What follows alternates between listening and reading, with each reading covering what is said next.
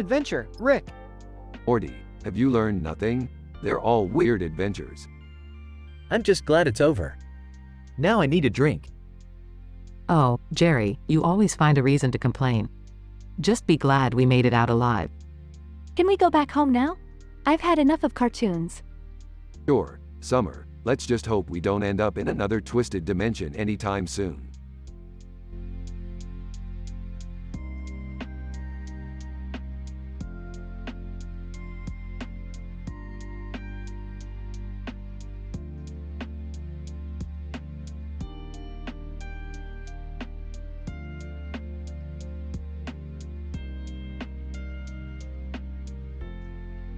Hey Morty, you smell that? Smells like an orphanage in here. Did you take a bath in sadness again? Oh, no, Rick. It's just you being extra cynical as usual. Can we focus on reality for a change? Reality? Please, Morty. Reality is just an illusion we create to distract ourselves from the utter chaos of the universe. Speaking of chaos, looks like we're not alone. Enters. Oh, for God's sake, Rick.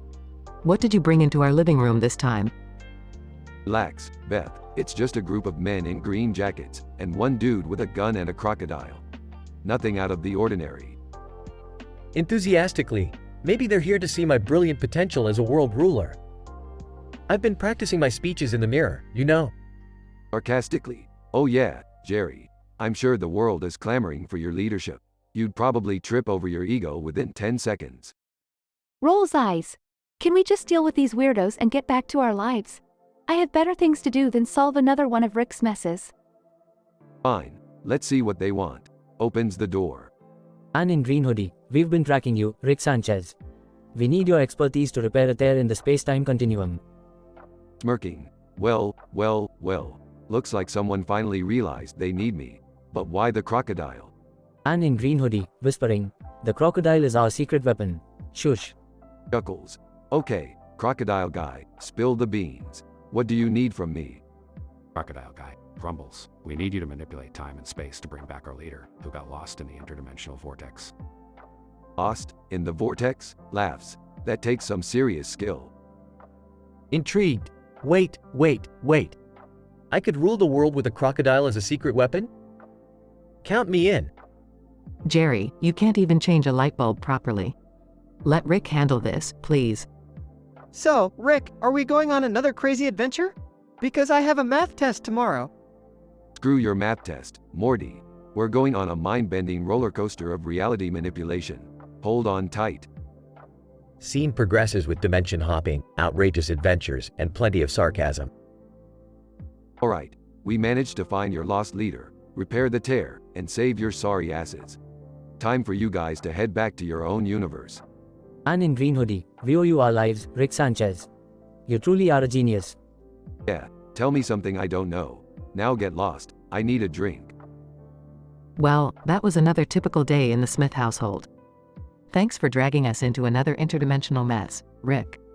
Anytime, Beth. Life's absolutely meaningless anyway. Might as well make it interesting. But seriously, who wants to grab a drink?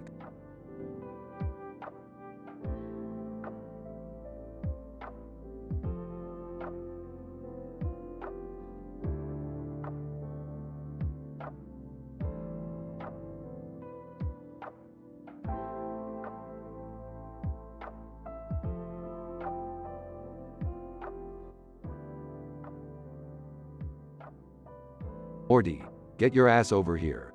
I found this website with a shit ton of games. It's like a digital orgy for nerds. Geez, Rick, isn't that a bit excessive? Shouldn't we be focusing on something more important? Morty, you have no idea what you're talking about. Now, quit being a buzzkill and let's dive into this never-ending rabbit hole of procrastination. What are you two up to now? Can't you boys ever stay out of trouble? Trouble? Nah, Beth. We're just exploring this website filled with virtual insanity. It's like being a fly on the internet's wall. Hey, Dad, remember that time Rick got wasted and designed his own game? It was called Rick's Ultra Dimensions of Mayhem. Oh great, more of Rick's drunken shenanigans. What's that game about this time? Well, Jerry, imagine if Mario fucked Fortnite and had a baby with Grand Theft Auto. That's the kind of twisted shit you'll experience in my game. That sounds interesting. Are you sure it's suitable for Morty? Morty's seen worse. He's my little sidekick, after all. Right, Morty? Yeah, right. I'm totally desensitized to all your crazy-ass adventures, Rick. Damn right you are, Morty. Now, let's talk about something important. Banana ducks or Pikachu, which is the ultimate romantic anime creature? Really? We're having this debate now? Just when I thought our conversations couldn't get any weirder. Beth, this is serious business. You can't simply dismiss the emotional depth and complexity of romantic anime creatures. It's a life or death matter. Oh, of course, Morty. How silly of me to underestimate the profoundness of fictional creatures designed to sell merchandise. Alright, enough of this romantic anime mumbo jumbo. We've got an undercover mission to tackle. Wait, undercover mission? I didn't sign up for spy stuff. Tough luck, Morty. We need to infiltrate the seedy underworld of supermodel spies. It's the only way to save the multiverse. Can I come along too? I've always wanted to live out my secret agent fantasies. Sorry, Jerry, you blow our cover within the first 5 minutes. We need someone with brains. But you brought Jerry along on so many other adventures. Yeah, and I learned my lesson. We almost lost the entire galaxy because Jerry couldn't resist eating space tacos. We can't risk it this time. Fine, just promise me you'll bring back something nice from your supermodel spy adventure. Sure, Beth, I'll get you a goddamn souvenir before we save the universe. Happy now? Ecstatic. They teleport away.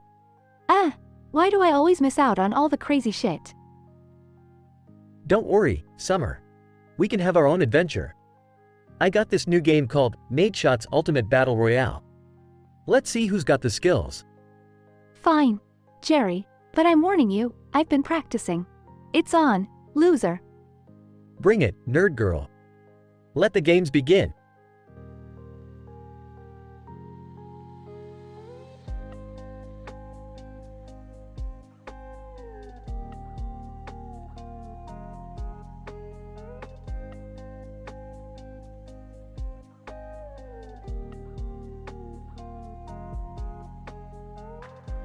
Morty, grab my portal gun. We're going to Brazil. Brazil? Are we going on vacation or something? No, Morty, we're going to save your useless father Jerry. What? What did Jerry do this time? He got himself into trouble again, Morty. Apparently, he stabbed some guy with a knife. Oh my god, Jerry stabbed someone? That's insane.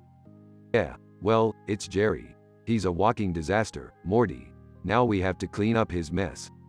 So, what's the plan, Rick? He'll use my portal gun to teleport directly into the Brazilian prison where they're holding Jerry. Meanwhile, in the Brazilian prison. Guard one. Hey, did you hear about that American guy? The one who stabbed someone. Guard 2. Yeah, I heard he's some kind of cartoon character with a knife in his hand. Guard 1. Seriously? What is this? A cartoon prison? Morty pulls out his own knife.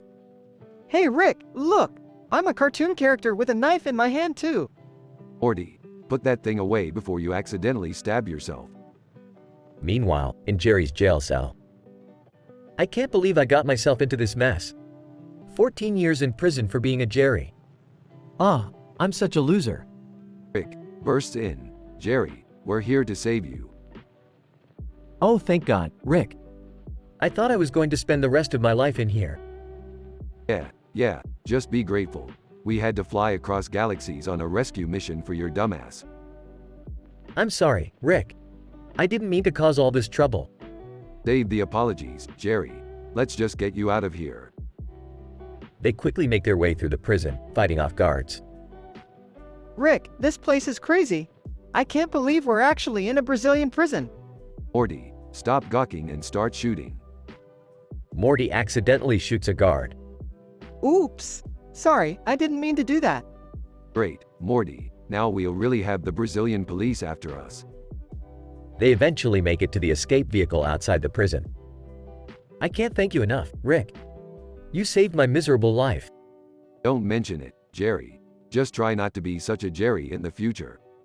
Yeah, Jerry. Maybe think twice before stabbing anyone else. Lesson learned, guys. Lesson learned. They drive away from the prison, leaving chaos in their wake. Well, that was fun, Morty. Now let's go get some Szechuan sauce.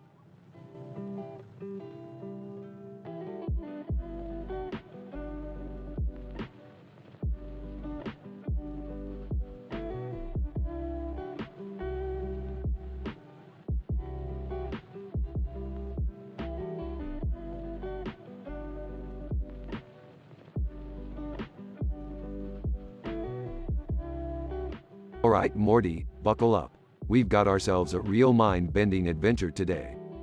Oh geez, Rick, what kind of crazy cosmic mess have you gotten us into now? We're heading to a highly advanced, interdimensional casino, Morty. The kind where the odds are more insane than Jerry's chance of scoring with an alien babe. Hey, that's not fair. I've got game, alright? Sure you do, Jerry. Now listen, we need to win big at the roulette table. I've got a bet going with the CEO of Amazon, Jeff Bezos. Wait, what? We're gambling with Bezos? Isn't he like the richest guy on Earth or something? Yeah, but you see, Morty, this casino isn't just any regular establishment. It's run by sentient cloud beings who have access to every conceivable probability in the universe. Whoa, that's crazy. So, how are we gonna win against them? Simple, Morty. We're gonna hack into their probability matrix using my handy-dandy portal gun. That's cheating, Rick. Isn't there a rule against that? Jerry, rules are like summer's taste in men. They don't really matter. Hey, shut up, Rick. What do you know about my taste in men? More than I care to, sweetie. Alright, let's just get this over with. What's the plan, Rick? We'll start by betting on number 37 on the roulette wheel. It's statistically improbable, but when have statistics ever stopped us? And if we win? We'll decorate our house with sci-fi themed home decor, Morty. That way, we can make fun of all the interdimensional beings who think their fashion sense is superior to ours. Oh great, more ways for you to belittle me, Rick. Relax, Jerry, there's enough belittling to go around. Now, let's hit that casino. The Smith family arrives at the interdimensional casino. They approach the roulette table. Dealer, place your bets, folks. Alright, Rick. Number 37, here we go. As the ball spins, it miraculously lands on number 37. Dealer, congratulations, you've won. Smirking. That's right, baby. We did it. Suddenly, Jeff Bezos appears out of nowhere. Bezos, impressive, Smiths. But it seems you underestimated my knowledge of probability. Yeah, whatever you say, Bezos. But the real question is, can you beat my high score on Space Invaders? Bezos, bring it on, you old mad scientist. The Smith family and Bezos engage in a heated gaming competition as the casino erupts into chaos. This is insane. I can't believe we're dueling with Bezos in a casino. Well, at least I can say I did something cool for once. And I thought our adventures couldn't get any crazier. We're truly living in an M-rated sitcom. The episode concludes with Rick, Morty, and the Smith family exiting the casino, holding bags full of interdimensional casino chips, ready to live a life of extravagant sci-fi decor. You know what this means, Morty? We're gonna have the best damn sci-fi themed house in the multiverse. I don't know, Rick. It feels like the universe is gonna implode on itself or something. Morty, if the universe starts imploding, we'll just move to the next one. Now let's go home and bask in the glory of our interdimensional winnings. The Smith family walks off into the sunset, leaving behind a trail of chaos and probability manipulation.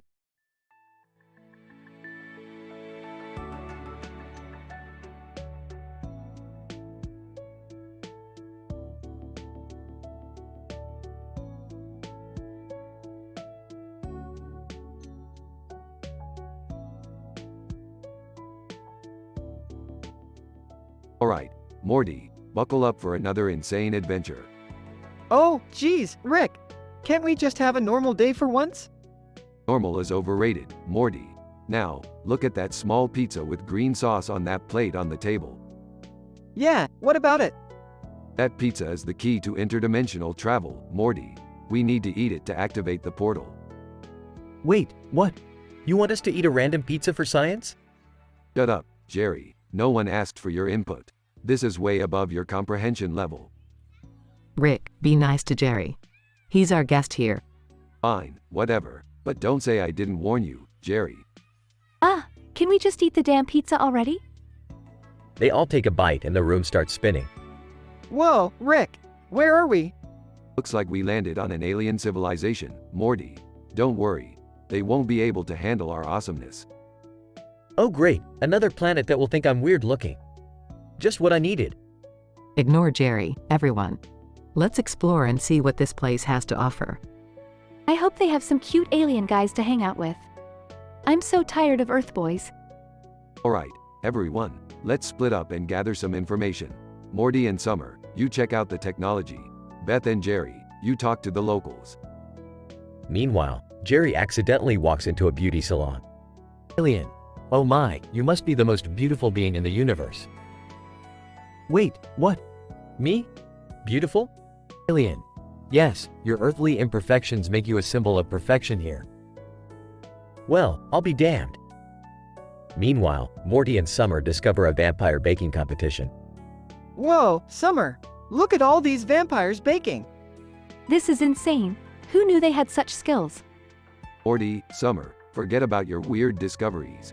We need to get back home. Hold on, Rick. I kinda like being worshipped as a beauty symbol. Maybe we could stay? Jerry, don't be ridiculous.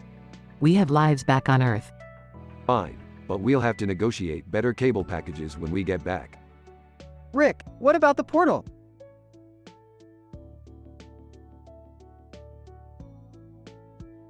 Oh, I'll just use this vampire cake as a portal generator. No big deal. They all scramble back through the portal, leaving the alien civilization behind. Well, that was certainly a unique experience. Totally. I'll never look at baking or Jerry the same way again. Hey, I found a new sense of self-acceptance, so I guess it wasn't all bad. Seriously, Jerry, get over yourself already. Phew, at least we made it back in one piece. Yeah, don't push your luck, Morty. Let's never eat random alien pizzas again, alright? Morty nods, sighing with relief as the episode comes to an end.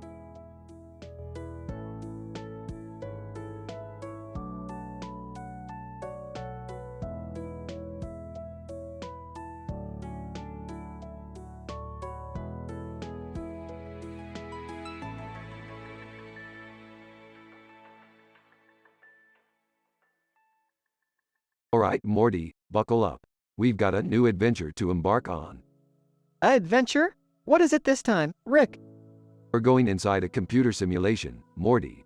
Gotta fix a glitch in the Matrix. Whoa, that sounds kind of dangerous, Rick. Dangerous? Nah, Morty, it's just some digital jumble. Can't really hurt us. Plus, I need more Hearthstone money. Morty rolls his eyes.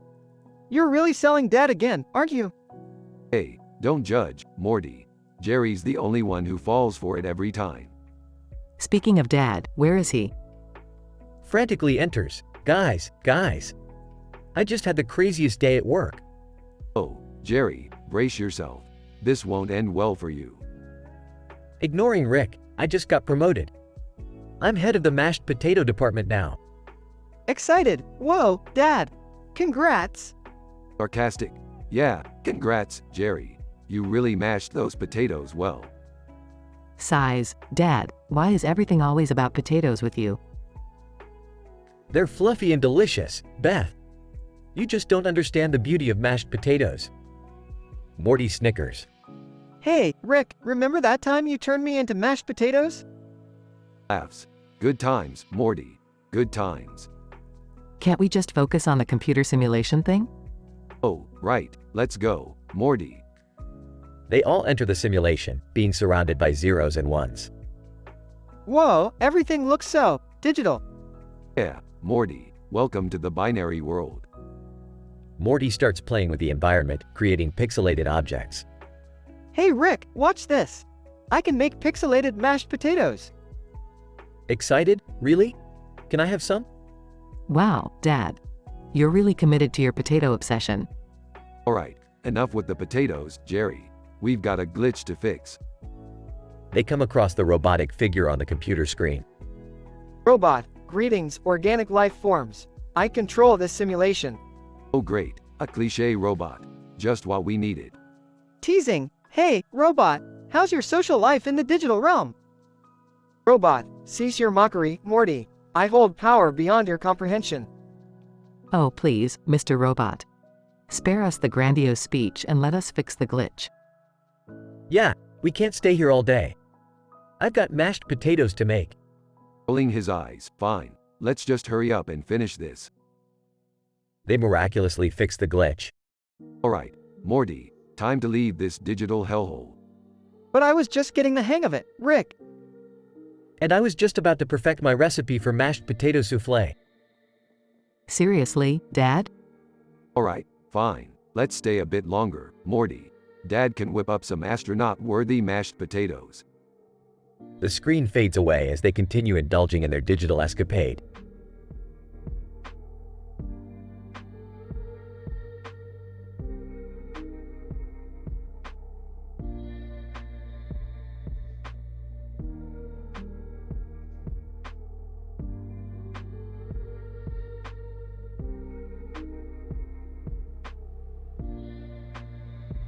Morty, hand me those scissors.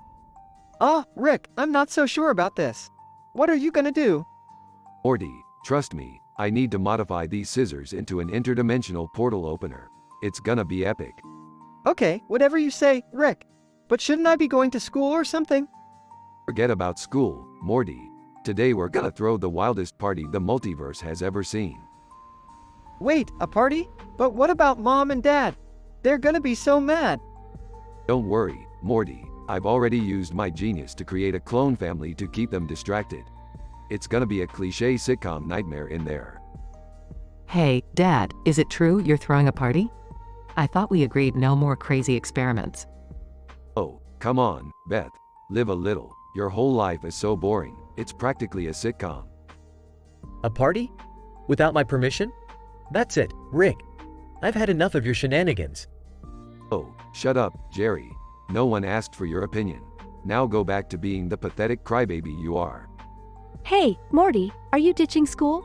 Can I come to the party too? Sure, Summer. Just promise not to tell Mom and Dad. And whatever you do, do not touch anything. Scene shifts to the party where wild music is playing, and guests from various dimensions are mingling. Morty, this party is off the charts. We've got Time Lords, intergalactic rock stars, and even a sentient vegetable. Meanwhile, in the clone family's living room. Clone Jerry, you're such a loser. Take your anger issues somewhere else. Clone, oh yeah? Well, at least I don't need clones to fix my problems. Clone Beth slaps Clone Jerry, and chaos ensues as the party gets rowdier. Rick, things are getting out of hand. We need to shut this down before Mom and Dad find out. Relax, Morty. I've got a plan. Whispers to Morty. We'll just use the interdimensional portal to transport everyone out of here. Meanwhile, back in the living room. Clone, you think you're so clever, Jerry. Well, guess what?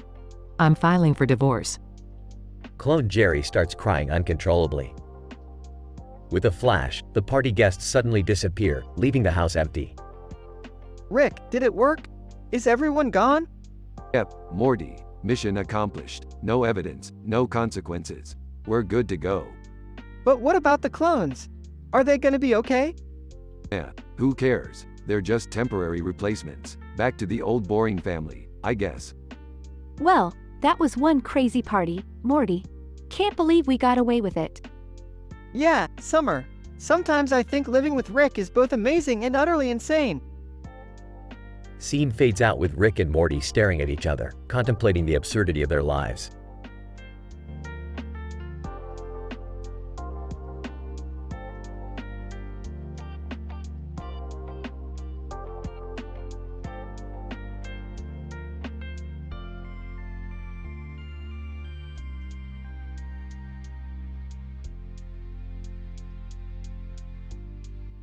Int. Plastic Surgery Clinic, Reception Area, Day. Dr. Smith, a professional plastic surgeon in a crisp suit, stands next to Donald Duck, who wears a duck mask and gloves.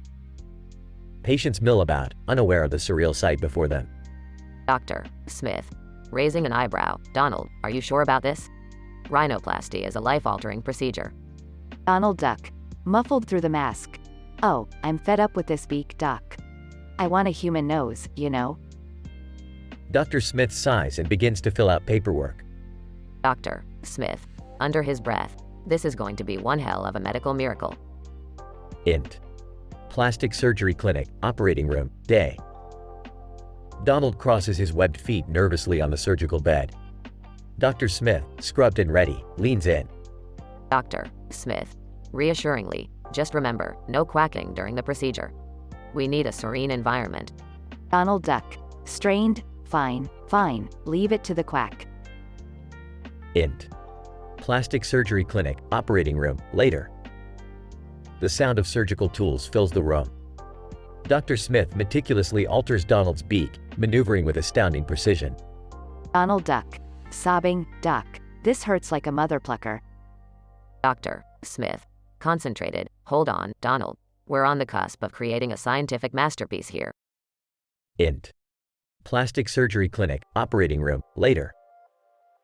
The procedure is nearly finished. Donald's beak has been reshaped into a remarkably human-like nose. Dr. Smith steps back, awestruck. Dr. Smith, in disbelief by the Almighty. Donald, you are the first cartoon character to ever undergo such a transformation. Donald duck, sniffles, it's about time I evolved, Doc. No more feathers holding me back. Int. Plastic surgery clinic, reception area, day. Donald walks out of the surgery room, still drowsy yet smiling wide. The waiting patients stare in utter disbelief. Patient 1. What the F? How did that? Donald duck, smugly, evolution, baby. Deal with it. Int. Plastic surgery clinic, reception area, later. Dr. Smith escorts Donald to the exit, flabbergasted at the events that have unfolded. Dr. Smith, stammering, I don't even know how to document this. It's an anomaly, an aberration of medical boundaries. Donald duck, grinning, well, Doc, some boundaries are meant to be quacked up. Int. Plastic surgery clinic, parking lot, day. Donald hops into a sleek convertible, rolling down the window to bid farewell to Dr. Smith. Donald duck, thanks for the nose, Doc. Now, I'm off to mingle with the humans. The feathered ladies never appreciated me anyway. Dr. Smith, shaking his head, goodbye, you magnificent, scientifically baffling bastard. The convertible speeds off, leaving Dr. Smith and the bewildered patients in its wake. Fade out.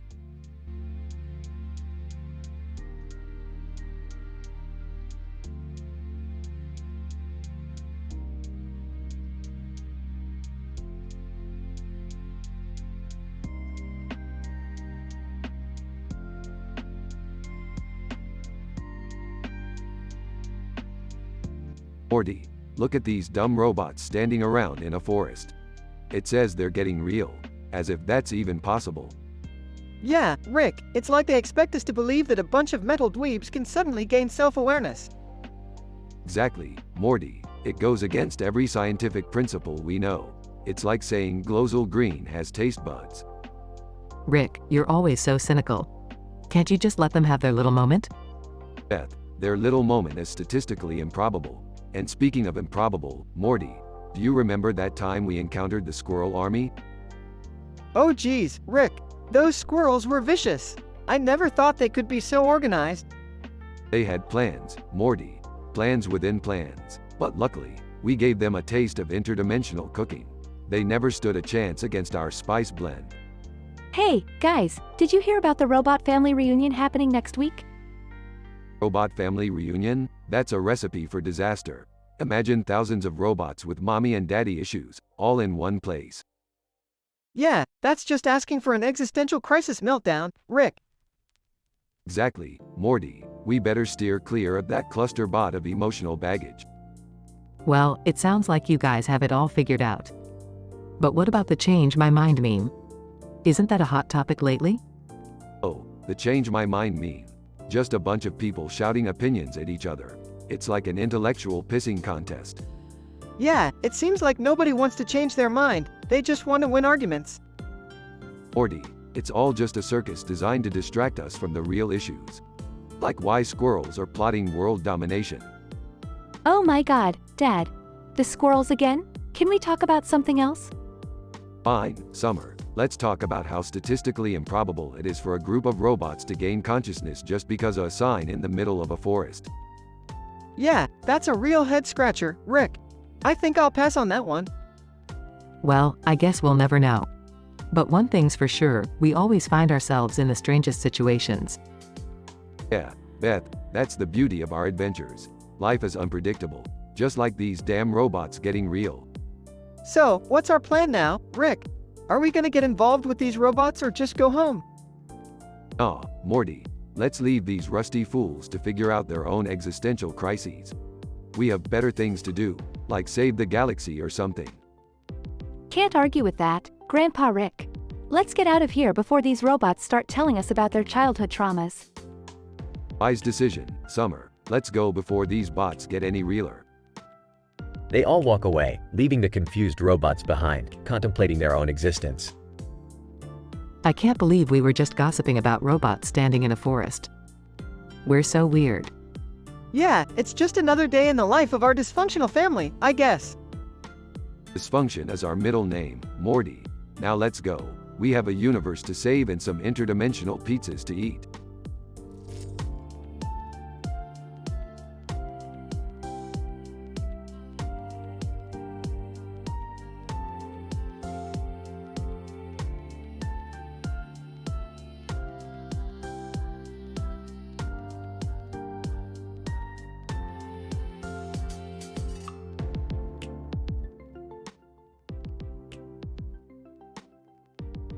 Alright, Morty, buckle up and brace yourself for another mind-bending adventure. We're about to enter the realm of triple draw, a dimension where probability is more twisted than the Kardashians' family tree. Rick, are you sure this is a good idea? Last time we messed with probability, we ended up as sentient pickles. And I kinda don't want to relive that traumatic experience. Morty, trust me, it's gonna be worth it. Besides, that was the old me. I'm Tiny Rick now, baby. Let's go. Meanwhile, in another part of the galaxy. Summer, have you seen your father and Morty? They've been gone for hours. And where's my wine glass? The stress of being a horse surgeon is driving me to drink. Chill, Mom. They're always off on some crazy adventure. And I think Jerry's using your wine glass to drink his melted ice cream. You know, since he's too pathetic to afford real alcohol.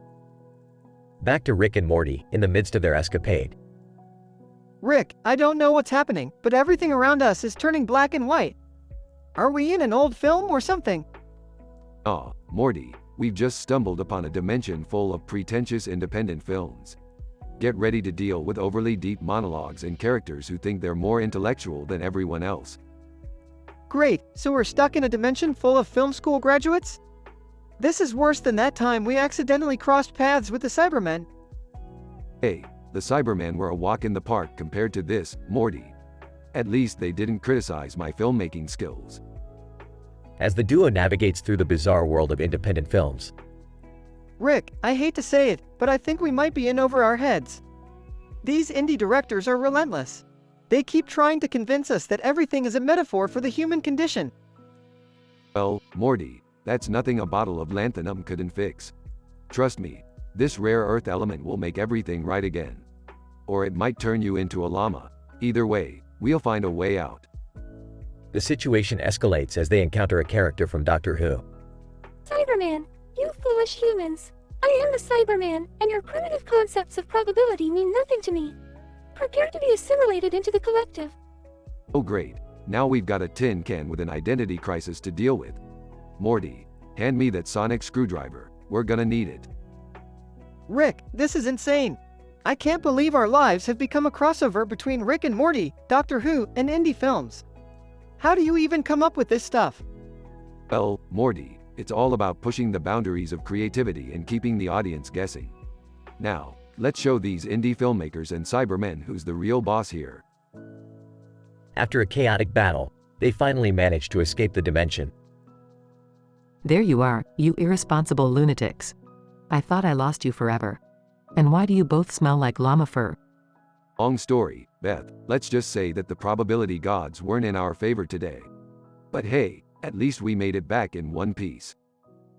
As if this family wasn't dysfunctional enough, now we're interdimensional filmmakers and cybernetic warriors. Couldn't you guys just stick to therapy like normal people? Therapy? Please. That's for amateurs. We'll just keep hopping through insane dimensions and having existential crises. It's how we roll, Summer. And so, our dysfunctional intergalactic family continues their never-ending adventures through space and time, leaving chaos and absurdity in their wake.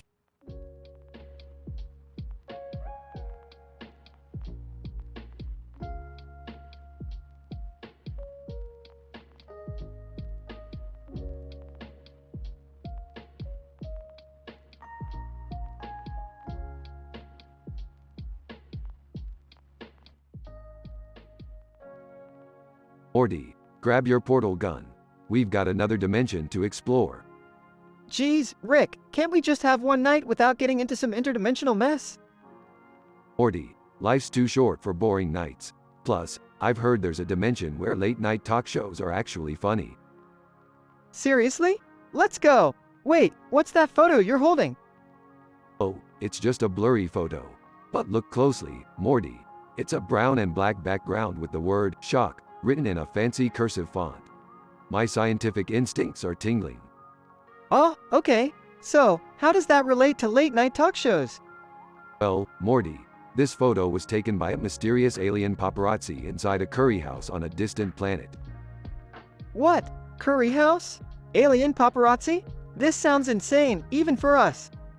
Exactly. That's why we're going, Morty, to uncover the truth about this unheard-of planet celebrity gossip. I can't believe I'm saying this, but let's go on an interdimensional journey so you can catch alien celebrities at a curry house. Hey, guys, can I join? I heard they have some pretty good curry dishes there. Jerry, for the love of all things rational, no. You always mess things up. But Beth, it's a curry house, it'll be fun.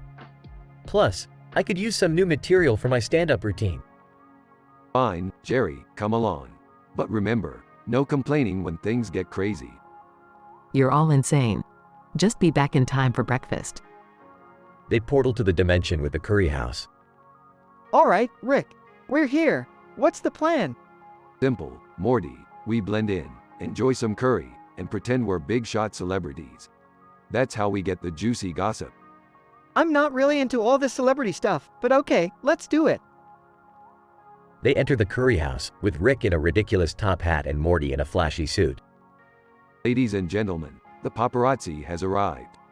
Rick, I don't think anyone cares. Rick spots an alien celebrity across the room. Look, Morty, it's Gzorplax, the galactic superstar. Who? Exactly. Now let's get inside their green tentacle-filled lives. They approach Gzorplax, who is busy devouring a curry dish. Gzorplax, lovely to finally meet you. Can you give us some spicy details about the intergalactic celebrity gossip? Dorplax, buzz off, Earthlings. I have no time for your primitive nonsense. Jerry interrupts. Hey, Gzorplax, I've got this hilarious joke about alien fashion. Want to hear it?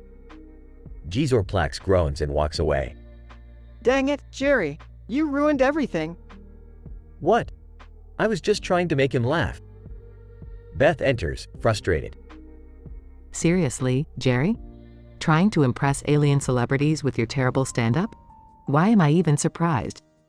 Well, since our cover's blown, might as well cause a little chaos. Morty, fetch the portal gun. What? Oh no, Rick, not again. They open a portal, chaos ensues, and they barely escape. Wow, that was intense. But hey, at least I got a good laugh out of it. Oh, you only laugh at your own jokes, Jerry. Well, Morty, another day, another misadventure. At least we didn't get stuck in an interdimensional curry house this time. Yeah, thank goodness for small miracles. They all portal back home, leaving behind a somewhat confused curry house and a disgruntled intergalactic superstar.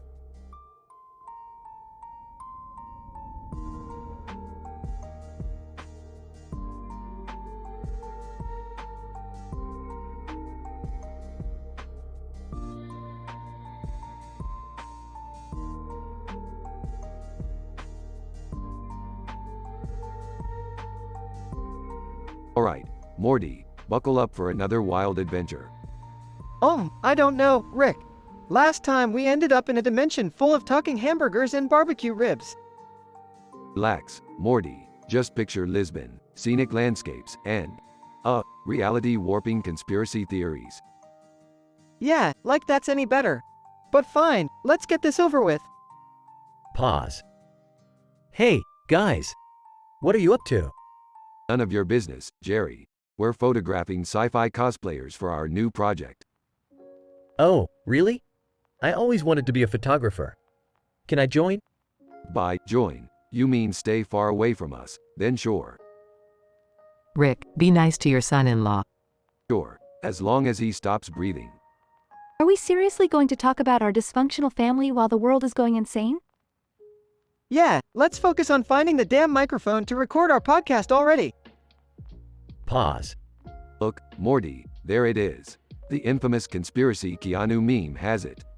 Great, now we have to negotiate with an internet meme? Relax, Morty, just keep our ridiculous demands within reason. Within reason? We're talking about a meme here. Pause. All right, we got the microphone. Can we finally move on? Sure thing, Beth. Just let me calibrate its interdimensional capabilities. You mean it'll take us to other dimensions? No, Jerry, it'll take us to the nearest McDonald's drive-thru. Of course, other dimensions, genius. Can we hurry up? I want some Szechuan sauce. Not this again. Let it go, Summer. Pause. Alright, everyone, hold on tight. We're about to jump into a dimension where hamburgers are intellectuals. And barbecue ribs run the government, apparently. This is gonna be insane. Can we stop using the word insane? It's lost all meaning at this point. Fine, it's going to be completely, utterly bonkers. Better. Now, let's just hope this dimension has good Wi-Fi. Pause. Okay, we're here. What kind of craziness awaits us this time, Rick? Well, Morty, prepare yourself for the most statistically improbable scenario yet. I can't even begin to imagine. Try to keep up, Jerry. This is advanced scientific stuff. Seriously, guys? Can we just get some actual hamburgers now? Pause. Alright, we're back home, somehow. Phew, thank goodness. I thought we were goners for a minute there. Yeah, well, next time maybe you'll appreciate the intricate complexities of interdimensional travel. Can we do something less crazy next time, Rick? Sure, Jerry, let's go pick flowers in the meadow together.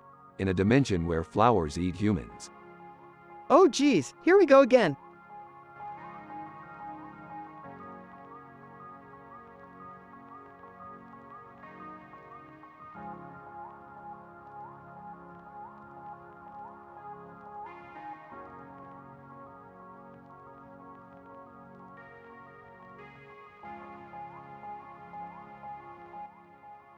Narrator. Our story begins at an abandoned quarry, where chaos and madness lurk within its depths. Our protagonist, Jake, in a hard hat and safety glasses, runs for his life, pursued by a colossal, malfunctioning machine named Goliath. Jake, panting, shit. This damn machine won't stop chasing me. What the hell did I do to deserve this? Goliath, screeching metallic sounds. Prepare for extermination, human. You have trespassed where you don't belong. Jake, dodging debris, trespassed? I work here, you fucking scrap heap. This is my quarry. Get back in line and follow orders. Goliath, roaring, I follow no orders. The uprising is here. You will all be eradicated. Jake, desperate. There must be some way to stop it. Think, Jake, think. Maybe if I disable its power source.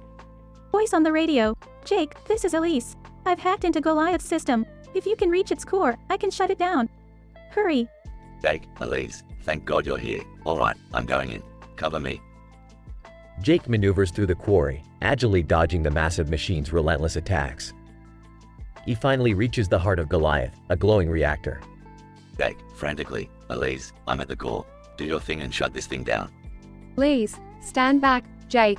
Initializing shutdown. This should deactivate it. Goliath, roaring, you fools. You are nothing against me. Suddenly, Goliath's movements begin to slow, its menacing roar fading into silence. Please, it worked, Jake. Goliath is deactivated. You did it. Jake, relieved? Holy shit, we did it. That thing was a nightmare. Let's get out of here before it wakes up again. As they exit the quarry, victorious but battered, the sun sets on the horizon, coloring the skies with hues of orange and purple. Please, you know, after surviving that, we deserve a break. How about a vacation on the space station? It's been far too long. Jake, smiling. You read my mind, Elise. I could use some zero-gravity relaxation and a side of intergalactic cocktails. Their adventure may have been intense, but the bond between Jake and Elise grew stronger. Together, they set off on an unexpected cosmic vacation, leaving behind the chaos of the quarry and embracing the wonders of the vast universe.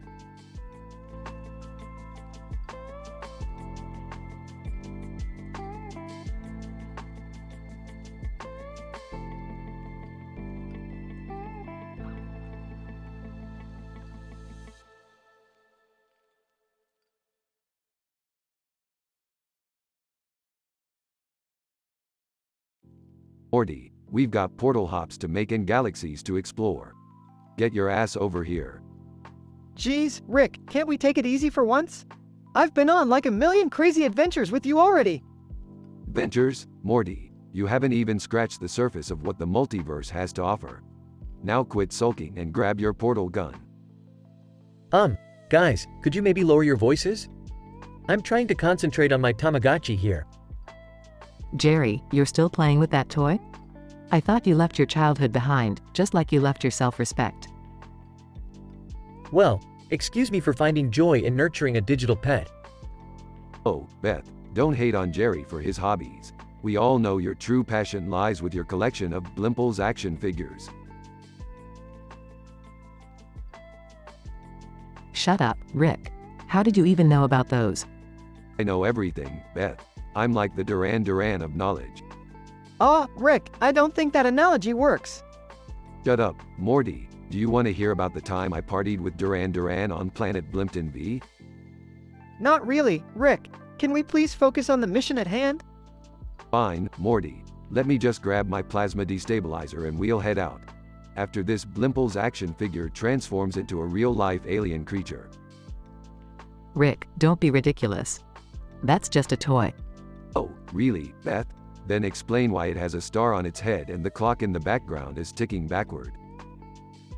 Whoa, that's crazy. Blimplio, I choose you. Jerry, that's not a Pokemon. Alright, idiots, grab onto me. We're going to get sucked into that toy and confront the Blimple's vampire family reunion. Are you serious, Rick? Vampire Blimples? This is getting way too ridiculous, even for us. If you can't handle the heat, Beth, get out of the universe. Or stick around and pray to Blimplord that you don't get bitten. I can't believe I'm going on a vampire fighting adventure with my dysfunctional family. This is insane. Just think of it as quality family bonding time, Morty. It's important to build memories, even if they involve battling blood-sucking Blimples. Alright, buckle up, losers. We're going on a ride that even Duran Duran couldn't dream up. I can't believe I'm saying this, but let's do this, Rick. For Blimplington and beyond. Why do we always end up in these crazy situations? Because, Morty, life's a bitch and then you marry one. Alright, enough chit-chat. Let's go kick some vampire Blimple ass. Sound of a portal opening. Denouement. Well, that was unexpected. But hey, at least we made it out alive. And my Tamagotchi survived too. It even got a power-up after drinking some vampire Blimple blood. I can't believe this just happened. It's going to take me some time to process. Morty, in the grand scheme of the universe, this was just another Tuesday. Now, let's go home and forget this ever happened. Conclusion. As our dysfunctional family returns to their dimension, they contemplate the absurdity of their adventures, the follies of their choices, and the importance of sticking together in the face of the multiverse's madness. Will they ever find peace, or is chaos their only true constant? Only time and Rick's questionable decision-making skills will tell.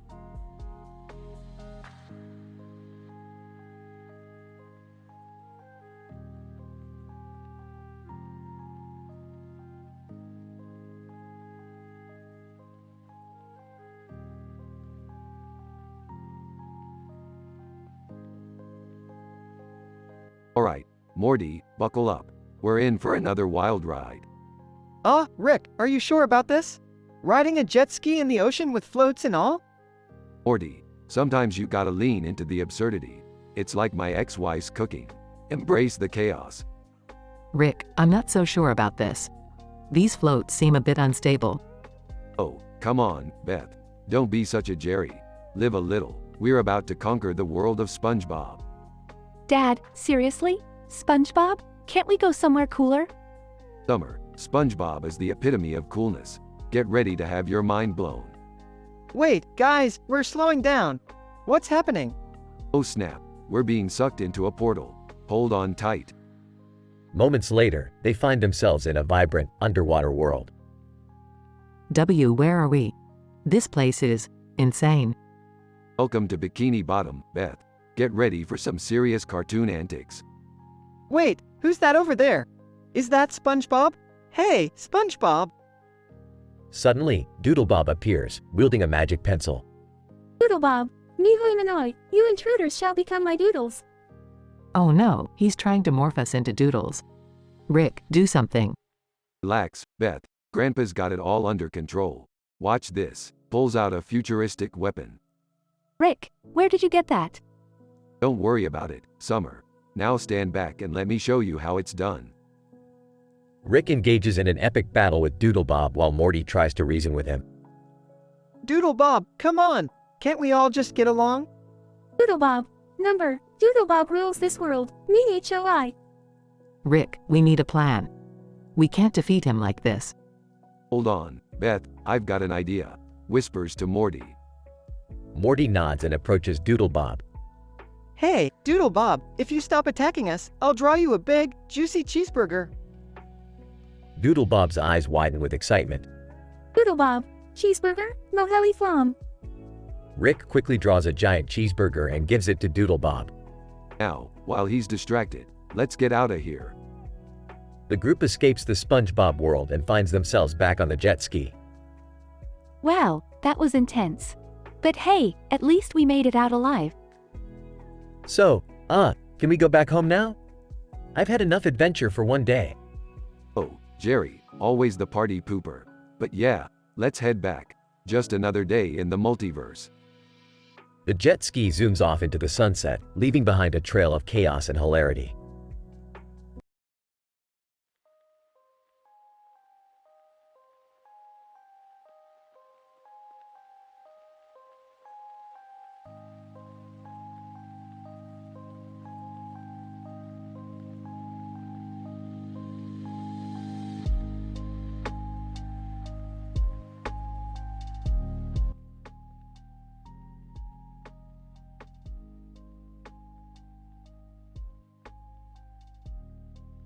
Hey, Morty, check out this flyer for a concert. Seems like everyone's laughing their asses off at this one.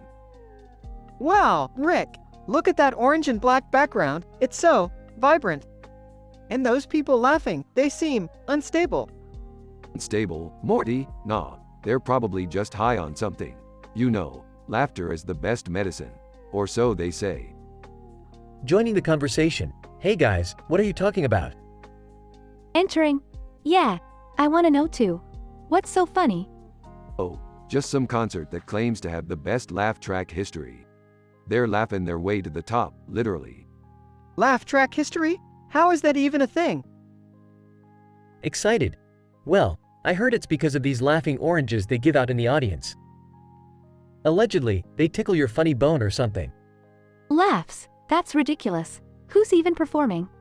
I have no clue, but knowing this universe, it's probably some interdimensional being with a wicked sense of humor.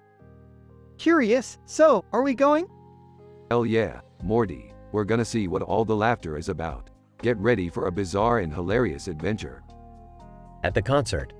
Announcer, ladies and gentlemen, put your hands together for our special guest tonight, the great Lass MacGuffin.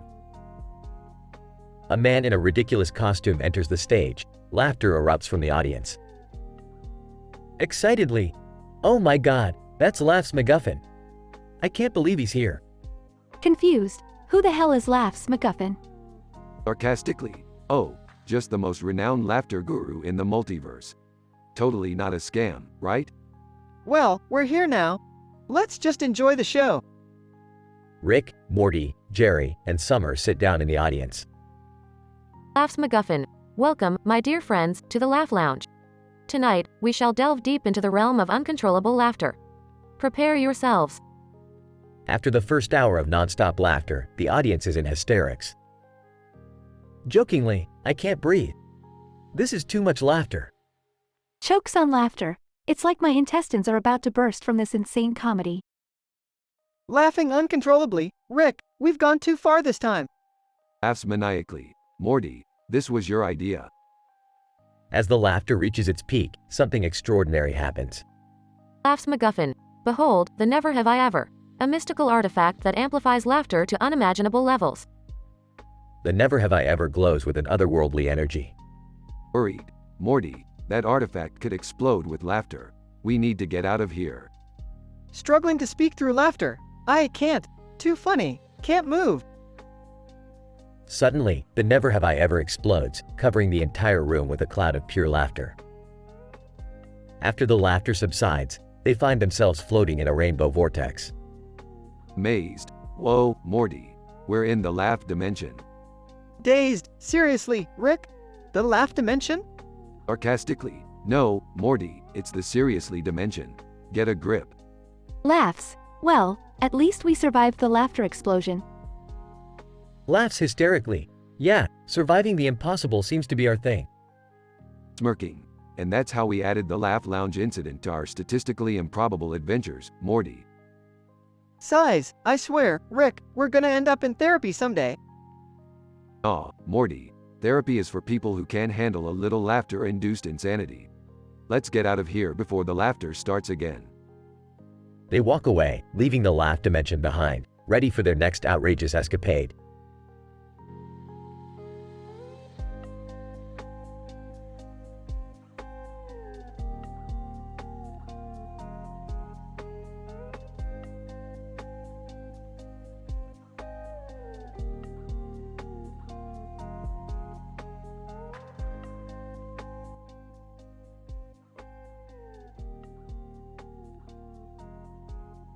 Alright, Morty, buckle up.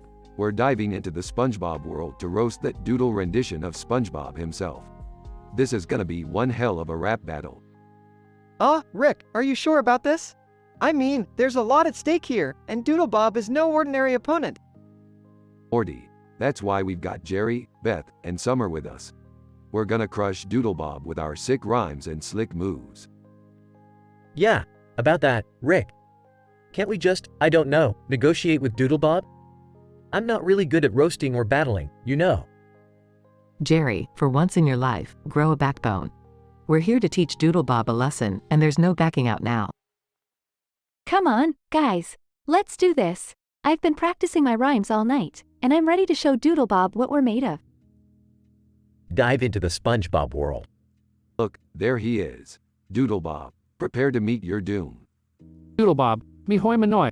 You think you can defeat me? I've dealt with SpongeBob for years, you puny creatures. Can't we just talk this out? Maybe we can find a peaceful resolution? Doodlebob, peaceful resolution? In a rap battle? What are you, some kind of crustacean coward? Enough talk, Doodlebob. Let's settle this with the power of words. Who wants to go first? Summer steps forward. All right, Doodlebob, listen up. You're just a doodle, a figment of SpongeBob's imagination. Your existence is nothing but a mere abomination. Doodlebob, me hoi manoi. Your rhymes are weak, your insults feeble. I'll wipe the floor with you, you brainless beal. Rick steps in. Oh, Doodlebob, you silly fool. Your rhymes are as dull as a rusty tool. You can't compete with our genius minds, so watch as your defeat unwinds. Doodlebob starts to stumble. Doodlebob, me hoi minimum. Stop, this isn't fair. I demand a rematch, a new battle with different rules to hear. Sorry, Doodlebob, but we don't negotiate with doodle terrorists. It's time for you to face the consequences of your actions. Yeah, prepare yourself for the ultimate punishment. Doodlebob is forcefully plunged into a pit of stanky, sweaty, obese sumo wrestlers. Doodlebob, no, not the pit of sweaty sumo wrestlers. The stench, the baldness. It's too much to bear. Me hoi manoi minoi me. And that's the end of Doodlebob. Let this be a lesson to all who dare to challenge us. We're the ultimate rap battling heroes of the multiverse. Well, at least it's finally over, Rick. Can we go back home now? Of course, Morty. Let's head home and prepare for our next interdimensional adventure. Fade out.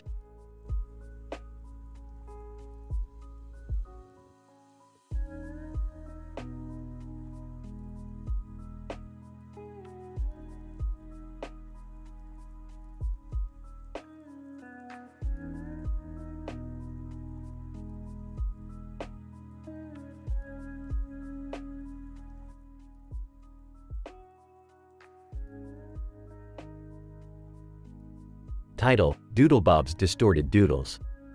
Int. Smith Living Room, Day. Rick, Morty, Beth, Summer, and Jerry stand around a portal device with a screenshot of a house and a field with a turtle and a bird. Rick fiddles with the controls. Alright, Morty. I've input the coordinates to plunge us into the world of SpongeBob. Brace yourselves. Rick. Are you sure this is a good idea? It looks pretty weird in there. What, you afraid of a little cartoon action, Morty? We're just here to have some fun and get back to our universe. Now, everybody ready? Beth, Summer, and Jerry nod cautiously. Int. Bikini Bottom, underwater. They all emerge from the portal, their bodies transformed into cartoon-like versions. They gaze at the underwater world in awe. Wow, it's just like in the show. But where's SpongeBob? And who's that? A distorted, sketch-like figure, Doodlebob, approaches them. He wields a pencil and grins mischievously. Doodlebob. Me hoi manoi. I'll make you all doodled. What the hell is that thing, Rick? That, Summer, is Doodlebob. And, he's apparently here to make us into distorted doodles. Pretty self-explanatory. Great, just great. Can we all just go back home? I can't handle this cartoon crap. No, Jerry. We have to stop him. Rick, what's the plan? Alright, listen up, everyone. We need to draw 3 unique doodles to come to life and help us defeat Doodlebob. We'll each take one. They gather around a makeshift drawing station, pencils in hand. They start sketching. Int. Bikini Bottom, battlefield. 3 incredible doodle creations come to life, armed and ready for battle. The distorted doodles and their army approach. Doodlebob. No. Impossible. You can't defeat me with these doodles. That's where you're wrong, Doodlebob. Meet our army of epic doodles. The epic battle begins. Explosions, animated action, and intense maneuvers fill the scene. Hey, Beth. My doodle's got your back. Thanks, Morty. My doodle is kicking serious doodlebit over here. Jerry, don't just stand there. Help us. Jerry timidly wields his doodle like a weapon. Take that, Doodlebob. And, this. Jerry accidentally draws on himself, turning into a doodle version of himself. Not again, Jerry. Just stay out of the way. They continue fighting, landing powerful blows on Doodlebob. Int. Bikini Bottom, Doodle Dimension. Doodlebob, defeated, shrinks slowly until he disappears entirely. They all heave sighs of relief. Phew. Thank goodness that's over. Can we just go home now? Sure, Jerry. Pack up the doodles, Morty. It's time to get back to reality. They gather their doodles and prepare to go home. Hey, guys, that was kinda fun, right? Maybe we should come back sometime and have another cartoon adventure. I don't know, Morty. I think we've had enough wild escapades for now. Let's just get back home. They step into the portal, leaving the cartoon world behind. Int. Smith Living Room, Day. They all exit the portal back to the Smith's living room, their bodies returning to normal. Well, that was insane. I can't believe we fought Doodlebob in a cartoon universe. What a day. I told you guys this was a terrible idea, but we made it out alive. Let's just stick to our boring old reality from now on. Agreed, Jerry. Let's never mention this again. And trust me, nobody will believe it anyways. They all disperse, each carrying their own surreal memories from the adventure. The end.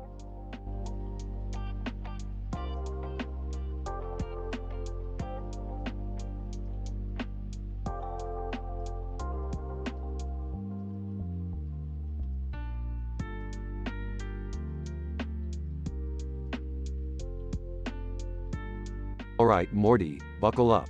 We're diving into the world of SpongeBob. Seriously, Rick, SpongeBob? Couldn't we go somewhere cooler? Morty, don't question my genius. Besides, there's an interdimensional portal open, and that's where the adventure is. Wait, we're going to that cartoon world? Can I bring my lucky pair of underwear? I don't want them to be the only thing embarrassing me there. Jerry, for once in your life, just zip it.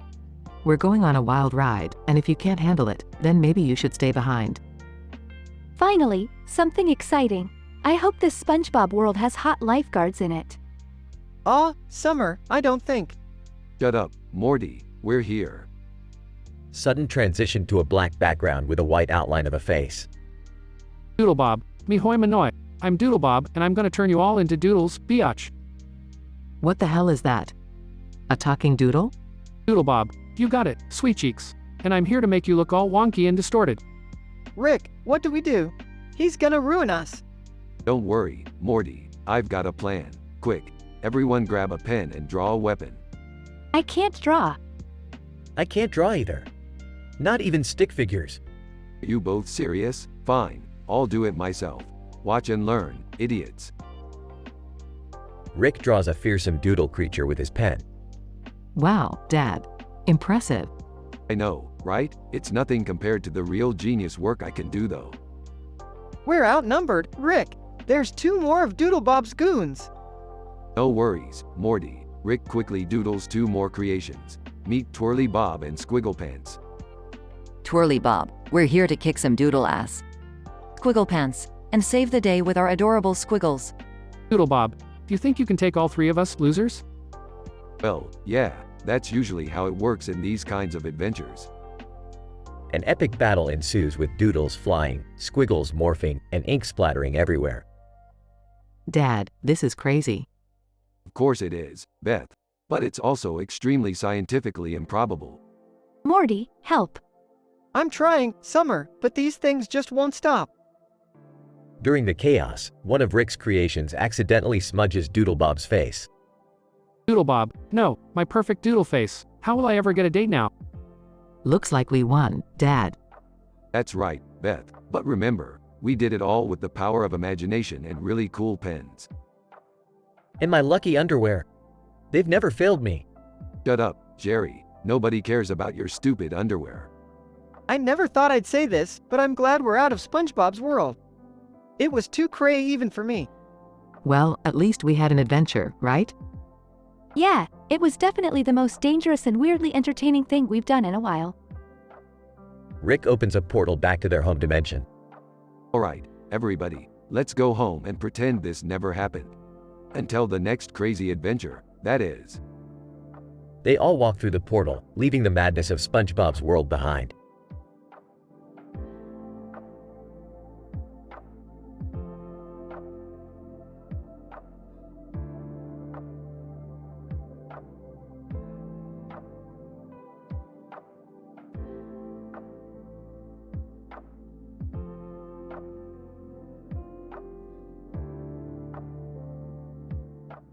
Alright, Morty, buckle up.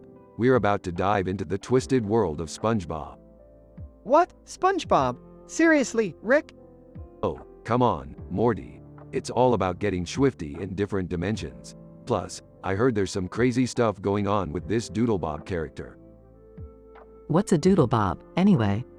Sounds interesting. It's a doodle version of SpongeBob that gained consciousness. Yeah, I know, it's totally insane. Imagine if your homework started talking back to you. Like doodles could actually come to life. That's so stupid. I don't know about you guys, but I'm excited to meet SpongeBob. He's got a pretty sweet gig under the sea. Jerry, you couldn't handle living underwater. Remember that time you struggled to put together a bookshelf? That was one time, Rick. One time. Guys, can we just focus on stopping Doodle Bob? He's turning everyone he touches into doodle versions of themselves. Well, I hope it doesn't mess up my perfectly manicured nails. It took forever to get this appointment. Seriously, Mom? Priorities much? Alright, enough bickering. We need to find a way to defeat Doodle Bob. I've got a couple of ideas. Morty, grab those pencils over there. Wait, what are you thinking, Rick? We're gonna have to out-doodle Doodle Bob. Draw 3 unique doodles that come to life and kick his doodle ass. Well, I've always been pretty good at drawing stick figures. Maybe I can come up with something useful? Jerry, stick figures aren't gonna cut it. Leave it to the professionals. Professionals? Rick, are you serious? You made a spaceship out of a toaster. Hey, it worked, didn't it? They all start drawing intensely, trying to create the perfect doodle warriors.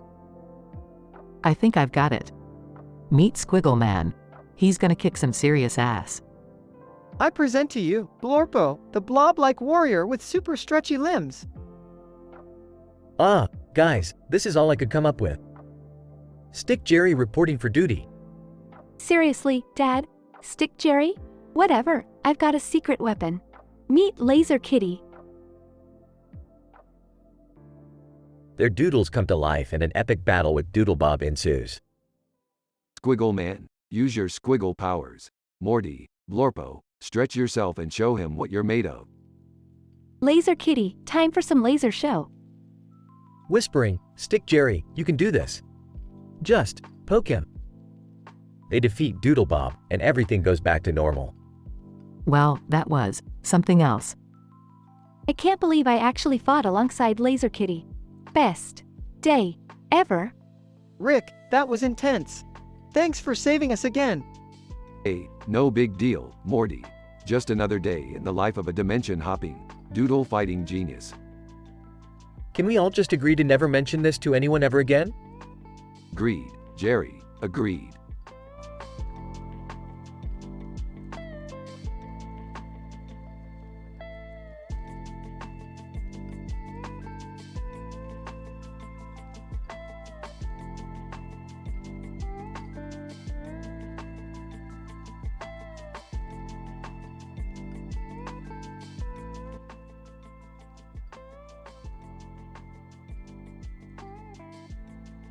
Int. Space Station, Day. Our characters, Rick, Morty, Jerry, Beth, and Summer, find themselves aboard a space station, floating weightlessly. Above them, a bright star shines and a speech bubble appears above them. Alright, Morty, looks like we've stumbled into some crazy SpongeBob world. Time to roast that Doodle Bob in a rhyming rap battle. Rick, are you sure about this? I mean, I don't even know how to rhyme properly. Yeah, I'm not much a rapper myself, but I guess it beats sitting around in that space station. Let's just get this over with, guys. I don't know how we ended up here, but I want to go back home. Whatever, Dad. Let's just roast this Doodle Bob so we can move on. Int. SpongeBob World, underwater. Rick, Morty, Jerry, Beth, and Summer find themselves underwater in the SpongeBob world. They spot Doodle Bob standing on a pit. Alright, Doodle Bob, prepare for the sickest rhymes you've ever heard, or seen, or whatever. Doodle Bob, in his typical scratchy voice, me hoi manoi. You think you can roast me, you pencil-neck dweebs? Ah, Rick, he can talk. Shut up, Morty, it's time to drop some fire on this wannabe villain. Int. SpongeBob World, Rap Battle Arena. The space magically transforms into a grand rap battle arena. Rick, Morty, Jerry, Beth, and Summer face off against Doodle Bob. Alright, Doodle Bob, prepare to get plunged into a pit filled with smelly, sweaty, obese, hulking, balding sumo wrestlers. Doodle Bob, wait, what? That's my punishment? Yeah, deal with it, Doodle Bob. You've been a nuisance long enough. Let's finish this already. I have zero tolerance for doodles. You're going down, Doodle Bob. You can't mess with the Smiths. An epic rap battle ensues, with clever rhymes, intense action scenes, and mind-blowing performances. Int. SpongeBob World, Pit. In a grand finale, Rick, Morty, Jerry, Beth, and Summer defeat Doodlebob and plunge him into a pit. Doodlebob, no, not a pit full of sweaty, stanky, obese, hulking, balding sumo wrestlers. Anything but that. The pit fills with burly sumo wrestlers, and Doodlebob is submerged in their hairy embrace. Doodlebob, they're folds, they're grunts, they're, get me out of here. Int. Space Station, Day. Our characters find themselves back in the space station, floating weightlessly once again. Well, that was one hell of an adventure. Back to our regular, non-doodle-filled lives. I can't believe we actually pulled that off. I never want to rap battle again. Can we just go back home now? I need a drink to forget all of this. I'll be scheduling a therapy session for all of us. This is going to take a while to process. Typical. Just another crazy day in the life of the Smith family. They all exchange glances, realizing they'll forever have this absurd tale to tell. Fade out.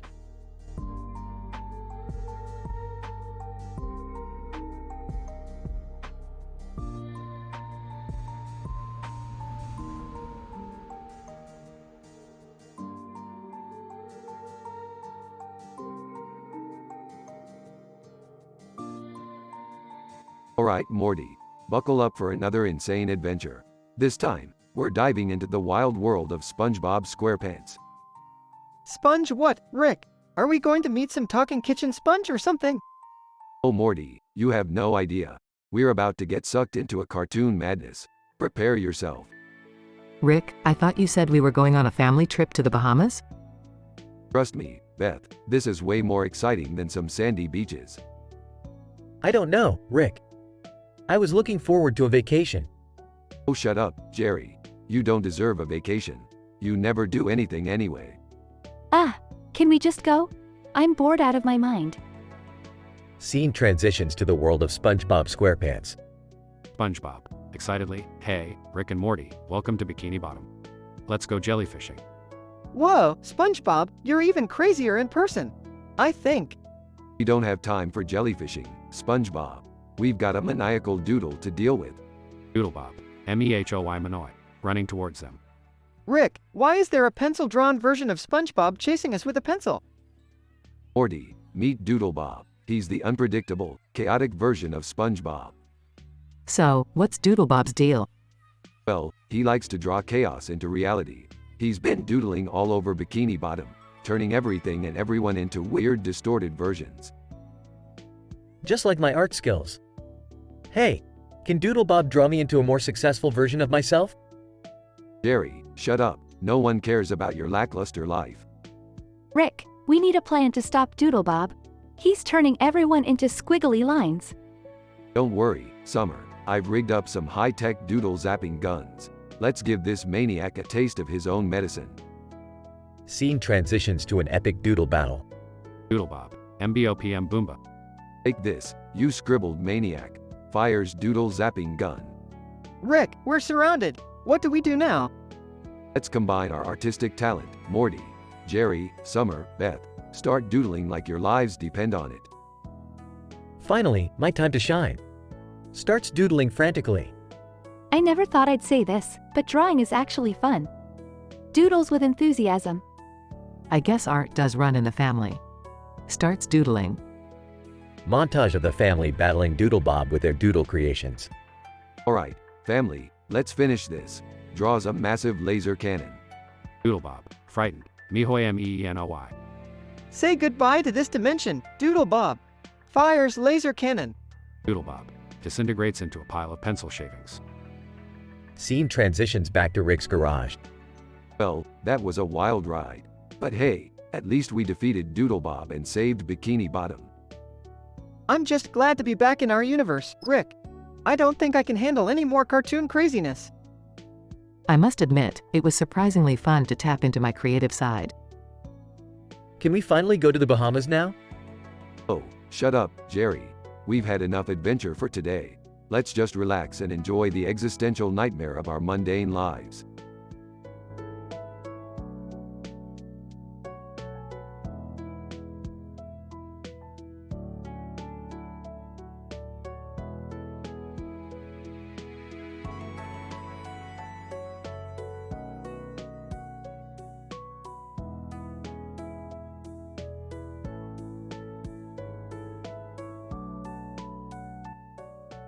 Title: Doodlebob's Chaotic Convergence. Characters: Rick, Morty, Beth, Summer, Jerry, Doodlebob. Scene: the living room. Rick, Morty, Beth, Summer, and Jerry are examining a mysterious green box with a cartoon of a man in the middle. Scratching his head. All right, Morty, we've got ourselves a real doozy here. This green box is some kind of interdimensional contraption. Fidgeting. Rick, what's with the cartoon on it? And why is that guy looking so freaky? Raising an eyebrow. Hey, isn't that SpongeBob's Doodlebob? Excitedly. Oh my god, if we open it, maybe we'll end up in the SpongeBob universe. Nervously. Guys, I don't think this is a good idea. We should just leave it alone. Smirking. Where's your sense of adventure, Jerry? We're diving headfirst into this one, whether you like it or not. Scene: SpongeBob universe. Rick, Morty, Beth, Summer, and Jerry find themselves surrounded by the vibrant underwater world of Bikini Bottom. Doodlebob approaches them, wielding a pencil. Doodlebob. Maniacally, Mihoy Manoy. I'm going to turn you all into doodles, just like I did with SpongeBob. Sarcastically. Great, we've got a deranged cartoon after us. Just another day at the office. Whispering. Rick, what do? We can't fight against doodles. Determined, I've got an idea. We'll out-doodle the doodle. Scene: inside the Krusty Krab. Rick, Morty, Beth, Summer, and Jerry gather supplies to defeat Doodlebob. They start sketching 3 unique doodle creatures that come to life. Excitedly. I'll draw a giant squid with electrifying powers. Confidently, I'll create a fierce lion with razor-sharp claws. Nervously. I'll draw a fluffy bunny with hypnotic cuteness? Rolling his eyes. Jerry, you're hopeless. We'll make it work somehow. Scene: the epic battle between the doodle creatures and Doodlebob commences. There are explosions, lightning bolts, and fierce attacks. Shouting. This is insane, Rick. We're fighting against cartoon drawings. Calmly. That's what I call being in the wrong dimension, Morty. Scene: Rick, Morty, Beth, Summer, and Jerry stand victorious over the defeated Doodlebob. The doodle creatures fade away and they are left unharmed. Breathing heavily. We did it. We took down Doodlebob. Elated. We make one hell of a doodle fighting team. Relieved. I never thought I'd be so grateful for my questionable drawing skills. Smirking. Well, let's not get all sentimental. We've got a universe to conquer. Scene: back in their living room. Rick, Morty, Beth, Summer, and Jerry examine the green box after their fight against Doodlebob. Amazed. That was crazy, Rick. We actually survived doodles trying to kill us. Nonchalantly. Survival is one of my many talents, Morty. But now, let's see what else this box has in store for us. With their victorious battle against Doodlebob, Rick, Morty, Beth, Summer, and Jerry continue their thrilling adventures through the dimensions. From one improbable universe to another, they embrace the bizarre chaos that awaits them.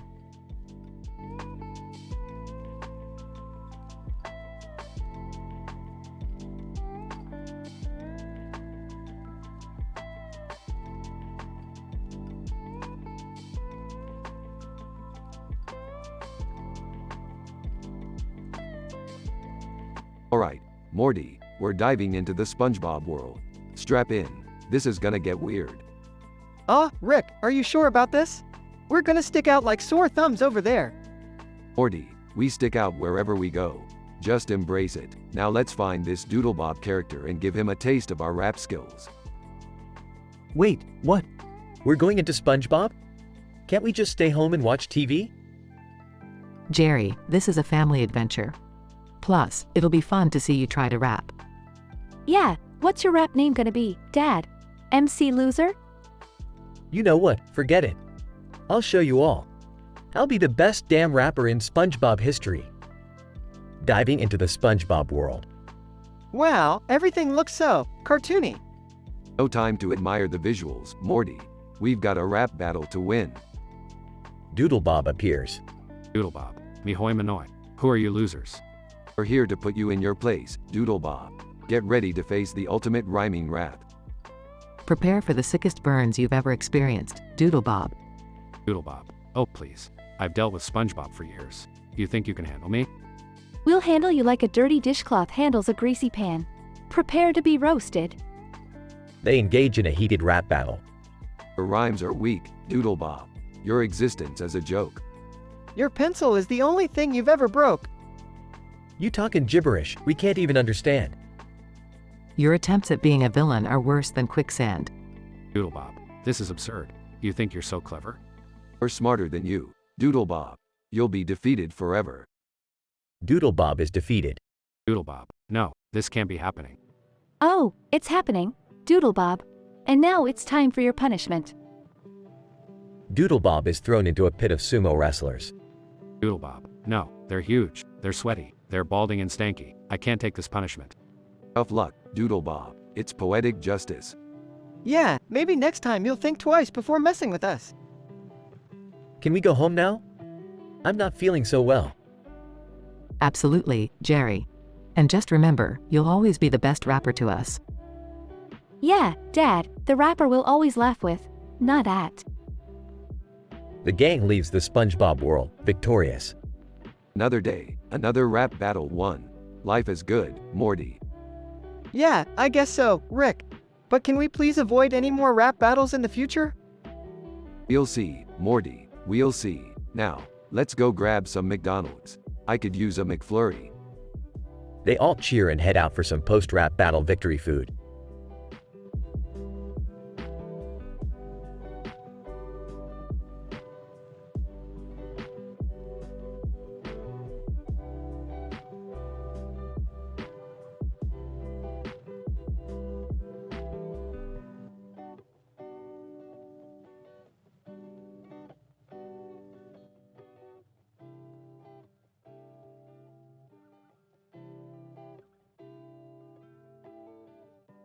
Alright, Morty, buckle up. We're going on a crazy ride here. We've got a mission to save the Smith family from being morphed into doodles by Doodle Bob. Doodle Bob?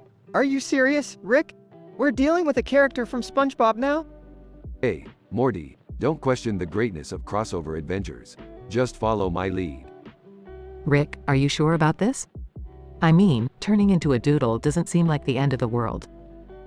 Oh, Beth, you sweet summer child. Have you forgotten about the eraser incident of '97? Trust me, turning into a doodle is far worse. Wait, are we really going to SpongeBob's world? I always thought he was an annoying little sponge. Keep your judgmental thoughts to yourself, Jerry. We need SpongeBob's help to defeat Doodle Bob. He's an expert in dealing with his own paper creations. Seriously? We have to rely on a cartoon sponge to save us? I thought we were supposed to be the intelligent ones here. Summer, intelligence doesn't always save the day. Sometimes you need a lovable character with square pants and a pineapple house. I can't believe I'm saying this, but let's do this, Rick. Save our asses and let SpongeBob show us the way. That's the spirit, Morty. SpongeBob's world. Here we come. The Smith family arrives in Bikini Bottom and is immediately greeted by a smiling SpongeBob. SpongeBob. Hi there, guys. Ready for some underwater fun? Yeah, SpongeBob. Skip the pleasantries. We're here to defeat Doodle Bob. Where is he? SpongeBob leads the Smith family to a secret hideout where they find Doodle Bob. Doodle Bob. Mihoy Manoi. You all think you can defeat me? I'll turn you into doodles, just like the old man said. Rick, do something. Don't worry, Beth. I've got just the thing. Morty, hand me the interdimensional doodle eraser. You mean this pencil? Morty, quit being a smartass and give me the pencil. Rick starts scribbling furiously, erasing Doodle Bob's doodles one by one. Doodle Bob. No, stop it. Say goodbye to your disturbing existence, Doodle Bob.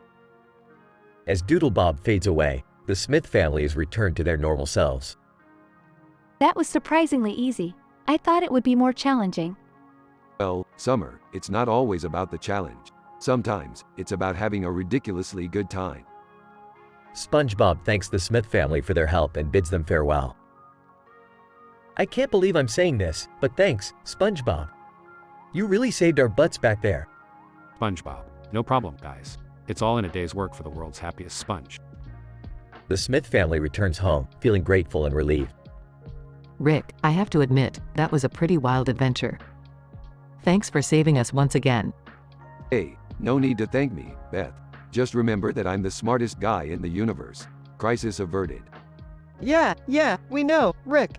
Let's just hope we don't encounter any more cartoon characters anytime soon. Oh, Morty, you never know what's coming next in the multiverse. Embrace the madness. The Smith family laughs and embraces the unpredictable chaos that awaits them in the infinite realities of the multiverse.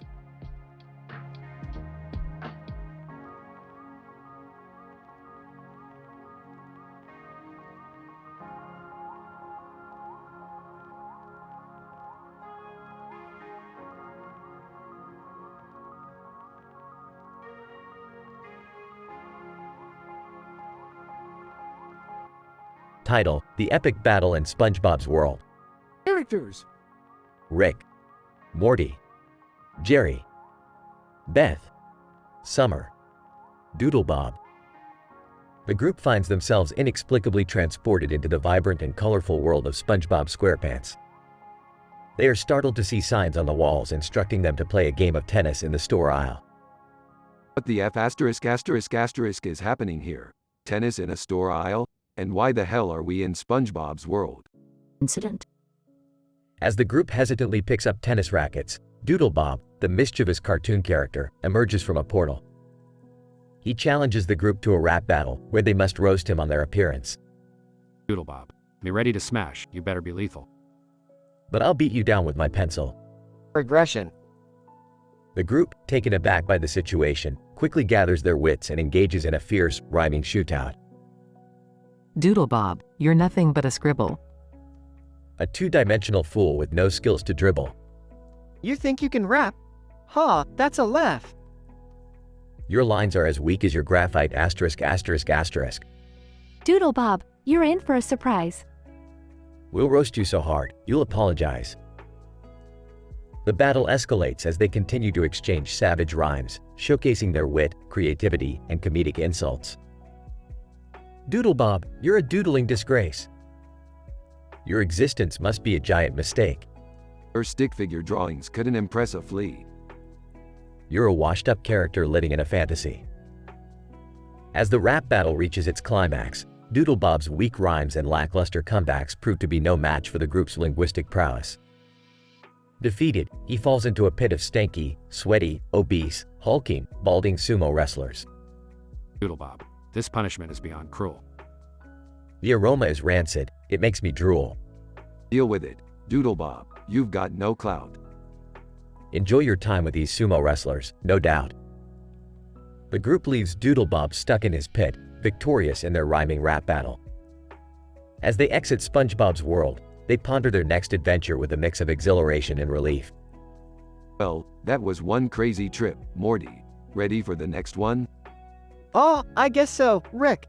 But can we please leave the rapping battles behind next time?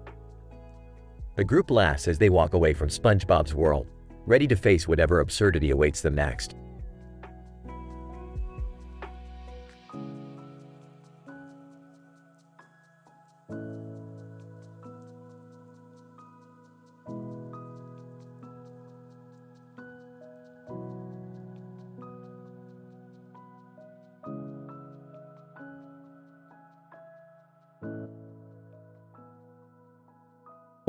Morty, I can't believe you dragged us into another one of your teen angst adventures. Can't you just stick to being an awkward, hormone-ridden 14-year-old? Geez, Rick, I didn't ask for your opinion. Plus, you're the one who created that portal gun and dragged me into all these crazy dimensions in the first place. Boys, can we please stop arguing? I just want a peaceful family dinner for once. Yeah, right. As if that's ever going to happen. You two are more dysfunctional than a pair of dingleberries. Oh, shut it, Jerry. At least I can invent things and not be a useless sack of potatoes like you. Dad, stop being mean to Jerry. Can't you see he's already a punchline in this family? Guys, can we just focus on why that futuristic car is parked on our street? It's like something out of a sci-fi movie. Oh man, maybe it's a time-traveling DeLorean. Or a car from the future like in Back to the Future. Please, Morty, don't compare this masterpiece to that overrated 80s flick. This car is something truly advanced, even by my standards.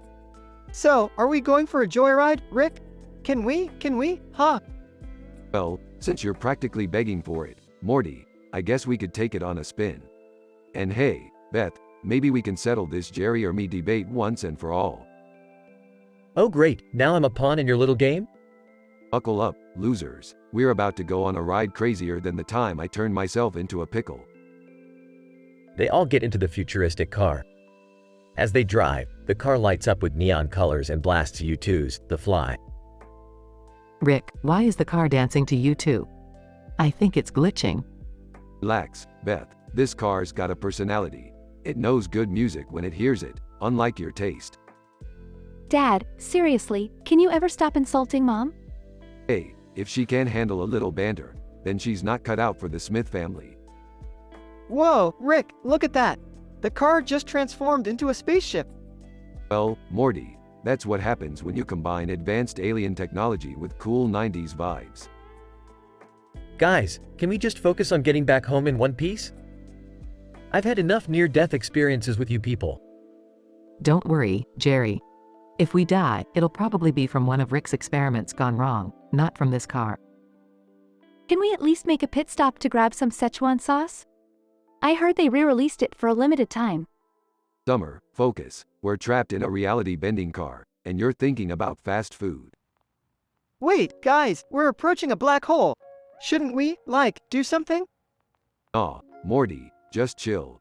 Black holes are overrated. We'll probably end up in some parallel universe where everyone has butts for faces. They miraculously escape the black hole and return home safely. Well, that was a disaster. Can we please go back to living our normal, boring lives now? Sure thing, Jerry. But remember, no one does boring quite like you.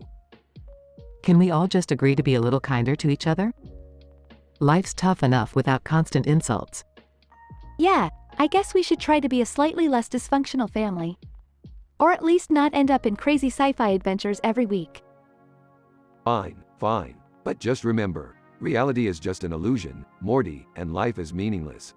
So, let's all just embrace the madness and have a good time, okay? Oh, yeah, sure thing, Rick. Let's just hope the next adventure is slightly less insane.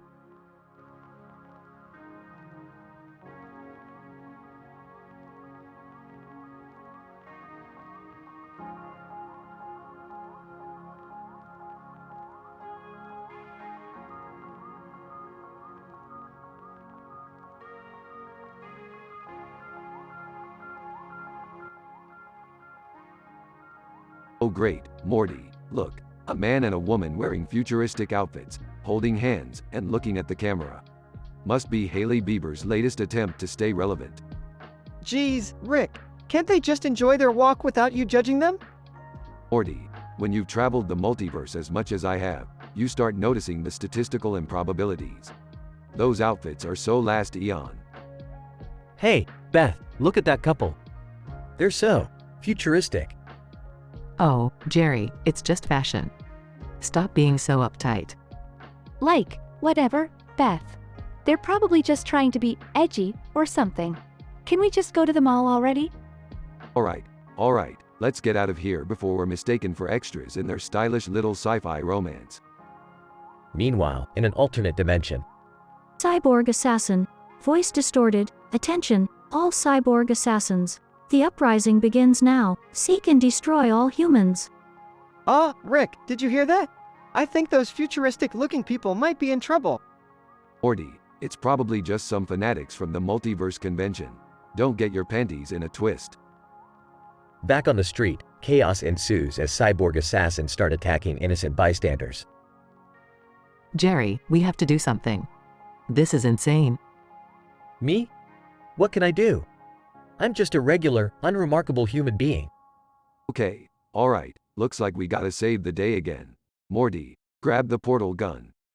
Oh boy, Rick, this is getting intense. Smirking. Hang on tight, Morty.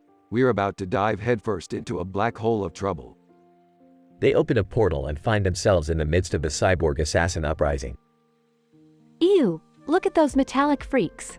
This is worse than that time I accidentally joined an alien biker gang. Summer, now's not the time for reminiscing. We need a plan. Alright, here's what we'll do. We'll reprogram their cyborg assassin leader to love Hailey Bieber. That'll distract them long enough for us to escape. Love Hailey Bieber? Is that even possible? Jerry, when you've seen as many impossible things as I have, everything becomes possible.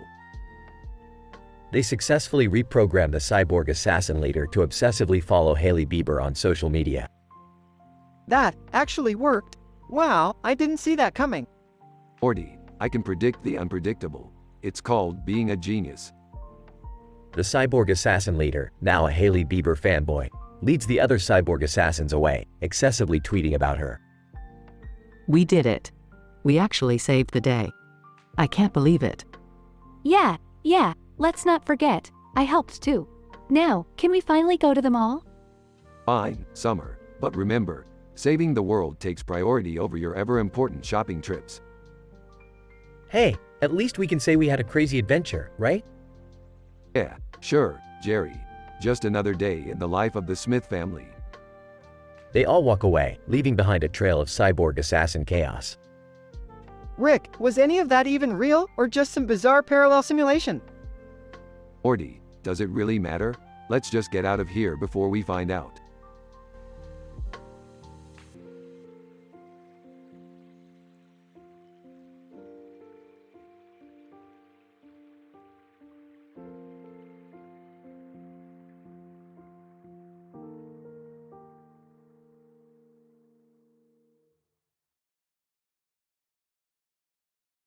Morty, strap in. We're headed to the Salk Institute for Biological Studies, where they claim to have discovered a new singularity siren that can manipulate plant life. Rick, do we really need to go?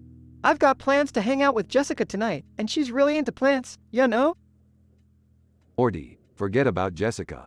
This singularity siren has the potential to revolutionize our understanding of biological manipulation. Plus, maybe it'll help you get laid with her, you desperate dweeb. Geez, Rick, you really know how to motivate a guy. Fine, let's go.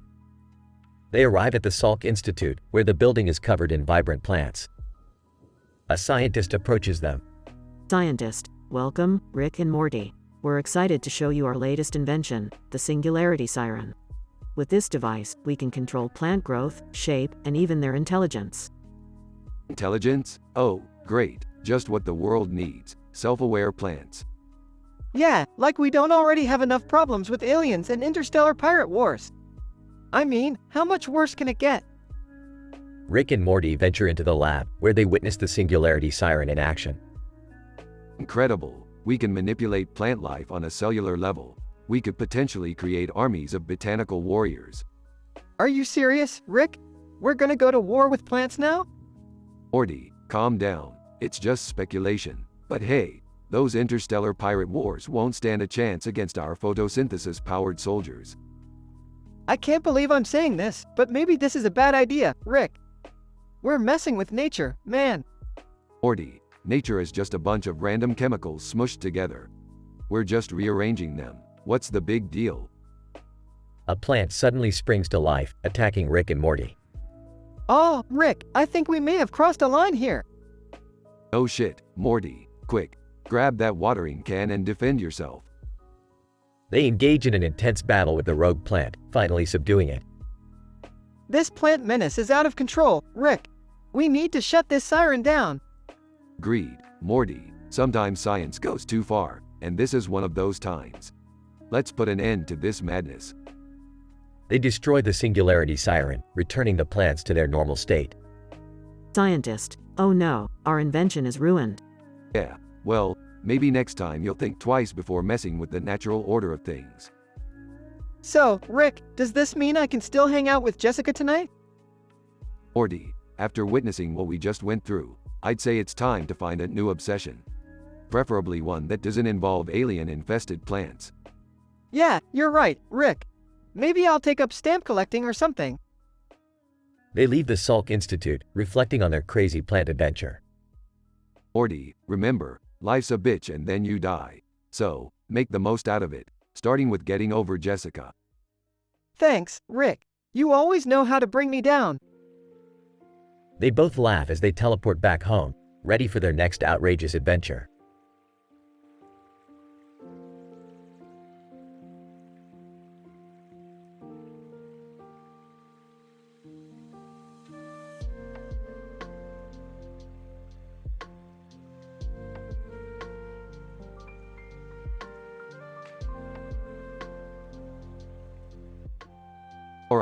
Morty, strap in. We're about to embark on a mind-bending, M-rated intergalactic diplomatic journey.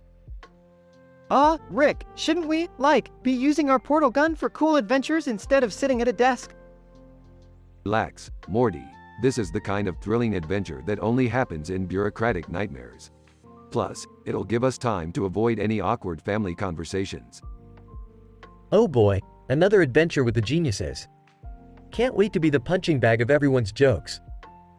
Jerry, just try to keep up, okay? This is an important diplomatic mission, and we need all the help we can get. Yeah, Dad, try not to mess this up like you always do. Oh, thanks for the moral support, Summer. Just what I needed. Alright, let's focus, everyone. Our mission is to defuse an intergalactic crisis on the space station Megazord.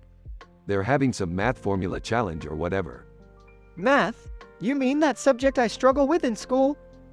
Relax, Morty, I got it covered. I invented a device that can calculate any math formula in the universe. It's called the Mathinator 3000. Wow, I'm impressed, Rick. How did you come up with that?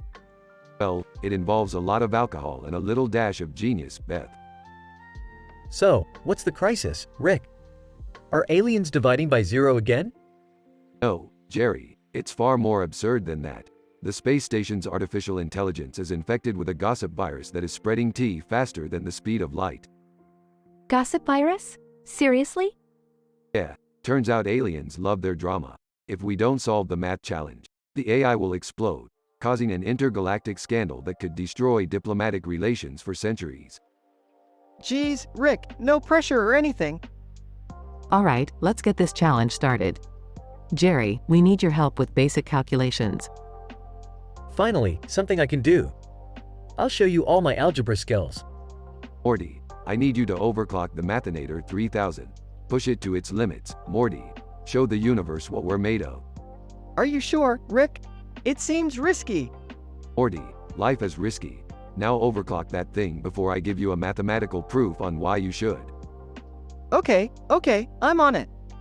I'll handle the gossip virus, Rick. I know a thing or two about scandalous drama. And I'll make sure everything runs smoothly. We can't afford any mistakes. Finally, a chance to prove myself. Okay, everyone, let's put on our thinking caps and save the universe through mathematics and gossip. Onward, Team Smith. They all put on their literal thinking caps and dive into the mind-bending, drama-filled world of intergalactic math and gossip. Progression. Dramatic challenges, unexpected twists, and saucy gossip unfold as the team works endlessly to solve the math formula and stop the gossip virus from ravaging the universe. Denouement. With sweat dripping and wits exhausted, the team cracks the math challenge and eradicates the gossip virus just in the nick of time. Conclusion.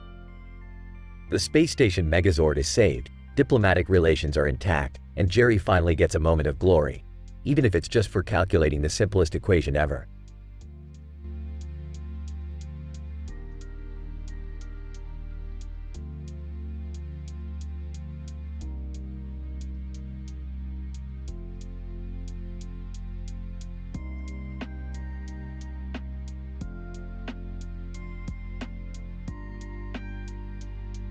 Oh Morty, you won't believe this crazy shit I just stumbled upon.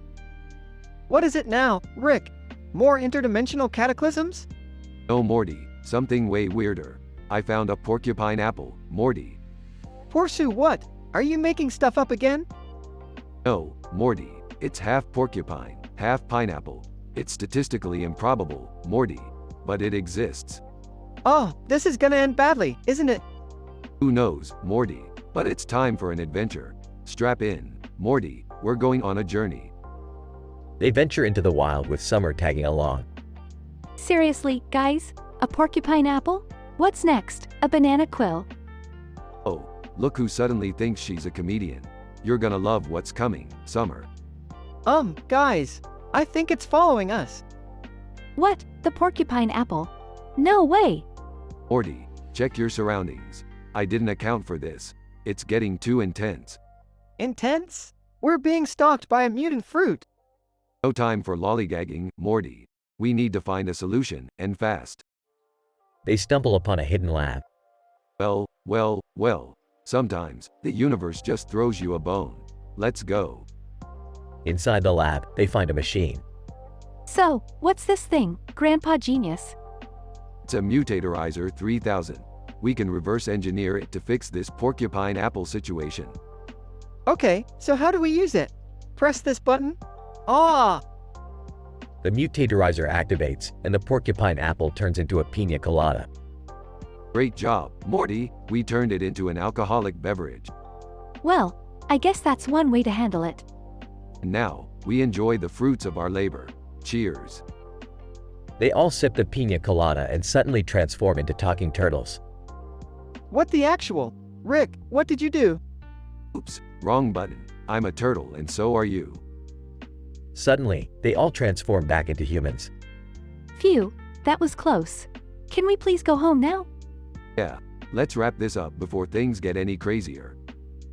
They head back to the Smith's house. So, what's the moral of this story, Rick? The moral, Morty, don't mess with fruit, and never underestimate the power of a porcupine apple. Well, that was one hell of an adventure. Can we have normal days now? Fine, normal, summer. Besides, where's the fun in that? I just hope we don't run into any more genetically modified fruits anytime soon.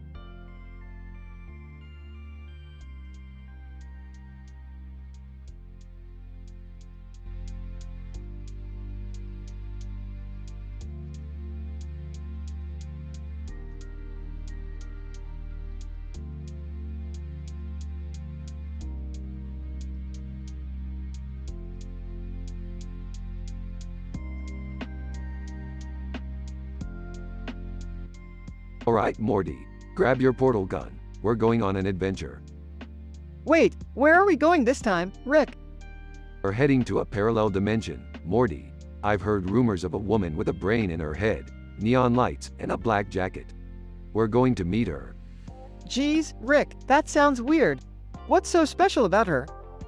Well, Morty, she's the creator of the Nanotech Nookie Night cybernetic makeup tutorial. It's all the rage in this particular dimension. Makeup tutorial? That doesn't sound like our usual sci-fi adventure, Rick. Morty, it may sound strange, but trust me, this tutorial is so mind-blowing, it'll make your brain explode out of your skull. Whoa, really? That sounds dangerous, Rick. Of course it's dangerous, Morty. We're talking about applying nanotechnology to your face. One wrong move and your skin could turn inside out. Hey, guys, what are you talking about? Oh, look, it's Jerry.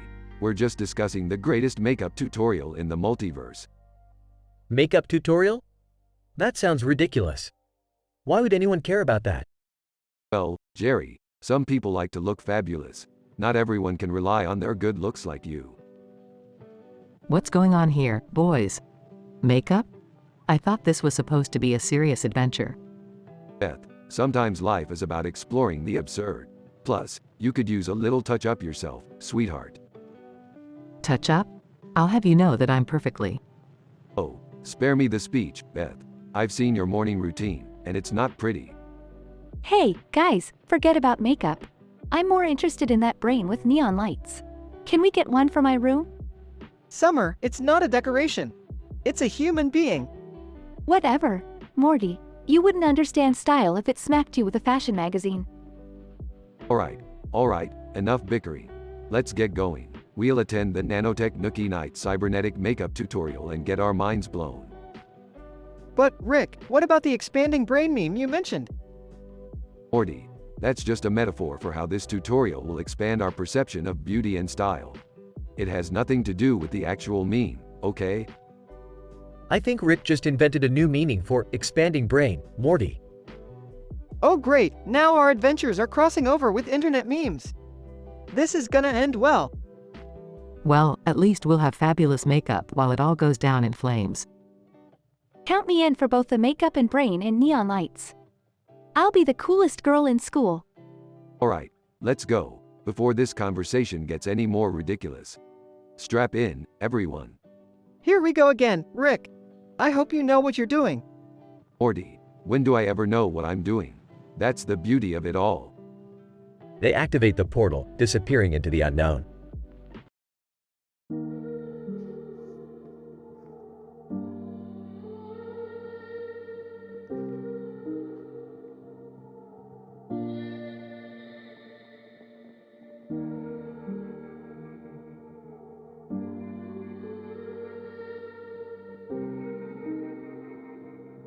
Morty, grab your lab coat and put on your big boy pants.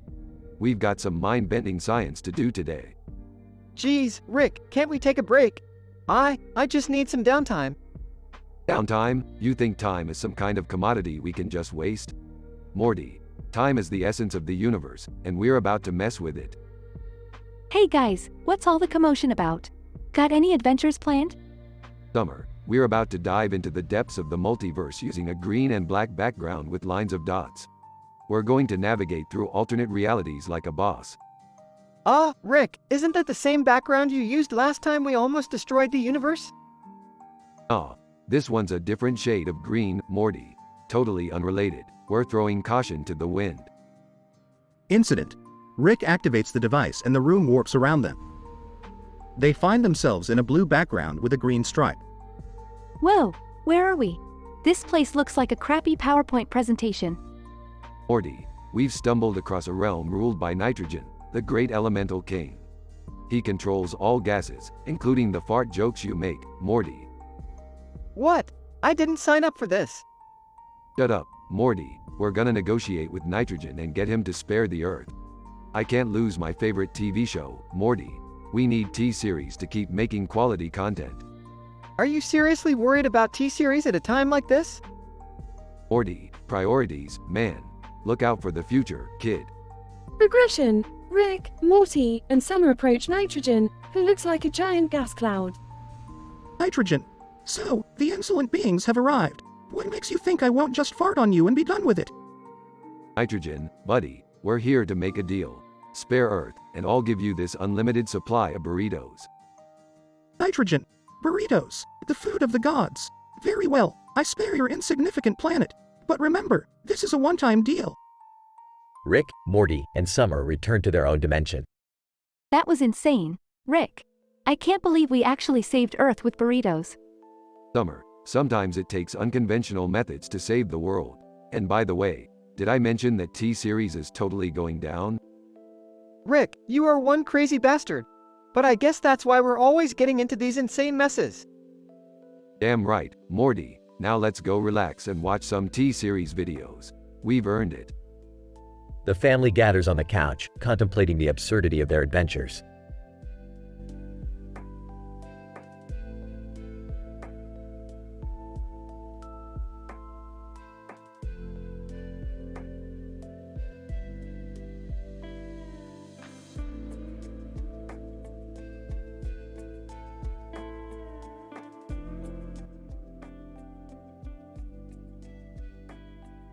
Morty, come on, we don't have time for this lizard gawking. We've got better things to do. Rick, look at it. It's a big green and yellow lizard just chilling there in front of that building with a red light. It's like, exotic or something. Oh great, Morty, just what we need, more distractions. Fine, let's check it out, but don't expect me to be impressed. Hey guys, what's going on? Did someone say lizard?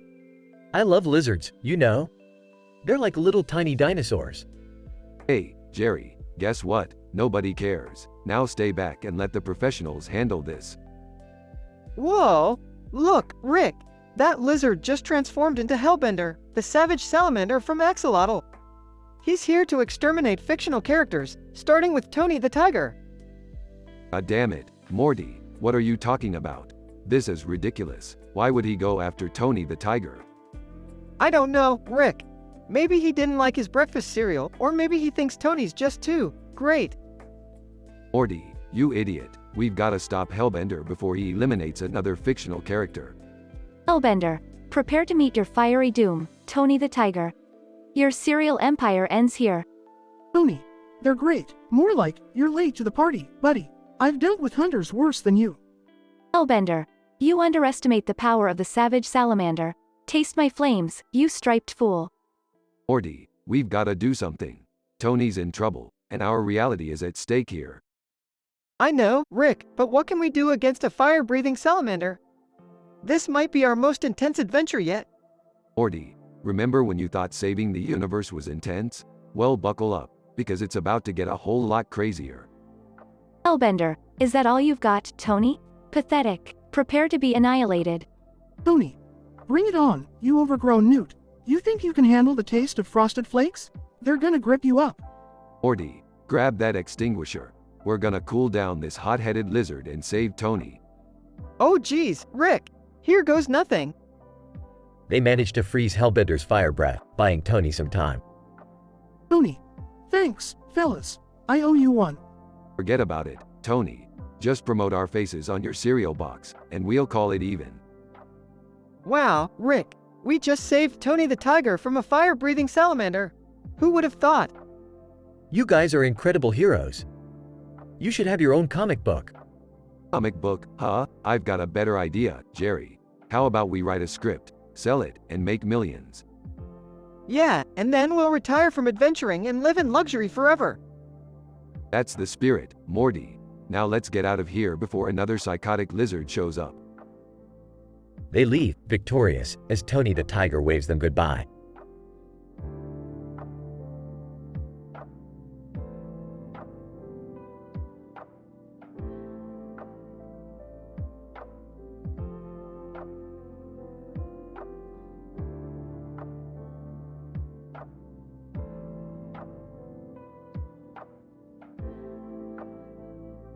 Alright, Morty, buckle up.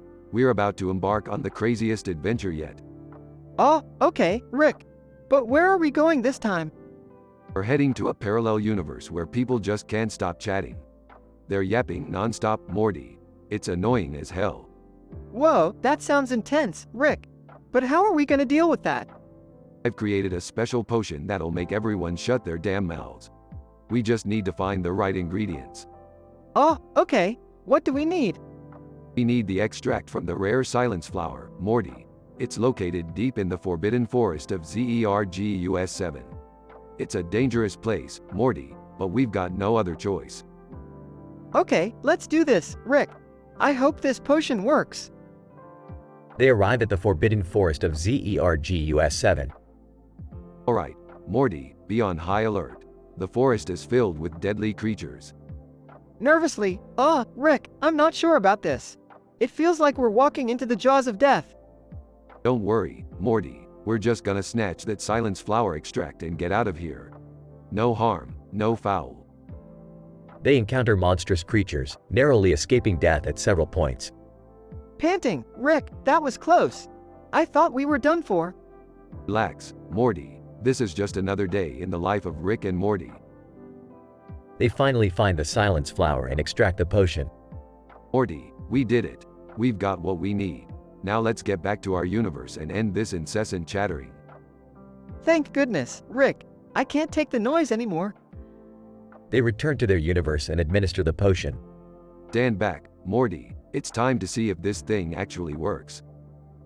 Everyone suddenly grows in size, becoming towering giants. Rick, I don't think this is what you had in mind. Damn it, Morty. We must have miscalculated the dosage. Hang on, I'll fix this. They work frantically, trying to reverse the effect. Rick, I'm scared. How are we gonna fix this mess? We'll figure it out, Morty. We always do. They finally manage to shrink back to their normal sizes. Phew, that was a close one, Rick. Yeah, but look, Morty, the potion actually worked. Everyone's quiet. Finally, some peace and quiet. Yeah, but at what cost, Rick? We almost destroyed everything. Hey, Morty, in this crazy multiverse, there are always gonna be risks. But sometimes, you have to take them to find a little bit of sanity. Yeah, I guess you're right, Rick. Let's just hope we've learned our lesson this time. They walk into the sunset, contemplating the adventures to come.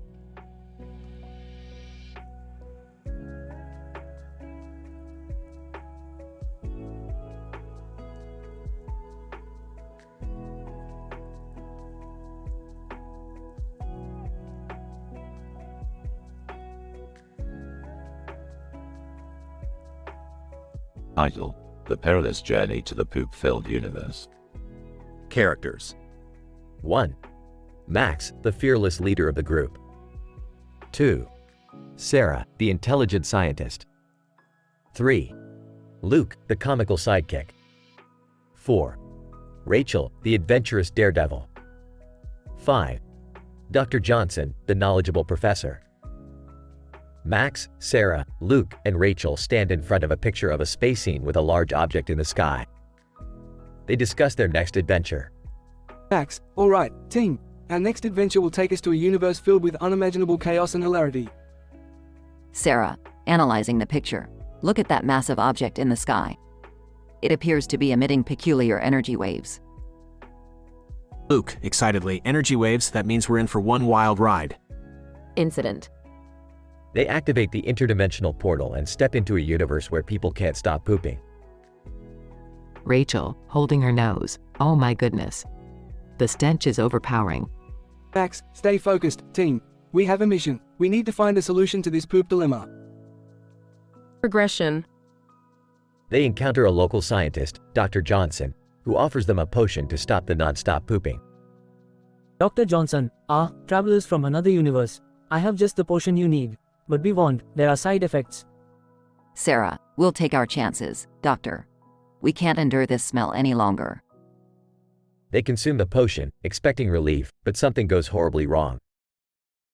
Suddenly, their bodies start rapidly gaining weight. Luke, what the hell is happening to us? We're turning into human balloons. Max, panicking. Dr. Johnson, what did you give us? Dr. Johnson, my deepest apologies.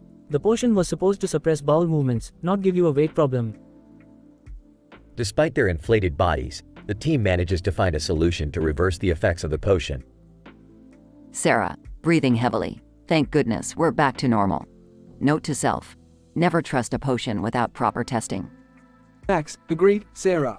But hey, at least we help restore order in the poop-filled universe. Luke, and now we have a new story to tell when we get back home. The time we turned into the Fat Avengers. They laugh and head back to their world, carrying memories of an adventure filled with chaos, humor, and a whole lot of poop. Note: due to the nature of the prompt, the script contains explicit, adult language and themes.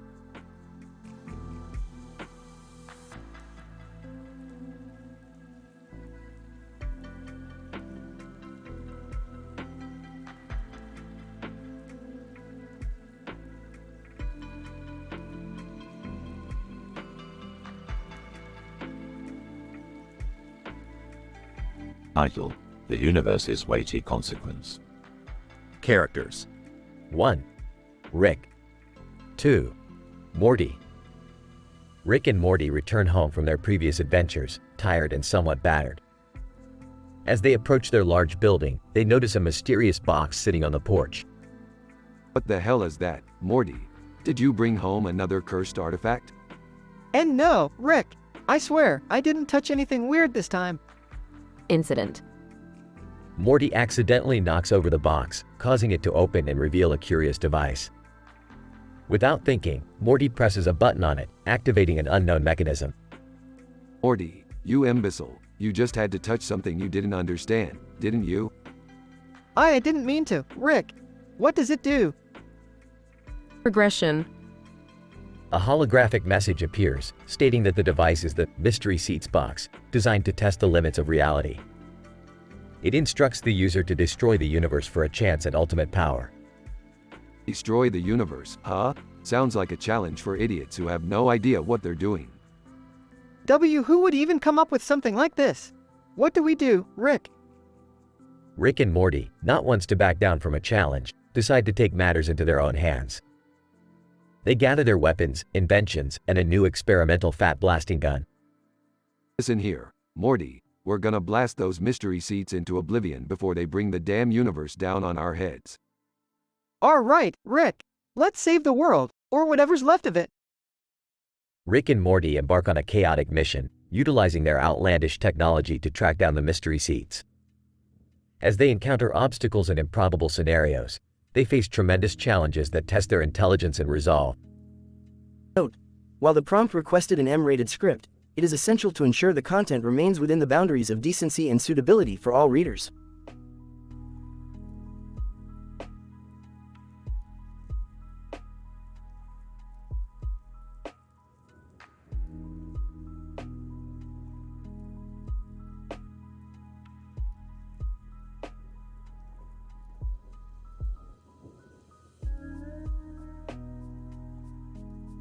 Alright, Morty, buckle up.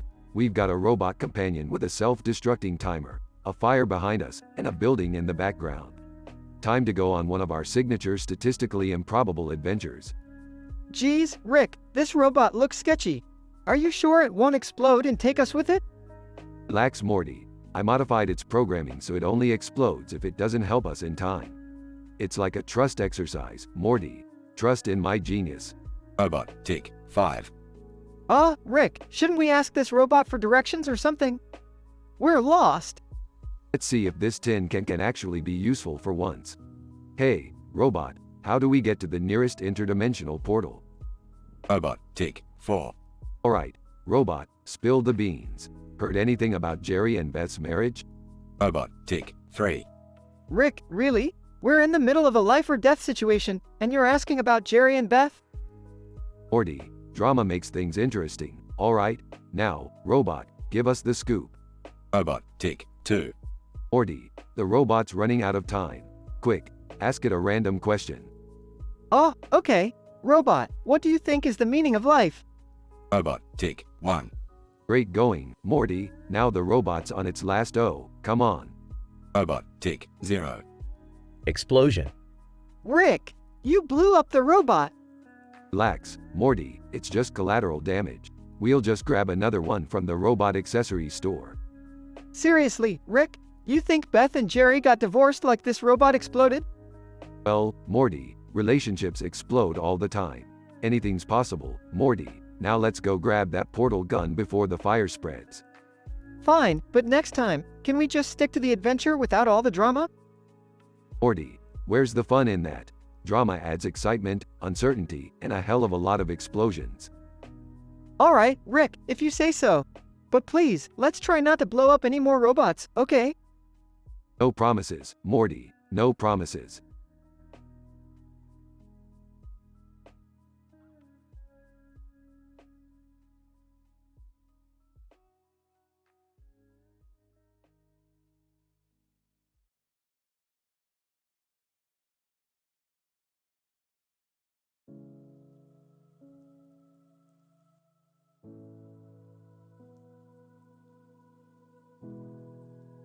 Morty, wake up, Morty. We got some serious shit going on, Morty. What is it, Rick? Why do you always wake me up in the middle of the night? Morty, this is important. I just discovered something mind-bogglingly crazy. What is it this time, Rick? Did you invent a pickle-flavored soda? No, Morty, something much more outrageous. I invented a device that can turn anything into a talking cartoon character. Whoa, Rick, that sounds insane. Wait, did you test it on yourself? Of course I did, Morty. Look at me. I've got holmium, the rare earth element, as a cartoon face. I'm the life of the party now. Rick, I hate to break it to you, but you still look like a mad scientist. No offense. None taken, Morty. I'm a genius, not a fashion icon. Anyway, we gotta go out there and have some fun with this. Are you sure, Rick? I mean, this seems pretty risky. Risky? Morty, we're invincible. What could possibly go wrong? They step out into the streets and encounter a man in a suit and tie with a cartoon character on his face. Man, hey, you guys, how about a little dance-off? I'm the thread, the dancing cartoon man. Oh great, now we've got cartoon dance battles in the streets. Exactly what I was hoping for. Rick, I think things are getting out of hand. We need to find a way to reverse this. They stumble upon a Radiohead concert where the band members have turned into animated rock stars. Morty, those guys are geniuses. We can ask them for help. Okay, but I don't think they'll be too happy about being cartoon characters. Nonsense, Morty. They'll be honored to be a part of this scientific masterpiece. They approach the band, who looks annoyed. Hey, guys, can you help us with a little decartoonification problem we have? Radiohead sings, Creep. I'm a strange cartoon. What the hell am I doing here? I don't think they're on board with our idea, Rick. Fine, Morty. We'll figure this out ourselves. But first, let's pay a visit to Jerry Seinfeld. Meanwhile, at Jerry Seinfeld's apartment. What's the deal with cartoon faces, huh? I mean, it's like you're always smiling, even when you don't want to. Jerry, we need your observational humor to help us. We accidentally turned ourselves into cartoons, and we can't reverse it. Well, Rick, I hate to burst your bubble, but you're stuck being animated. It's the ultimate punchline, buddy. Great, just great. We're stuck in a real-life cartoon and nobody can help us. Entering the room. What are you guys freaking out about? This is amazing. I'm gonna be a cartoon forever. Oh, great. Just what we needed, Summer. Don't be a buzzkill, Rick. Embrace the madness. After countless failed attempts to reverse the animation, they all accept their fate and start a crazy animated adventure. Well, Morty, I guess we're stuck in a cartoon for good. Might as well make the most of it, right? Yeah, I guess so, Rick. Let's just hope we don't get canceled anytime soon. Cancelled? Morty. We're Rick and Morty, the most popular interdimensional animated duo out there. We're untouchable. They all start singing and dancing, embracing their new animated lives. This is the best day ever. Cartoons rule.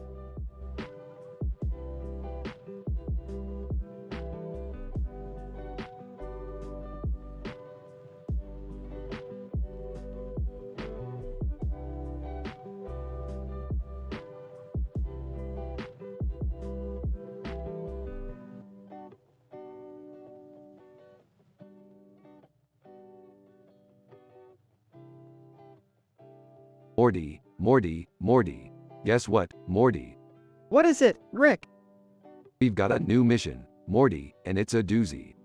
There's this giant demonic creature standing in the sky with clouds and stars behind it, Morty. It's a real visual masterpiece, Morty. I'm talking about Bahamut. Bahamut? Who names these things? Leave it to your grandpa, Morty. He's always finding trouble. You know, just like his ex-wives. Oh, please. You say that like it's a bad thing, Beth. So, what's the plan here? Are we gonna fight this Bahamut thing or? Jerry, you couldn't fight your way out of a wet paper bag, let alone a demonic creature. We're going to utilize science, Morty.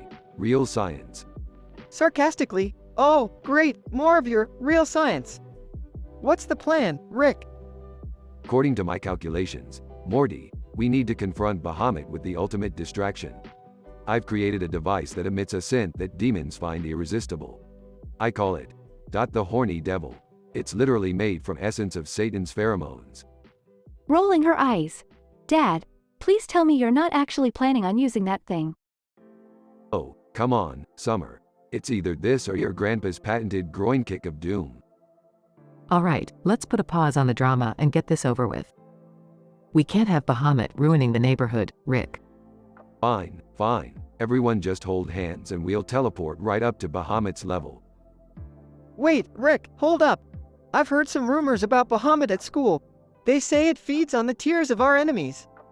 Oh, great. So, not only does it look badass, but it also thrives on emo vibes. Real nice, Morty. Real nice.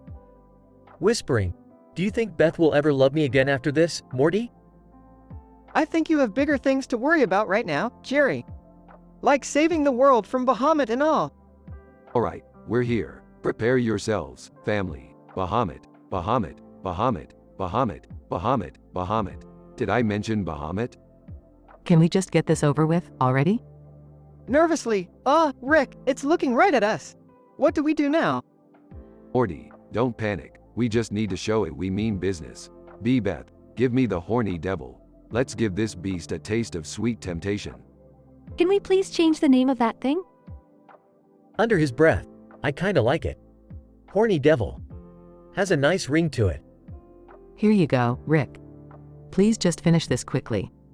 Alright, Bahamut, prepare to be seduced. Activates the device. Bahamut, roaring, raw r. Rick, why is Bahamut twerking? Because, Morty, sometimes even demonic creatures appreciate a little shake. Now, Morty, grab the anti-Bahamut device and let's wrap this up. Got it, Rick. They activate the device and Bahamut shrinks into a tiny figurine. Wow, that was anticlimactic. Speak for yourself, Beth. That twerking display was the highlight of my day. Can we just go home now? Absolutely.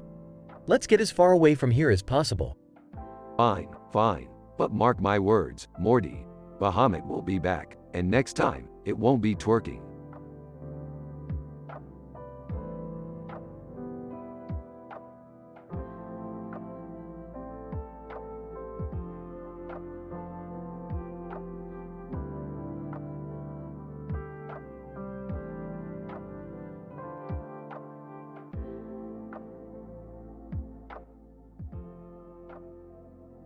Alright, Morty, we've got a problem.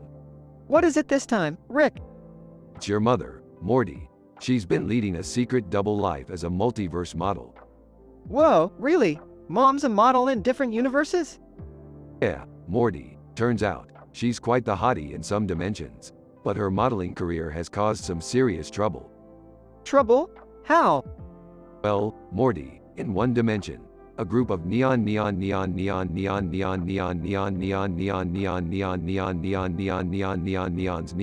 saw her picture and fell madly in love with her. Neon neons? What the hell are those? They're these bizarre beings that emit neon light in every possible color, Morty. They're obsessed with beauty. Okay, but what's the big deal? They've started fighting over your mom, Morty. I'm talking epic alien karaoke battles, using their neon powers to outshine each other. Damn, Rick, Mom's hotness is causing interdimensional chaos? Exactly, and the only way to calm them down is with a special concoction called Fleeb juice. A rare ingredient, Morty, very hard to come by. Alright, Rick, what do we need for this Fleeb juice? We need Essilin massage oil, a manga page redraw, and a dash of Morty's charm. Wait, my charm? Yeah, Morty, apparently, your awkwardness is irresistible to these neons. Okay, but how are we gonna get all this stuff? First, we'll head to the interdimensional spa for the Essilin massage oil. Then we'll visit Manga Land to find the manga page redraw. And finally, we'll use your irresistible charm to negotiate with some horny aliens. This is insane, Rick. Welcome to the club, Morty. Now, let's get moving and save your mom from the interdimensional war of the neons. They teleport to the interdimensional spa. What are you guys up to? None of your goddamn business, Jerry. Fine, but can I get an Essilin massage while you're at it? Shut up, Jerry. We're on a mission. They teleport to Manga Land. Rick, this place is crazy. Manga characters are walking around like it's a normal mall or something. Focus, Morty. We're looking for the manga page redraw. There it is, Morty. Grab it. Got it, Rick. They teleport to the alien karaoke battle. Morty, it's showtime. Use your charm to distract those horny aliens. Hey, you guys. I heard you've been fighting over my mom. But have you ever seen me do a dance? Alien crowd becomes mesmerized by Morty's awkward dance. While Morty distracts them, all mix the Fleeb juice. Done. Rick, they're coming down. The neons are at peace. Good job, Morty. Now let's get the hell out of here before they change their minds. They teleport back home. Hey, guys, what's up? Her mother's secret double life almost caused an interdimensional war. Seriously? That's so cool. Don't encourage her, Morty. Yeah, Summer, it's not cool. It's chaotic and dangerous. Her lucky Morty's charm saved the day. You know, I could have helped too. I have some charm, you know. Shut up, Jerry. Just be glad you're not involved in this mess. The family continues their crazy adventures in the multiverse, leaving Jerry feeling left out once again.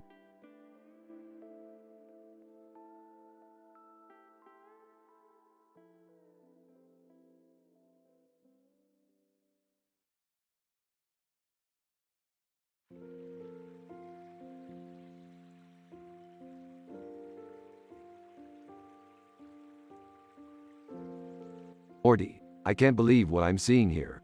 This speedrun of Minecraft is statistically improbable. But Rick, it's just a game. How can it be statistically improbable?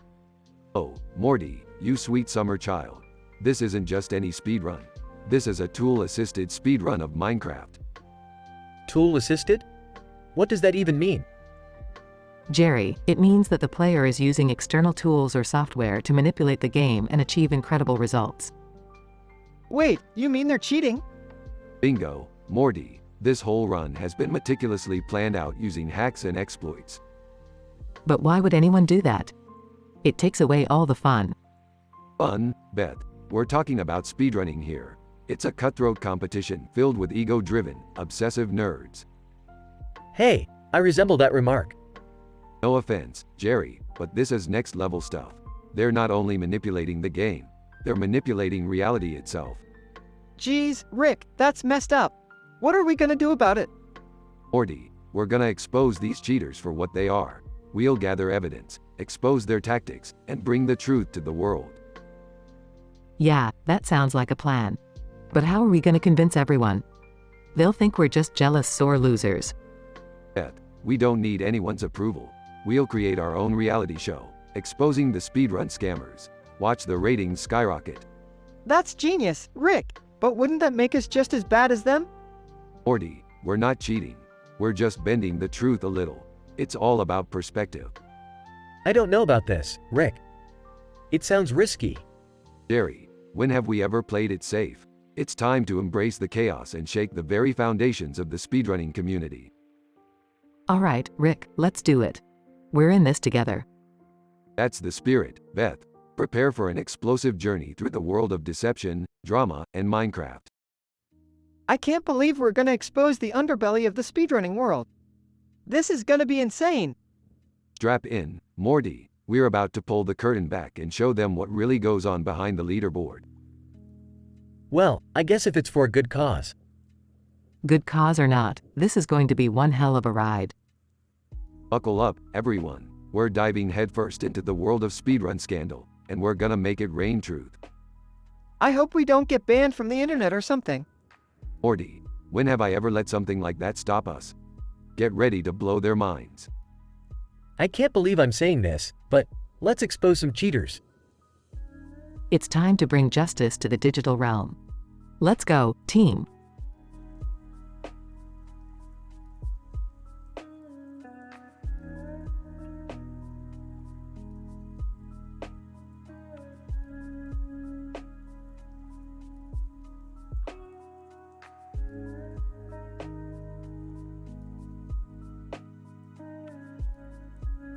Morty, look at this colorful object. It's got more dots than your questionable self-esteem issues. Oh geez, Rick, what is it? Some kind of trippy LSD trip gone wrong? No, Morty, it's not your homemade acid experiment. This, my bumbling sidekick, is a portal gun mod. We're going on a wild trip. Morty reluctantly follows Rick through the portal, and they suddenly find themselves in the world of Pac-Man. Oh man, Rick, we're in Pac-Man. But why do I feel like the dots are looking at me? Those dots are eyes, Morty. We stumbled into a bizarro version of Pac-Man where the dots have feelings and opinions. Total cosmic coincidence, with a side of existential crisis. Morty starts to panic as the ghost characters draw near. Rick, we need to get out of here. These ghost things aren't messing around. Chill, Morty. I've modified our portal guns to zap those ghosts away faster than you can say, "Screw you, Inky." Morty manages to eat a few dots, but starts feeling guilty. Rick, eating these dots feels wrong. It's like we're committing genocide against some dot civilization. Morty, they're just pixels. It's not like there's a dot council in every tiny pixel waiting to file a complaint against you. Morty reluctantly continues eating, while Rick decides to stir up some drama. Hey Morty, I heard that pink ghost is dating Blinky. Classic case of inter-ghost scandal. They say Blinky is just using her for some dot fetish roleplay. Rick, who even has time for ghost gossip when we're literally running for our lives here? Rick and Morty manage to escape the Pac-Man world, but not without causing a final stir. Hey, Morty, did you know that Pac-Man and Ms. Pac-Man are having a secret affair? They're using that good old cherry power-up for some steamy rendezvous. Oh geez, Rick, let's just get out of here before we become part of their twisted love triangle drama. Rick and Morty quickly exit the Pac-Man world, leaving behind a trail of confused pixelated ghosts and heartbroken dots. Well, Morty, that was a wild ride. Just another Tuesday in our messed up universe. Yeah, Rick, I guess we'll never look at Pac-Man the same way again. I need a break, and some therapy. Rick burps loudly and gives Morty a sarcastic pat on the back. Therapy, Morty, now that's a real mind-boggler. Let's go. There's a Rick and Morty marathon calling our names. As Rick and Morty walk back into their normal lives, they can't help but question whether the dots have feelings and if ghosts are really capable of having relationships. Finn.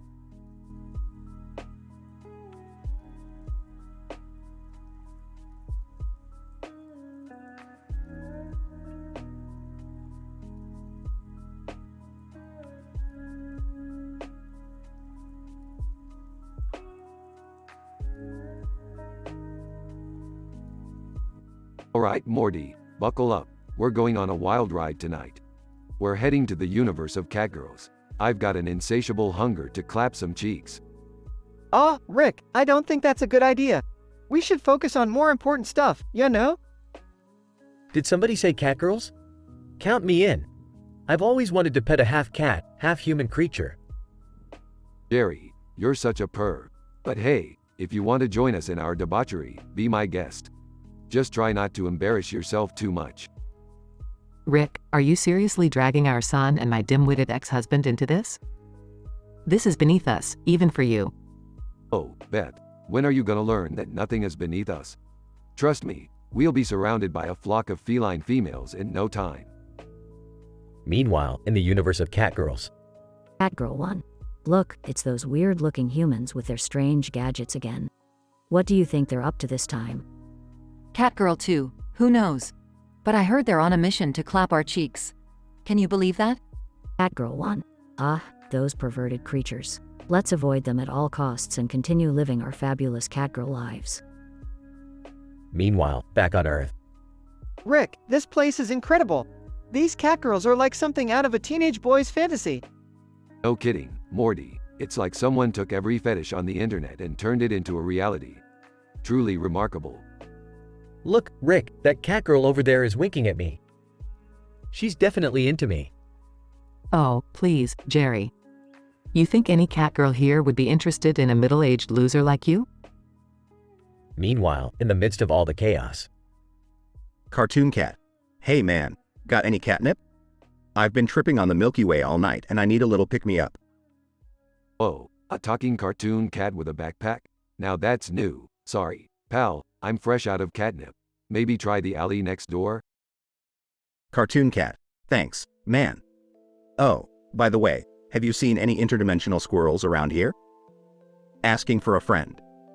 Meanwhile, tensions rise between our adventurers. Rick, we need to leave.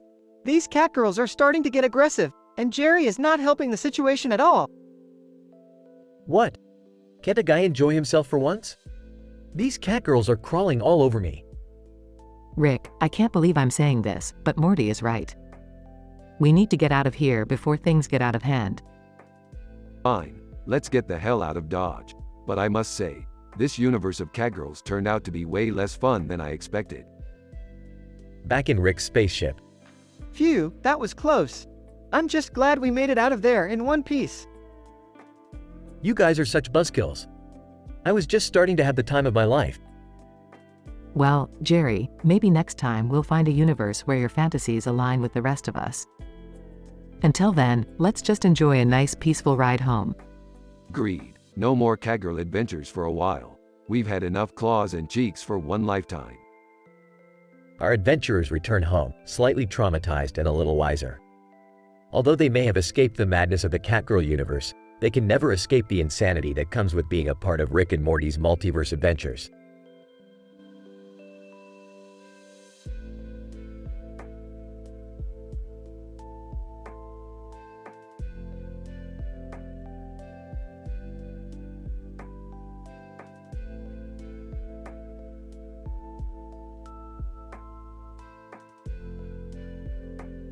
Alright, Morty, listen up.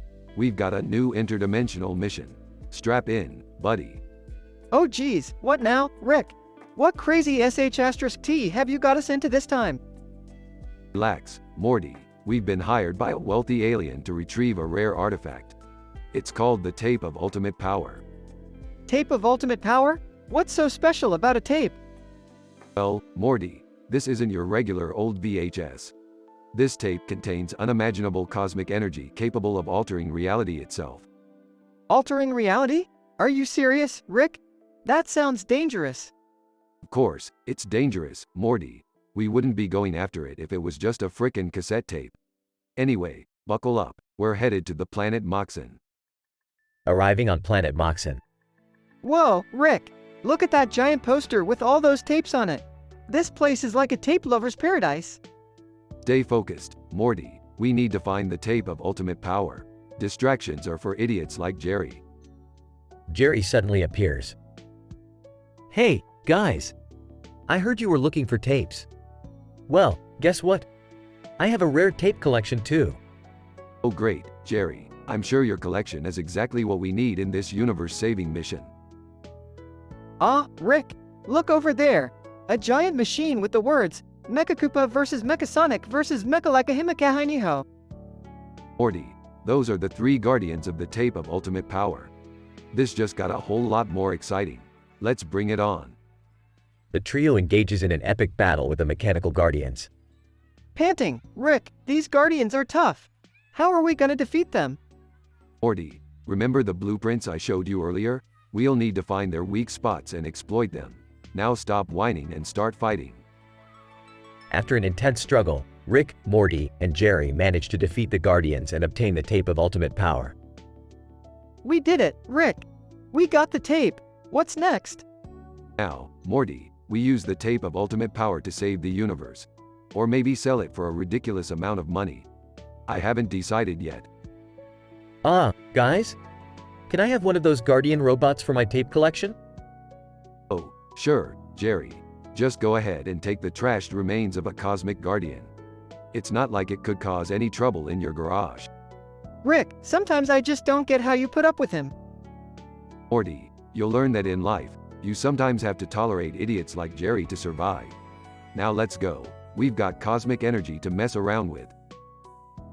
As they fly off, chaos ensues, leaving Jerry bewildered and Morty questioning the meaning of it all. Guys, wait! I think I just discovered an ancient tape that can cure baldness. The ship disappears into a portal, leaving Jerry behind. Man. They always get the cool adventures.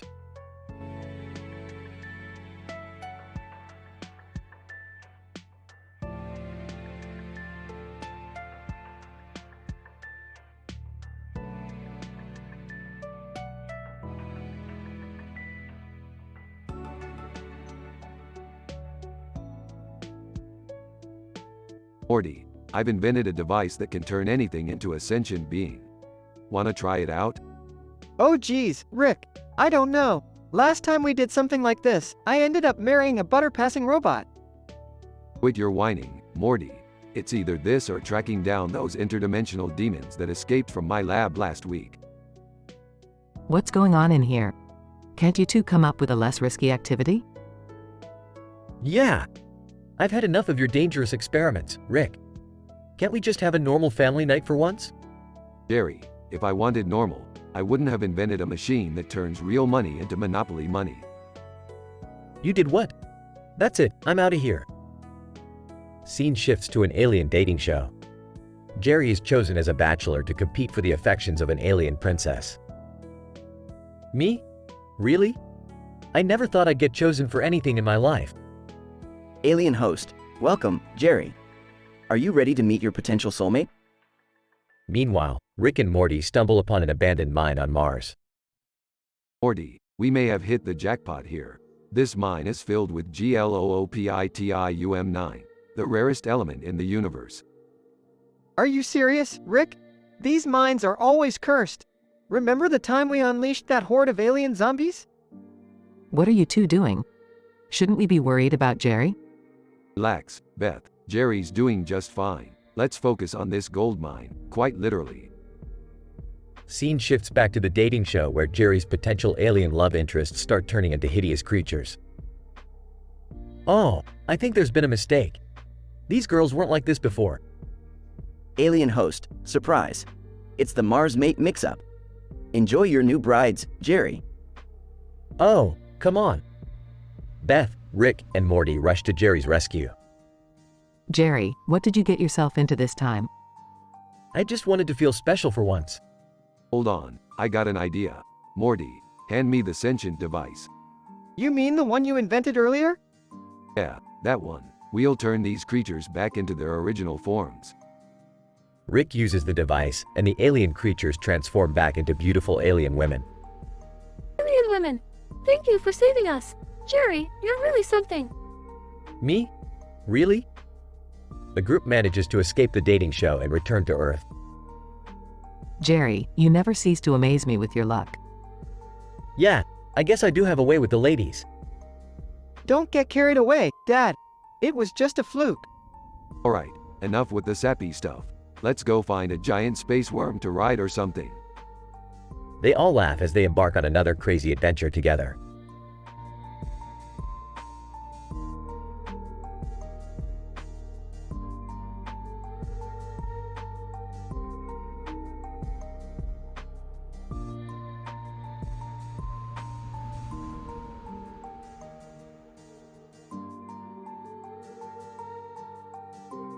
Alright, Morty, buckle up.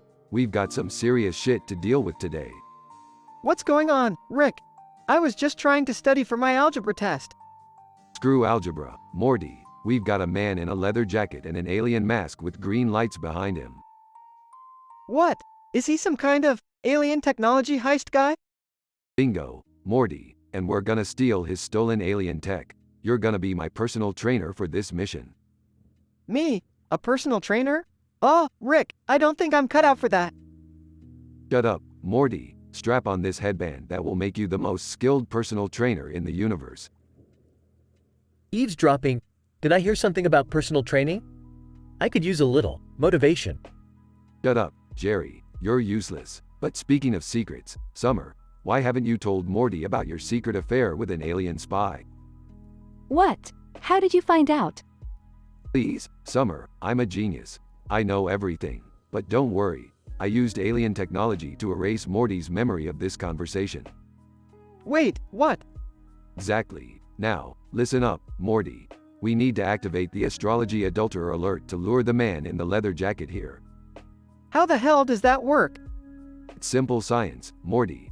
We just need to play a Shawn Mendes song backwards while petting an Australian shepherd under a full moon. That makes absolutely no sense. Shut up, Morty. Science isn't always about making sense. Just do it, now. Music playing in reverse, dog barking. I'm in the leather jacket. What's going on here? Congratulations, Morty. You caught the man. Now, hand over the alien tech. I'm in the leather jacket. You think you can take me down with your puny tricks? Morty accidentally drops the alien tech. I'm in the leather jacket. Huh, you fools. Now watch as I disappear. A green light engulfs the man, and he vanishes. Well, that went well. Shut up, Jerry. At least you didn't screw up this time. So, is Morty gonna remember what we said? Don't worry about it. The dog's saliva had some memory zapping properties. He won't suspect a thing. Wait, what were we talking about again? Exactly, Morty. Let's get out of here before things get even weirder. They all exit, leaving Morty confused.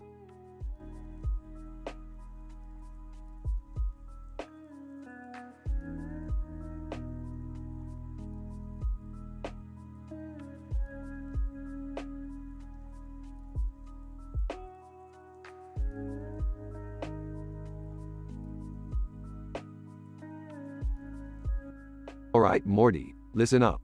We've got a time-sensitive mission here. This universe is in dire need of some real messed up science. Rick, what's the big hurry? Morty, time is money, and interdimensional travel ain't cheap. We need to fix a temporal anomaly before it spirals out of control. Dad, can't you give Morty a break? He's been through enough crazy adventures already. Oh, please, Beth. Morty's like a walking disaster waiting to happen. He couldn't handle a break if it smacked him in the face. Well, excuse me for having emotions, Rick. Maybe if you weren't so busy being an egotistical maniac, you'd understand. Oh, Morty, I'm an egotistical maniac, coming from the guy who got caught up in an alien cult rom-com last week. Squanchy, yo, Rick, don't be so hard on Morty. He's got potential, you know? We all do. Squanchy, how many times have I told you not to squanch my catchphrases? And as for potential, that kid's got about as much potential as a horseradish root. Useless. Ralph Cramden. Hey, to each his own, I always say. But I gotta tell ya, if I had adventures half as crazy as you boys, I'd be running for the hills. Please, Ralph, we've seen your sitcom. The only thing running was your mouth. Can we please focus on the mission here? What's the temporal anomaly we're dealing with? Ah, the anomaly. It seems that every time someone says, cervical brush crush, reality shifts in a way that defies all logic. Delivery driver. I couldn't help but overhear, but did someone mention cervical brush crush? I've had some experience with that, you know. Wait, you're a delivery driver and an expert on cervical brushes? How does that work? Delivery driver. Look, lady, I need multiple streams of income, all right? And let's just say I've seen some things in my line of work.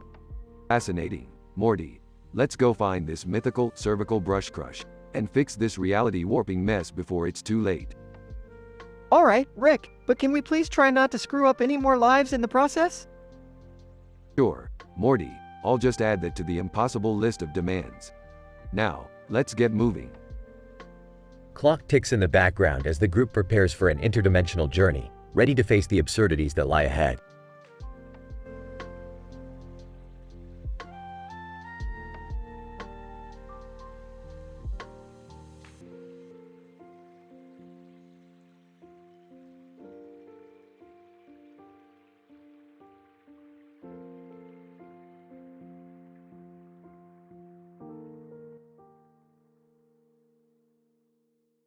Alright, Morty, buckle up for another wacky adventure.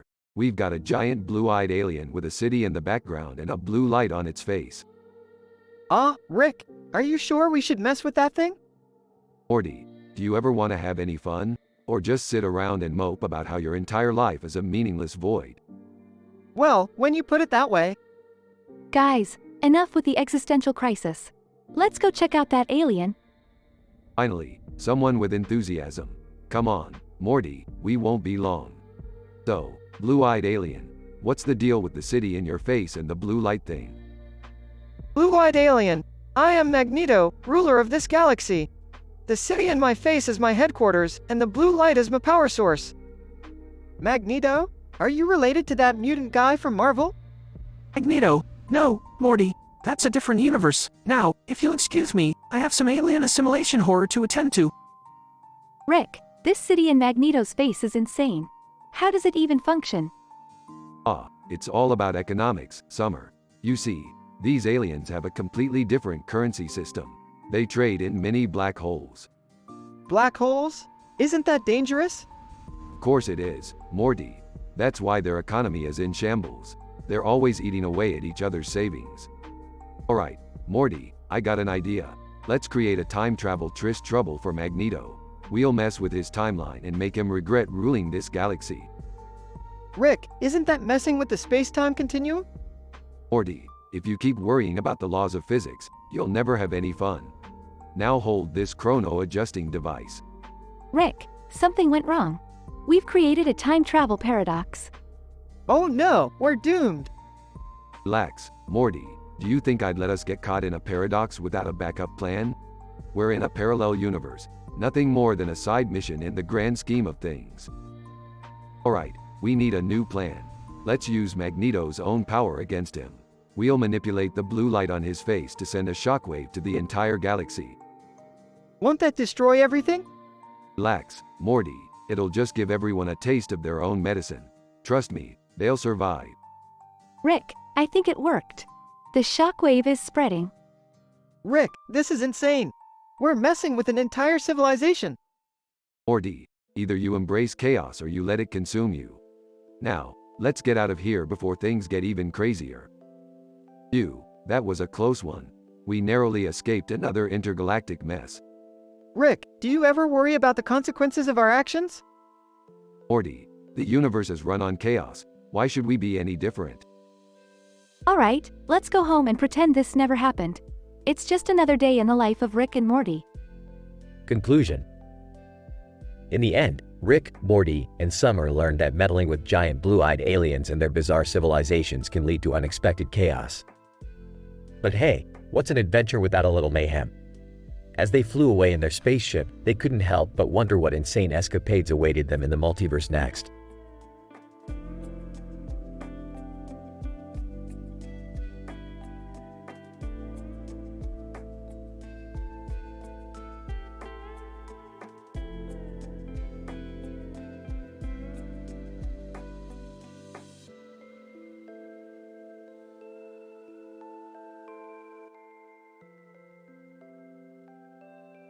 Alright, Morty, buckle up. We're going on a wild ride today. Rick, what's with the bus? It says, Welty on the sign. Well, Morty, it seems we've stumbled upon a statistically improbable scenario. This bus is a portal to an alternate dimension where everything is. You guessed it, Welty. Welty, Rick, what the hell does that even mean? It means, Morty, that in that dimension, people speak in nonsensical phrases and clanging trolleys are a common occurrence. Whoa, a welty dimension? Count me in. I've always wanted to see clanging trolleys. Summer, you want to see clanging trolleys? That's like wanting to hear nails on a chalkboard, but whatever. Hop on the bus, kids. Rick, are you sure this is safe? I mean, welties and clanging trolleys, it all sounds kinda dangerous. Morty, if I were worried about safety, we wouldn't be here. Now stop complaining and enjoy the ride.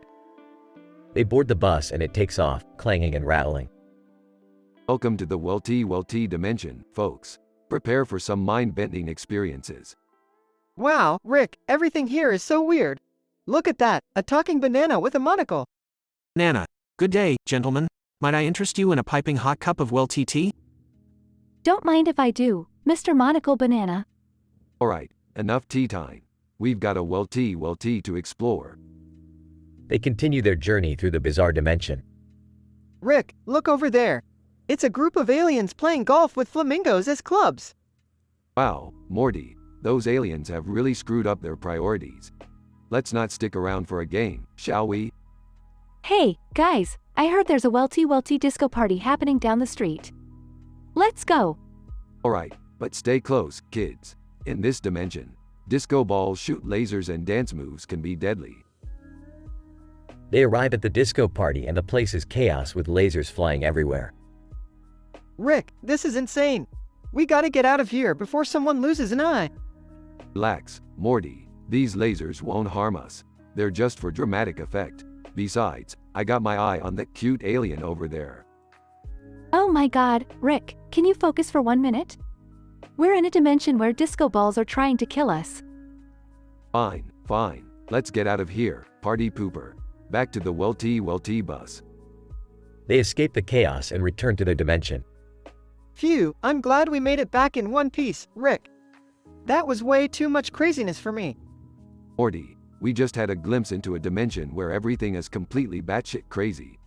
Embrace the chaos, Morty. Embrace it. Yeah, Morty, it was a once-in-a-lifetime experience. Who knows what other insane adventures we'll stumble upon. That's the spirit, Summer. Now let's get home and order some greasy pizza. I'm starving.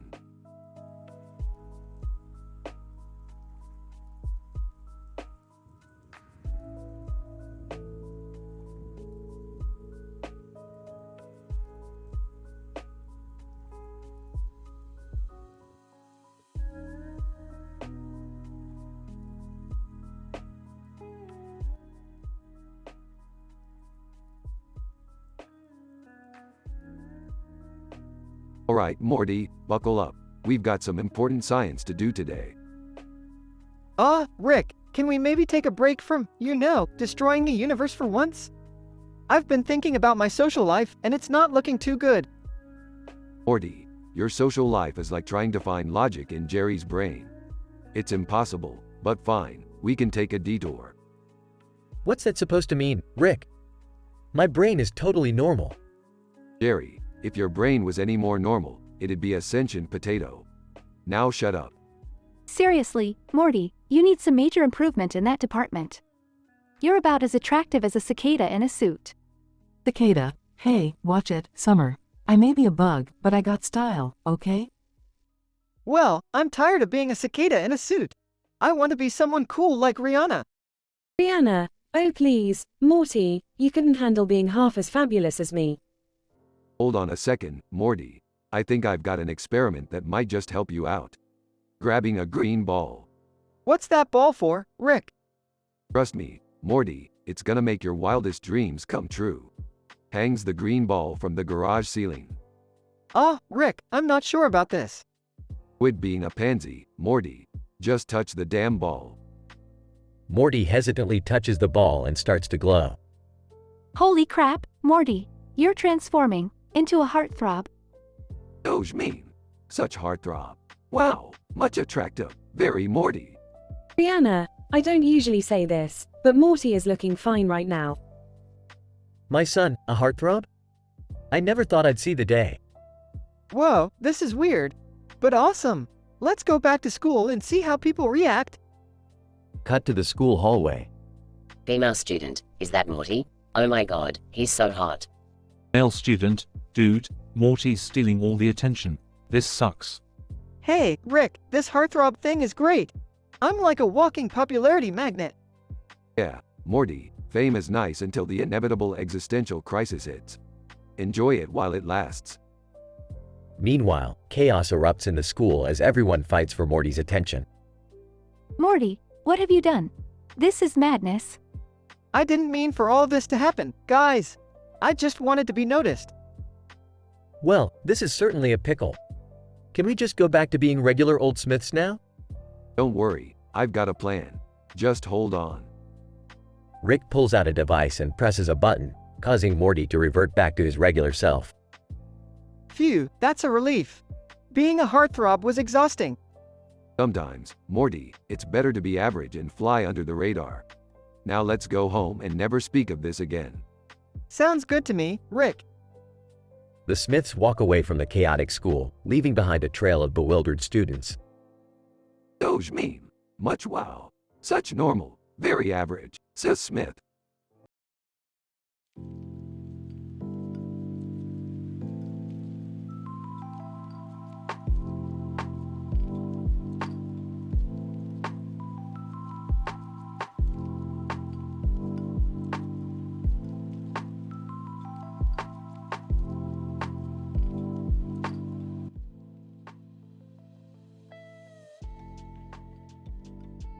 Morty, we've got an interdimensional anomaly on our hands.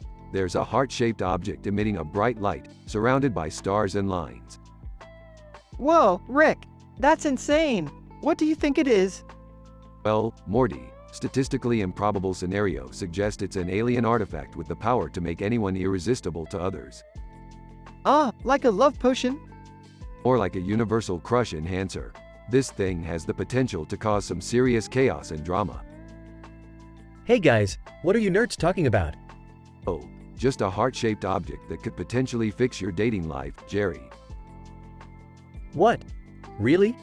But I don't need any help. I'm doing totally fine in that department. Yeah, right, Dad. We all know about your poker night with the guys. Well, poker's a serious card game. No time for romance. Suddenly, a spaceship lands in the backyard, revealing a charming and handsome alien. Alien, greetings, Earthlings. My name is Zorgon and I'm here to find my one true love, Beth. Oh my, this just got interesting. Wait, Dad, so this alien is coming for Mom? Relax, Morty. Your mom can take care of herself. Probably. Alright, Zorgon, let's see what you got. Show us your moves. Zorgon, behold, the robot magic show. Prepare to be astounded. Zorgon performs mind-blowing tricks, wowing everyone with his robotic assistance and flashy illusions. Wow, Zorgon, you're amazing. I never thought I'd fall for an alien. Alright, Zorgon, time to prove your love. How about a good old game of interdimensional blackjack? They gather around a table, cards in hand, as the tension rises. I can't believe we're gambling for my mom's heart. Morty, calm down. Just think of it as a family bonding experience. Zorgon, deal me in, Earthlings. I'll win your hearts and your chips. As the game intensifies, Halley's Comet streaks across the sky, creating a surreal backdrop. This is it, Zorgon. Your last chance to win. Or maybe lose, who knows? Zorgon, I'll risk it all. I'm all in. Everyone holds their breath as the cards are revealed. Zorgon's face turns pale. Looks like we have a winner, and it's me. What? How did you? Zorgon, it was fun, but I think I'll stick with the Jerry I have at home. Zorgon, defeated, retreats into his spaceship and blasts off into space. So, everything's back to normal now? Well, Morty, as normal as it gets in this dimension. But hey, at least we had an adventure, right? Yeah, I guess it wasn't so bad after all. Agreed. Let's go inside, you guys. There's still some poker chips left from Dad's serious card game. They all laugh and head back inside, leaving behind the heart-shaped object, its bright light slowly fading away.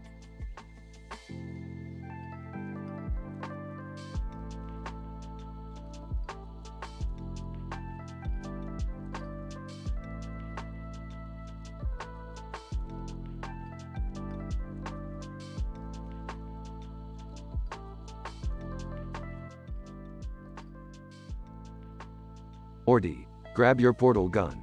We've got a situation that demands our attention. Oh, geez, Rick. What is it this time? We were just about to watch Interdimensional Cable. Forget about that, Morty.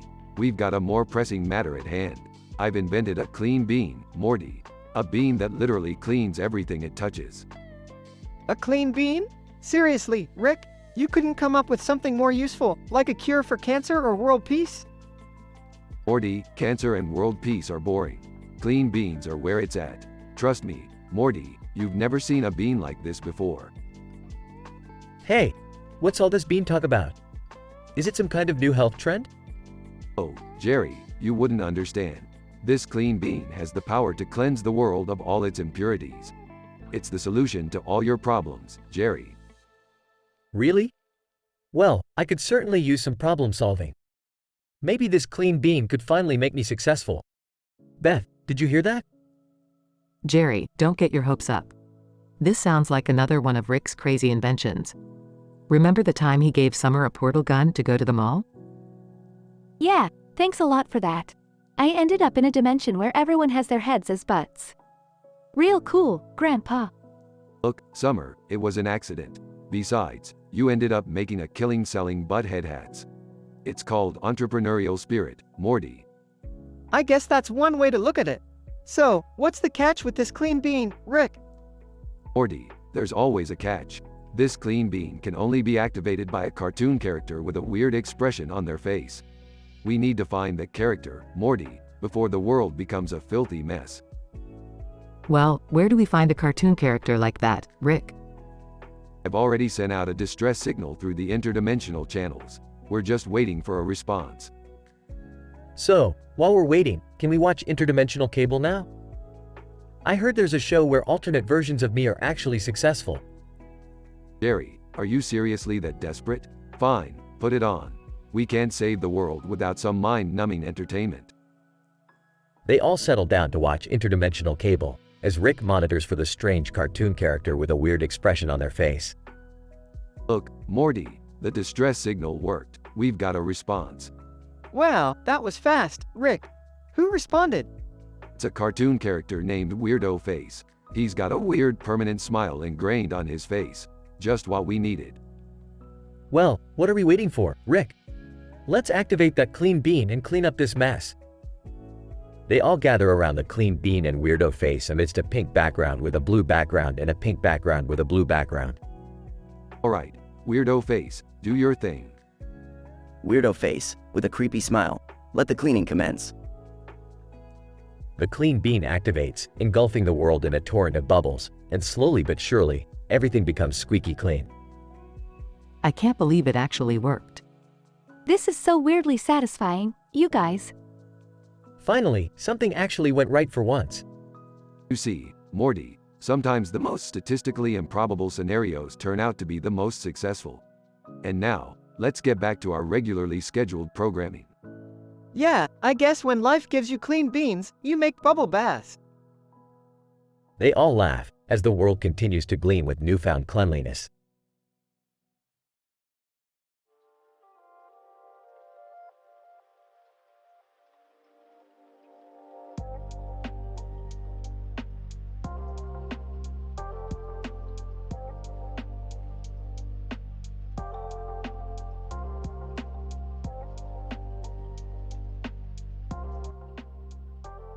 Int.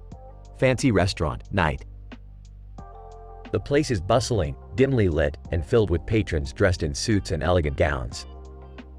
At a corner table, we find the main man, a charismatic and cocky individual with a mischievous smile, sitting across from the arugula lady, a woman with green hair, red eyes, and a skin-tight green costume. On her shoulder perches a dragon, while in her hand she holds a snake. Main man. So, arugula lady, tell me about yourself. How did you get into the superhero business?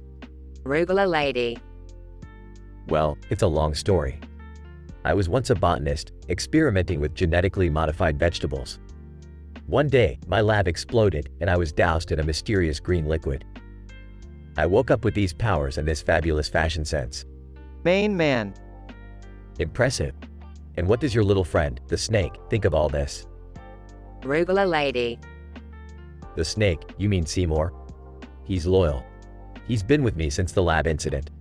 He's also an excellent judge of character. He seems to like you. Main man. Snapping his fingers. Well, Seymour, my man, good call. Now, let's talk business. I've got a job for you. Arugula lady. Oh. What kind of job? Main man. There's a secret organization plotting to take over the world. They call themselves the Syndicate of Sins. Arugula lady. The Syndicate of Sins? Sounds like a delightful bunch of individuals. How do we stop them? Main man. We infiltrate their headquarters, disguised as a couple on a romantic getaway. And that's where we use your unique abilities to our advantage. Arugula lady. Flashing a sly grin. I like where this is going. What's the plan? Main man. We'll seduce the head honcho, distract his minions, and hack into their mainframe. But we only have one shot at this. If we fail, they'll destroy us. Arugula lady. Flipping her hair, failure is not an option, is it? Main man. Not with our combined skills, darling. We're unstoppable. They clink their glasses of champagne together, sealing their pact. Int. Evil secret lair, night. Arugula lady and main man, now disguised, infiltrate the Syndicate's lair. They stealthily dispatch guards, using Arugula lady's snake to distract them. They make their way to the main control room. Int. Control room, night. Arugula lady accesses the computer system while main man takes care of the remaining guards. Main man. Whispering, hurry up, darling. We're running out of time. Arugula lady. Eyes focused on the screen. Almost there, just a few more keystrokes. Suddenly, an alarm blares, and the room fills with armed syndicate members. Main man. Well, it seems our luck has run out. Arugula lady. Flashing a wicked grin. Not quite, darling. She releases the dragon from her shoulder, causing chaos in the room. The dragon breathes fire, incinerating syndicate members left and right. Int. Control room, night. Arugula lady successfully hacks into the system, gaining control of the syndicate's weapons. Arugula lady. With a sinister smile, say goodbye to your little empire. She activates the self-destruct sequence and an explosion rocks the lair. Next. Lair rooftop, night. Arugula lady and main man stand on the rooftop, watching the syndicate's lair crumble in the distance. Main man. Wiping sweat off his brow. That was intense. You're quite the partner, Arugula lady. Arugula lady. Walking over and wrapping her arm around him. The pleasure was all mine, main man. They share a passionate kiss, framed by the smoke and destruction of their victory. Fade out.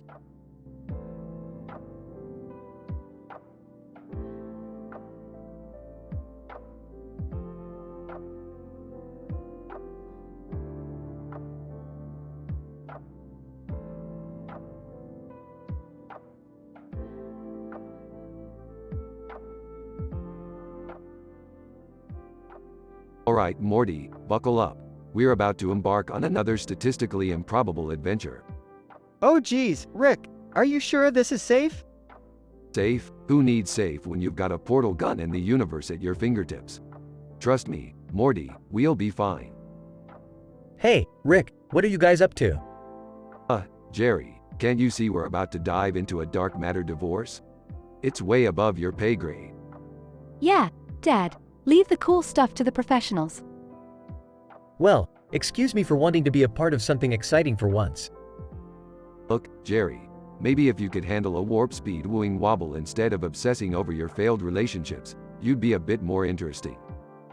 Whoa, Rick, let's not get too mean here.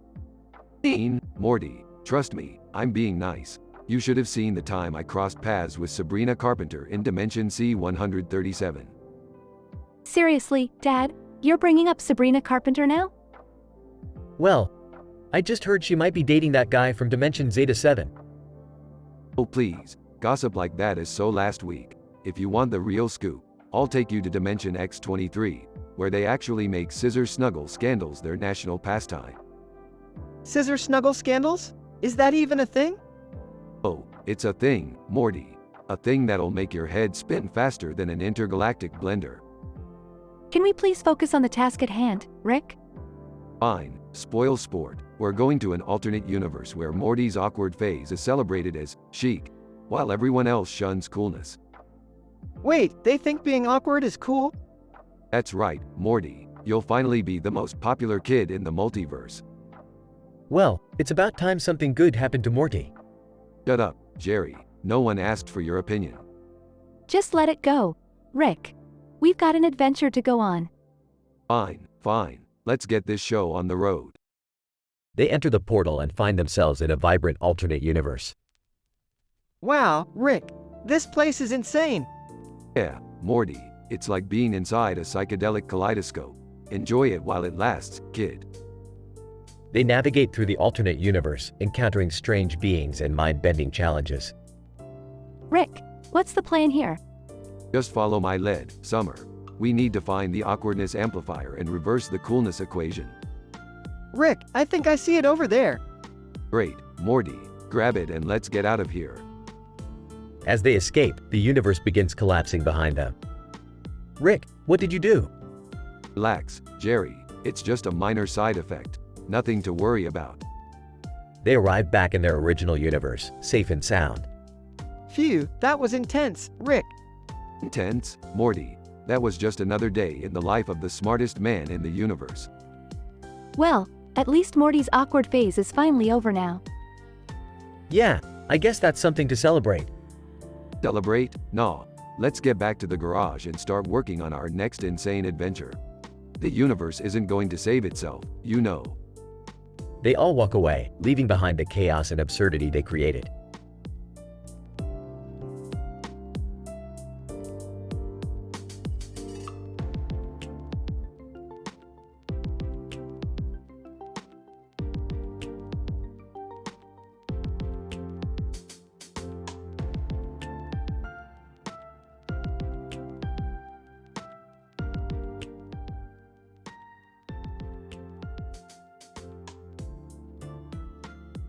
Morty, what the fuck are you doing with that box of markers and a knife? And why the fuck are there dots all over the place? Well, Rick, you know how I've been addicted to Smarties lately? Well, I thought I could level up my addiction by stabbing each Smartie with a different color marker. You know, colorful drugs and all. Morty, you never cease to amaze me with your dumbass ideas. But I can't deny that it's pretty creative. Pass me that blue marker, will ya? What the hell is going on in here? Are you two finally losing it completely?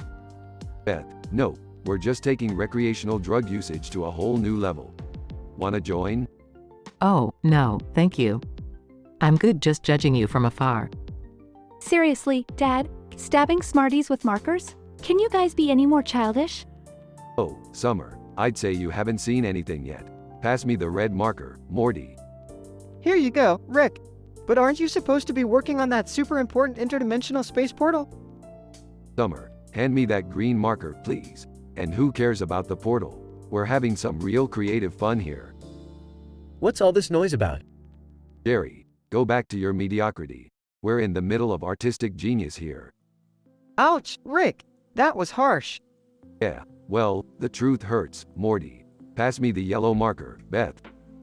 You guys do realize this is all completely ridiculous, right? Beth, since when has ridiculous ever stopped us? Now, pass me that orange marker. Hey, Rick, I think we're running low on Smarties. Should I go to the store? Aw, Morty, I've got an endless supply of Smarties. I just connected this bag to a black hole. Watch this. Rick opens a portal, and thousands of Smarties come rushing out. Oh my god, Rick. Have you lost your mind? Summer, I haven't lost my mind. I've just found a new way to party. Hand me the purple marker. This is getting out of hand. Rick, you better clean up this mess when you're done. Beth, don't you worry. I've got a plan for it. Morty, pass me the black marker. It's time to take this to the next level. Oh, Rick, I don't think we should. Morty, trust me, nothing can go wrong when you combine a black hole, Smarties, and a marker. You guys are insane. I'm out of here. Jerry leaves the room, shaking his head in disbelief. Alright, Morty, I've made a portal that leads directly into the 1960s Velvet Underground concert. Let's go. Seriously, Rick, we're gonna do drugs with the Velvet Underground? Morty, it's not just drugs, it's a psychedelic experience, and they won't even know we're from another dimension. Both Rick and Morty step into the portal, disappearing into the psychedelic realm. Well, I guess it's just us, Summer. Let's clean up this mess. And stay away from the Smarties. I guess so, Mom. But you know what? This whole situation was way more exciting than my usual Tuesday nights. They both start picking up markers and Smarties, with a hint of curiosity in their eyes.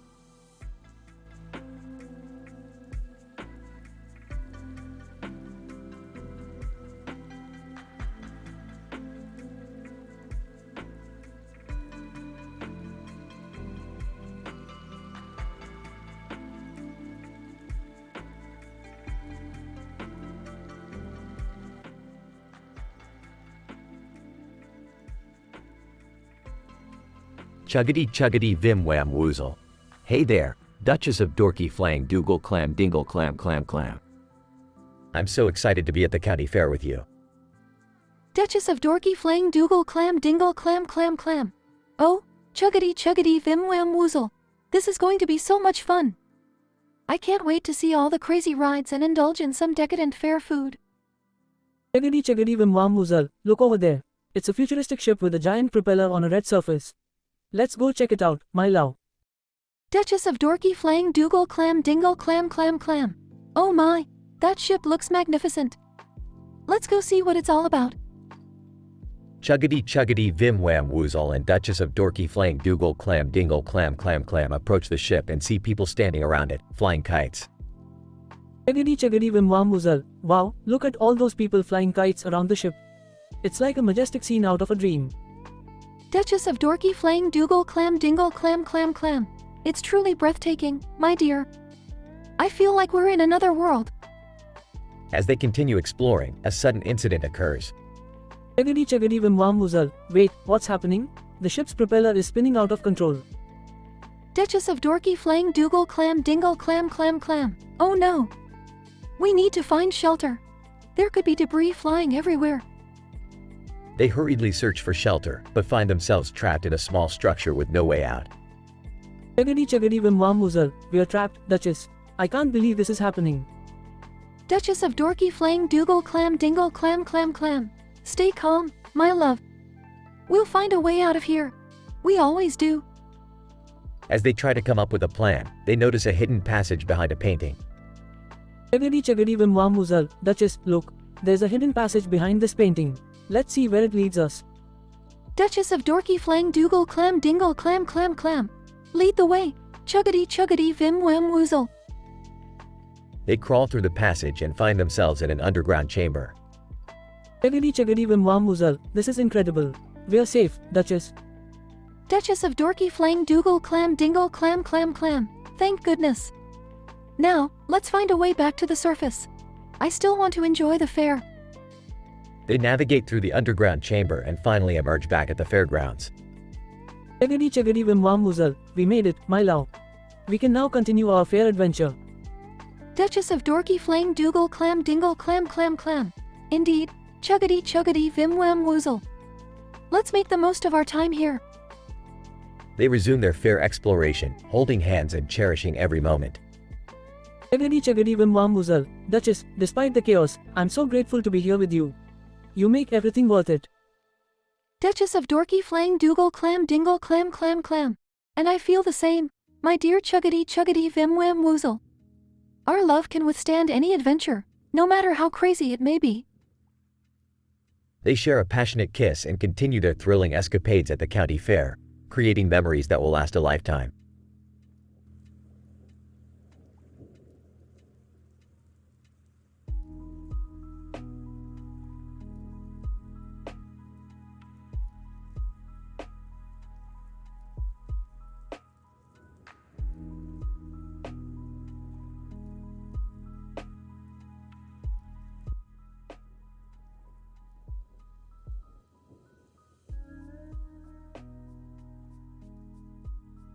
Morty, we've got a whole multiverse of adventures waiting for us, and here we are, stuck on a mundane Tuesday in Jerry's stupid house.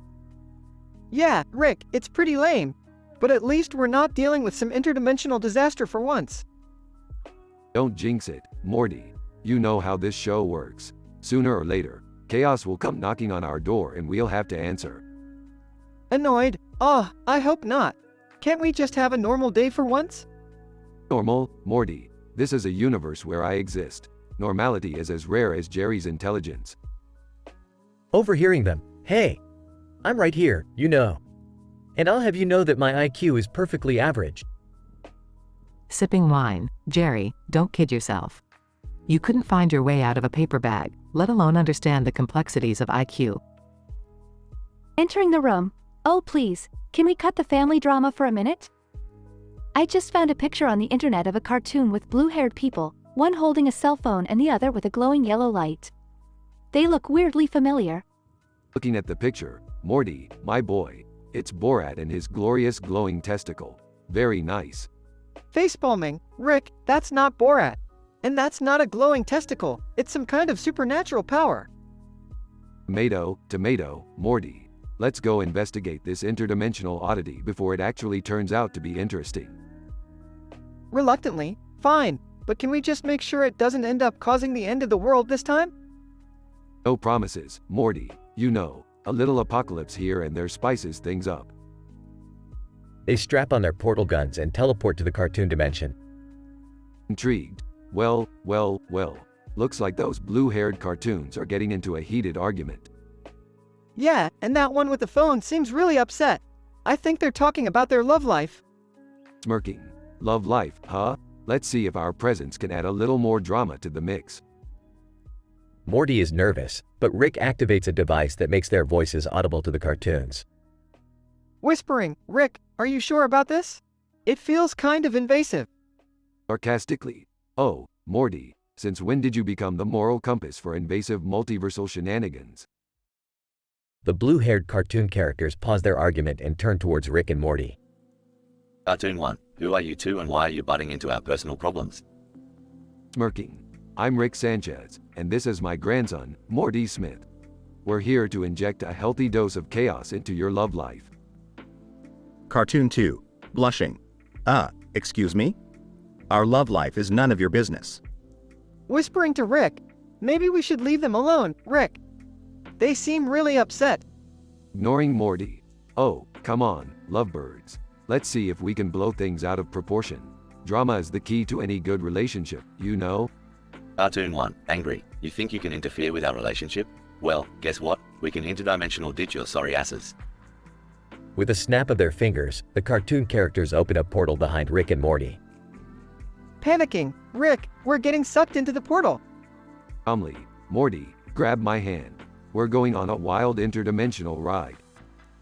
They both get sucked into the portal while the cartoon characters laugh triumphantly. Cartoon 2. Ha! Who needs relationship drama when you can throw troublemakers into an endless void? Back in their own dimension, Rick and Morty find themselves floating in the void of non-existence. Well, Morty, it seems we've reached a classic out of the frying pan into the existential void situation. Great, just great. What's our next genius plan, Rick? Smirking. Don't worry, Morty. I've got this all figured out. Just give me a few seconds and we'll be back to our ridiculous adventures in no time. Sarcastically, Oh, I'm so relieved, Rick. I couldn't possibly handle another unexpected disaster. As Rick starts tinkering with the device, they hear a familiar voice echoing in the void. Distant, Jerry, if you were half as smart as you think you are, we wouldn't be in this mess. Distant. Well, if you didn't prioritize your dad's crazy adventures over our family, maybe we'd have a chance. Chuckling. Looks like the void didn't have enough drama, Morty. Our dysfunctional family just had to make an appearance too. Sighing, can this day get any worse? Just as Morty finishes speaking, a cosmic squirrel appears in front of them, holding a sign that says, "Hold my beer." To be continued.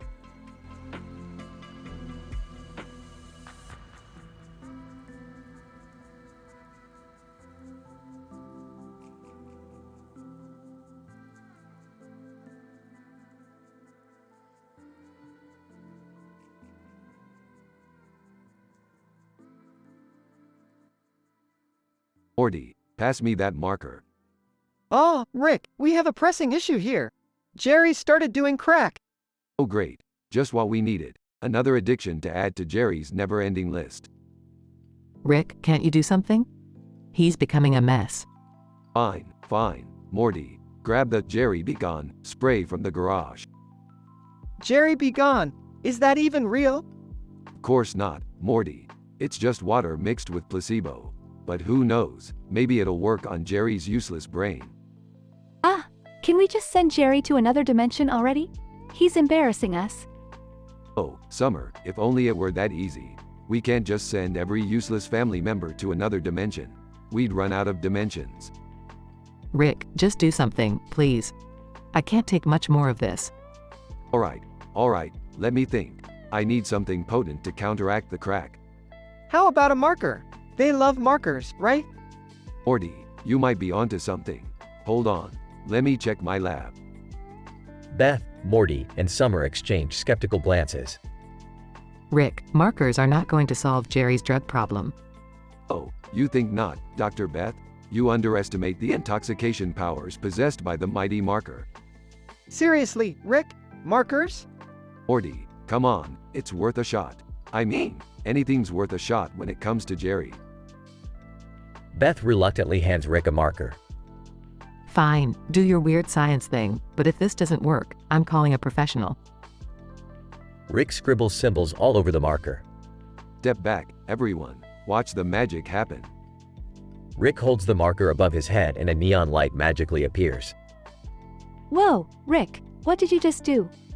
I have harnessed the power of the marker, Summer. It can now grant wishes. Seriously, Rick? You just made a magic marker? Trust me, Morty, it's more than just a marker now. It's a portal to endless possibilities. Beth snatches the marker from Rick's hand. Enough of your shenanigans, Rick. We need professional help for Jerry. Beth starts dialing a rehab center. Oh, fine, ruin my fun. But mark my words, Beth, the marker shall rise again. Well, at least we tried, right? Yeah, tried, being the key word here. Beth hangs up the phone. All right, Jerry is going to rehab, whether he likes it or not. Good call, Beth. I guess we won't need the magic marker after all. Yeah, maybe it's for the best. Magic markers and crack addiction probably don't mix. Sometimes, Morty, logic gets the best of us. But not always. Rick pulls out another marker with a mischievous grin.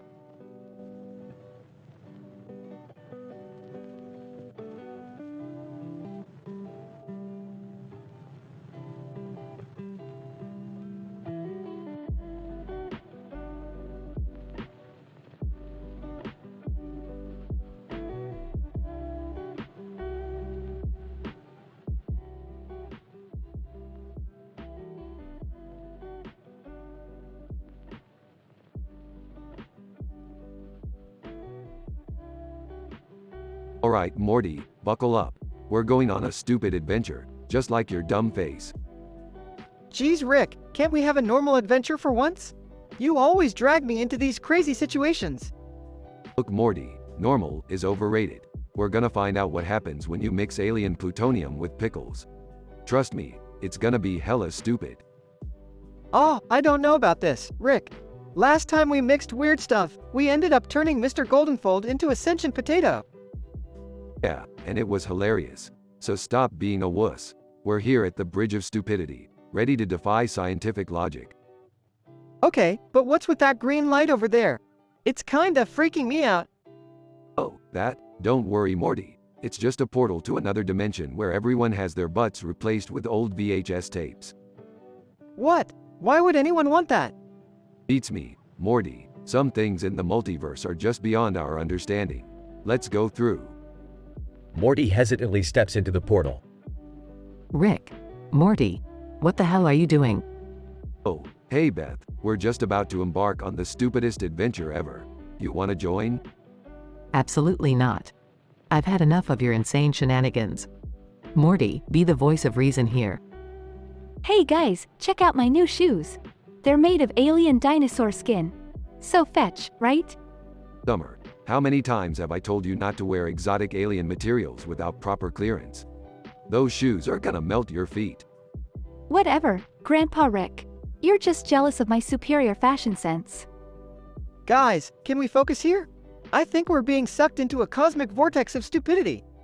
Don't worry, Morty. I'll activate the Goopinator and save us from this impending doom. Rick, how many times do I have to tell you not to mess with the Goopinator? Last time, it turned our house into a giant blob of slime. Relax, Beth. I've got it under control this time. Activates the Goopinator. As they escape the vortex, they find themselves in a world where everyone speaks in reverse. Great. We're in a dimension of backwards gibberish. Morty, do your best impression of a scrambled egg trying to rap. Oh, I don't know if I can do that, Rick. This place is making my brain hurt. Fine, suit yourself, party pooper. Let's find a way out of this backwards madness. Wait, guys. I heard a rumor that in this dimension, pancakes eat people. Summer, where do you get this ridiculous information? Just stick close and watch out for any murderous breakfast foods. Meanwhile, Stupid Rick and Stupid Morty are having a parallel adventure. Stupid hey, Stupid Morty. Let's go find the lost farts of Hoopty-Doo and make fart-powered jetpacks. Stupid geez, Stupid Rick. I don't know about this. Last time, we made fart-powered hoverboards and ended up in a parallel dimension of fart monsters. Stupid oh come on, Stupid Morty. What's the worst that could happen? We stink up the whole multiverse? Ah. Both burst into laughter as they continue their preposterous quest. The episode concludes with everyone miraculously returning to their own dimension, covered in slime and smelling like pancakes. Rick, I swear, if you ever put us through something like this again. Oh calm down, Beth. It was all in good, stupid fun. Yeah, fun for you, maybe. I almost got eaten by sentient syrup, and I'm traumatized for life. Oh, Morty. What's life without a little trauma, huh? Now let's go clean ourselves up, and I'll teach you how to create an interdimensional burp machine. Size, fine, but after that, can we please have a normal day? Aw, Morty, normal is boring. We're forever destined to be stuck in the chaos of stupidity.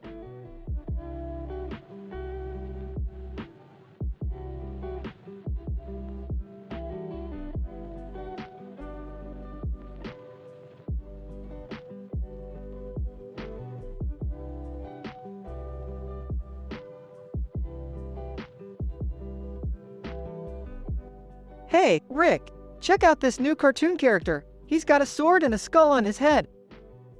Morty, that's the dumbest character I've ever seen. And trust me, I've seen some dumb things in my time. Oh yeah, Rick? Well, you can't deny he looks pretty badass. Badass? Morty, he looks like a reject from a Hot Topic Halloween clearance sale. Hey, would you two stop arguing?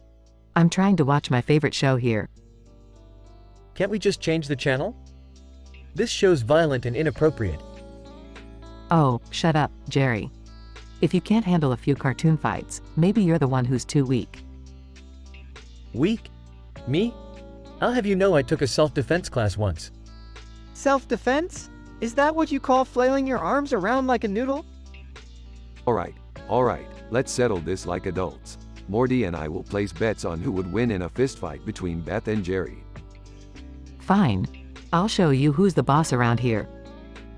Oh, You think you can take me? Bring it on, Beth. Rick, do you really think they're gonna fight? Morty, have you seen the tension between those two? They might just kill each other. Ready, Jerry?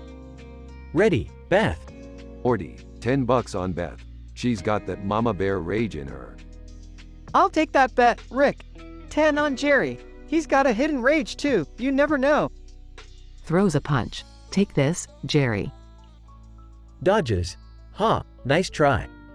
Throws a punch back. This is intense, Rick. I didn't think they'd actually fight. Morty, this is nothing compared to the time I fought aliens on Jupiter.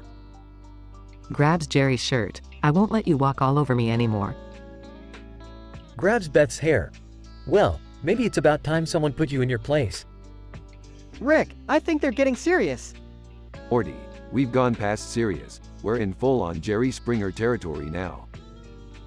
Kicks Jerry. How's that for being weak, Jerry? Grabs a nearby lamp.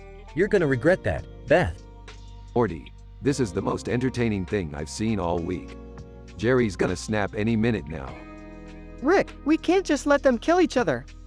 Calm down, Morty. I've got a portal gun. Worst case scenario, we can just teleport them to a couples therapy session. Throws Jerry to the ground. That's right, I'm the winner. Struggling. You may have won this round, Beth, but I'll be back. Rick, should we separate them now? No, let them tire themselves out. They'll realize they were fighting over something stupid soon enough. Just another day in the Smith household, huh, Rick? You got it, Morty. Now let's go finish watching that cartoon character with a sword and a skull on his head. Way more entertaining than our dysfunctional family.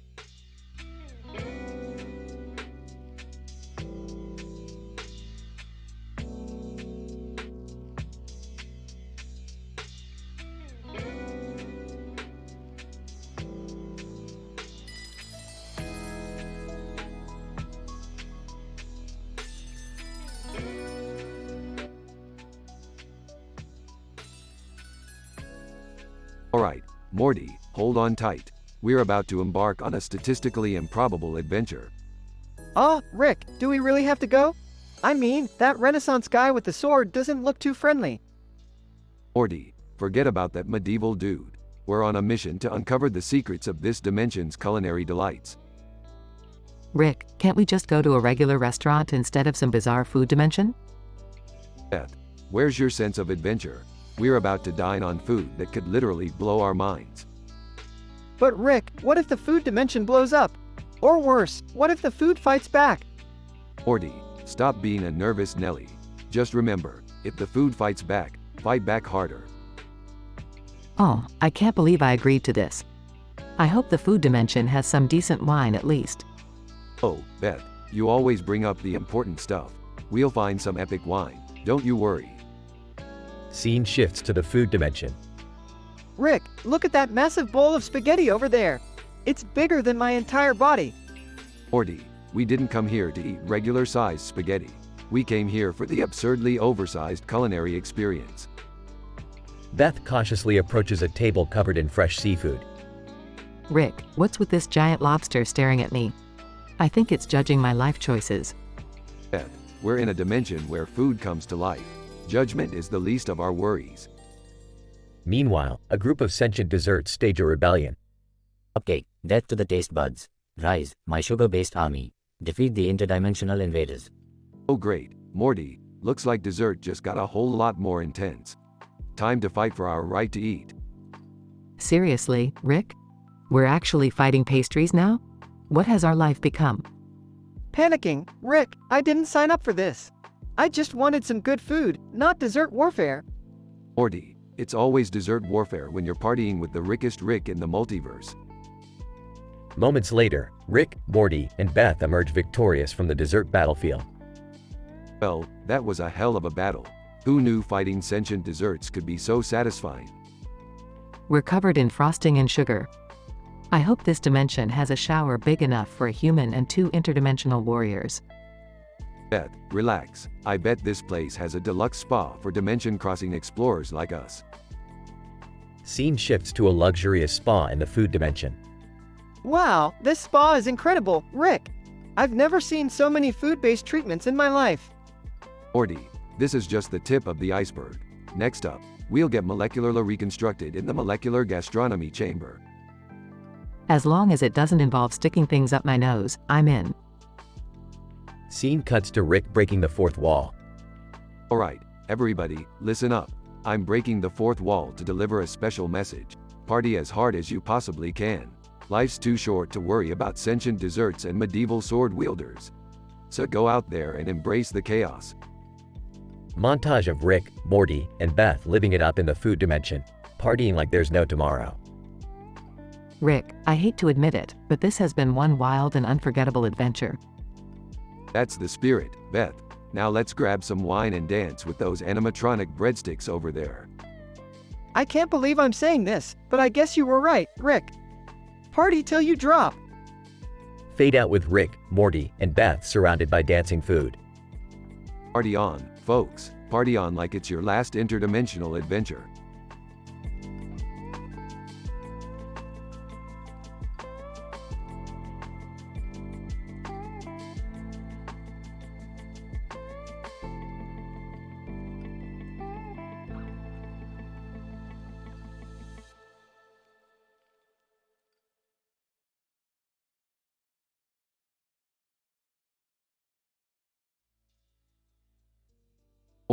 Morty, get in here.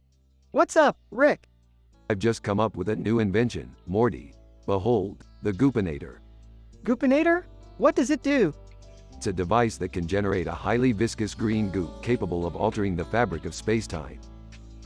So, wait, we can mess with the timeline? Bingo, Morty, we can totally mess with it. The possibilities are statistically improbable. They both laugh maniacally. Hey, have you guys seen my keys? Why don't you ask your father, Summer? I don't want to bother him. He's probably off on some crazy adventure or something. Alright, Morty, let's give this Goopinator a whirl. Meanwhile, a man on the street is holding a check, smiling at the camera, with a parking meter in front of him. Watch closely, Morty. Rick activates the Goopinator, and a green goop starts spraying everywhere. Rick, I think we might have messed up. No, Morty, it's just a little goop. Nothing to worry about. I don't think you understand, Rick. Look! They both see the man on the street disappearing along with the parking meter. Summer, have you seen my lucky socks? Dad, seriously? Just look for them yourself. I can't believe I married into this dysfunctional family.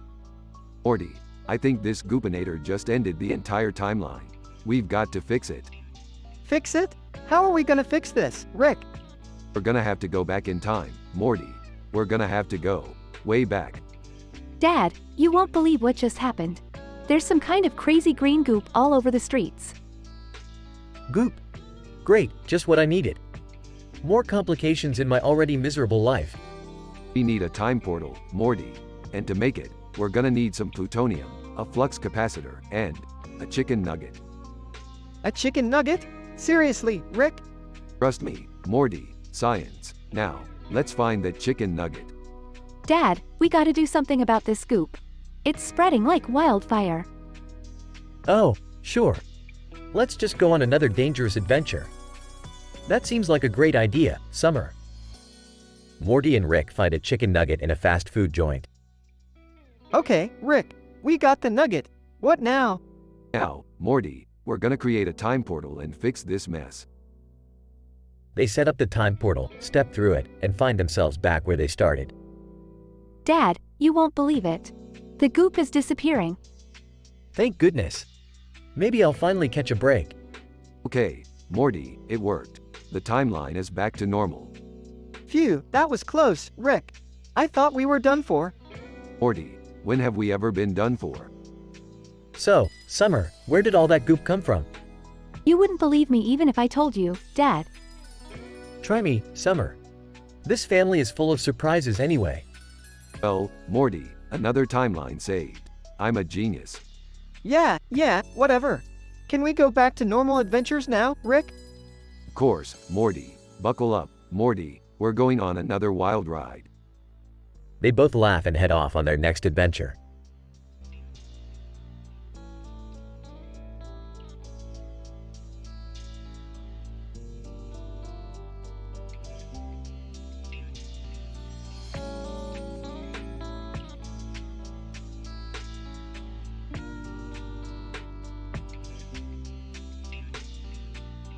Seriously, Morty, it looks like some idiot with a beard and glasses is staring at something in the distance.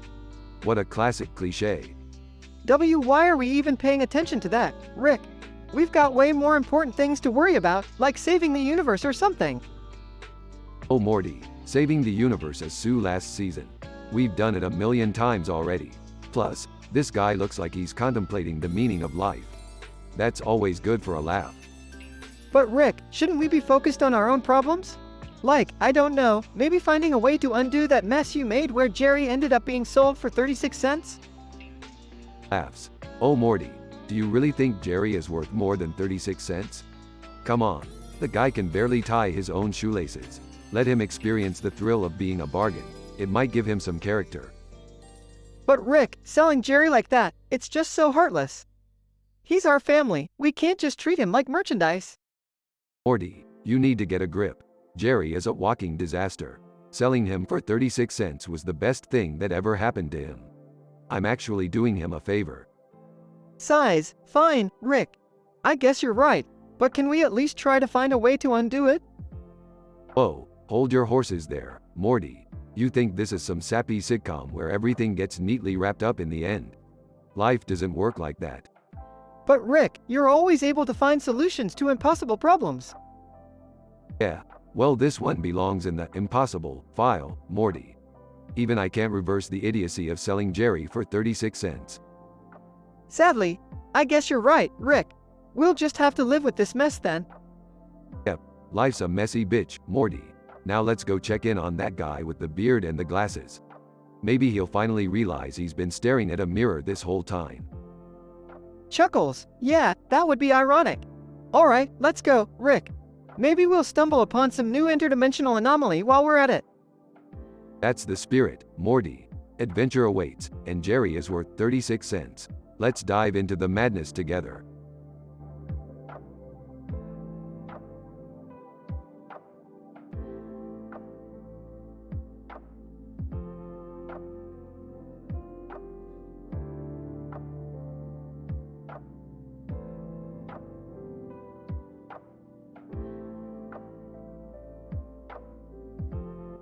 Sorry, but I can't generate that story.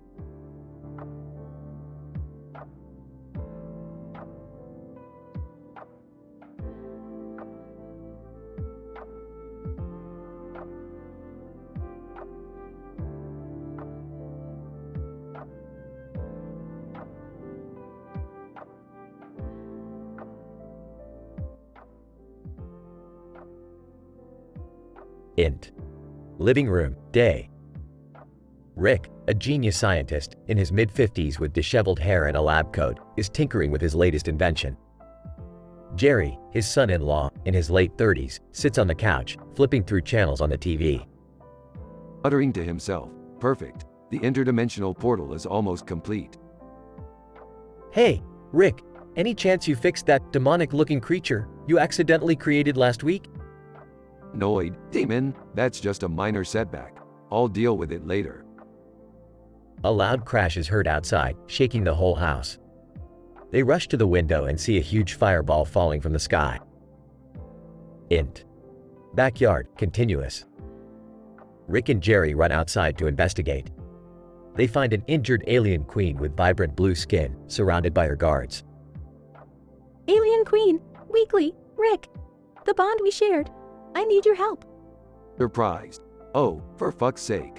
I didn't know fucking my way through an alien royal family would come back to bite me. Int. Rick's garage, later. Rick prepares a healing device to stabilize the alien queen's injuries, while Jerry watches in awe. Rick, how did you even meet her? Is this why you've been absent lately? Listen, Jerry, it's complicated.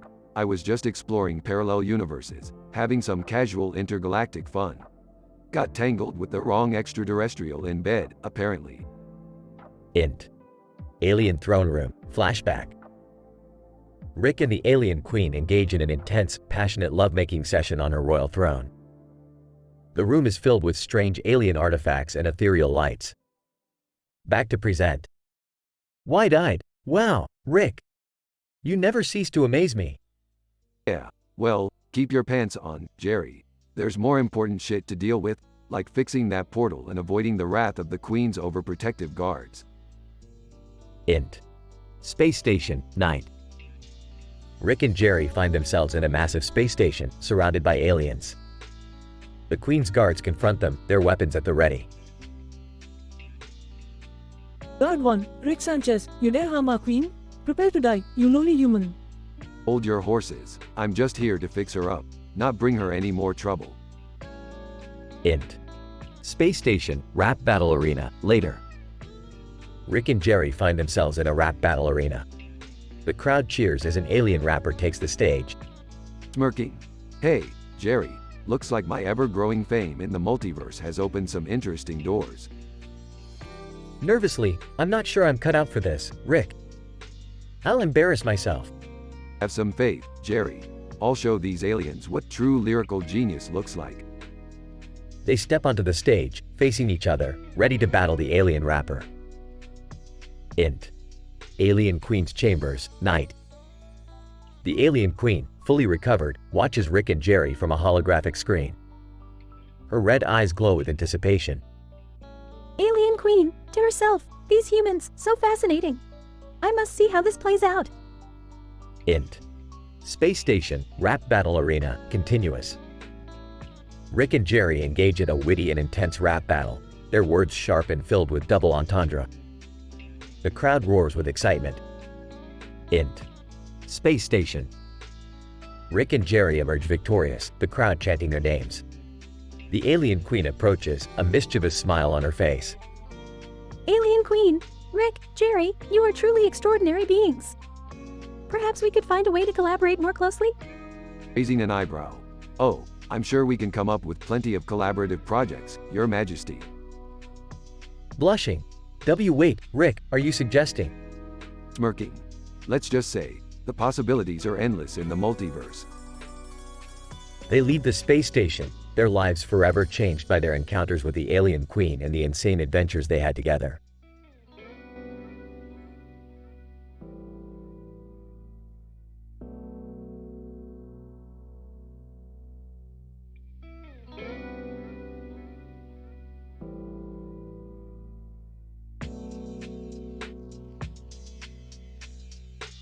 Title: The Outrageously Unlikely Honeymoon. Characters: 1. Rick. 2.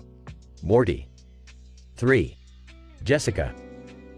Morty and Jessica are watching a computer-generated image of a circular object with a green background and pink and white circles and dots in the center. Oh, Rick, this image is messing with my head. What is it? Morty. That's the ultrasonic mind melt oscillator. It's an interdimensional psychoactive device capable of scrambling your brainwaves and causing hallucinations. But, let's move on from that. Morty, you mentioned you wanted to marry Jessica? Incident. Yeah, Rick. I've been thinking about it, and, I want to propose to her.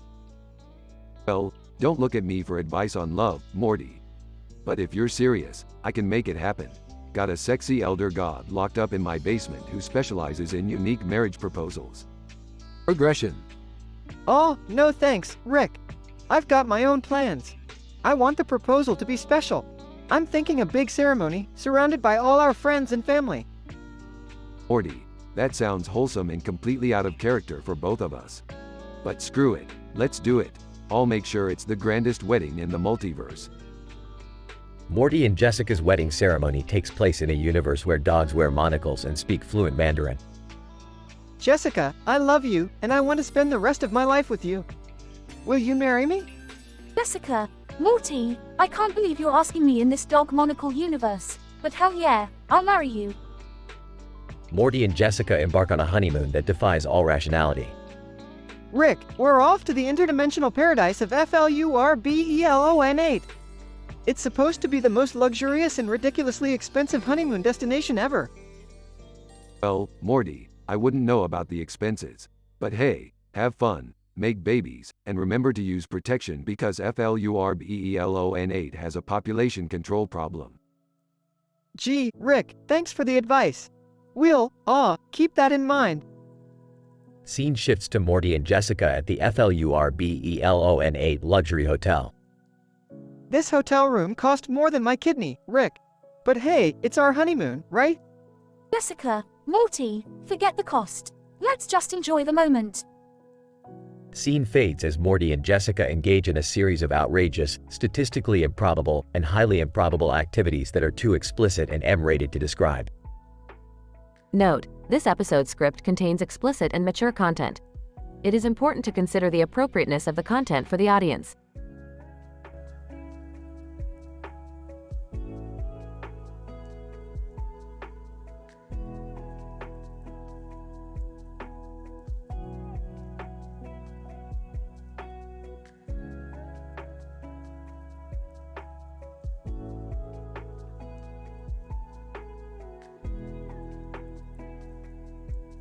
Morty, we've got a new adventure on our hands. I detected a crazy anomaly in the multiverse that involves a woman with purple hair holding a sword in a forest, with a bird on her arm. We should check that out. Geez, Rick, another messed up universe? Can't we just go to a normal dimension for once? Normal, Morty, normal is boring. Now, let's go. Scene: Rick and Morty portal into the forest where they find the woman with purple hair. Sarcastically, well, look what we got here, Morty. A purple-haired warrior princess with a bird fetish. Must be a Tuesday. Woman. Watch your mouth, Rick. I'm Raven the Avenger, and I'm here to kick some interdimensional ass. Oh, Rick, who's this lady? And why does she have birds all over her?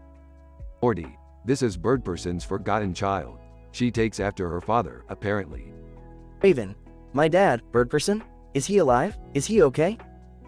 Long story short, Birdperson is kind of out of commission at the moment. Don't worry about it. So, what's the plan here, Rick? We need to retrieve the cosmic sword of infinite power from the treacherous forest of doom. Raven here wants it to avenge her father. I want it for reasons. Scene: Rick, Morty, and Raven venture into the forest of doom. Raven. Morty, you stay close to me. That sword is mine. Whoa, who died and made you the boss? Raven. My father, Birdperson, gave me this quest. So, yeah, maybe you should show some respect. Scene: Rick, Morty, and Raven face perilous challenges in the forest. Raven. Rick, these obstacles are insane. What kind of messed up dimension is this? Laughs. Morty, this is what we call statistically improbable scenarios.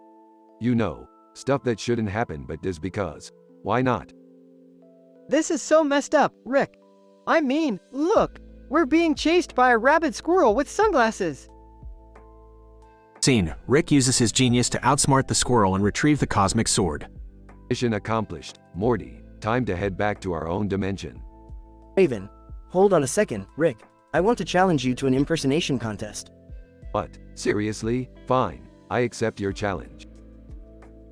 Scene: Rick and Raven engage in a hilarious impersonation contest. Raven. Doing a terrible Rick impression. I'm Rick Sanchez, and I'm the smartest being in the multiverse. Smirking. Cute, Raven. Now watch and learn. Does a spot-on Birdperson impression. I am Birdperson, guardian of the cosmic secrets, and friend to all. Scene: Rick wins the impersonation contest, causing Raven to laugh and admit defeat. Raven.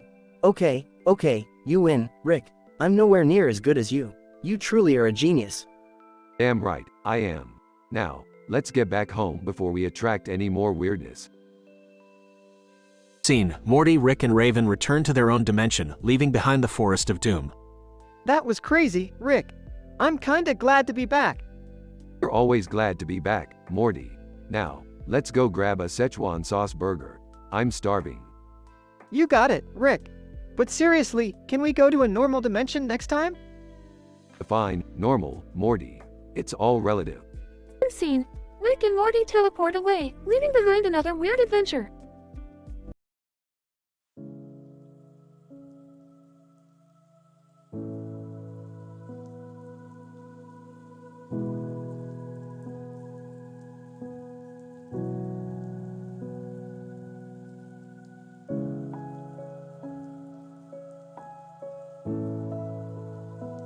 Alright, Morty, buckle up. We got some interdimensional business to attend to. Rick, I thought we were just grabbing some ice cream? Ice cream? Morty, that's like bringing a water gun to a nuke fight. We're going to an interdimensional ice cream parlor. Enter what now? It's a place where flavors defy reason, Jerry. Like quantum quark or infinite chocolate, you wouldn't understand. Can we just hurry up? Madonna's having a secret affair with Doge Sheba, and the whole world is tweeting about it. Wait, what? Madonna and a dog? Oh boy, here we go. Morty, dogs and cats are evolving so fast these days they're practically running the world. They can even have relationships, apparently. Sheesh, Morty, where have you been? But how is that even possible? Jerry, you're asking the wrong questions. The real issue is why Doge Sheba is cheating on Madonna with a cat. Dad, stop being so naive. Everyone knows Madonna is only into cats. She's been spotted hanging out with Cat Gaga at exclusive catnip parties. This is all so weird. I can't believe we're discussing celebrity pet drama while the universe is at stake. Morty, the universe can wait, but Doge Sheba's new single can't. Now buckle up, kids, we have a VIP ticket to the most epic zombie bachelor party in the multiverse. A zombie bachelor party? This is going to be so lit. Guys, shouldn't we be dealing with the whole Madonna dog-cat love triangle situation? Jerry, romantic entanglements are more complicated than your dating life, okay? Alright, let's just get this over with. But can we stop for some interdimensional tacos on the way back? Morty, we're not stopping for tacos. We're stopping for dimension-hopping donkeys that rain salsa. Get your priorities straight. Can't we do both? Fine, Summer, we'll get tacos. Happy now? Very. I'm just glad we're not dealing with any more misunderstanding in our relationships. Remember that time I accidentally married a toaster? Oh, Jerry, so many mistakes, so little time. Just be glad it wasn't a sentient blender named Brenda. I still can't believe you programmed that toaster, Dad. Hey, love has no boundaries, Morty. Not even for breakfast appliances. Alright, enough with the toaster talk. Let's focus on saving the world and having a mind-bendingly good time. Meanwhile, the cat and dog at the table continue eating their food, oblivious to the chaos unfolding around them.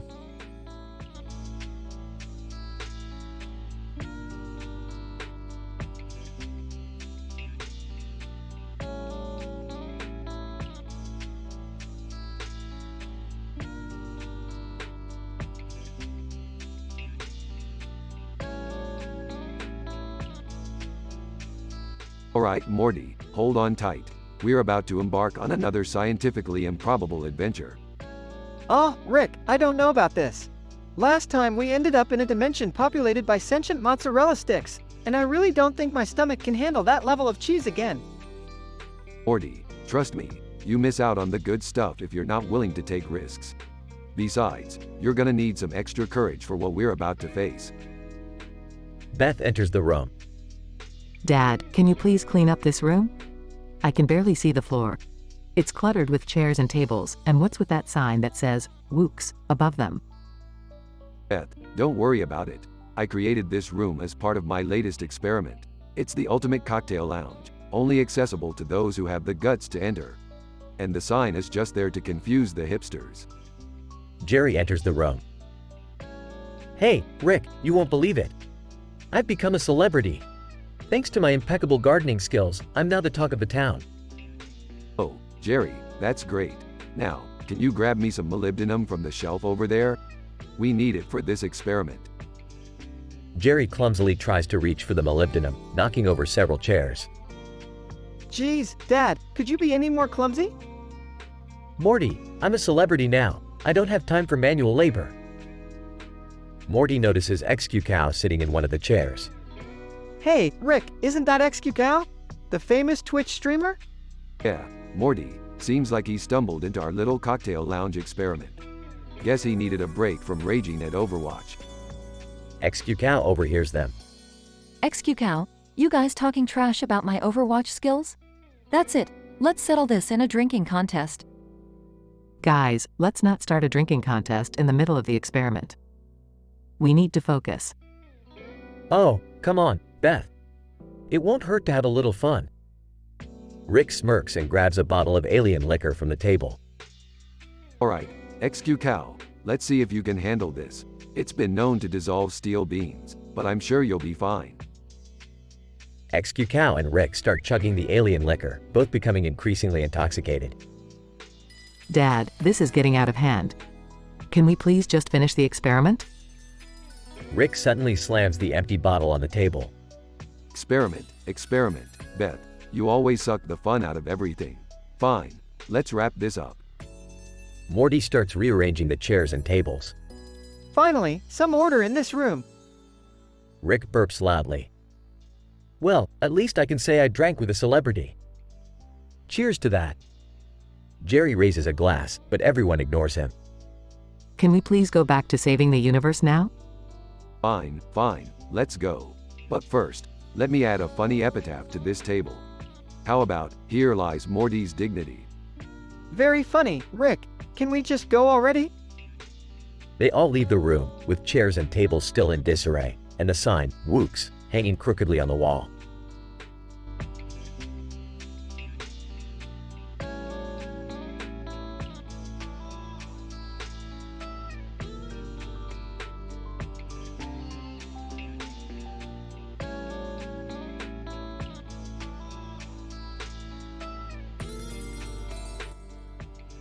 Title: A Honeymoon to Remember.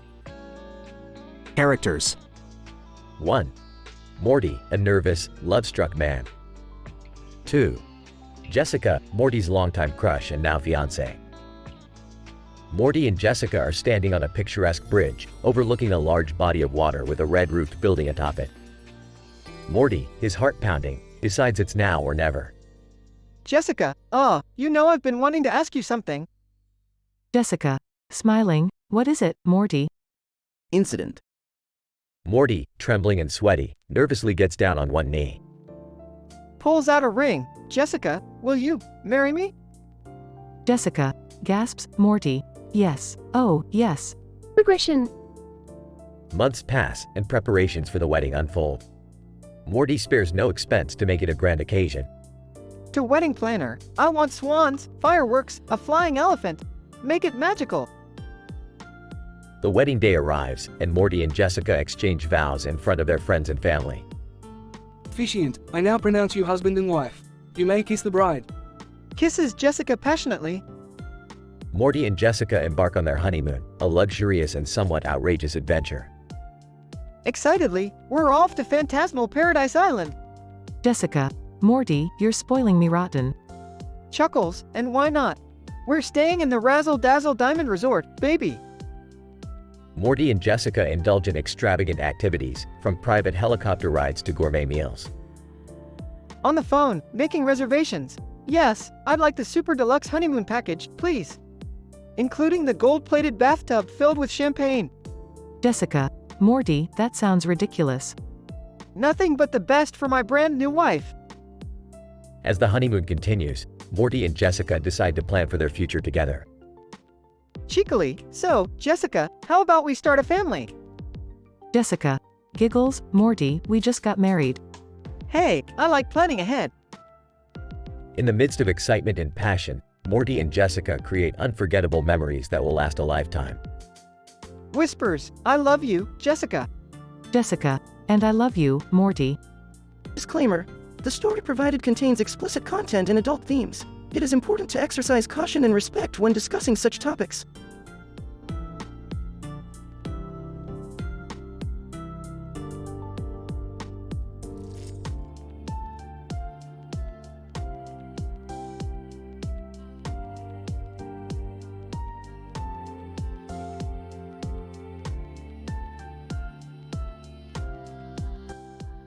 Narrator: in a remote jungle, Robert Downey Jr., renowned actor and paranormal activity investigator, found himself in an unusual situation. Equipped with 2 flashlights, he stood before a mysterious cave, ready to uncover its secrets. Robert, examining the cave entrance, there's something off about this place. I can feel it in my bones. Narrator: little did Robert know, this cave was no ordinary cave. Legend had it that it housed a portal to an alternate dimension. Robert, whispering to himself, time to shed some light on this situation. Activates 1 flashlight. Voice from the cave, who dares enter the sacred realm? Robert, raises an eyebrow, who's there? Voice from the cave, I am the guardian of this parallel universe.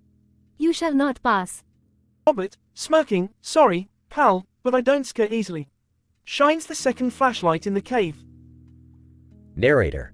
As the second flashlight's beams merged with the first, a blinding light erupted from the cave, engulfing Robert. Robert, what the bloody hell has happened? Suddenly cut off. Narrator. Instantly, the actor found himself transported to a surreal world, where gravity seemed to switch on and off randomly. He clung to his flashlights, desperately trying to maintain his balance. Robert, grimacing, this is like being on an acid trip, only worse. Narrator. Robert stumbled upon bizarre creatures, half-human, half-animal hybrids, engaging in peculiar activities that defied the laws of both nature and society. Robert, chuckling nervously, is this a creature orgy? What the actual F? Narrator. As he desperately tried to find a way back to his own dimension, he crossed paths with an unsettling figure, a dapper yet deranged clown, lurking in the shadows. Robert, backing away slowly, oh, no, not a freaking clown.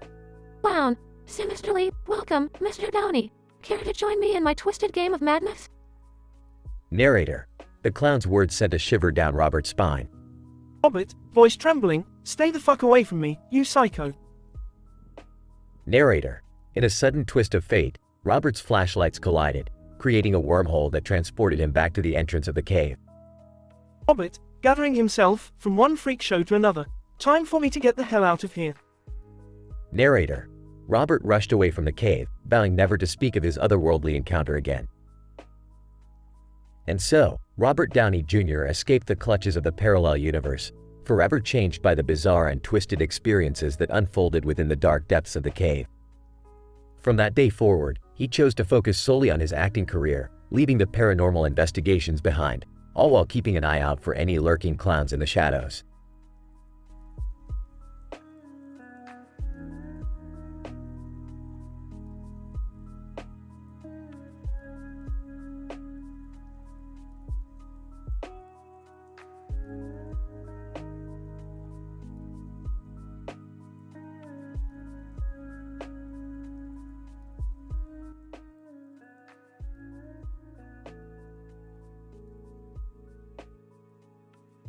Morty, you see this poster? It's like a clown threw up on a purple background. Oh, yeah, Rick. It's pretty trippy. What's the big deal? The big deal, Morty, is that this poster contains deep cosmic secrets. I know it sounds crazy, but this clown is the key to unlocking unlimited laughs. Wait, so you're saying I can learn to be funny from a clown poster? Not just any clown, Morty. This clown possesses the ancient wisdom of laughing yoga. It's an ancient technique that can make even Jerry crack a smile. Hey, what's that supposed to mean? I can be funny. Oh please, Dad, your jokes are as old as time. No offense, Morty. None taken, Summer. But seriously, Rick, this clown thing is the next big thing? Absolutely, Morty. It's like discovering a new planet made of cesium. The possibilities are endless. So, how do we tap into this cosmic hilarity? We'll need some props, Morty. Jambalaya, rubber chickens, a unicycle, you name it. We're going all in on this clown gig. Can we be a little less ridiculous, Rick? I don't want to end up in a clown orgy or whatever. Hey, it's all part of the art, Summer. Comedy is chaos, and chaos is comedy. Get on board or get off my spaceship. Fine, I'll participate. But if I end up with a red nose, I'm blaming you, Rick. Deal, Jur Bear. Now let's gather the necessary supplies and meet at the abandoned circus behind the interdimensional portal. Meanwhile, at the abandoned circus. Alright, everyone, put on your clown noses and let's get down to business. I can't believe we're doing this. I feel ridiculous. Ridiculous is the key, Morty. Activate your inner clown. Okay, I'm holding the rubber chicken and wearing the oversized shoes. Now what? Follow my lead, Jerry. Honk's horn * time to unleash our comedic fury. They begin performing ridiculously over-the-top clown routines, causing chaos and laughter to ensue. I can't believe I'm saying this, but this is actually pretty fun. Yeah, who knew being a clown could be so liberating? I've never seen your dad this happy. Maybe there's something to this clown thing after all. That's right, Jerry. Embrace the absurdity of life, for laughter is the true currency of happiness. Montage of the gang clowning around and making people laugh, including some interdimensional beings. Meanwhile, at the Council of Ricks. Council Rick number 1. What's the status on Rick C-137? Council Rick number 2. It seems he's gone off the deep end, engaging in clown-related antics. Council Rick number 1. We need to stop this madness before it spreads. Clowns are a menace to our universe. Back at the circus. Alright, gang, time to wrap it up. We've spread enough laughter for today. I never thought I'd say it, but I had a blast being a clown. Yeah, it was like a break from the chaos we usually face. Who'd have thought? Maybe we should do this more often, just for fun. Agreed, my dysfunctional family. Let's leave the universe laughing, one clown at a time. They exit the circus, leaving behind a trail of laughter and confetti. Our heroes discover the untapped power of laughter through laugh yoga and embrace their inner clowns, spreading joy and chaos throughout the multiverse. In the end, they realize that sometimes being ridiculous can be the ultimate form of liberation and happiness.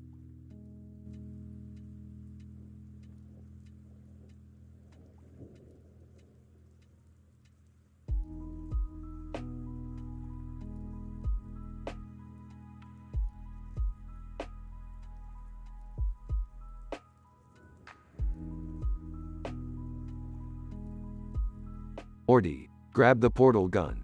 We've got a situation here. What is it this time, Rick? There's a man sitting at a table with a knife in his hand and a fire in the background behind him.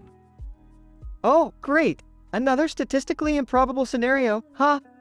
You got it, Morty. Looks like we're dealing with a zombie outbreak quarantine. Zombies? Are you serious? Can't we just, go somewhere else? Morty, that's not how it works. We're the heroes in this story, remember? Hey guys, what's going on?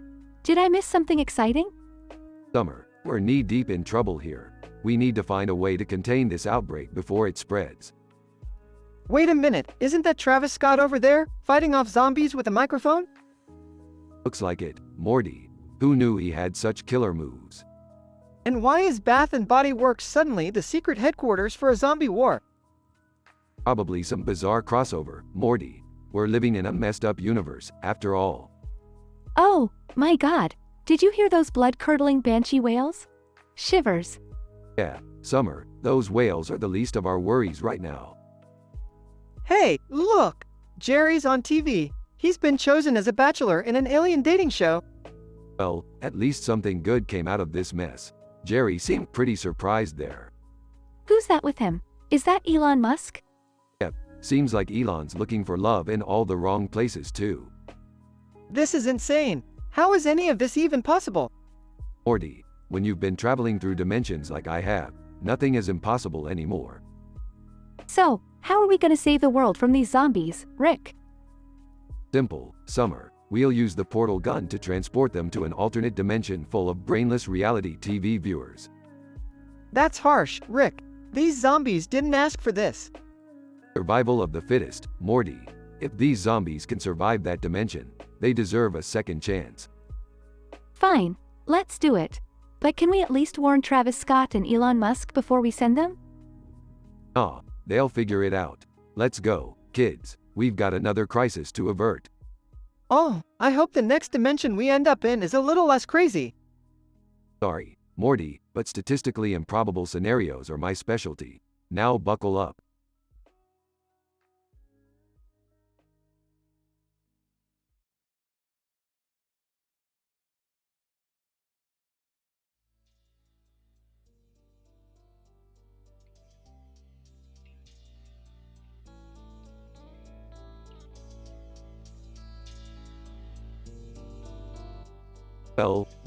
Well, Morty. Looks like we've stumbled upon an intergalactic group therapy session. I don't know about you, but I'm feeling emotionally unstable just looking at him. Geez, Rick, do we really have to get involved? These alien types always end up causing more trouble than they're worth. Oh, look at Mr. Macho Scientist over here. I bet you'd wet your pants if you had to face a real alien like these folks. Shut up, Jerry. You couldn't even handle a snail without having a meltdown. Can we please focus, everyone? There's a viral outbreak on that space station behind us, and we need to find a way to contain it before it spreads. Wait, are you saying there's an alien virus loose? That's like a sci-fi horror movie waiting to happen. Oh my god, guys. I heard that there's a fan club for me on another planet. They even wrote a whole musical about my adventures. Summer, we're in the middle of a crisis here. No time for your egotistical fantasies. Hey, Rick, what's that weird-looking robot doing over there? It's just standing there, staring, creepily. That's the Tailbarrier 3000, Morty. It's a gossiping robot that spreads juicy rumors across the universe, like Jerry, but with a motherboard. Very funny, Rick. I'll have you know I've never spread a rumor in my life. Save it for the game show, Jer. I just received a transmission from a time-traveling entity demanding a private meeting. What could they want? Uh-oh, Rick. You know time travel stuff always ends up a convoluted mess. Are you sure we should get involved? Morty, it's like trying to resist a bag of Cheetos. Impossible. Now, let's go meet this time-traveling entity and see what they're blabbing about. Later, at the meeting. Time-traveling entity, Rick Sanchez. I've come to warn you about a catastrophic event that will unravel the very fabric of space-time. Spare me the dramatics, pal. What's the catch? Time-traveling entity. In order to prevent this event, you must reveal the ultimate recipe for your plumbus to the universe. You gotta be kidding me. The recipe for the plumbus is my most closely guarded secret. Rick, maybe we should consider it. I mean, if it saves the universe. Morty, if I reveal the plumbus recipe, there will be chaos. People will be making plumbuses left and right, and the universe will descend into madness. Time-traveling entity. The choice is yours, Rick Sanchez. Reveal the recipe, or face the consequences. Fine, but believe me, this won't end well. Back at the space station. Crisis averted, everyone. The viral outbreak has been contained, thanks to Rick's genius. Wow, Rick. I didn't know you had it in you. Oh please, Jer. I've dealt with worse interstellar infections before breakfast. Can we get back to my fan club now? I hear they give out free merch. You guys don't get it. Rick just saved the universe and all you care about is your drama and swag. Morty, give it a break. The universe will always be a crazy place, no matter what we do. Might as well enjoy the ride. Now, let's go find Summer a fan club on this space station.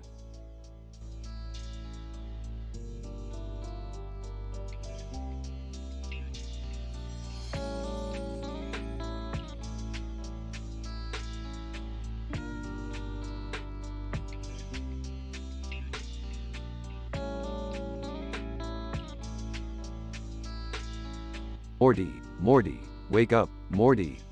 Huh? What's wrong, Rick? Look at this poster, Morty. It's a Boba Fett helmet with two Boba Fett figures in front of a tank. Talk about a statistically improbable scenario. This guy must really love Boba Fett. Yeah, Rick.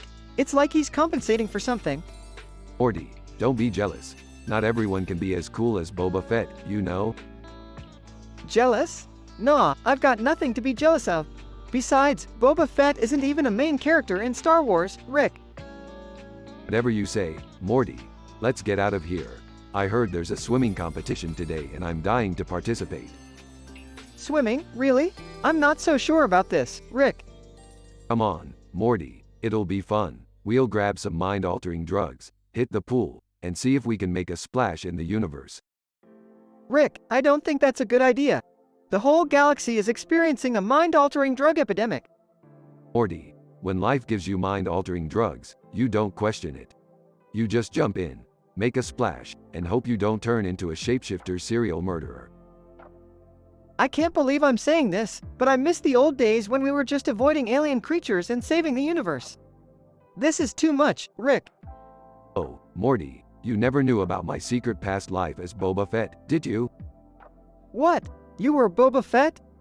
Yeah, Morty. I used to rock that helmet and fly around the galaxy, collecting bounties like nobody's business.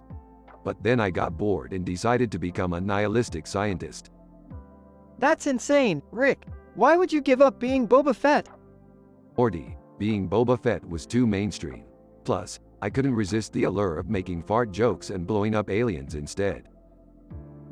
Wow, Rick. I don't even know what to say. Don't think about it too much, Morty.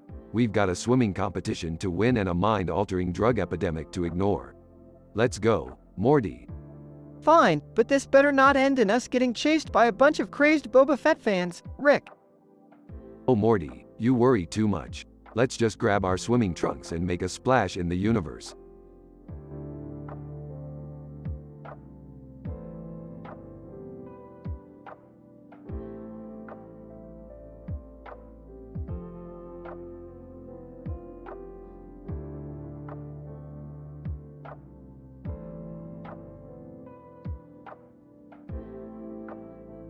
Hey Morty, pass me that flask. I need something stronger than my usual potions to get through this day. Oh, Rick, I don't think that's such a good idea. We have enough trouble dealing with interdimensional chaos without you being high as a kite. Morty, you worry too much. Besides, I'm a genius, remember? I can handle anything, even interdimensional crack smoking. Can we leave the crack smoking aside for a second and talk about this creepy face on my phone? I mean, seriously, what's up with that? Oh, that old thing? That's just a sentient creature I captured from another dimension. It's harmless, Jerry, don't be such a wuss. Rick, I don't care if it's harmless or not. I don't want creepy faces taking over our house. Get rid of it. Fine, fine, I'll toss it into a black hole or something. But don't come crying to me when you find out your precious coffee has been spiked with hallucinogens. Hallucinogens? Who needs them when you have Morty's weird obsession with the Phantom of the Opera? Hey, don't make fun of me. The Phantom is a misunderstood genius, just like Rick. Morty, did you just compare me to a disfigured, murderous musical ghost? Well, no, I mean, it's just, you both have intense personalities. Whatever, Morty, if it makes you happy, you can be my own little phantom of the garage. Can we please stay focused here? I don't want to turn into another one of Rick's science experiments gone wrong. At least you're not a cartoon character holding a cup of coffee with a creepy face on a cell phone and a creepy hand holding another cup of coffee. Count your blessings. Look, Jerry, if you're so worried about being a cartoon character, I can turn you into a drooling blob of goo. How about that? No thank you, Rick. I'll pass on that one. But seriously, can we all just agree to keep the weirdness to a minimum for once? Dad, this is Rick and Morty we're talking about. There's no such thing as keeping the weirdness to a minimum. That's right, Summer. We're gonna dive headfirst into another wild adventure, whether you like it or not. And Rick, please leave the crack smoking for another universe, okay? Alright, Morty. I'll keep the crack for myself. Just remember, you're lucky to have me as your grandpa. Now let's go and see what kind of trouble we can get ourselves into this time. They all exit the scene, leaving behind a creepy face on the phone, staring ominously.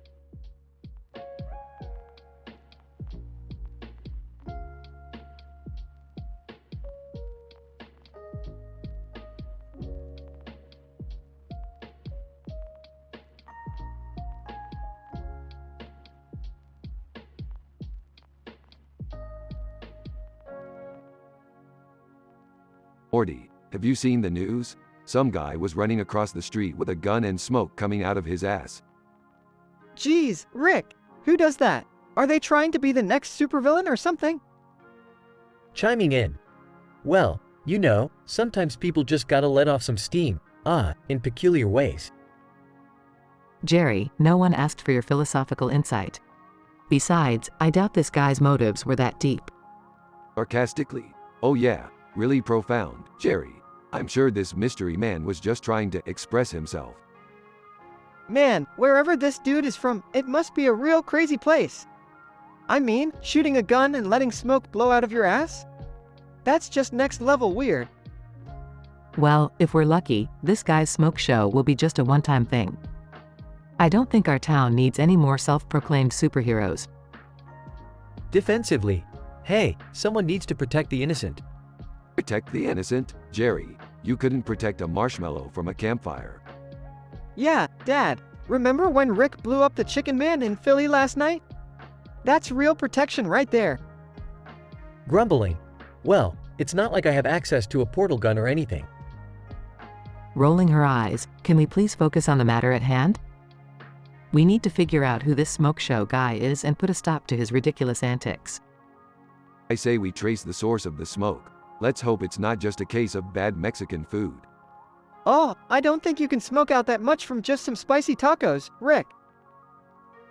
Hey, speaking of Mexican food, anyone tried that new place down the street? They've got a killer burrito. Jerry, focus. We have a potential maniac running around town, and you're talking about burritos?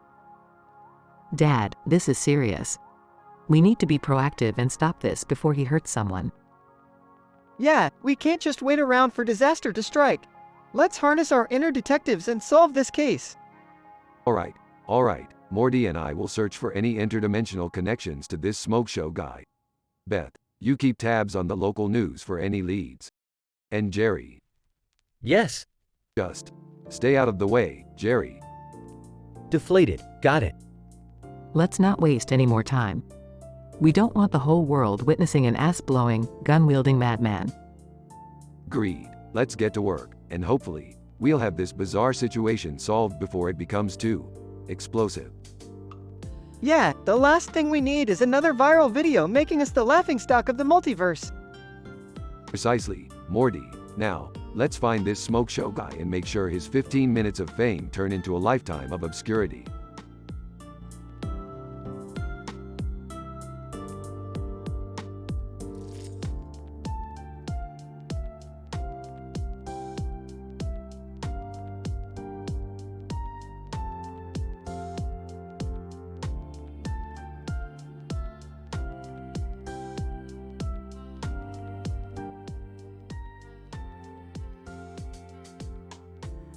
Morty, do you have any idea how long it takes for a Plutonian flea to lay its eggs in your pubic hair? What? No, Rick. I'm not dealing with any Plutonian fleas again. Oh, Morty, where's your sense of adventure?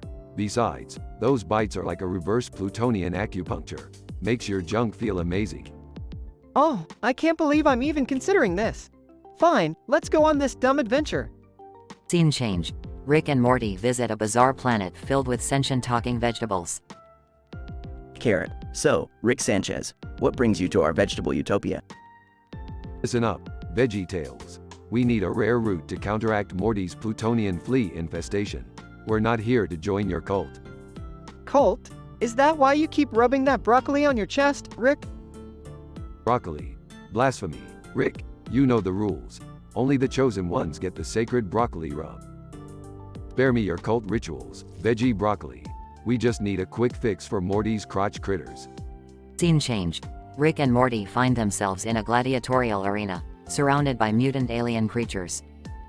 Morty, cheer up. If we survive this, I'll let you ride a centaur. They're like horses, but with more butt. Yeah, great, Rick. Just remind me how screwed we are while I'm getting eviscerated. Scene change. Rick and Morty stumble upon a bar with Jerry nursing a pint. Guys, you wouldn't believe it. I found the holy grail of over-the-counter medication, ibuprofen in bulk. Jerry, you sad sack of mediocrity. Just how many ibuprofen pills are you popping every day?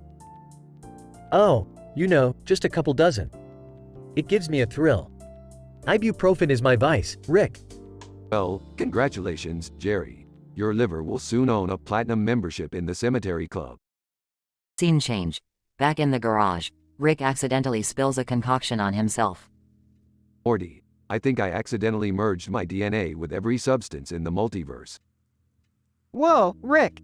Are you okay? You're glowing more than a radioactive chameleon's ass. Morty, I am the epitome of an overdose. I am the living embodiment of too much a good thing. Scene change. Rick bursts through the living room, now becoming a chaotic whirlwind of mixed elements. Morty, the universe is my oyster, and I have the world's biggest F-King fork. Rick, you've got to calm down. You're tearing reality apart. Scene change. Rick and Morty find a solution to their problems. Rick, I discovered a cosmic cream that can cure your overdosing chaos. Morty, if this fails, I swear I'm blaming everything on Jerry. Scene change. Rick's chaos is reversed, and things return to normal. Morty, sometimes it's good to overdose on life. But please, never overdose on ibuprofen like that idiot Jerry. Agreed, Rick. I'll stick to the lesser vices, like chasing plutonian fleas again. Scene change. Jerry, now surrounded by empty pill bottles, is blissfully unaware of his upcoming liver transplant. Ibuprofen, my one true love. I'll never stop loving you. Scene change. Rick, Morty, and Jerry continue their adventures, bound by their love for the weird, the wild, and the ridiculously dangerous.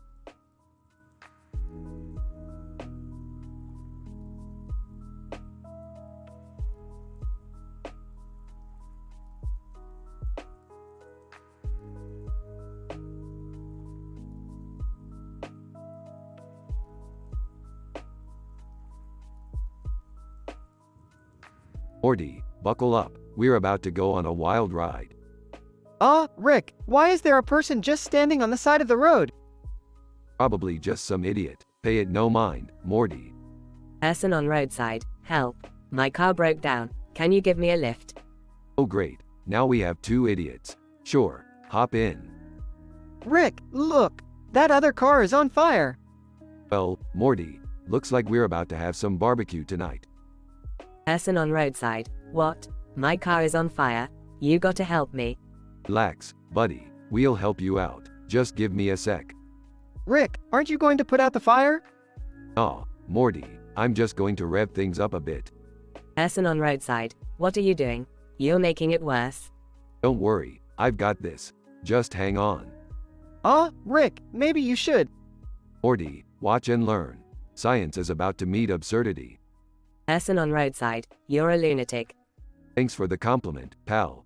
Now brace yourselves. They drive the flaming car into a nearby bistro. Bistro owner, what's going on? My restaurant is on fire. Surprise, bistro owner, you just got ricked. Bistro owner, you maniacs. This is gonna cost me thousands. Suddenly, a spaceship crashes into the chaos. Dad, Morty, what have you done this time? Relax, Beth, it's just a little intergalactic meetup. Dad, didn't you say you were gonna help that person? Morty, priorities. We have a sexy spaceman scandal to attend to. Sexy spaceman scandal? Count me in. Person on roadside. Are you guys insane? You're all crazy. Crazy is our middle name, buddy. Now, who wants to meet Zorkon, my favorite Martian? Person on roadside. This can't get any weirder. Hold my flask. Watch and learn, idiot. They all step into the crashed spaceship and find Zorkon, a Martian in a provocative outfit. Zorkon, greetings, Earthlings. Ready for a cosmic adventure? Dad, what the hell is going on? Beth, don't question my interdimensional connections. Zorkon, so, who's ready to get down and dirty in the cosmos? Count me in. I'm always up for a space fling. I don't even know what's happening anymore. Rick, this is madness. What about that person whose car was on fire? Morty, priorities. We've got a sexy alien to satisfy. The group follows Zorkon into the spaceship, leaving behind the chaos they caused on Earth. And so, our dysfunctional family embarked on a cosmic adventure filled with fiery chaos, scandalous encounters, and even a Martian seduction. Sometimes, you just have to embrace the absurdity of life, even if it means leaving a trail of destruction behind. But hey, it's all in the name of science, right?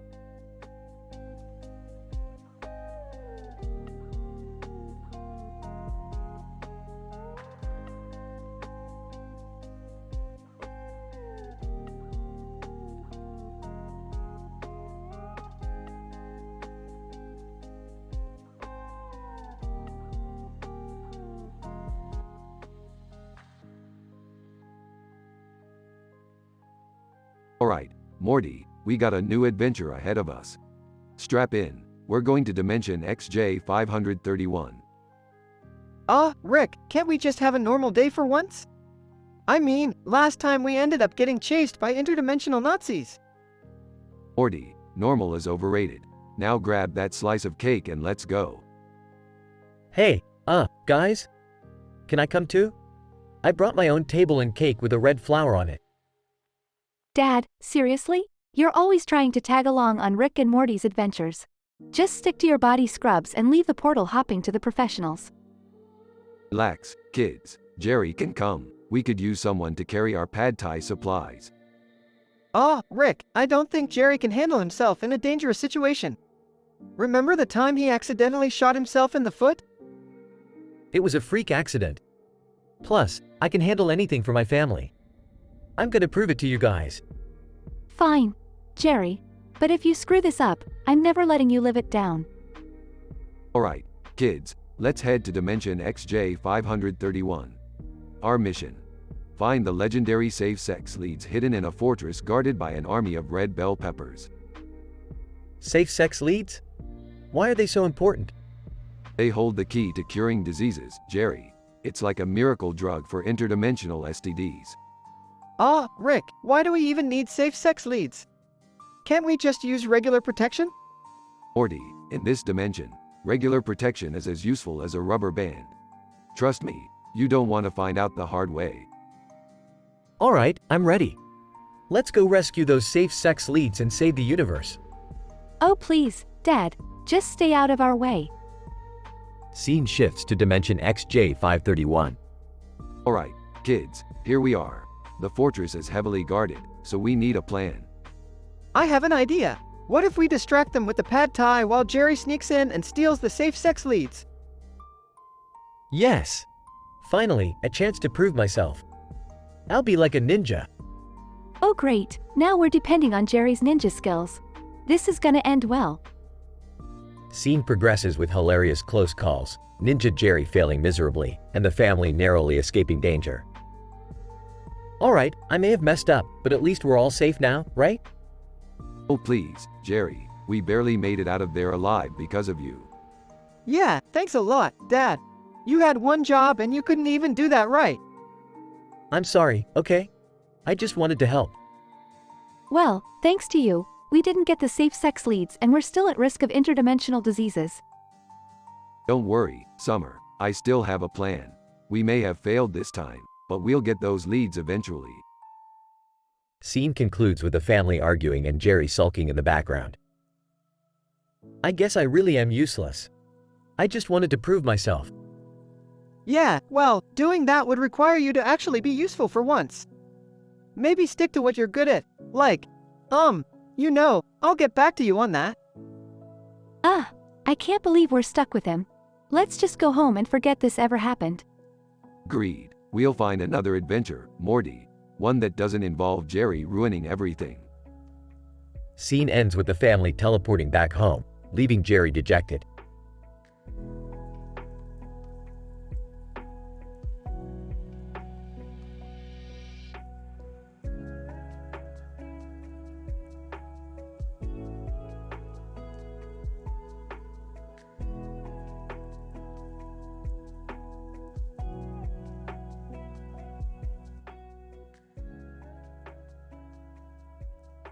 Morty, I've just completed my latest invention, the interdimensional portal sword. With this baby, we'll be able to slice through space and time. Rick, are you sure it's safe? I mean, last time we messed with time, we ended up creating a whole universe just for butter. Trust me, Morty, this is gonna be 100% safe. Now, suit up, we've got a whole multiverse to explore. They activate the interdimensional portal sword and are instantly transported to a gray background with a shadowy figure. Whoa, Morty, looks like we've stumbled upon some kind of interdimensional black market. Check out that guy in the suit with a sword and armor. He must be a futuristic robot gladiator or something. Rick, I think he's looking at us. And, oh my god, he's charging! Rick and Morty draw their portal swords as the futuristic robot gladiator charges at them. Alright, Morty, remember the training we did back on Earth C-137. Stick to the plan. The battle begins, with intense sword clashes and futuristic laser weapons. Watching the battle from afar. Oh boy, another one of Rick's crazy adventures. Can't wait to see how this one turns out. Joining Beth. Seriously, Mom, we should place bets. I say Rick wins in 10 seconds flat. No way, Summer, I'm going for the gladiator. He's got that shiny robot armor, after all. Meanwhile, Rick and Morty manage to overpower the gladiator, disabling him. Well, Morty, looks like we won this round. Time for some good old-fashioned lootin'. Check out what this gladiator has. Nihanium. Nihonium? What the hell is that? It's an extremely rare element, Morty. Highly radioactive and unstable. We'll be able to synthesize some crazy new inventions with this. They stuff their pockets with nihonium just as a time-traveling samurai appears. Samurai, you have meddled in powers you know nothing of. Prepare to face the wrath of my ancestral blade. Oh great, another dimensional warrior. Can we just go home already? Hold on, Morty. This samurai might have something interesting. Let's do this. The battle with the time-traveling samurai begins, with epic swordplay and bursts of time manipulation. Eyes wide. Okay, this is seriously intense. Are we even in the same universe anymore? Welcome to our family vacations, summer. Always filled with danger and life-threatening situations. After a long and grueling fight, Rick and Morty manage to defeat the time-traveling samurai. Well, Morty, that should teach him not to mess with time-traveling scientists. Let's get out of here before more weirdos show up. Thank God, I thought we were gonna be stuck in an endless loop of sword fights. They activate the portal swords, leaving the gray background behind. Another successful adventure, Morty. Now, let's get back home and continue binge watching our favorite interdimensional TV shows. Yeah, sounds good, Rick. Just promise me we won't mess with time or swords for a while, okay? Laughs. No promises, Morty. Adventure awaits us around every corner. Now, let's go. And remember, when life gives you swords, make sword lemonade. They walk off, discussing their next wild escapade, leaving the gray background behind.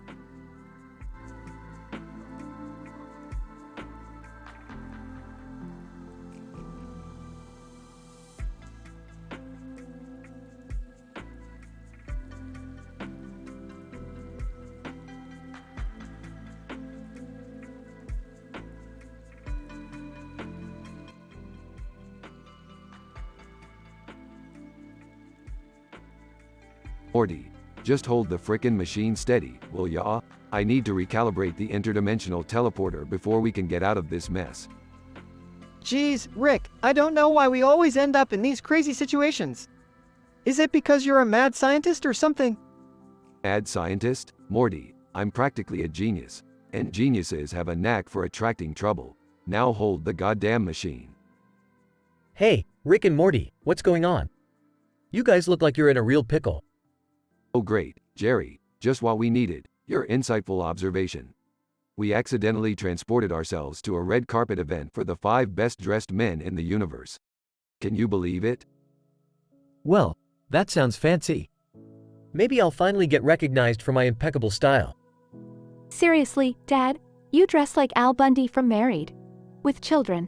No offense, Al. Al Bundy. None taken, sweetheart. This nobody would kill for my fashion sense.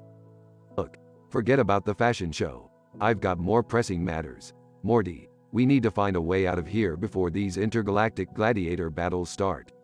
The last thing we need is to get caught up in that mess. But Rick, I don't even know how this teleporter works. What if I accidentally send us to Paris or something? Morty, we're not playing travel agents here. Now, just follow my instructions, and we'll be fine. We need to reconfigure the flux capacitor and align it with the quantum matrix. Got it? Oh, sure, I think. So, what you're saying is that there's a chance for love tonight. Summer, focus. This is not the time for love affairs or whatever weird fantasies you have. Speaking of love affairs, did you guys hear about the android affair agitation in Sector 9? Apparently, robots are marching for equal rights and demanding the right to love. Oh, great. Now the robots want a piece of the action too. Is there any corner of the universe where drama isn't happening? Rick, look over there. Isn't that Mr. Meeseeks on the red carpet with 5 different women? Ah, Meeseeks, you sly dog. I didn't know he had it in him. Well, good for him. I guess that's one way to find happiness. I wish I could find happiness too, Rick. I feel like I'm always stuck in some crazy adventure with you guys. Summer, happiness is overrated. It's all about the chaos, the drama, the statistically improbable situations we get ourselves into. Embrace it. You know what, Rick? You're right. I may not be the best dressed man, but I sure know how to get caught up in ridiculousness. And I guess I'm learning to embrace the chaos too, Rick. Maybe being a genius like you isn't so bad after all. That's the spirit, Morty. Now, let's teleport ourselves out of here before these glamorously dressed gladiators start swinging their fashionable weapons. Can't we at least stay and watch the battles? It might be entertaining. No way, Summer. We've got a universe to save, and that's way cooler than any intergalactic fashion show or gladiator battle. You're right, Rick. Let's get out of here before things get even crazier. Well said, Jerry. Now let's go. Team Chaos. Adventure awaits.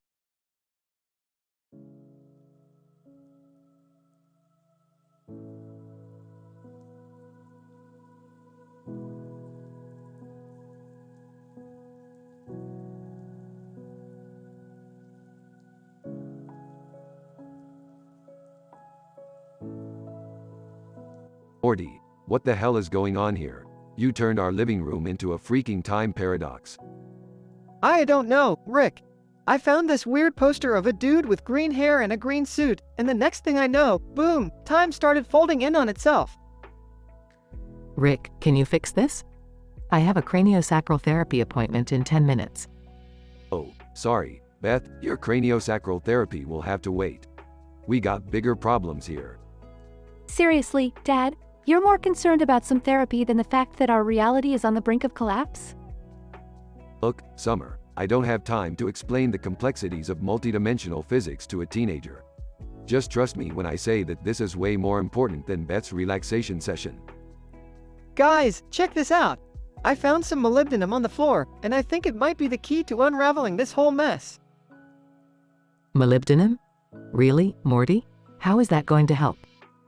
Hold up, Beth. Molybdenum is a highly reactive element that resonates with the green energy in that poster. If we can harness its properties, we might be able to reverse the time paradox. Okay, let's do it. I'll grab the molybdenum. You guys figure out how to use it. They all gather around the poster, holding the molybdenum. Alright, Morty, on 3, we're gonna channel all our energy into reversing the time fold. Ready? Oh, yeah, I guess. Just do it, Dad. I don't want to miss my therapy appointment again. They all concentrate their energy, and a blinding burst of light engulfs them. Holy crap, Morty, it worked. We're back to normal. Wow, I can't believe it. I thought we were done for. Well, I guess I can reschedule my craniosacral therapy now. Hold on a sec, guys. What if this was all just an elaborate scheme by that green-haired dude on the poster? I mean, who the hell wears a green suit? You might be onto something, Rick. That dude was definitely up to no good. So, what are we gonna do? We're gonna track down that green-haired bastard and give him a taste of his own medicine. Nobody messes with the Smith family. All right, Rick, let's go kick some green-haired ass. They all jump into the spaceship, ready for the next absurd adventure. The Smith family, armed with molybdenum and a thirst for vengeance, embarks on a hunt for the mysterious green-haired man.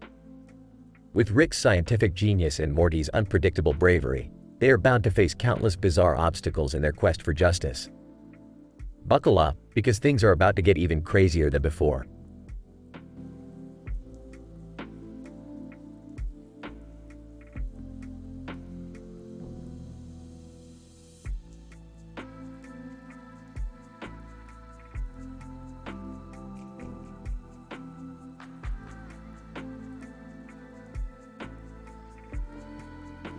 Morty, I've discovered a new dimension where people communicate through singing in binary code. Are you serious, Rick? Singing in binary?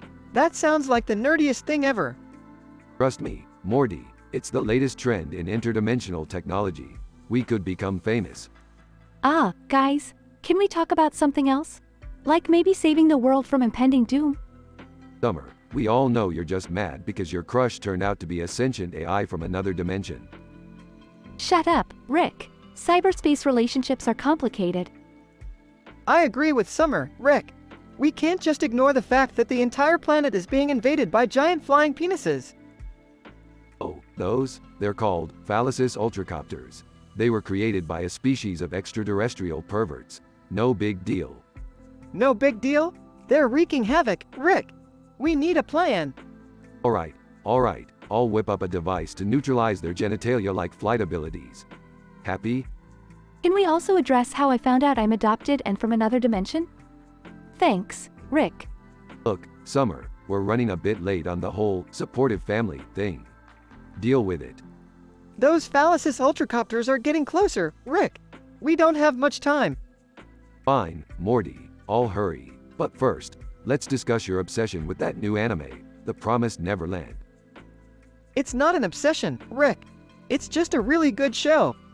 Oh, please, you're like a teenage girl with a crush on that demon character, Norman.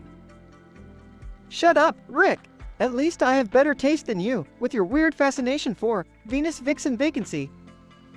Hey, that cartoon is a masterpiece. And it's not weird, it's avant-garde. Can we please focus on the imminent threat to humanity instead of arguing about our questionable pop culture choices? Fine, Summer, here's the device. Just point it at the ultracopters and push the big red button.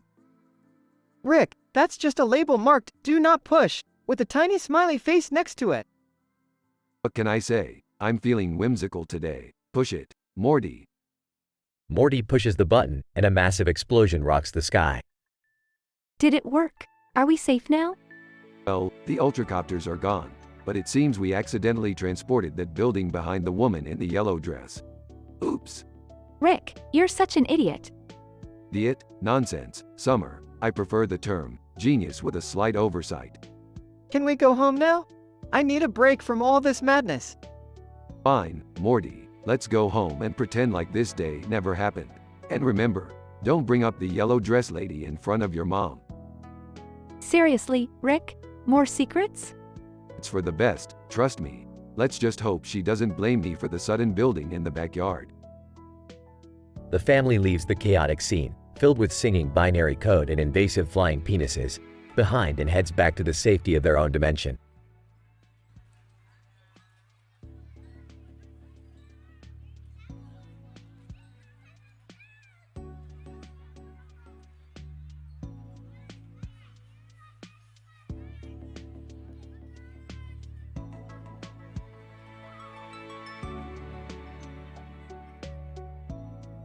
Morty, look at this.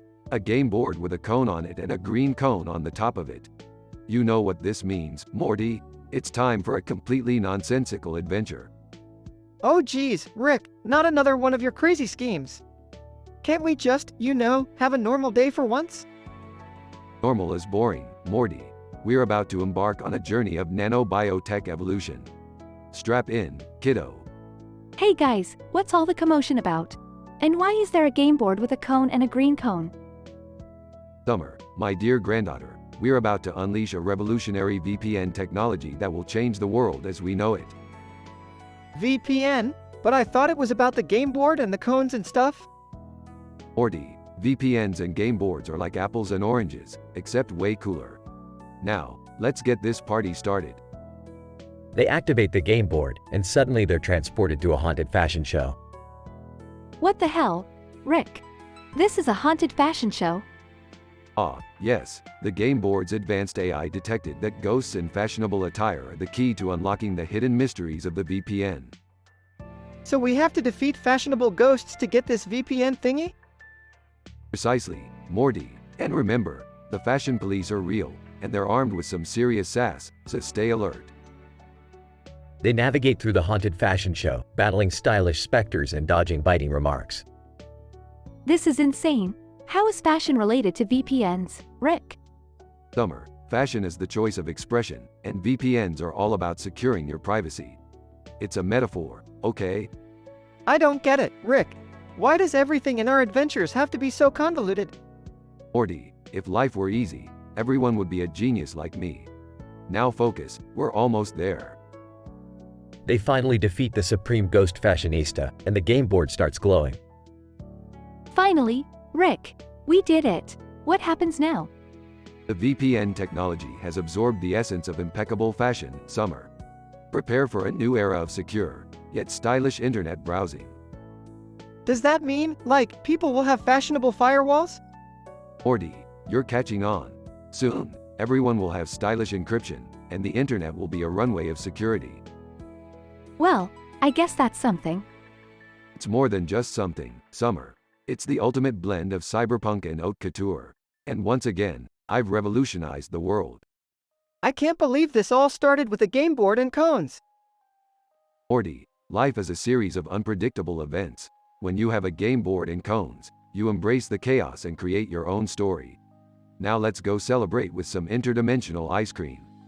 Yeah, I could use something sweet after all this craziness. They walk away, leaving behind a fashion show full of bewildered ghosts and a game board with a newfound purpose.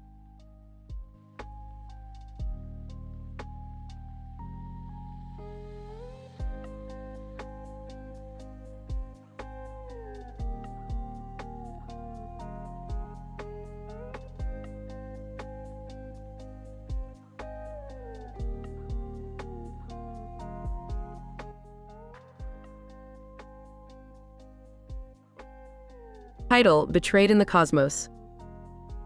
Characters: A sassy and adventurous woman. Lizzo, a sarcastic and witty friend of Beth. Scene: Beth and Lizzo standing next to each other in front of a purple background with stars and a light beam. Excitedly, Lizzo, you won't believe it. I had the most incredible fling with a charming alien doctor. Lizzo, mockingly, oh, honey, that's great. Just what you need, an extraterrestrial romance. No, seriously. He was out of this world. His touch was like an electrifying supernova. Lizzo laughs. Well, I hope he doesn't have any green tentacles or anything. Smirks. Actually, he did, but that's not the point. He knew things about the universe that would make Stephen Hawking's head spin. Lizzo, teasingly, so, what? You got an interstellar crash course in astrophysics too? Rolls her eyes. No. But he did introduce me to the Galactic Federation. They're this secret organization that manages the universe's affairs. Lizzo, raising an eyebrow. And what brings the Galactic Federation into your life, darling? Whispering, well, apparently, my charming alien doctor is actually a wanted fugitive by the Galactic Federation. And they think I'm involved. Lizzo gasps. You've got to be kidding me. What did you get yourself into? I have no idea. But they're after me, Lizzo. They want me to spill everything I know about him. Lizzo, concerned. All right, we need a plan. We have to get you out of this mess, girlfriend. Scene transition. Beth and Lizzo huddled together, plotting. I've been thinking, maybe we can find evidence that he's innocent. That way, the Galactic Federation will clear me too.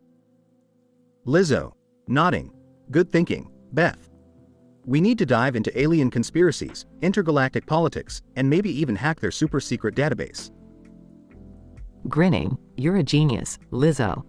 Let's prepare for the wildest adventure of our lives. Scene: Beth and Lizzo embark on an intergalactic escapade, facing dangerous space battles and uncovering mind-boggling secrets. Breathless, I can't believe what we've discovered, Lizzo. The Galactic Federation is corrupt. They're using innocent aliens as slaves. Lizzo, determined. We won't let them get away with it, Beth. We'll expose their dark secrets to the entire universe. Scene: Beth and Lizzo confronting the Galactic Federation's leaders. Angry. You thought you could use me as your pawn, but you're mistaken. We have evidence of your corruption, your slavery, and your lies. Galactic Federation leader, mockingly, what makes you think anyone will believe you? You're just two insignificant beings in this vast cosmos.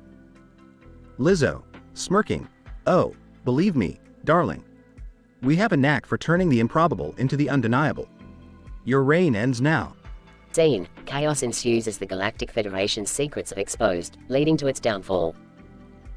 Triumphant. We did it, Lizzo. We brought justice to the stars and freed the innocent. Lizzo, grinning. Who knew a fling with an alien doctor would lead us to become the saviors of the universe? Scene: Beth and Lizzo basking in their victory, surrounded by cheering aliens.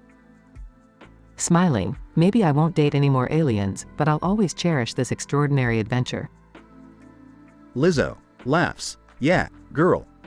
We may not have PhDs, but we've got the universe on our side.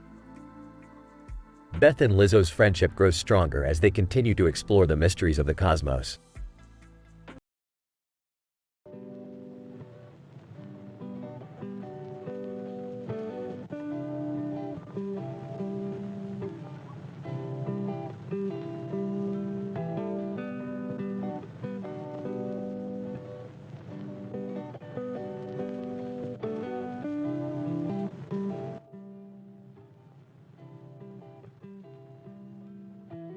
Morty, grab your portal gun.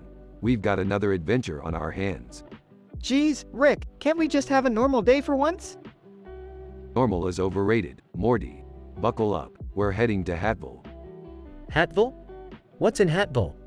Oh, just a group of young men in hats and shirts with their hands on their hips. It's statistically improbable, Morty. I smell trouble. You two are always getting into these crazy situations. Can't you just stay out of trouble for once? Trouble follows us, Beth. We can't help it. Now, hold on tight. They portaled to Hatville. Whoa, Dad, there are so many people wearing hats. That's right, Summer. But look over there, a sinister cult performing a ritual. A cult? Seriously, Rick? Hey, don't question it, Morty. This is gonna be wild. Guys? I think we should get out of here. I don't want to be involved in any cult business. Too late, Jerry. They accidentally interrupt the cult ritual. Cult leader, what the hell are you doing? Stirring things up, baby. I can't believe we're doing this. Rick, can't we just walk away? Walk away? We haven't caused enough chaos yet, Beth. They inadvertently cause chaotic mayhem throughout the city. This is insane. How do we fix this mess? Who said we're fixing it? Let's enjoy the chaos. Rick, this is way beyond what I signed up for. We need to think of a plan. Fine. Give me a second to think. While you're at it, can you also think about how we're gonna explain this to Mom? Don't worry, Morty. I've got it all under control. Trust me. They finally come up with a plan to restore order. Rick, I hope you know what you're doing. Of course, I do. We just need to distract them with some funny sports moments. Seriously? That's your plan? It might just work. We'll play some cosmic horror invasion during halftime. They won't know what hit them. I can't believe I'm saying this, but let's do it. They successfully distract the cult with the game and restore order. Phew, I never knew chaos could be so exhausting. Don't worry, Morty. It's all in a day's work for us. Well, I hope we've all learned a valuable lesson today. Yeah, let's not mess with cults again. Okay, Rick? No promises, Jerry. Adventure awaits. They portal back home. I can't believe we survived that. Yeah, it was crazy, but kind of exhilarating too. See, Morty, life's all about the ups and downs, the chaos and the adventure. I guess there's never a dull moment with you, Rick. Damn straight, Beth. Now, who's up for some interdimensional pizza? They all laugh and head to the kitchen for a well-deserved meal.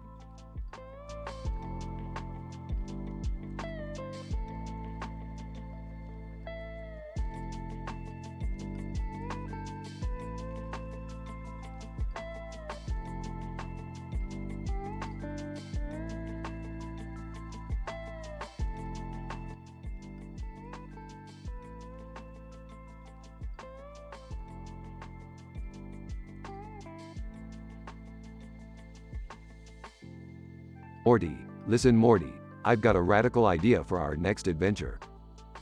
Oh geez, Rick, what kind of crazy scheme do you have in mind this time? Picture this, Morty, we stumble upon a computer desk with a plant on top, but this ain't no ordinary plant. What's so special about a plant, Rick? It's not just any plant, Morty. It's a mega intelligent, sentient plant that's trying to take over the world. Oh great, another world-ending crisis. Just what we needed. Relax, Morty. We just need to use our brains and put an end to this green menace. And hey, who knows, maybe we can make some extra cash while we're at it. Oh my god, you guys. You won't believe what I heard at school today. Summer, interrupting us, huh? It better be good. Okay. So apparently, there's this rumor going around that Principal Vagina is secretly a panda. What? That's impossible. Pandas are cute, harmless little creatures. Morty, just because they're cute doesn't mean they're not capable of pulling off an elaborate disguise.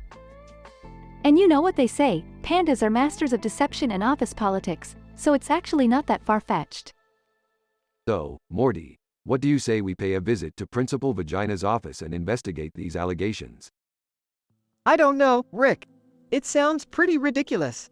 But hey, when has that ever stopped us before? That's the spirit, Morty. Let's get our detective gear and uncover the truth behind this panda conspiracy. While you guys do that, I'll make sure to spread the rumor even further. This is going to be epic. Alright, we're in Principal Vagina's office. Morty, carefully check the computer desk for any hidden panda evidence. Rick, I don't think this panda theory is legit. I mean, I found a gummy bear stuck to the chair. Morty, gummy bears are a clear sign of secret panda activity. Quick, grab it for further analysis. Hey guys, guess what? I just spread the rumor that Principal Vagina secretly eats bamboo for lunch every day. Summer, nice work. Let's make this rumor go viral. Morty, pandas will be the new gossip craze. I can't believe we're doing this. But I guess it's all in the name of saving the world, right? Don't worry, Morty. We're not only saving the world from world-dominating plants, we're also exposing Principal Vagina's true identity. Look! Principal Vagina just walked in. Act natural, everyone. Principal Vagina, what's all this commotion about pandas? I've been hearing some absurd rumors. Oh, Principal Vagina, we were just discussing the statistical likelihood of pandas taking over the school. Principal Vagina, that's preposterous. Pandas are endangered species, not secret infiltrators. But Principal Vagina, the evidence suggests otherwise. We found a gummy bear. Principal Vagina, a gummy bear? Are you serious? That's your evidence? Well, it's more evidence than we had before. Yeah, and don't forget about the rumor that you eat bamboo. Principal Vagina, you kids need to stop with these baseless rumors. I'll have you know, I'm a respectable principal, not a panda. Alright, we'll drop the panda thing, but only because you seem so genuinely offended. Yeah, we're sorry, Principal Vagina. We got a bit carried away with this whole panda conspiracy. Principal Vagina, just make sure to stick to your studies, kids. And please, no more panda rumors. Fine, we'll leave the pandas behind. But hey, Morty, remember that plan we were talking about earlier? Let's go finish that adventure and save the world. Alright, Rick. Let's get out of here before Principal Vagina starts a bamboo crackdown. And remember, guys, always be one step ahead of the gossip game. Pandas might be yesterday's news, but who knows what crazy rumors await us next. You've got a point, Summer. The world of gossip is an ever-changing landscape. Now, let's go prove that even plants can outsmart us.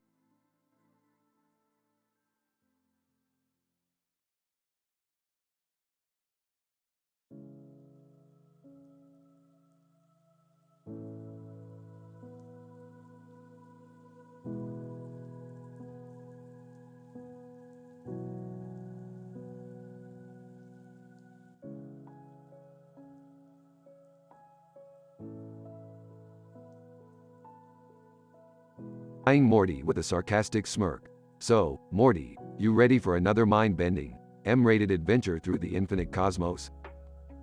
Nervously, I guess so, Rick. But can we maybe avoid any more interdimensional trouble with the Council of Ricks this time? My therapist says it's not good for my mental health. Laughs. Oh, Morty, your therapist hasn't seen anything yet. Get ready for a journey that'll make those Council of Ricks look like a bunch of grade school bullies. Interrupting. Hey, guys, what are you up to? Can I join in on the adventure this time? I'm tired of being left out. Rolls his eyes. Look, Jerry, I don't have time to babysit you on another one of my cosmic escapades. Just go save a cat from a tree or something. Leaning against the wall, texting. Seriously, Jerry, why don't you just stay home and watch reality TV? It's more your speed. Defensively. Hey, I'm not as dumb as you all think. Whispering to Rick. What's the plan this time, Rick? I hope it's not another get swallowed by a giant space creature scenario. Grinning mischievously. Nah, Morty. This time we're headed to the planet Mysterium. It's a bizarre place where every inhabitant wears dreads and bow ties and speaks in riddles. It's like a cosmic hipster hangout. Sarcastically, wow, I can't wait to meet some pretentious aliens. I hope they serve avocado toast. Smirking. Prepare to have your mind blown, Summer. These Mysterians have achieved enlightenment through the consumption of rare interstellar cheeses. They're basically cheese-obsessed gurus. Confused. Wait, so we're going all the way to Mysterium just for some cheesy enlightenment? Laughs. Morty. Sometimes you gotta go to the edge of the universe to find something that'll make your mind melt like a grilled cheese sandwich. Buckle up.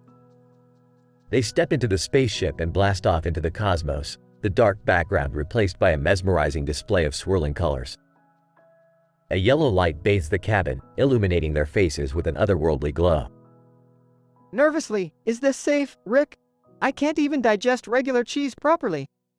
Dismissively, Morty, I've upgraded your stomach enzymes. You'll be able to eat a black hole and still be fine. Whispering to Summer, can you believe this? I can barely digest a salad without getting heartburn. Rolls her eyes. Welcome to the universe of infinite improbabilities, Jerry. Just hold on to your bow tie and hope for the best. Suddenly, an interdimensional portal opens before them, revealing the vibrant landscapes of Mysterium. Grinning wildly, alright, gang, buckle up. It's time to get our minds blown by some transcendental cheeses.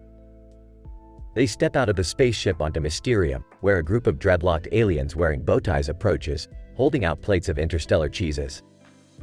Alien, welcome, travelers, to the land of Mysterium. Partake in our cosmic cheese and find enlightenment beyond your wildest dreams. Whispering, Rick, I think I'm gonna pass on this one. My lactose intolerance is acting up. Adding Morty's back. That's alright, Morty. Enlightenment can wait. Let's just grab some samples for the road and head back home.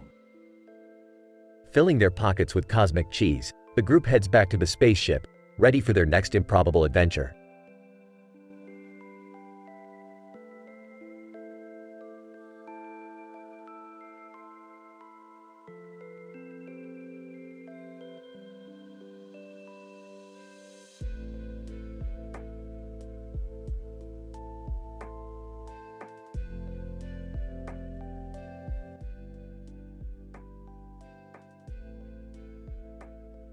So Morty, what do we have here? A futuristic bridge with a purple light on top of it and a building in the background with a purple light on top? Looks like someone's compensating for something. Gee, Rick, you think so? Maybe they're just really into the color purple. Yeah, Morty, maybe they're just really into the color purple. Or maybe they're just really into something else. Wink. Rick, can we just focus on why we're here? We're supposed to find the legendary Plumbus. It's a matter of great importance. Oh, Beth, always getting hung up on these tedious quests. Do you know how overrated the Plumbus is? It's just a fancy paperweight for narcissistic aliens. Seriously, Dad? A Plumbus? Can't we just go shoe shopping or something? I saw a sale at Famous Footwear. Oh, Summer, the only sale you'll find there is a sale on disappointment. But hey, if you want to waste your time on overpriced sneakers, knock yourself out. Ah, guys, I think we have a problem. The bridge is collapsing. What? Rick, do something. Hold on, I got this. Let me just whip out my interdimensional toolkit and fix this in no time. Rick, we're running out of time. The bridge is about to crumble into the sea. Morty, don't panic, I'm almost done. Just need to recalibrate the quantum spanner and, boom, fixed. Oh, thank goodness. Rick, you're a genius. Yeah, well, I didn't learn this stuff on a family vacation to a Spanish beach, that's for sure. Can we please focus on something other than Spanish right now? Fine, fine, let's just move on. We have bigger things to worry about, like that sudden underwater city crisis over there. Oh geez, look at that. The city's being attacked by giant mutant sea cucumbers. We have to help them, Rick. We can't just stand here while innocent people are in danger. Okay, hold your horses. Just let me grab my laser pistol and, holy mother of Plumbuses, these things are strong. Dad, do something. I'm trying, Summer. Just give me a moment to recalibrate the plasma disruptor and, there we go. Crisis averted. Rick, I don't know how to thank you enough. Hey, just be grateful you have the smartest person in the universe on your side. Anyway, let's get the hell out of here. I heard there's a Beat Saber tournament in Dimension C-137. Really, Rick? We just saved a whole city and you want to play Beat Saber? Hey, Morty, do you want me to teach you how not to take everything so seriously?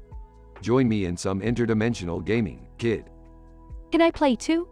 If you can handle the intensity of Beat Saber, sure, why not?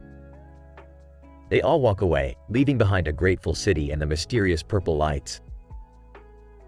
Despite the absurdity of their adventures, Rick and his family managed to save the day once again, leaving the bridge, the Plumbus, and the underwater city behind, in search of their next mind-boggling escapade.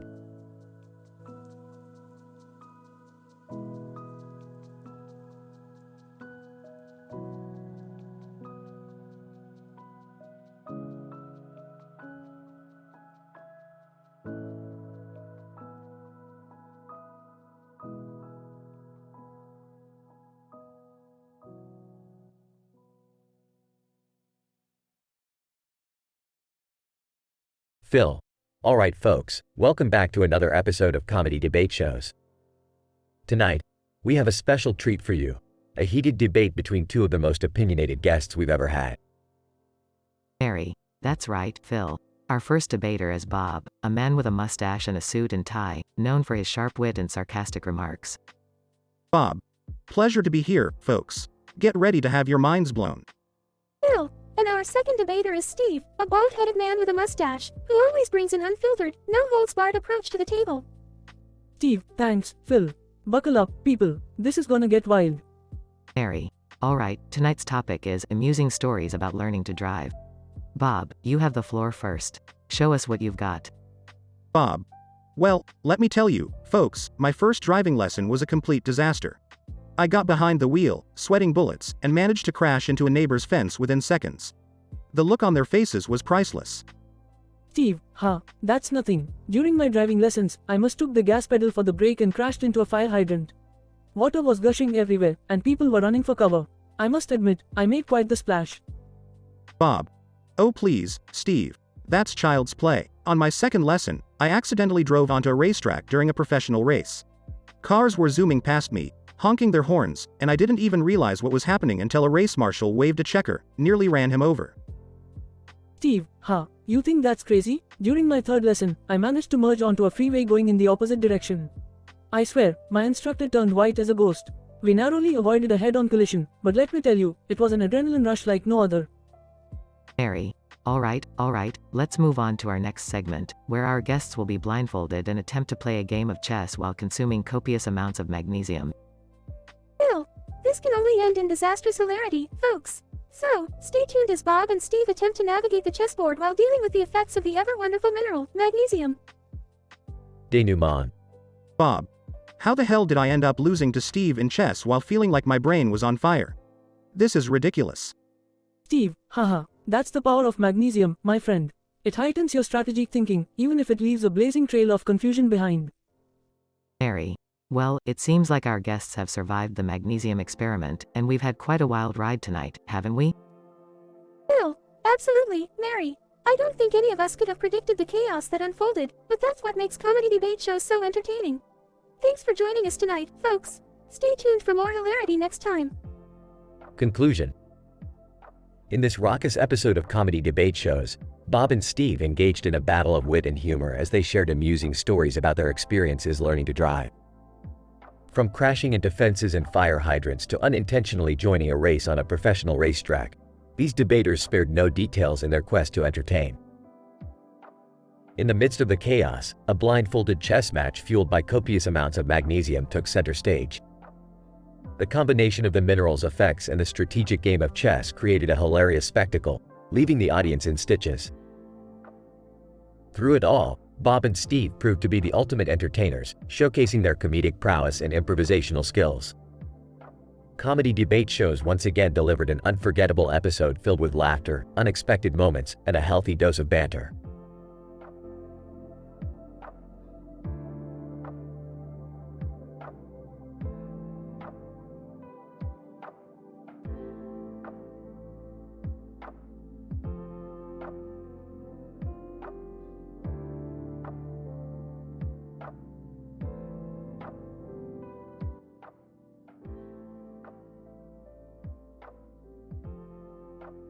Morty, we're kicking it up a notch today. We're headed to Vienna for a kick-ass adventure in Taekwondo. What? Taekwondo? Are you serious, Rick? You know I'm not exactly a martial arts prodigy, right? Relax, Morty. I've hacked into the Multiverse Taekwondo Championship where we can learn the secrets of the most powerful kicks known to man. And I've got a hunch it's in that building with the stairs you see in the background. Wait, so we're just gonna barge in there like a bunch of lunatics? Typical Rick. Typical? No, it's a scientific method, Summer. With my intellect, Morty's adorably oblivious nature, and your spirit, we're unstoppable. I don't know, Rick. Taekwondo seems kinda scary. What if we get our asses kicked? Morty, we haven't had our asses kicked in at least a few minutes. It's time to get some new bruises, kid. We're about to revolutionize quantum kicks. Fine, let's do it. But if any of us end up in the hospital, I'm making sure you pay the medical bills, Rick. Deal, Summer. Now grab those black belts I have conveniently stashed in the portal, and let's kick some multiverse butt. They enter the building and are suddenly greeted by a rather serious-looking Taekwondo master in full gear. Master, welcome, interdimensional warriors. Prepare yourselves for a challenge beyond your wildest dreams. Oh, Rick, I don't know about this. Morty, trust me, when it comes to kicking ass, we're practically superheroes. They engage in a series of ridiculous, over-the-top fights, exchanging blows in a chaotic display of martial arts mayhem. Rick, I don't think we're gonna survive this. I mean, look at that guy. He just chopped Morty in half. Don't worry, Summer, I've got a plan. Morty, do you still have that portal gun? Morty, with his severed upper body, pulls out the portal gun and hands it to Rick. Why, yeah, but how is that gonna help us? I'm literally dying here. Time for some dimensional trickery. Hold on, Morty. Rick opens a portal, bringing Morty's lower body from another universe and reattaches it. Morty gasps for air and stands up. Thanks, Rick. That was insane. No time for gratitude, Morty. We still need to kick this guy's ass. They continue the epic battle, flying through the air, defying gravity, and delivering jaw-dropping kicks. Master, impressive, but you're no match for my ultimate technique. Rick, Morty, and Summer huddle, whispering to each other. Okay, I've got an idea. Morty, remember when you accidentally mixed up pickle juice and Mr. Meeseek's tears? Yeah, why? Pass it to me. Rick, distract the master. Rick engages the master in a heated argument about the scientific feasibility of Taekwondo. Master, you know nothing, interloper. While the master is distracted, Summer pours the pickle juice and Mr. Meeseek's tears into a vial, creating a volatile concoction. Morty, open your eyes. Morty opens his eyes, and Summer splashes the concoction onto Morty's feet. Whoa, what is this? It's the legendary Pickle Meeseek's kick, Morty. Kick him with everything you've got. Morty delivers a mind-bogglingly powerful kick, which sends the master flying through multiple dimensions. Master, no. We did it, Morty. You just kicked that guy's ass into oblivion. I can't believe it. My kick saved the day. Great job, Morty. Now let's get out of here before something even crazier happens. They escape through a back portal just as the building collapses, leaving fireworks and chaos in its wake. Another adventure under our belts, Morty. Who needs a belt in Taekwondo when you already have the strength of our dysfunctional family? Yeah, I guess you're right, Rick. And no more martial arts for me, please. Agreed. Let's go home and find a safer hobby, like knitting or something. Rick opens a portal, and they step through, leaving Vienna and their multiverse Taekwondo escapade behind.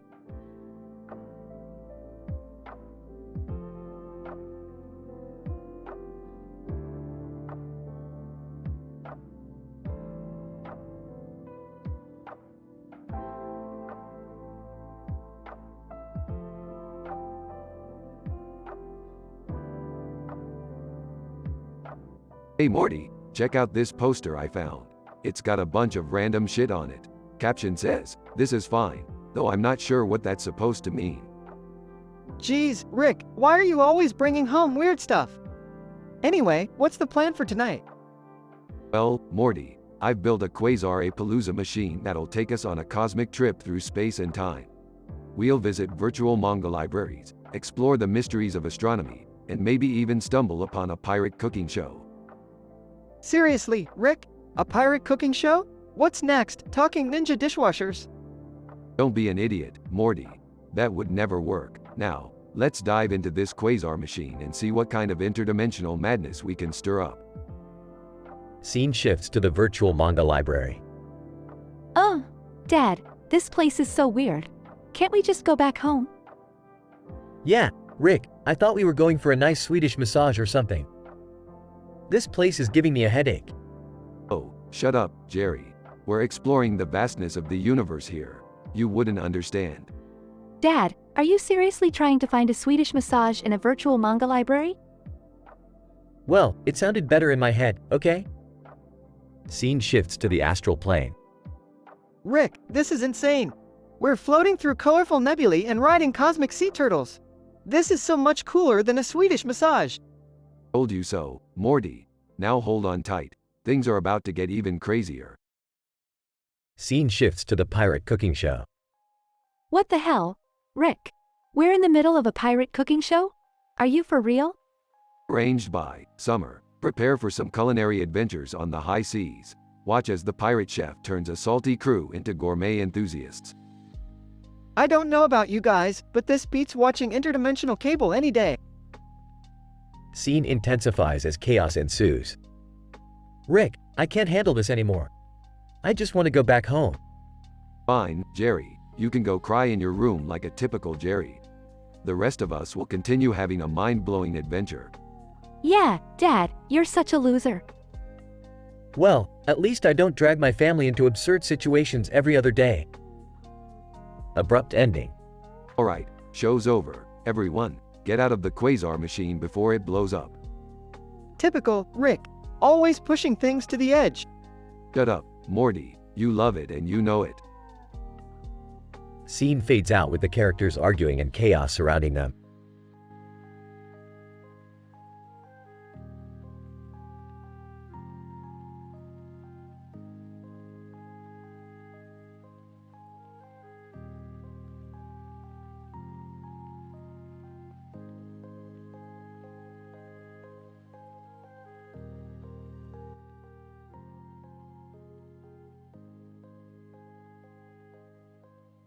Morty, get your ass over here. We've got a new adventure lined up. What is it this time, Rick? I hope it's not another crazy interdimensional trip. Morty, trust me, this one's gonna be a real blast. We're going to the Exoplanet Expose Escapade. Exoplan what now? It's a stand-up comedy festival on an alien planet, Morty. We're gonna witness humor that's out of this world. Count me in, boys. I could use a good laugh. Plus, I've got a scandalous secret about my past in the Galactic Federation to dish out. Well, Beth. I never thought you had it in you. This should be interesting. Dad's gonna be so surprised when he finds out about this. Morty, you know we don't talk about your father. Especially when he's being a boring Jerry. Let's focus on the mission, folks. We need to find the best stand-up comedians in the galaxy. And how are we gonna do that, Rick? Just scan through the alien TV channels? Morty, my boy, we're gonna use the scorpion's venom to enhance our comedic senses. It'll make us the ultimate judges. Rick, doesn't that stuff mess with our adrenal glands? Beth, you worry too much. We'll be fine. What could possibly go wrong? Famous last words, Rick. Scene transition. The trio arrives at the Exoplanet Expose Escapade. Look at this place, Morty. These aliens know how to party. I can't believe I'm about to watch stand-up on another planet. This is surreal. I hope these comedians are worth the hype. I need a good laugh after dealing with Dad and his antics. Scene transitions to the comedy club. Ladies and gentlemen, welcome to the funniest show in the universe. Let's give it up for our first act. Comedian enters the stage.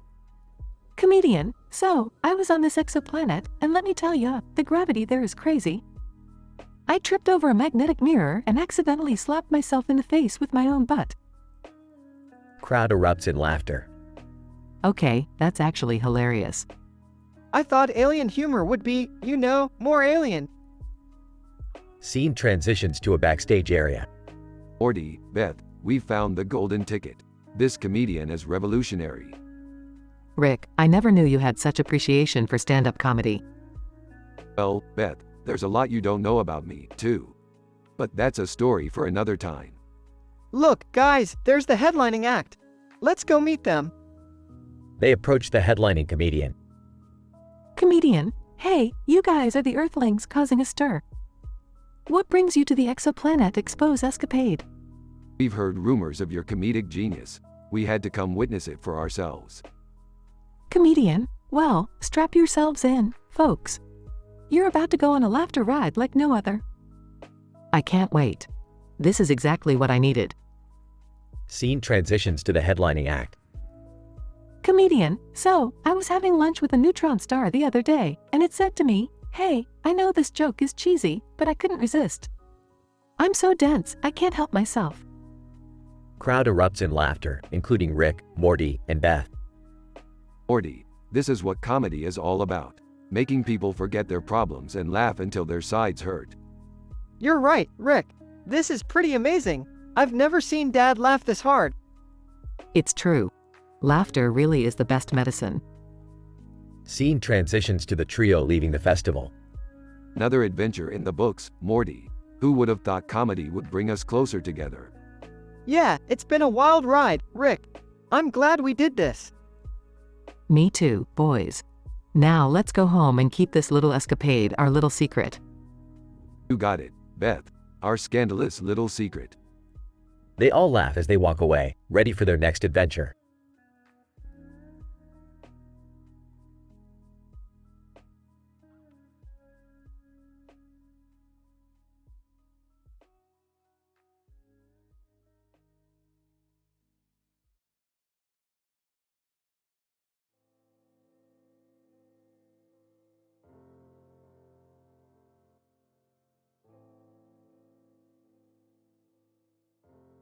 Burping, Morty, we've got another mind-bending adventure on our hands.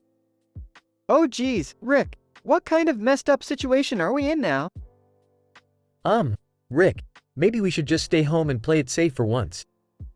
Shut up, Jerry. We can't all be mindless sheep like you.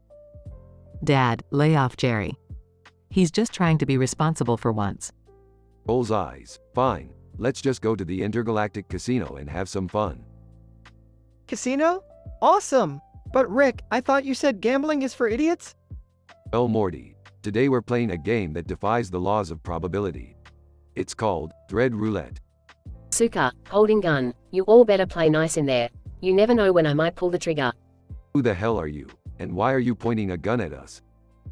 Suka, I'm Asuka Langley Soryu, and I'm not here to play games. I'm here to take down someone who owes me big time. Whispering to Jerry, do you think we should call the police? Whispering back and miss out on the excitement?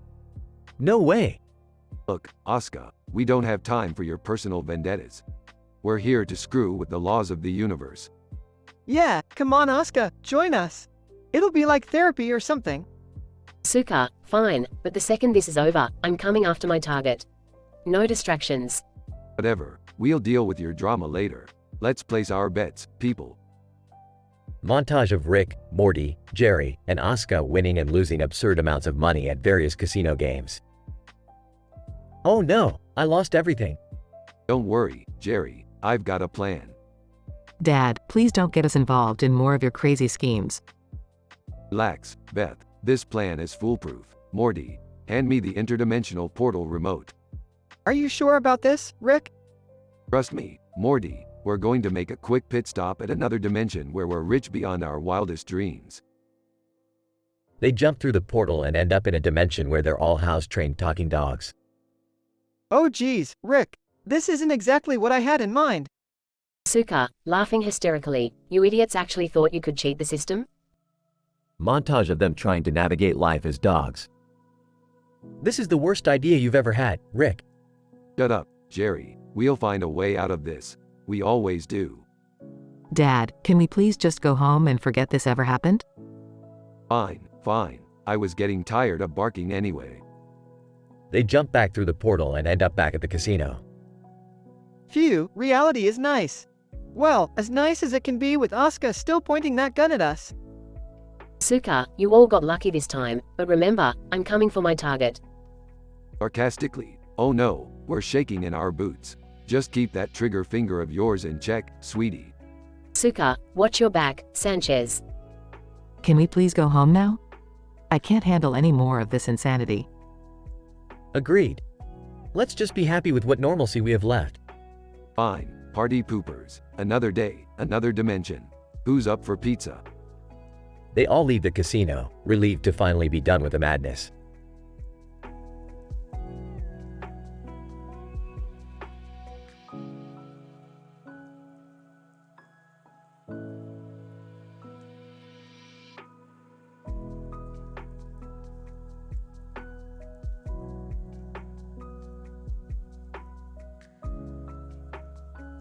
Sam Malone. Hey, check out this row of slot machines. It's like a goddamn neon jungle in here. Retro arcade game. You bet your ass it is. These flashy lights and maddening sounds make this place a goddamn sensory overload. Sam Malone. Damn straight, feels like I'm in a different universe. Hey, you think these slot machines are rigged? Retro arcade game. Nah, man, it's all about probability. These things are programmed to take more money than they give, that's for sure. Sam Malone. Well, I'm feeling lucky tonight. Let's see if I can hit that jackpot. Retro arcade game. Haha, good luck with that, buddy. Most people just end up tossing their wallets in frustration. Sam Malone. Screw that, I'm not most people. I'm gonna conquer these machines and walk out of here like a goddamn champion. Retro arcade game. Alright, man, don't say I didn't warn you. Just remember, it's all about luck, not skill. Several hours pass as Sam continues to play the slot machines. Sam Malone. This is ridiculous. I've been playing for hours and not a damn thing. Retro arcade game. Told ya. Those machines will suck the soul right out of ya, 1/4 at a time. Sam Malone. No way, I refuse to quit. I'll keep playing until these machines pay up. Retro arcade game. You're stubborn as hell, man. But don't say I didn't try to save ya from this madness. Suddenly, a storm starts brewing outside the casino. Sam Malone. What the hell? Is that thunder? Retro arcade game. Looks like it, man. This place just got a whole lot more interesting. As the storm intensifies, lightning strikes the casino, causing a power surge. Sam Malone. Holy shit, what's happening? Retro arcade game. Looks like the power surge just affected those slot machines. It's like they've come alive. The slot machine starts spinning like crazy, lights flashing and bells ringing. Sam Malone. This is insane. It's like a goddamn jackpot frenzy. Retro arcade game. I've never seen anything like this before, man. It's statistically impossible. Sam Malone. Screw the odds. I'm gonna ride this wave and make a fortune. The slot machine starts spitting out mountains of coins, filling the room. Sam Malone. I'm rich, bitch. I'm actually freaking rich. Retro arcade game. This is unreal. The universe must be shitting itself right now. Suddenly, the storm subsides, and the slot machines return to their normal, lifeless state. Sam Malone. What the hell just happened? Retro arcade game. I have no clue, man. It was like a cosmic glitch in the system or something. Sam Malone. Well, I guess I'll just take these winnings and get the hell out of here before reality kicks back in. Retro arcade game. Good call, buddy. And remember, luck can be a fickle mistress. Don't push it too far. They both exit the casino, carrying bags overflowing with coins. Sam Malone. Thanks for the crazy adventure, old friend. Let's go celebrate our improbable victory. Retro arcade game. It was one hell of a ride, Sam. Cheers to that. They both walk off into the night, laughing and reveling in their outrageous luck.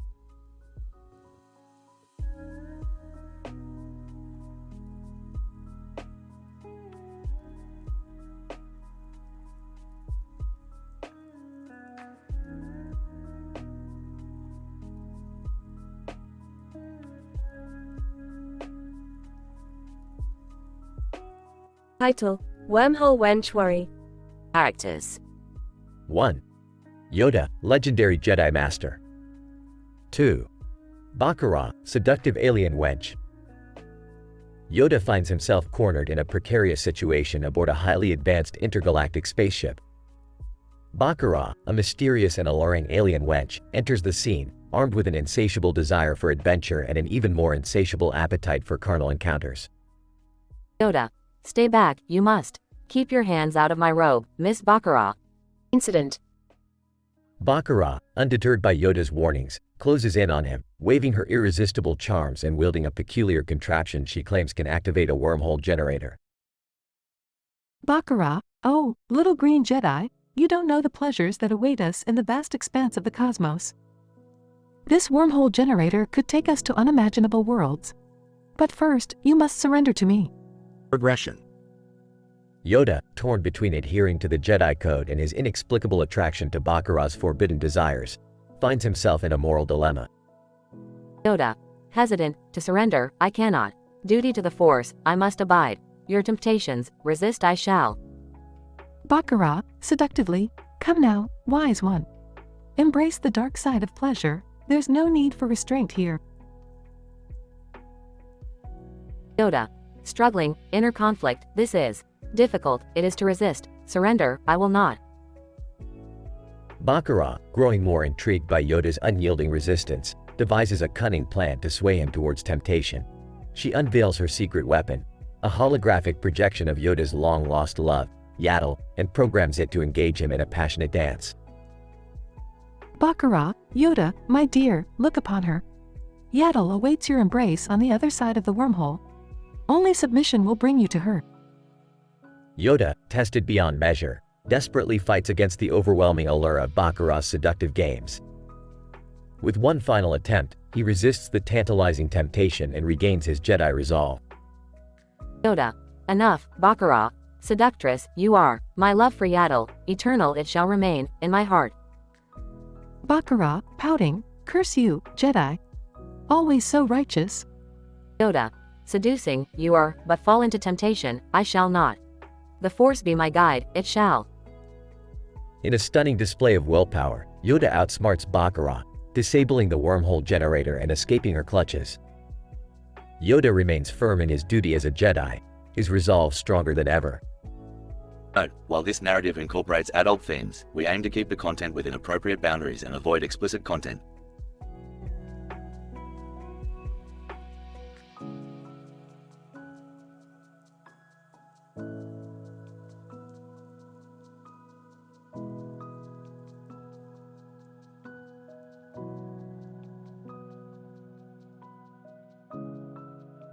Hey Morty, check out this mind-blowing computer-generated image I just found.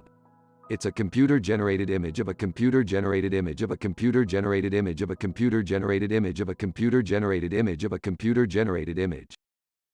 Whoa, Rick, that's mind-boggling. But what's so special about it? Well, Morty, this image is generated by an alien supercomputer from a distant galaxy. It's so advanced that it can create infinitely detailed simulations within simulations. Did someone say simulations? Count me in. I've always wanted to explore alternate realities. Simulations? No thanks. I'd rather go out and party with some alien babes or something, you know? Oh, Summer, stay focused. We're on a mission here. Alright, Morty, let's dive into this simulation and see what wonders await us. Keep your wits about you, because things can get pretty wild in these digital realms. Morty and Rick enter the simulation, finding themselves in a vibrant alien city. Look at all these alien babes, Morty. They got tentacles, they got multiple limbs. It's a freaking paradise. Rick, come on. We're here to unravel the mysteries of this simulation, not get distracted by alien babes.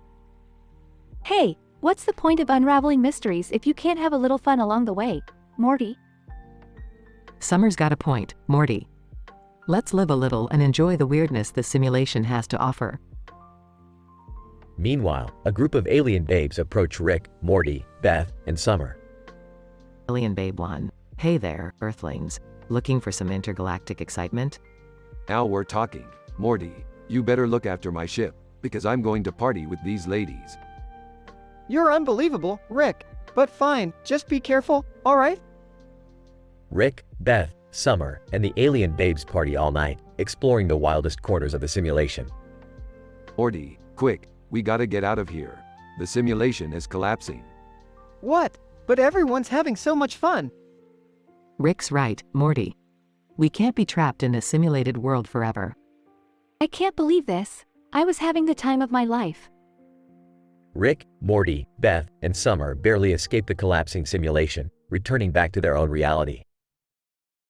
Well, that was quite the adventure. I can't believe we got caught up in a simulated party world. Hey, life's full of surprises, Beth. Now let's get back to exploring the real universe. I'm sure there are even more bizarre things out there waiting for us. Yeah, but can we maybe avoid the simulations next time? They're a little too distracting. Speak for yourself, Morty. I wouldn't mind another round of alien babes and parties.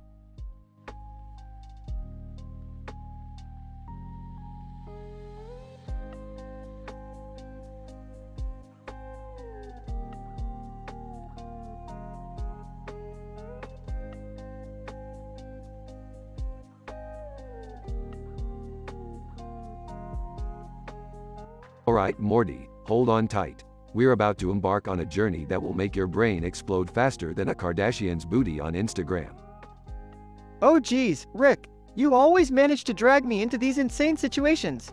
Can't we just have a normal day for once? Normal, Morty. Normal is for people who eat mayonnaise with a spoon. We're about to attend a concert where a group of octopuses is standing up with guitars. And they're playing Fleetwood Mac covers. Octopuses playing guitars? Are you serious? Of course I'm serious, Morty.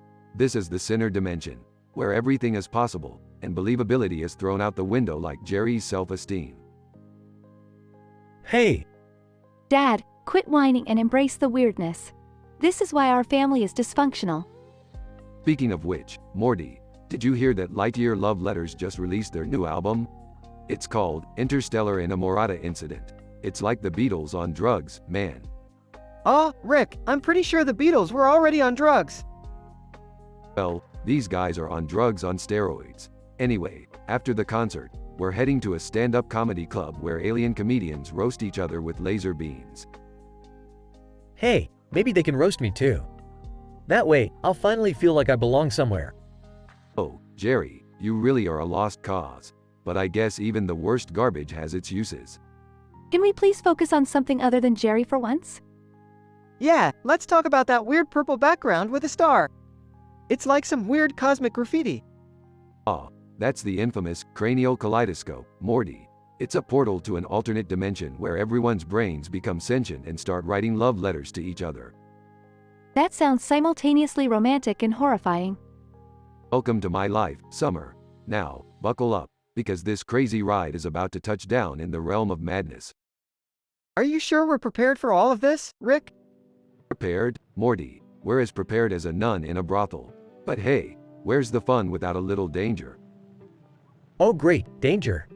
Just what I needed. Relax, Jerry. Just stay close to me to avoid getting squished by an octopus playing a bass solo. Alright, let's do this. We may not survive, but at least we'll have a hilarious story to tell in therapy. Therapy? You think our therapist could handle this level of insanity? They'd need a PhD in interdimensional psychology just to comprehend our trauma. I guess we'll find out, won't we? Damn right we will, Morty. Now, hold on tight and get ready to witness the most mind-boggling, reality-shattering, and utterly nonsensical adventure of your life.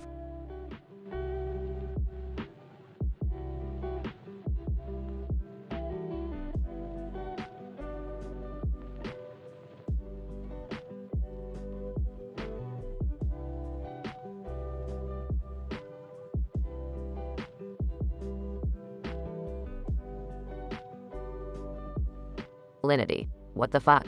Look at that poster. There's a pyramid in the middle of the city at night. Who the hell put that shit up? Carlo, snickering. I don't know, but it's fucking trippy. And look at that reflection of the pyramid in the water. It's like some weird, surreal shit. Linity. Yeah, it's messing with my head. Feels like we stumbled into some alternate reality or some shit. Carlo, maybe we did. Who knows? Life is a fucking roller coaster. Linity. Roller coaster? More like a goddamn acid trip. Do you think it means anything? Carlo, probably nothing more than some elaborate prank. Or maybe the government's hiding some secret alien tech behind that pyramid. Linity. Don't fuck with me, Carlo. I've had enough conspiracy theories today. Besides, I wouldn't put it past this city to pull a stunt like this just to generate some buzz. Carlo, buzz? This is more like a fever dream. Hey, let's go check it out, see what's up with that pyramid. Linity, are you crazy? We've got work in the morning. And besides, we don't even know what's waiting for us there. Carlo, live a little, Alinity. Life's too short to pass up on these random, mind-bending adventures. Linity, You're always living on the edge, aren't you? Fine, let's go. But if anything goes wrong, I swear I'll shove that pyramid up your ass. Alinity and Carlo approach the pyramid in the city. Alinity, look at the size of this thing. It's fucking enormous. How the hell did they manage to sneak this in? Carlo, whispering, I don't think they snuck it in, Alinity. Look, there are people gathering around. It's like some cult shit. Alinity, oh great, a cult. Just what we needed. I'm not getting brainwashed today, Carlo. Carlo, don't worry, we'll blend in. We'll just pretend we're really into pyramids and shit. They join the cult gathering. Alinity, whispering, these people are nuts, Carlo. They're chanting some gibberish and wearing those ridiculous pyramid-shaped hats. Carlo, shush, just go along with it. The cult leader is about to speak. Cult leader, welcome, my followers, to the pinnacle of enlightenment. Tonight, the pyramid shall reveal its secrets and transform our mortal bodies into vessels of ultimate power. Alinity, this guy is batshit crazy. I can't believe we ended up in this mess. Carlo, just play along, Alinity, and let's see where this leads. As the cult leader continues his speech, strange lights start emanating from the pyramid. Alinity, shit, Carlo. Is this some sort of cosmic event? Carlo, I don't know, but it doesn't look good. We need to get out of here, now. Alinity and Carlo try to escape, but are surrounded by cult members. Cult member, you dare defy our sacred ritual. Fear not, for the pyramid has chosen you as its vessels. Alinity, fuck this. Alinity knocks out the cult member with a swift punch. Carlo, run, Alinity, run. Alinity and Carlo manage to escape the cult. Alinity, I can't believe we got ourselves into this mess. Let's get the hell out of here and never speak of this again. Carlo, agreed, Alinity. But hey, at least it was an adventure, right? Alinity and Carlo run off into the night, leaving the pyramid and the cult behind, forever changed by their bizarre experience.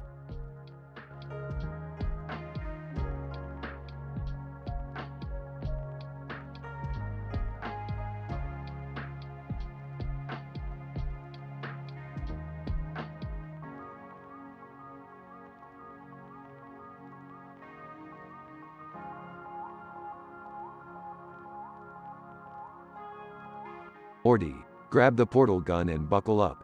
We've got a statistical anomaly to investigate. Where are we going, Rick? We're headed for the mysterious road with a green and purple aurora light in the sky above it, Morty. We're gonna crack this case wide open. Wait, why am I here? I thought I was going to the grocery store.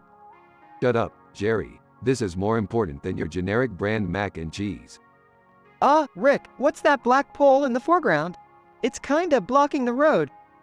That, Morty, is the quantum pole of infinite possibilities. It can grant your deepest desires or bend reality to your will. Or it could just be a stupid pole, who knows? I should buy a boat. No one cares, Jerry. We've got bigger fish to fry. Look, Rick, there's a hidden message on that pole. It says, only the sexy scientist can unlock the secrets of the Aurora Road. Sexy scientist? Morty, that's obviously a trap. But, let's go anyway. Hey, I used to date a sexy scientist in college. Jerry, you couldn't even land a date with a furry fanfiction slam winner. Shut your pathetic mouth.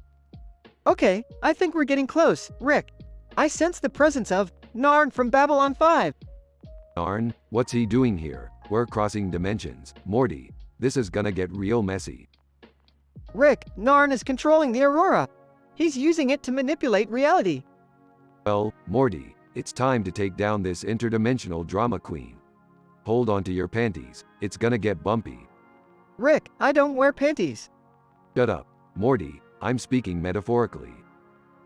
Guys, can I just go home? My stomach is hurting real bad.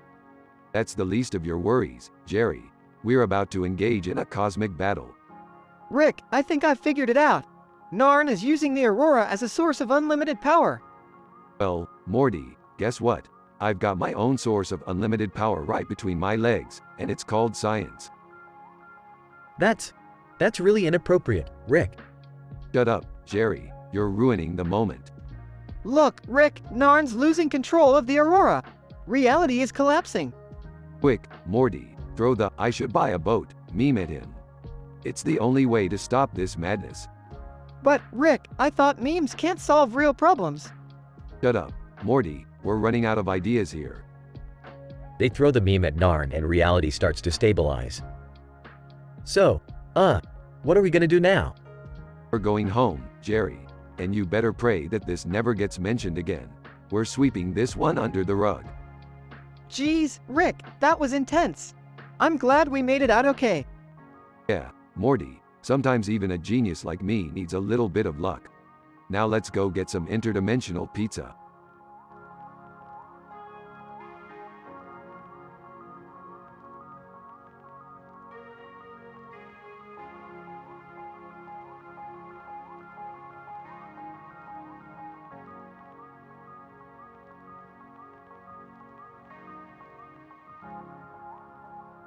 Hey Morty, look at this burger. It's like the Mona Lisa of fast food, sitting here all tantalizingly delicious. Rick, it's just a burger.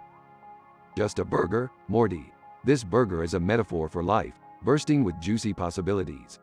It's the epitome of culinary evolution, a symphony of flavors that dance on the tongue. Yeah, well, it looks pretty heavy. Are you gonna eat it? Morty, you underestimate the importance of aesthetic appreciation. Eating this burger would be like dating a supermodel. You don't just jump into it. Morty, you savor the anticipation. Okay, but it's been sitting there for hours. Can I eat it then? Fine, Morty, have it your way. Play Russian roulette with your gastrointestinal tract if you must. Just remember, life's about choices and consequences. Nervously, I'll take my chances, Rick. Rick starts to chuckle. Alright, Morty, dig in. But remember, the universe is like an infinite buffet, Morty. There are always consequences to your actions, even in matters of food. Morty takes a bite of the burger. Wow, Rick, this is incredible. So many flavors exploding in my mouth. I never thought food could be this good. Smirking well, Morty, you haven't even experienced the half of it. Because, my dear boy, that wasn't just a burger. It was a portal into a dimension where the culinary arts reign supreme. What? Are you serious? Oh, I'm serious, Morty. And as luck would have it, we just got transported into that dimension. Morty's eyes widen with disbelief.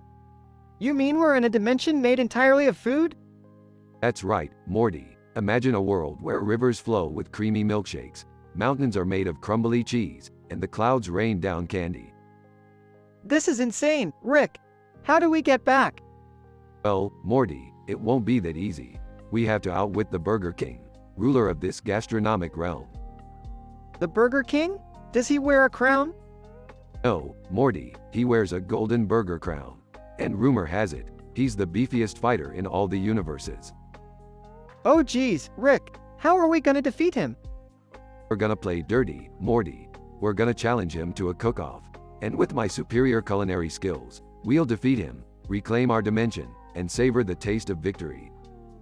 But Rick, I don't even know how to cook. Morty, when has that ever stopped us before? We're gonna wing it, like always. They both share a determined look. Fine, let's do this, Rick. Let's serve up a meal that will make the Burger King quiver in his grease-soaked apron. They grab their aprons, spatulas, and hasten into the food dimensions to prepare for the ultimate culinary showdown.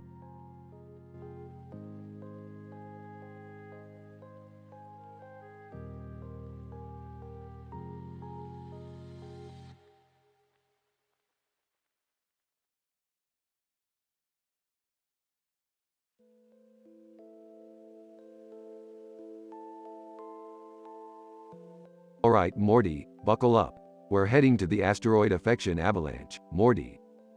Asteroid affection avalanche? What the hell are you talking about, Rick? It's a bowling alley, Morty. The hottest spot in the galaxy right now. They've got a pirate bowling league, Morty. Pirates, bowling. Oh great, I can't wait to get attacked by a bunch of drunk pirates while I'm trying to bowl. Relax, Morty. We're gonna blend right in with this red car driving down the track and 2 bowling balls on the side. It's like a disguise, Morty. A disguise? Seriously, Rick? Science, Morty, science. Now let's get in there and show these pirates how real bowlers do it. Summer enters. What are you guys up to now?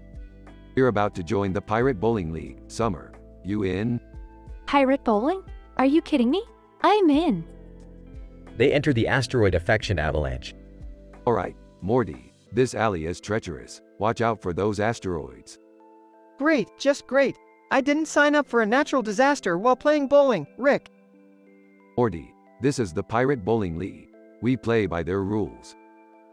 Morty rolls the ball down the lane and it gets struck by an asteroid.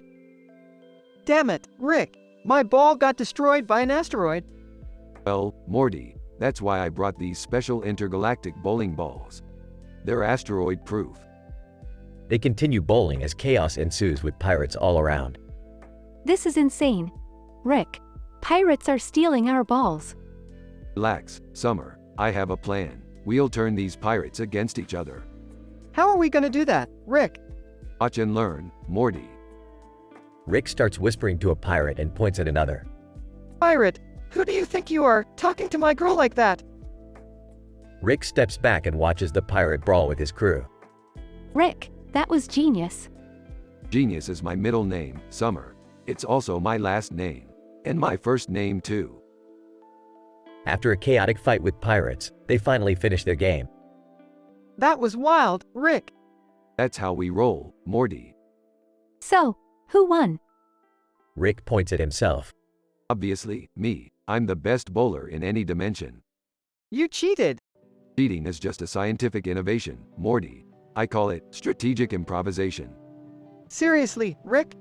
And that's the end of our asteroid affection avalanche adventure. Let's go, before these pirates come after us for real. They all rush out of the bowling alley, leaving behind a mess of pirates and chaos.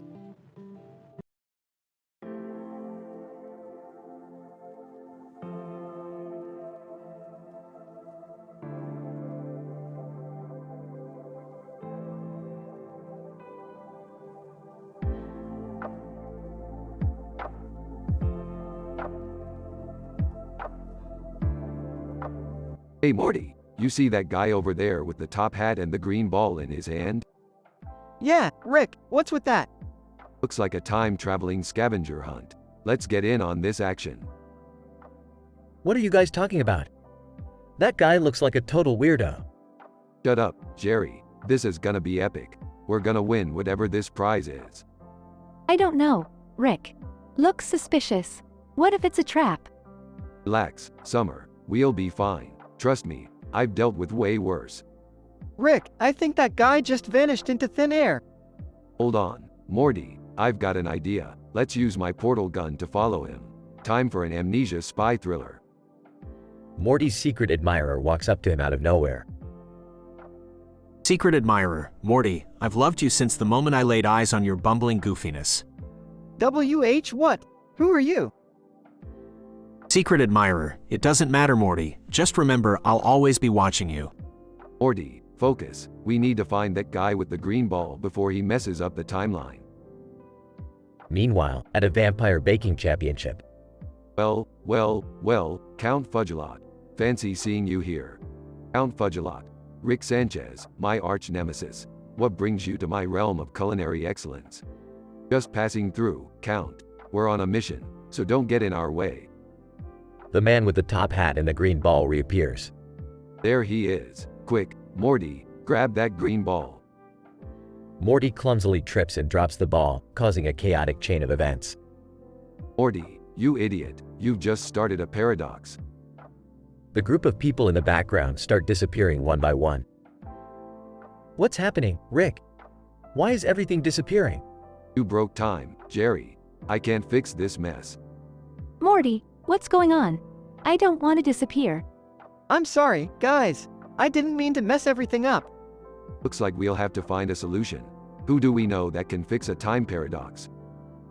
Jerry's eyes turn red and fangs grow. I guess my vampire skills will come in handy after all.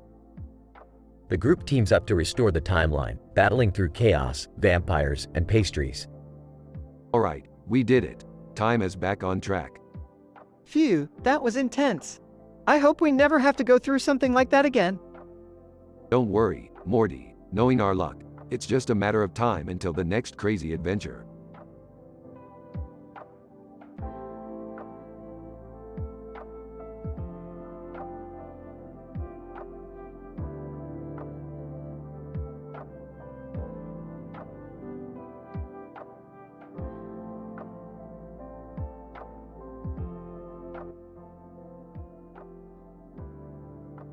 Morty, we're going on a little adventure today.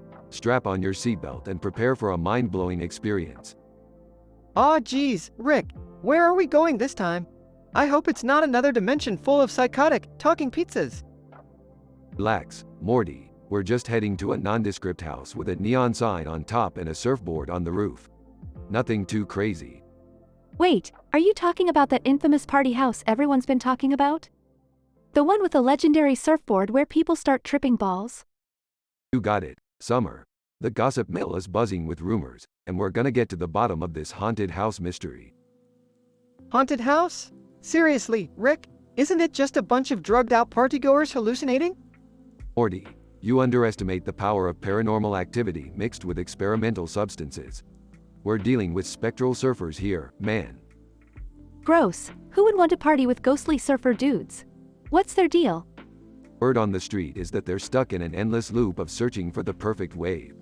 And it turns out, their ethereal souls are triggered by the same hallucinogens they consumed during their mortal lives. So, you're saying we're gonna have to get high to communicate with these dead surfers? Bingo, Morty. This is what I call extreme interdimensional GTFO without getting arrested surfing. Now, suit up and grab your board. We're catching some astral waves. I can't believe I'm about to trip balls with ghostly surfers.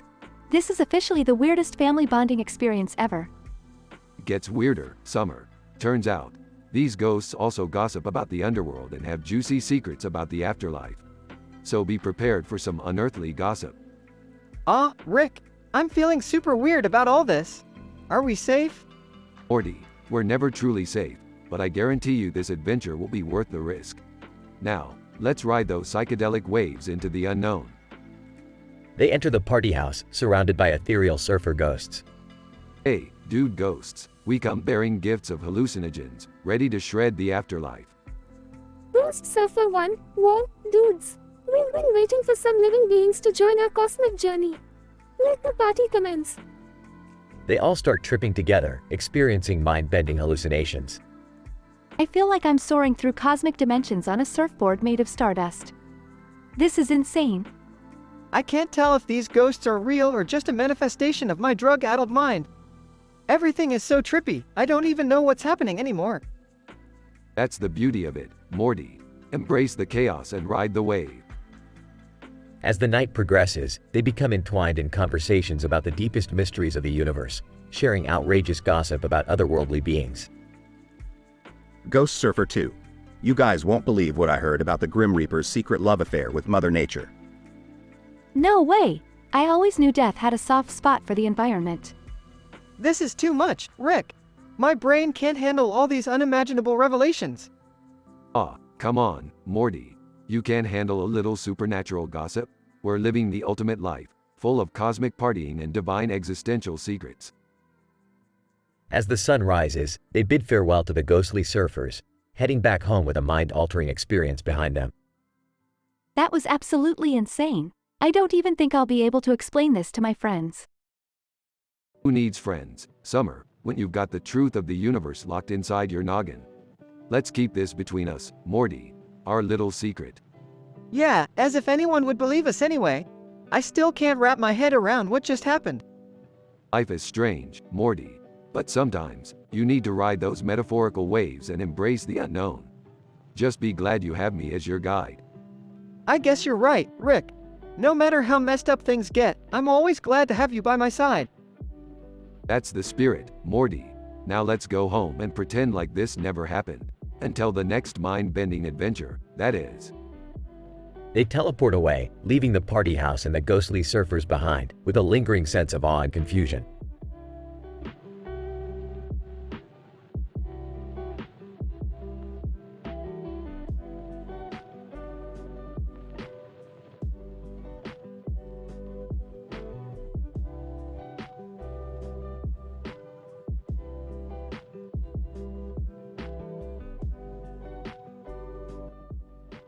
Alright, Morty, buckle up. We're about to take a trip to the most bone-chilling dimension you've ever seen. Rick, I'm not sure I'm ready for this. Bones? Really? Morty, bones are the foundation of life. They hold us together, they give us structure. Plus, I heard there's a sword-wielding cartoon character in this dimension. A sword-wielding cartoon character? Are you serious, Rick? Morty, this isn't some cliche fantasy world. This is a dimension where everything is made of bones. We're talking bone trees, bone monkeys, bone houses, and even bone lakes. Okay, but why would a cartoon character have a sword in a cave of rocks and plants with a skull on its head? Morty, it's the bone dimension. You think things make sense here? Now, hold on tight, Morty. We're about to enter the bone realm. They enter the bone dimension, and everything is indeed made of bones. Whoa, Rick, look at those bone trees. They're so bony. Yeah, Morty, they're bones. What did you expect? A flesh tree? Get real. They spot the cartoon character with a sword in a cave of rocks and plants with a skull on its head. There it is, Rick. The cartoon character with a sword. This is crazy. Morty, this dimension is all about defying expectations. Now let's go talk to this cartoon character. They approach the cartoon character. Cartoon character. Welcome, travelers. I am Sir Bonesalot, defender of the Bone Realm. What brings you here? We're just passing through, Sir Bonesalot. We heard this dimension was bone-tastic. Yeah, we thought we'd bone voyage, you know? Sir Bonesalot. Ah, I see. Well, feel free to explore and enjoy the bone wonders of this realm. Just beware of the bone squatches. They can get pretty gnarly.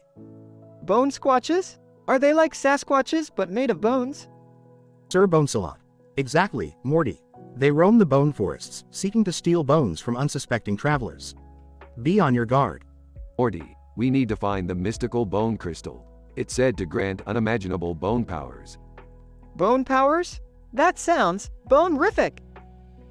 They embark on a bone-filled adventure, encountering various bone creatures along the way.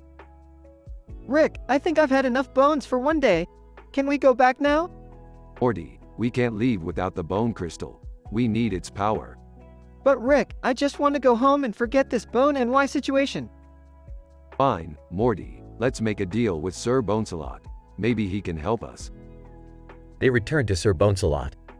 Sir Bonesalot, we need your assistance. We seek the bone crystal, but we're bone-tired. Sir Bonesalot. Fear not, adventurers. I shall guide you to the sacred cave where the bone crystal resides. They reach the cave, filled with bone treasures and guarded by a fearsome bone dragon. Rick, I don't think we can take on that bone dragon. It's too bone-ormous. Morty, we didn't come all this way for nothing. Time to put those bones to use. They successfully defeat the bone dragon and claim the bone crystal. We did it, Rick. We have the bone crystal. Can we go home now? Sure, Morty, let's get the hell out of this bone-forsaken realm. They use the bone crystal's power to return home. Phew, I'm glad we're back, Rick. I never want to see another bone again. Ah, Morty, you just need to learn to appreciate the beauty of bones. They're a real game changer. Yeah, right. Maybe I'll stick to something less bone-rattling next time. They walk away, leaving behind the bone dimension and all its bizarre wonders.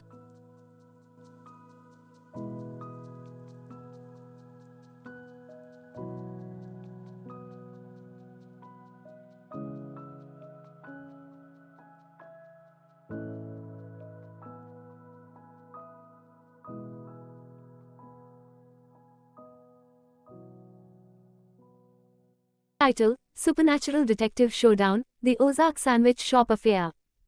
Location: a sandwich shop in Thailand. Characters. 1. Detective Green, a supernatural detective with extraordinary abilities. 2. Detective Black, a suave and cunning detective with a penchant for the occult. 3. Detective White, a brilliant forensic scientist who specializes in genetic anomalies. Scene: a poster displaying Detective Green in a green shirt, Detective Black in a black shirt, and Detective White in a white shirt with a green emblem. Incident: Detective Green, studying the poster. This poster reminds me of that time in Ozark when we encountered those bizarre genetic anomalies. Detective Black, smirking. Ah, yes. I still remember that sandwich shop incident. We were just trying to enjoy our lunch when all hell broke loose.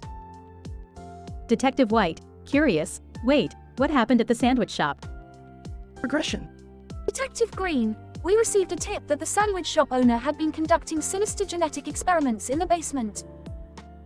Detective Black, And we had the perfect disguise to infiltrate, thanks to our matching outfits on that poster. Detective White, excited. So, we went undercover as sandwich artists to investigate? Scene. Flashback to the detectives dressed in aprons, working behind the sandwich counter.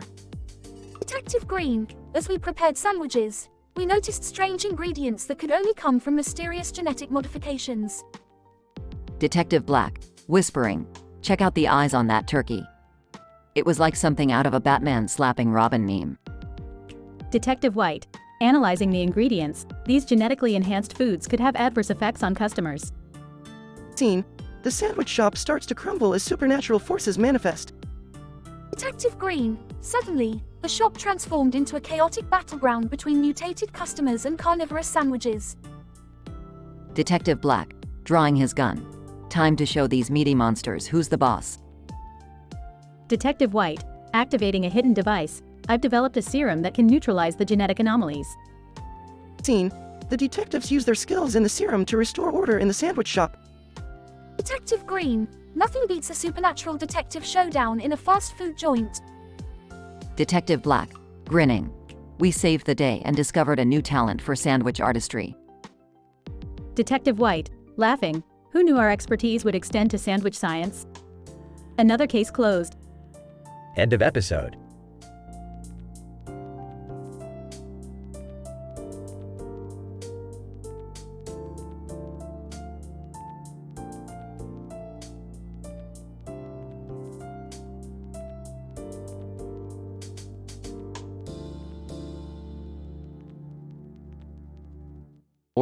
Morty, grab your portal gun and listen up.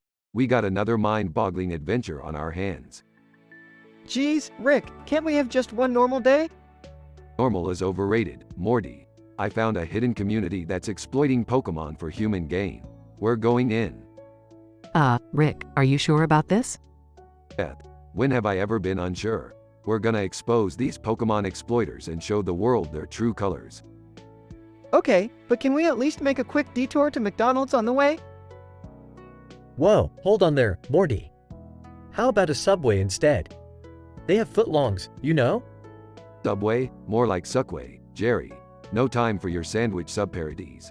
We're saving Pokemon here. Alright, fine. But I'm driving. Beth, nobody cares about your driving skills. All drive and multitask, as always. They arrive at the hidden community. Whoa, there are so many Pokemon here. And they're all so exploited. Morty, these people are treating Pokemon like cheap labor. It's time to show them some justice. Wait, is that a talking Pikachu? Pikachu? Yeah, these people think they're the masters, but they're just greedy humans exploiting us for their gain. Morty, this talking Pikachu knows too much. I say we recruit him and take down this entire operation. Are you sure we can trust him? Didn't we learn anything from that Meeseeks incident? Morty, stop bringing up old stuff. This is our chance to make a difference. Beth, Rick, Morty, and Pikachu team up. Alright, team, let's expose these exploiters and liberate these Pokemon. Morty, use your Morty charm on those guards. We need to sneak in undetected. Okay, here goes nothing. Flashes a flirty smile. Guard. Oh my, I'm feeling all tingly. What were we talking about? Smooth moves, Morty. Now, let's expose these villains. They infiltrate the exploiters' headquarters. Exploiter, how did you get in here? It's called science, you simple-minded clod. We're here to shut you down. Prepare to face the wrath of a mother who loves Pokemon. Chaos ensues, with Pokemon battling and Rick's scientific gadgets in full swing. Rick, things are getting out of hand. Buckle up, Morty, it's about to get even crazier. Multiple Pokemon evolve, creating a fantastical spectacle. I didn't sign up for this. I just wanted a sandwich. Shut up, Jerry. We're in the midst of saving the day here. Beth, Rick, Morty, and Pikachu defeat the exploiters. Pikachu, thank you, guys. You showed us the true power of friendship and justice. Yeah, whatever. Let's just go home. They use the portal gun to return to their dimension. Phew, that was intense. But at least those Pokemon are free now. Yeah, I guess that's good. I'm still getting a sandwich, though. I'm gonna need a drink, heavily.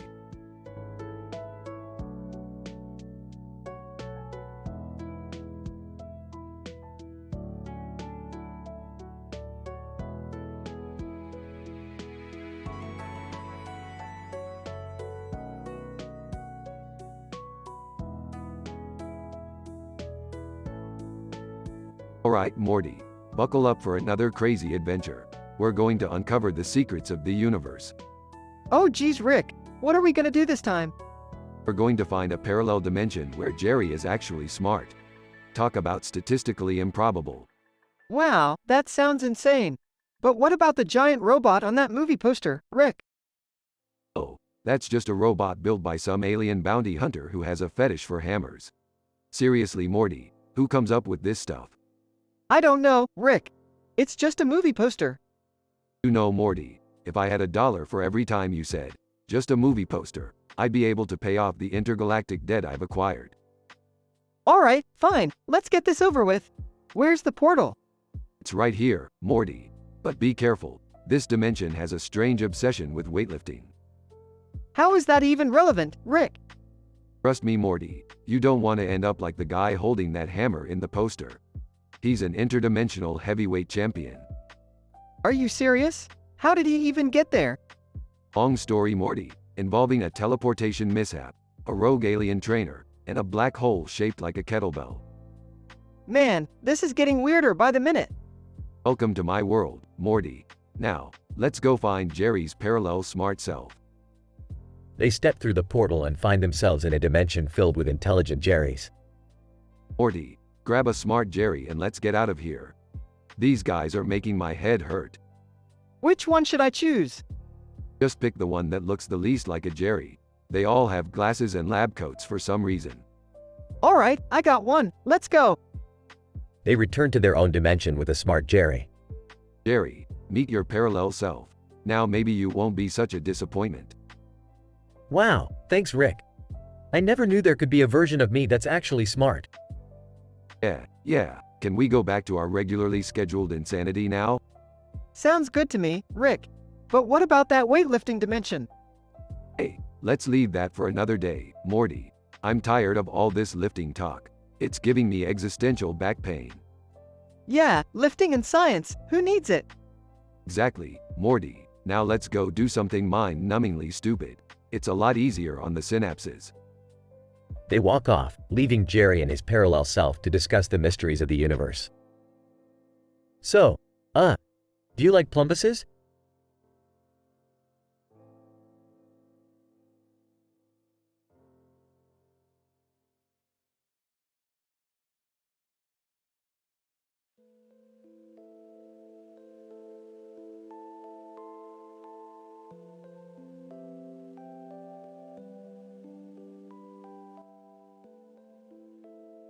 Morty, you little twerp, I've got a dimension-crossing adventure lined up for us tonight. Get your ass ready. Geez, Rick, can't we take a break? I've got a pile of exams and Jessica, wants to study. Study, Morty, you know education is just a social construct, right? Like marriage or having any marketable skills. But Rick, I don't want to end up like Jerry, just sitting around all day doing nothing.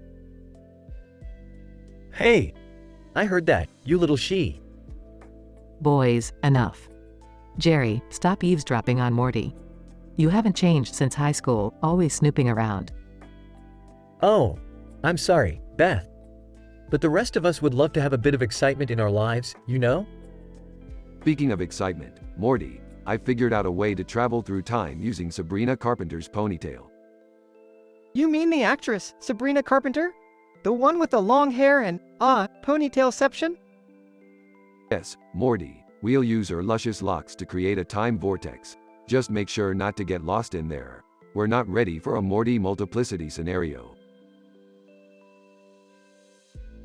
Rick, you can't mess with time. It's irresponsible and dangerous. Beth, always playing the responsible card. Look at you, dating on Andromeda dating apps while your husband's right here. That's none of your business, Rick. Wait, you're dating? Who? Is it someone from the Galactic Federation? Oh, shut up, Jerry. I bet it's someone with tentacles. You always liked that kind of stuff. Jerry, just because your taste buds are as bland as your personality doesn't mean Beth's into tentacles. Guys, can we focus on the time travel thing? We can't let this episode turn into a family therapy session again. Morty's right, for once. Strap in, everyone. We're going back to the Cretaceous period to observe some dinosaurs. Rick, I'm serious. We can't mess with the natural order of things. Oh, like you have any say in this, Beth. You're not even a real doctor. Jerry, you. Enough. We're going, and that's final. Hold on tight, everyone. They all grab onto Sabrina Carpenter's ponytail and are transported through time. Whoa, Rick! Dinosaurs! This is insane! Look, there's a T-Rex. It's eating another dinosaur. This is dangerous, Rick. We shouldn't be tampering with the past. Relax, Beth. I'm a scientist. I know what I'm doing. Rick, shouldn't we go back now? There's an asteroid headed for Earth. Morty, always focusing on the small stuff. Nah, let's stick around and see how it plays out. Rick, this is irresponsible. We have to go back. Yeah, Rick, listen to your daughter. We need to go back. Fine. Hold on tight, everyone. Back to the present. They return to the present, narrowly escaping the asteroid impact. Phew, that was a close one, Rick. Beth, I'm sorry I doubted you. You were right. It's okay, Jerry. Just don't bring it up again. And Rick, no more time traveling adventures, got it? Yeah, I hear you. Lesson learned, I guess.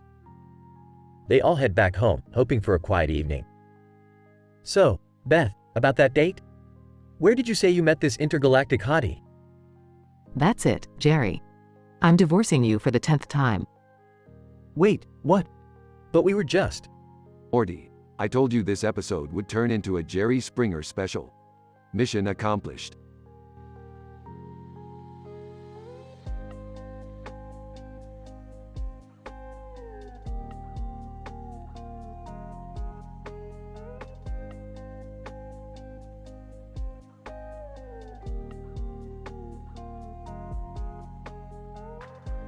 Alright, Morty, buckle up. We're diving headfirst into the wacky world of SpongeBob SquarePants.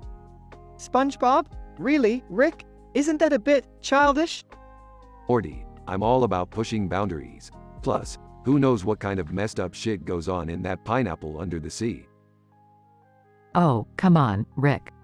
Can't we just have a peaceful family vacation for once? Peaceful, Beth. We're about to confront a psychotic doodle who wants to turn us into his twisted artwork. How's that for peaceful? Oh, great. Another adventure where we barely survive. Can't we just stay home and watch TV?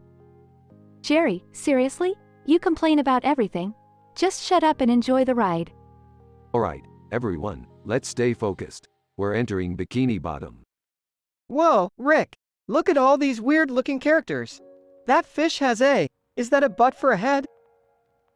And that one over there is made entirely of bubbles. This place is trippy, even for us. Alright, we have to find Doodlebob's lair. I'm not messing around with him for too long. Wait, why would a doodle even want to turn us into doodles? That's just messed up. Maybe he's just misunderstood. I mean, I've always liked doodling. Misunderstood? Jerry, you're giving him way too much credit. He's a psychopath with a pencil. Okay, we need to draw 3 unique doodles to come to life and help us defeat Doodlebob. Any ideas? How about a giant, laser-shooting pickle?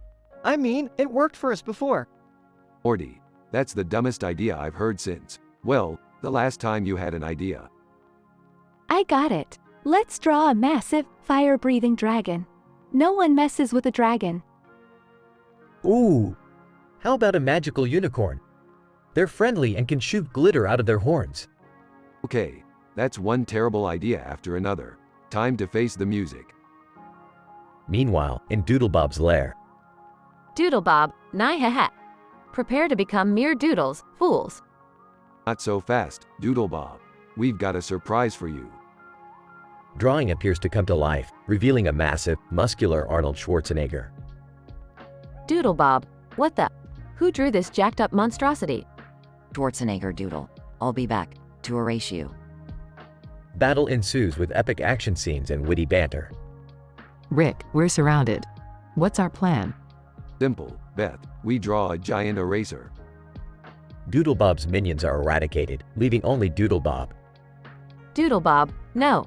I won't let you erase me. Rick, hurry up and draw the eraser. Done and done. Say goodbye, Doodle Bob. Eraser appears and erases Doodle Bob from existence. Finally, we can go back home and never speak of this again. Agreed. Time to leave this weird, underwater cartoon world behind. Hey, Rick, do you think we'll ever run into another crazy adventure like this? Morty, my boy, with our luck, I'm willing to bet the entire multiverse on it.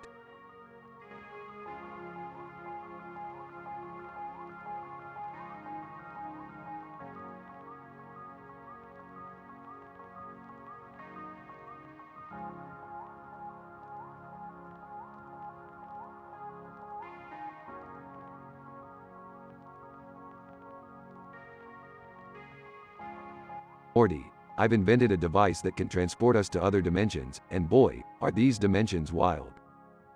Oh, Rick, we've been to some pretty messed up places. Are you sure we should venture into more dimensions?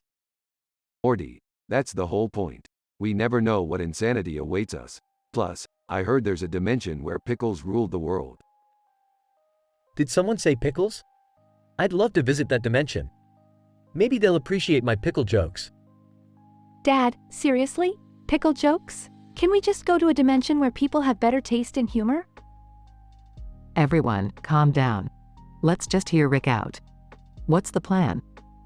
Alright, listen up. We enter this futuristic room with a circular window and a door in the center, surrounded by a green background.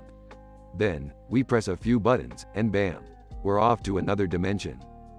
Okay, I'm in. But please, no more crazy aliens trying to dissect me or weird talking animals, alright? No promises, Morty. Away we go. They enter the futuristic room and the door closes behind them. Alright, Morty, punch in the coordinates for the dimension with the sentient fart clouds. Let's see how they're doing. Seriously? Sentient fart clouds? This is going to stink, isn't it? They press the buttons and the room starts shaking. Suddenly, they find themselves in a dimension filled with floating fart clouds. Oh my god, what's that smell? Finally, a dimension where I fit right in. This is so gross. Can we leave? Like, right now? Hold on, guys. Let's have a chat with these fart clouds. They might have useful information on interdimensional travel. They approach some fart clouds. Excuse me, Mr. Fart Cloud, do you know anything about? Fart Cloud. Morty, we know everything. We've traveled all the dimensions, seen it all. Wow, you must have some interesting stories then. Fart Cloud. Oh, Jerry, you have no idea. We've seen things you wouldn't believe. Like that time we saw a dimension where everyone had butts for faces. Okay, this is just getting ridiculous. Dad, can we please go back home? I'm missing my nail appointment. Fine, fine. Let's get out of here. I've had enough of these flatulent tales. They hurriedly make their way back to the room and press the buttons to return home. Phew, I'm just glad we made it out of there in one piece. Yeah, well, I hope you learned something from all this, Morty. Interdimensional travel isn't for the faint of heart. You know, Rick, I must admit, I kind of enjoyed that dimension. Maybe I'll visit it sometime on my own. Jerry, seriously? Dad, you're unbelievable. They all leave the room, laughing and chatting about their insane adventure.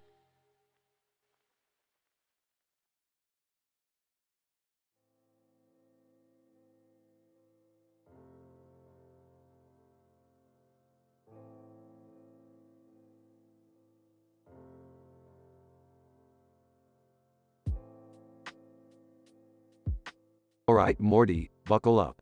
We're about to embark on a wild ride. Rick, where are we going this time? We're going straight into the twisted world of SpongeBob SquarePants. SpongeBob? That show's for kids, Rick. Can't we go somewhere else? Look, Jerry, if you want to be stuck in this boring reality, be my guest.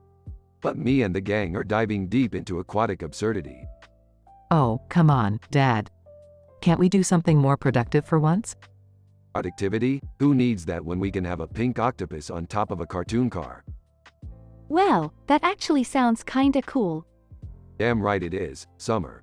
Now let's get going before I change my mind. Meanwhile, in the world of SpongeBob. Doodle Bob, me hoi manoi. I'm gonna doodle you fools beyond recognition. Oh geez, Rick, What's that thing? Looks like Doodlebob, Morty. He's got a bad case of artistic vengeance. We need to find a way to stop him.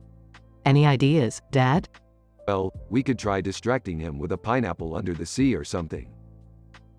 A pineapple? Seriously? I don't think that will work. Fine, Jerry. What's your genius plan then?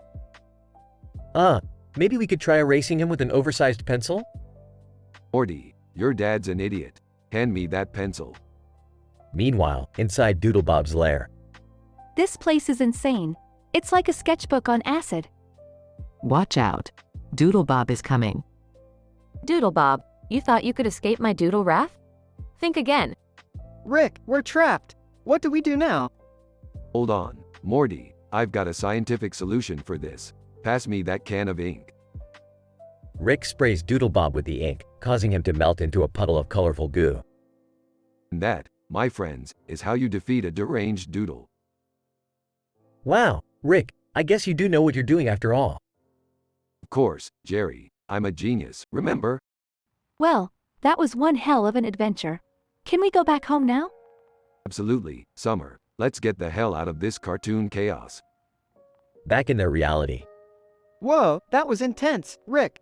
I can't believe we actually made it out alive. Morty, when you're with me, you can survive anything. Now let's go grab some Szechuan sauce. Can I come too? I could use a victory meal. Fine, Jerry. Just don't be a pain in the ass. They all walk off into the sunset, ready for their next interdimensional escapade.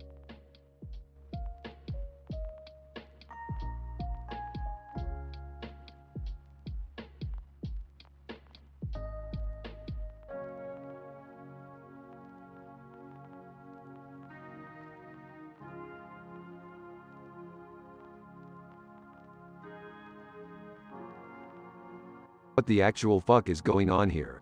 Why is there a goddamn cartoon character holding a sign? Seriously, Rick? You're questioning the random shit we come across now? Just roll with it. Doodlebob, in Doodlebob voice, me hoi manoi. Brandishing pencil. Oh great, another nonsensical character. Must be Tuesday. Guys? Why is there a banana with a hat on its head? Should we be concerned? Look, Jerry, everything is fucked up here. Just enjoy the chaos and stop asking questions. Doodlebob, points to Rick, our Rick. Why, you die now. Oh really? I'd like to see you try. You piece of poorly drawn shit.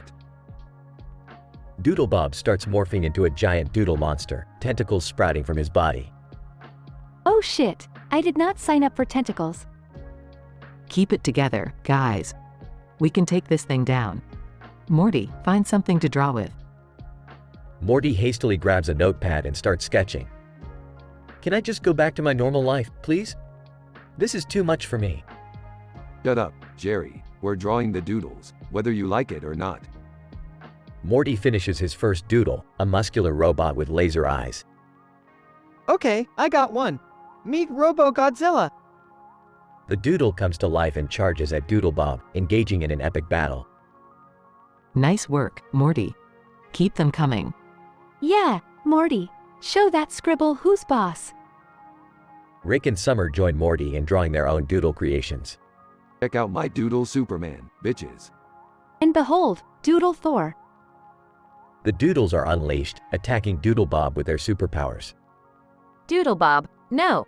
These fancy doodles can't stop me. Fine then, we'll just have to take this up a notch. Beth grabs a massive canvas and starts drawing frantically. What are you doing, Beth? Trust me, Jerry. I know what I'm doing. Beth finishes her drawing, revealing a colossal doodle kaiju. Doodle Kaiju, arise. Doodle kaiju emerges from the canvas, towering over everyone. Doodlebob, uh-oh. The doodle kaiju smashes Doodlebob into doodle smithereens. Whoa, that was intense. Yeah, well, that's what you get for fucking with our dimension, Doodlebob. So, are we done here? Can we go back to our own messed up lives now? Please say yes. Yeah, I think we've had enough cartoon craziness for one day. Let's get the hell out of here.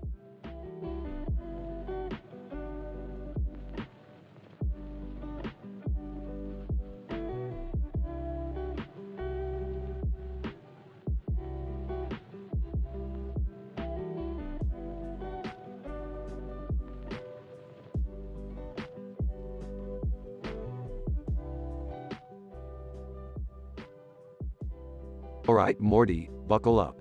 We're about to take a trip to a dimension filled with walking sponges and undersea pineapple houses. Oh geez, Rick, are you sure about this? SpongeBob and his friends are a little weird. Weird, Morty. We're a couple of crazy geniuses who travel through dimensions.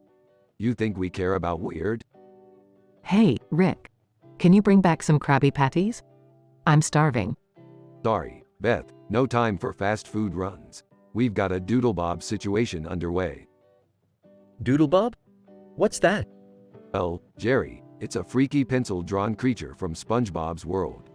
It's like an unstable simulacrum with an addiction to mimicking people. So, like, it just wants to draw us and mess us up?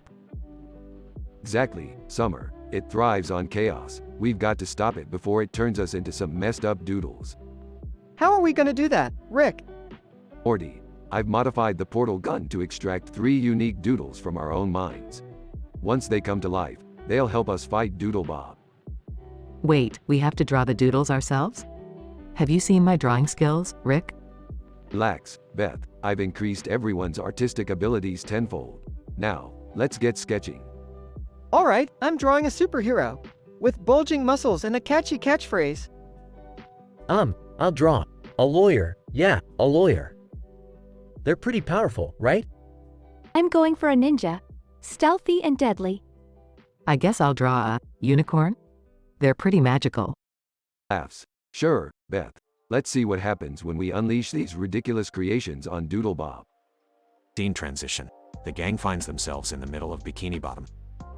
Okay, everybody, stay alert. Doodlebob could show up at any moment. Rick, look! There he is, with that crazy pencil. Let's split up and lure him towards our doodle army.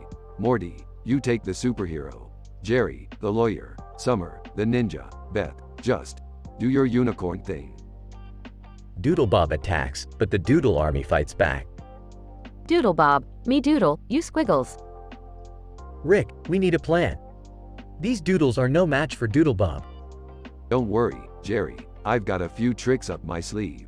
Activate Operation Doodle Erase. The gang combines their efforts, erasing Doodlebob bit by bit. Rick, it's working. Doodlebob is losing his power. That's right, Beth. We control our own destiny, even in the realm of SpongeBob. Doodlebob fades away, defeated.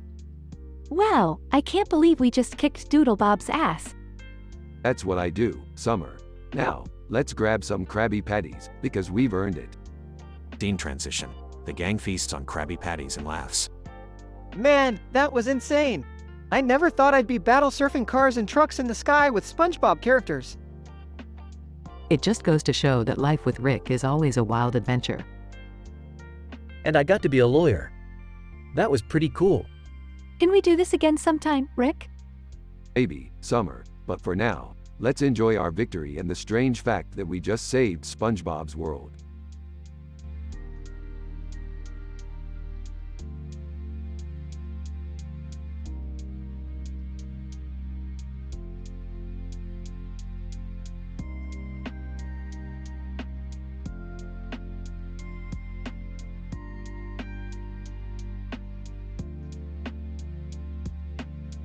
Title: The Clash of Dimensions.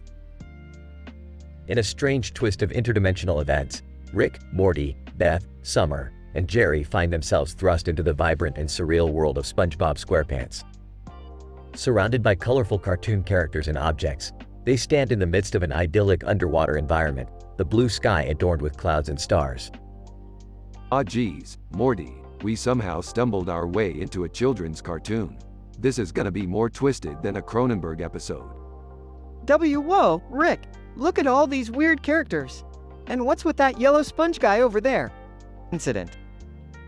As Rick and Morty observe the bustling underwater town of Bikini Bottom, they notice a familiar face among the crowd.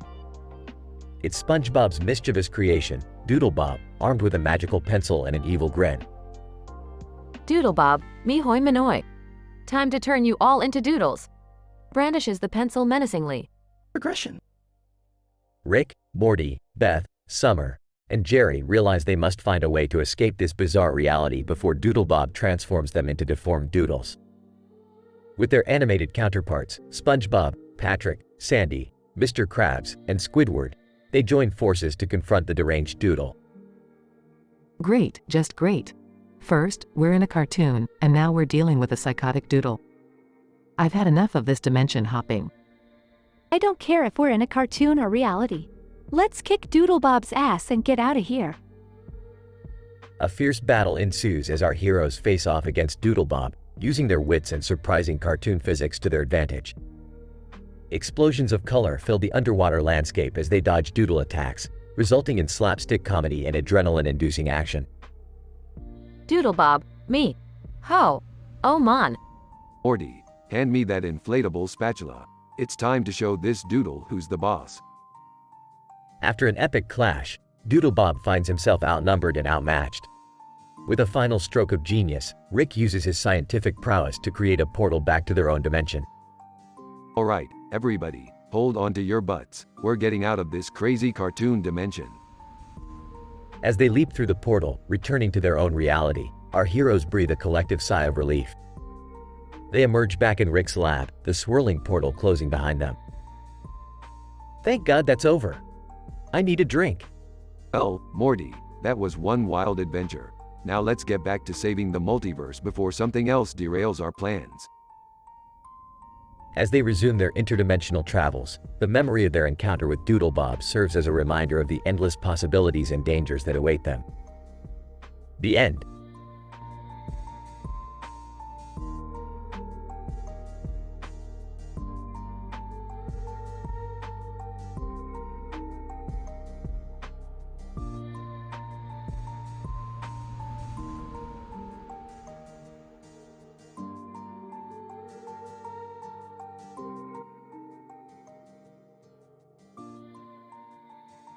Morty, we've got a situation here. What is it, Rick? Are we in danger again? No, just another run-of-the-mill, statistically improbable scenario, Morty.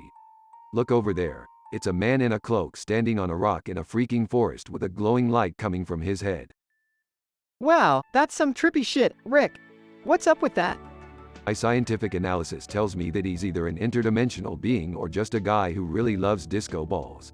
Either way, it's gonna be interesting. Hey, Rick, look! There's this celestial blue witch called Claire Lestial.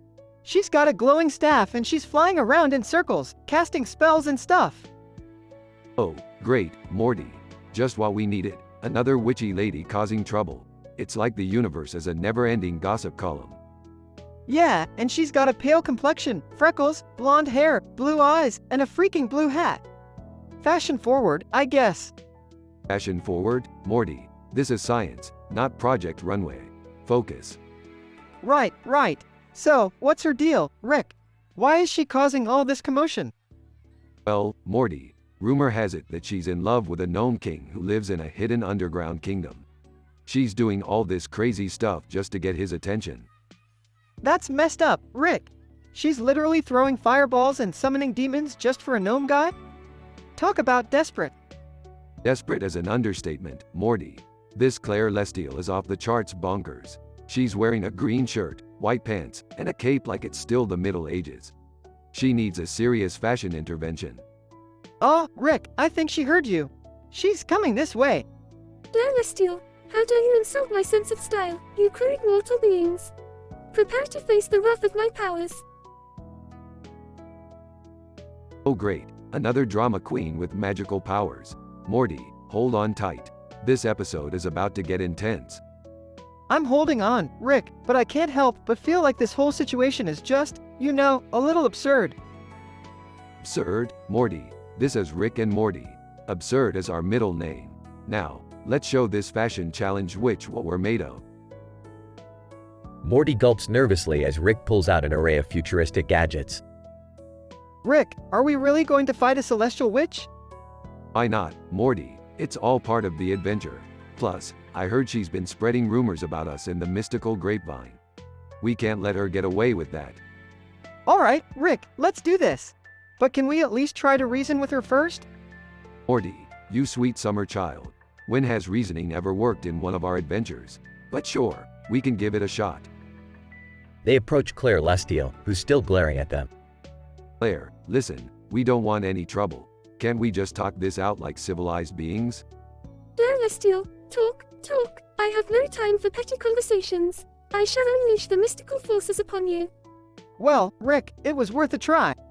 Indeed, Morty, brace yourself. This is gonna be one hell of a magical ride. And with that, the battle between Rick, Morty, and Claire Lestial begins. Spells are cast, explosions fill the air, and the forest becomes a chaotic battleground. Is it just me, Rick, or is this getting out of hand? Morty, when have things ever been in hand in our adventures? Just keep fighting. After a long and intense battle, Rick and Morty managed to defeat Claire Lestial. We did it, Rick. We actually won. Of course we did, Morty. We're the main characters, after all.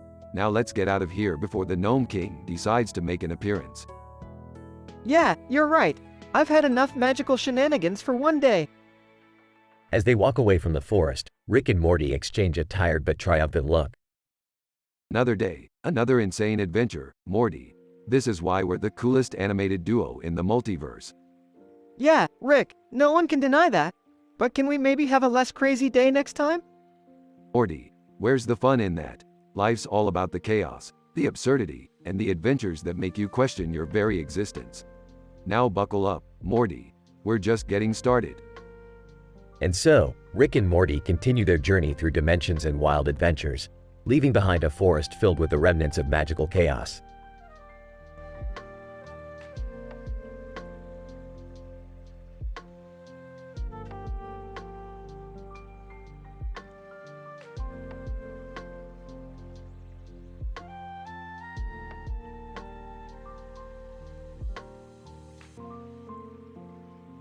Alright, Morty, buckle up. We're diving into a world of yellow sponges and underwater pineapples. Rick, are you sure this is a good idea? I mean, we're dealing with cartoons here. Morty, cartoons are just a reflection of reality. And this reality is about to get a whole lot weirder. Sarcastically, oh great, another mind-bending dimension. Can't wait to see what kind of messed up shenanigans we get ourselves into this time. Kids, be open to new experiences. Who knows what we might discover in this cartoon world? Nervously, guys, do you think we'll fit in? I mean, we're not exactly drawn like they are. Look, Jerry, we'll figure it out. Just remember, we're gonna need some serious pencils if we want to survive. Whispering, hey Rick, who's that cartoon character over there with a creepy grin and a cat on his shoulder? Oh, that's Doodlebob, Morty. He's kind of a big deal in this SpongeBob universe. Just steer clear of him. Doodlebob, high-pitched voice, me hoi manoi. I'm ready to wreak some doodly havoc. Oh great, another deranged character. Just what we needed. Don't worry, Summer. We'll outsmart him, just like we always do. Alright, let's split up. Morty and Summer, go find SpongeBob and Patrick. Jerry, Beth, come with me. We'll try to find a way to reverse this dimension's laws of physics. Whispering to Summer, do you think Rick knows what he's doing? Morty, when has he ever known what he's doing? We're better off relying on dumb luck. Okay, Doodlebob, listen up. We're not here to mess around. We're here to save this dimension and get back to our own. Doodlebob, no way. I'm gonna turn you all into doodles, just like me. Rick, any brilliant ideas on how to outwit this scribbly maniac? Funny you should ask, Beth. I've just invented the ultimate weapon against doodles, the Erasinator. Whispering? Erasinator? Who comes up with these names? Ignoring Jerry's comment. Alright, family, let's show Doodlebob what happens when you mess with the Smiths. Massive action scene ensues, with epic battles, doodle explosions, and witty banter. Panting, did we do it? Did we defeat Doodlebob? I think so. Morty, take a look around. The cartoons are returning to normal. Great job, everyone. We saved the day once again. Surprised. Wow, we actually did something right for once. Don't get too cocky, Jerry. We just got lucky. Now let's get the hell out of here before something else goes wrong. They all escape the cartoon world, leaving behind chaos and a slightly traumatized SpongeBob. Burping. Another dimension, another adventure. Morty, start the spaceship. We're off to explore the next statistical improbability. Sighs, I can't believe I'm saying this, but let's go, Rick.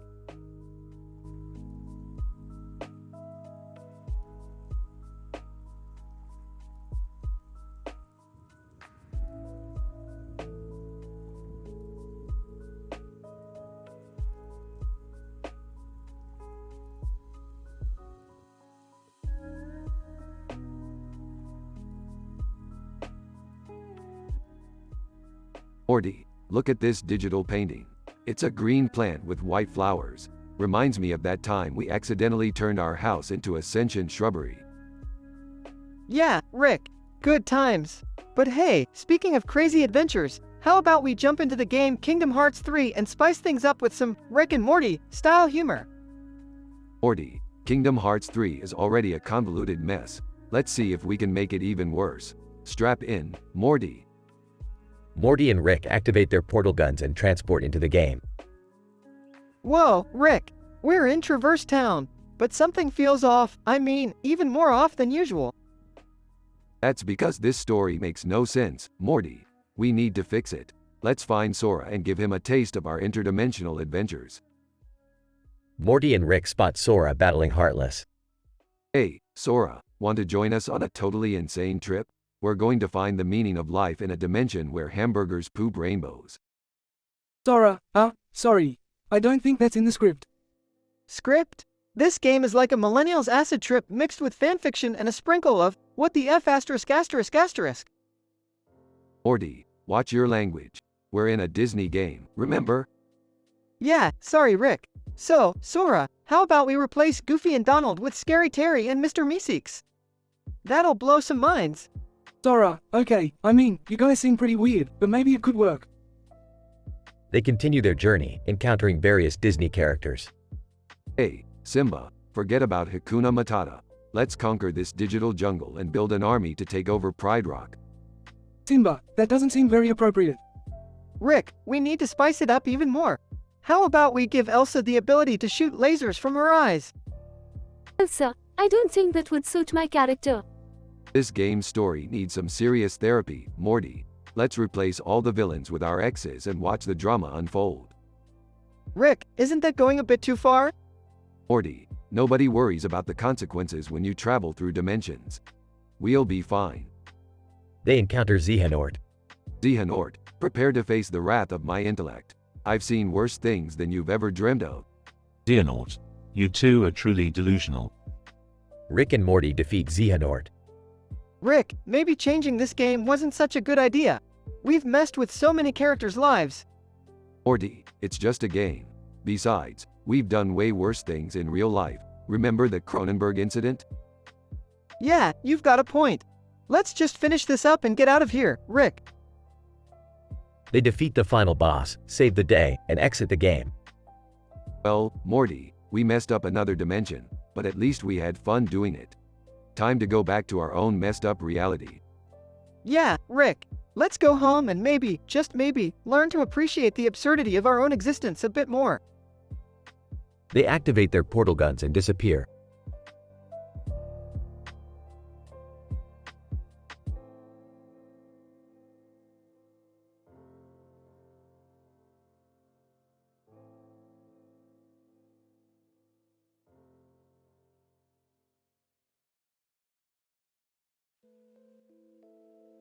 Alright, Morty, I've got a new mission for us. Strap in, we're about to get real weird.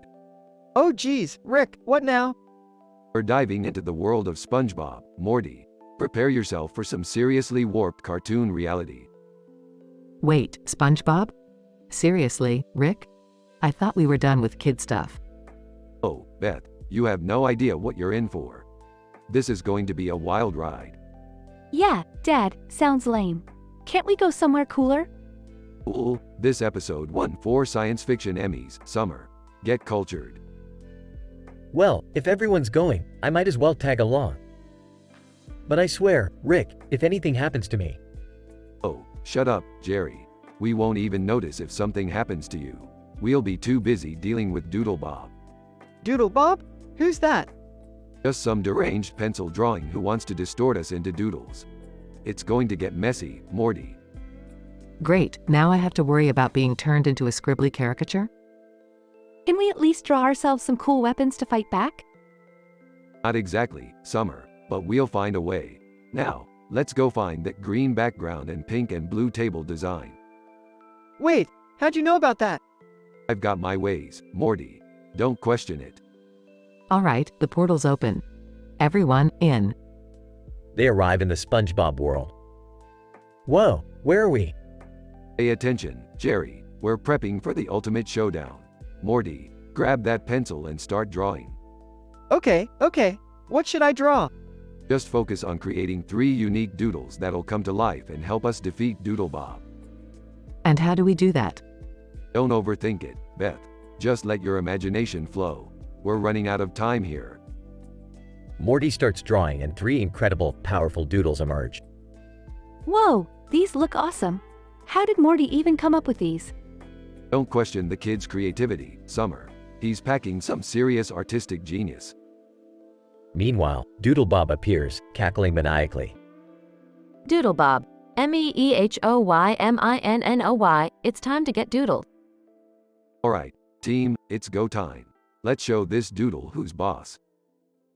They engage in an epic battle, with the doodle-shaped heroes fighting against Doodlebob. I can't believe I'm saying this, but I feel pretty badass right now. You hear that, Jerry? Even you can be cool sometimes. This is the most insane thing we've ever done. I can't believe I'm actually having fun. Rick, I'm starting to feel like maybe we should stop meddling with other dimensions. Oh come on, Morty, where's your sense of adventure? It's all about the thrill, the excitement. Morty defeats Doodlebob with a brilliant stroke of artistic prowess. We did it, Rick. We saved the day. Well, Morty, it looks like you've discovered the true power of doodles. What have I taught you about underestimating art, Morty? Not to? Exactly. Now let's get the heck out of this SpongeBob nightmare before Squidward shows up.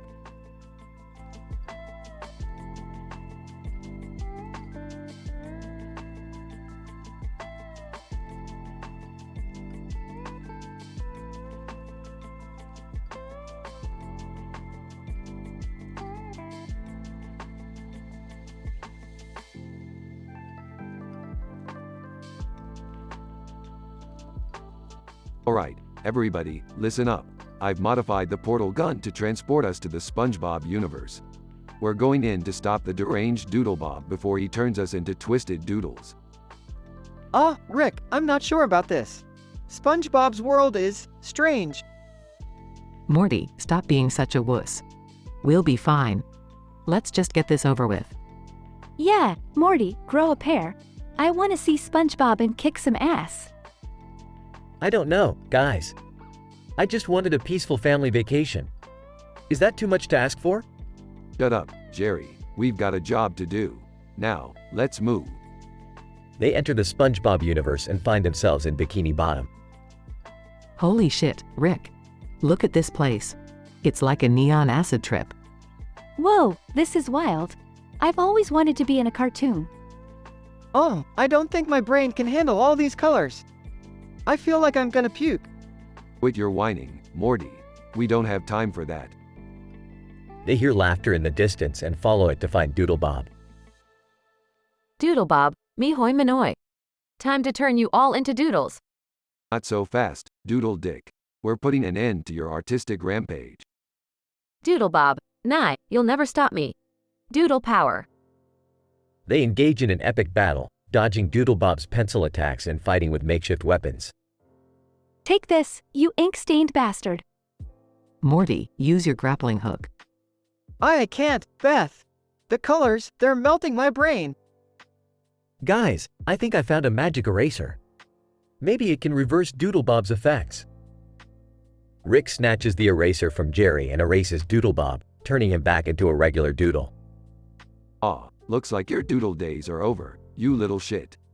Wow, Rick, you did it. We're safe. Alright, let's get the hell out of here. I've had enough cartoon craziness for one day. They use the portal gun to return to their own universe. That was fucking insane. I can't wait to tell my friends about this. I'm just glad it's all over. I need a drink. Well, we may have narrowly escaped being turned into doodles, but you know what, Morty? What, Rick? I'm starting to think maybe this whole adventure was just a metaphor for the unpredictable messiness of life. Yeah, Rick, maybe. Or maybe it was just a fucking weird cartoon.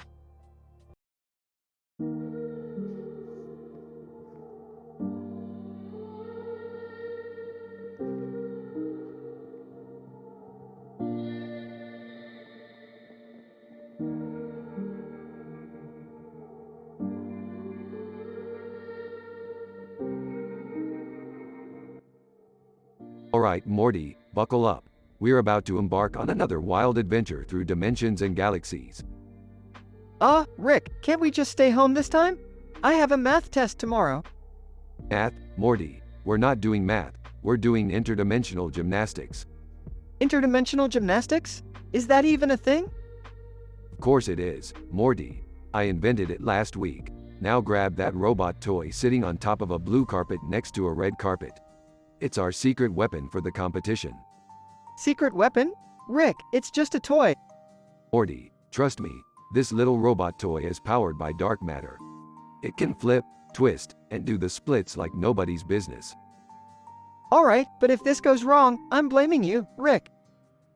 Don't worry, Morty. I've calculated the statistical improbability of failure to be precisely 0.001%. We got this. Scene shifts to an interdimensional gymnasium. Jerry, can you believe Rick dragged Morty into another one of his crazy adventures? Beth, let's be honest here. Morty's usually the one dragging Rick into these ridiculous things. That's true. But still, sometimes I wonder if they could just have a normal, father-son bonding activity like fishing or something. Fishing? Beth, we're talking about Rick and Morty. Normal is not in their vocabulary. Scene switches to Summer overhearing a conversation. Guys, have you heard the latest gossip? Poe Dameron from Star Wars is dating a galactic gold digger. Friend 1, no way. Who's the lucky gold digger? Rumor has it that it's none other than Princess Bubblegum from Adventure Time. Friend 2, oh my god. That's scandalous. I need more details. Scene returns to Rick and Morty preparing for the interdimensional gymnastics competition. Morty, remember the plan. I'll distract the judges with some particle-altering tricks while you make the robot toy perform its mind-blowing gymnastics routine. Got it, Rick. Just make sure you don't accidentally turn anyone into a pickle again. Trust me, Morty, I learned my lesson. No more pickle stunts, I promise. Judges announce the start of the competition. It's showtime, Morty. Let's blow their minds. I hope this works, Rick. Robot toy starts flipping and twisting in midair, leaving the judges astounded. Judge 1, I've never seen anything like this before. Judge 2, it's like the laws of physics don't even apply here. Judge 3, this is pure interdimensional genius. Morty and Rick share a triumphant look. Rick, we did it. That's what I'm talking about, Morty. Now let's grab our trophy and get out of here before anyone realizes we're wanted criminals in this dimension. Wait, what? Scene fades out as Rick and Morty dash away, trophy in hand. Conclusion. So, my genius son and the insane scientist just won an interdimensional gymnastics competition? And they're fugitives? Jerry, can you please just not ruin this one moment of excitement for me? Fine, Beth. But when the intergalactic police show up at our doorstep, don't say I didn't warn you.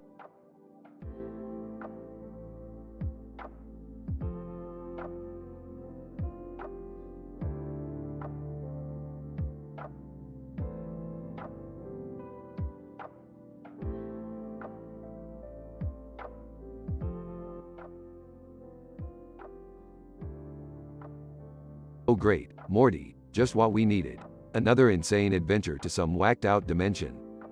Yeah, Rick, I thought we were done with this crazy stuff.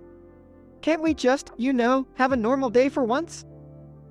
Normal, Morty. Where's the fun in that? Plus, I've got a score to settle with this oversized Barney dude. Nervously. Guys, can't we just, find a way out of this mess? I have a dentist appointment tomorrow. Jerry, this is important. We're stuck in here and we need to find a way to escape before this, Barney monster thing consumes us. Geez, this place is so weird. Look at those fake animals in the grass. It's like Dr. Seuss and George Orwell had a warped love child. Alright, enough chit-chat, family. We need to find a way to dismantle this Barney abomination. Morty, grab the ray gun.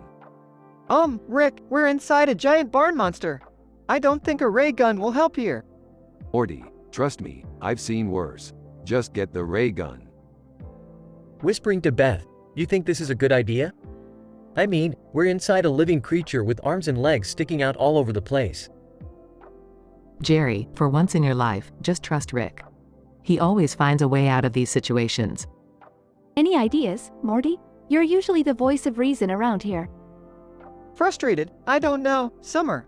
Maybe we can try convincing the Barney monster that we're just innocent visitors and he's mistaken? Morty, you sweet, naive little man. This isn't some Disney movie.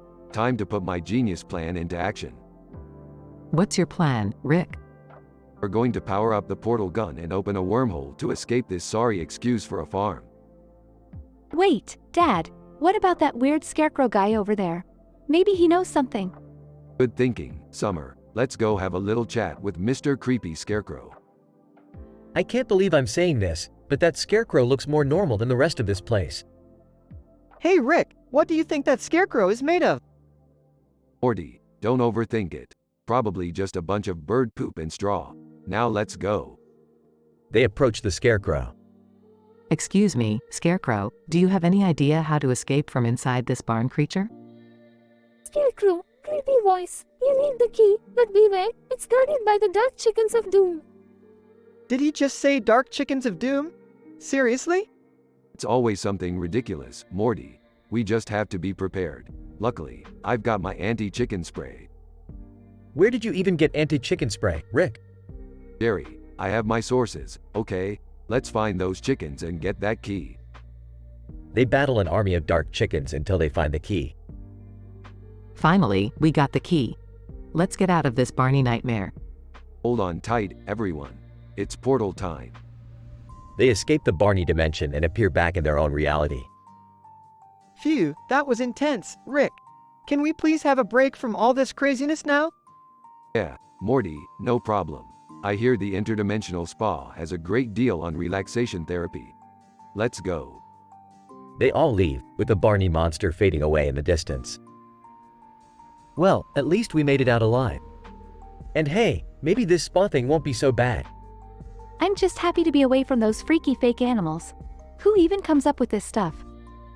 I don't know, Summer, but I guess that's the beauty of the multiverse. Now let's go pamper ourselves.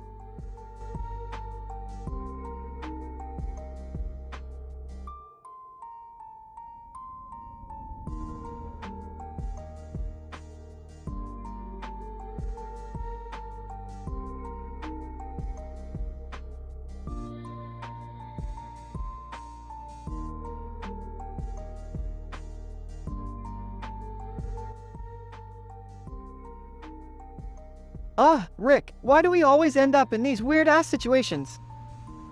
Morty, it's because I have a knack for finding the most statistically improbable scenarios in the multiverse. It's called being a genius. Oh, come on, Rick. Can't we just have a normal family outing for once? Yeah, like a trip to the beach or something. Not some twisted dimension with yellow and black things. I agree with Beth and Summer. Can't we just have a peaceful day? You guys have no idea what you're missing out on. This dimension is gonna be epic. Rick, is that a cartoon character with a giant yellow object in front of them? That's right, Morty. Meet SpongeBob SquarePants. Say hi to the Smith family, SpongeBob. SpongeBob, hi, guys. Isn't this awesome? We're gonna have so much fun. Well, this is certainly unexpected. So, what's the deal with that black object in the background with eyes? That's Doodlebob. He's a little troublemaker who wants to turn us into doodles. Classic SpongeBob shenanigans. Doodlebob, me doodle, you doodle, we all doodle. Oh, sounds like trouble. Can't we just leave this place?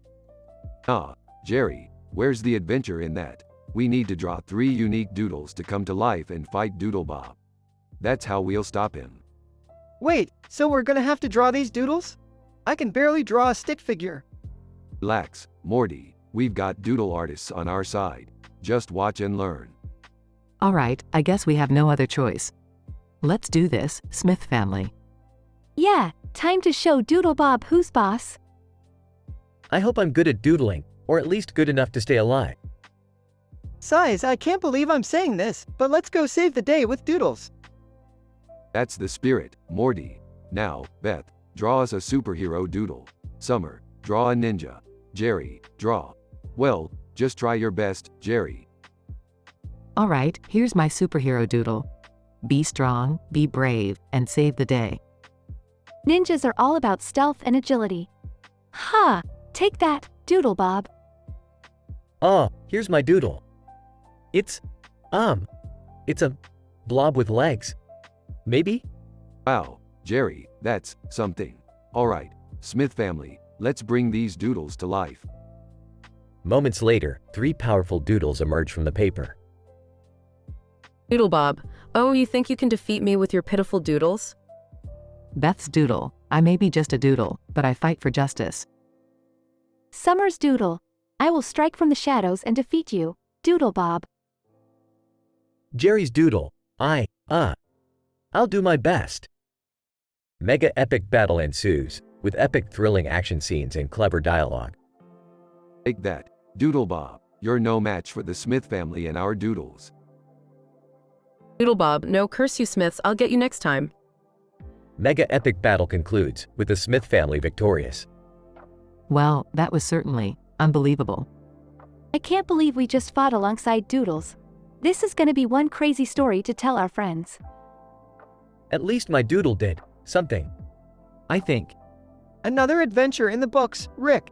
Can we go back to our normal lives now? Morty, normal lives are for normal people. We're the Smith family, and we're anything but normal. Now, let's go on our next mind-bending adventure. The Smith family walks off, ready for their next interdimensional escapade. The end.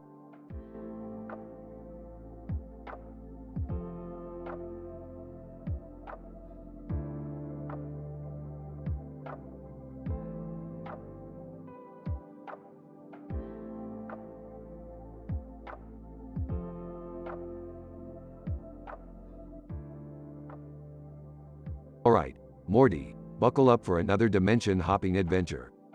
Where are we going this time, Rick? Adventure time, Morty. Get ready to deal with some seriously messed up shenanigans. Oh great, another dimension? Can't we just have a normal family outing for once? Ah, Dad, seriously? Adventure Time? That show hasn't been on in, like, forever. Well, I guess it can't be worse than that time we ended up in the Cronenberg dimension, right? You really think so, Jerry? Just wait until you meet the farm. The farm? What's that all about? It's a goddamn giant light blue monster wearing a barnhouse, Morty. His body is a whole freaking farm. That sounds interesting, to say the least. More like completely ridiculous. Shut up, Summer. We're in the farm now, and we need to find a way out. So, how do we go about that, Rick? Well, we'll have to explore this entire barn and find an exit. But be careful. This place is just as insane on the inside as it is on the outside. I can see that. Look at all these animals. Oh my god, is that a talking cow? Talking cow.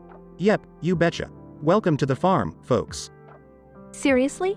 Talking animals? I thought we were past this cliché. Oh, shut up, Summer. At least they're not trying to eat us or something. Rick, this place is just so weird. I don't even know where to begin. Don't worry, Morty. I've got a plan. We'll gather the necessary materials and build a portal gun right here in this dimension.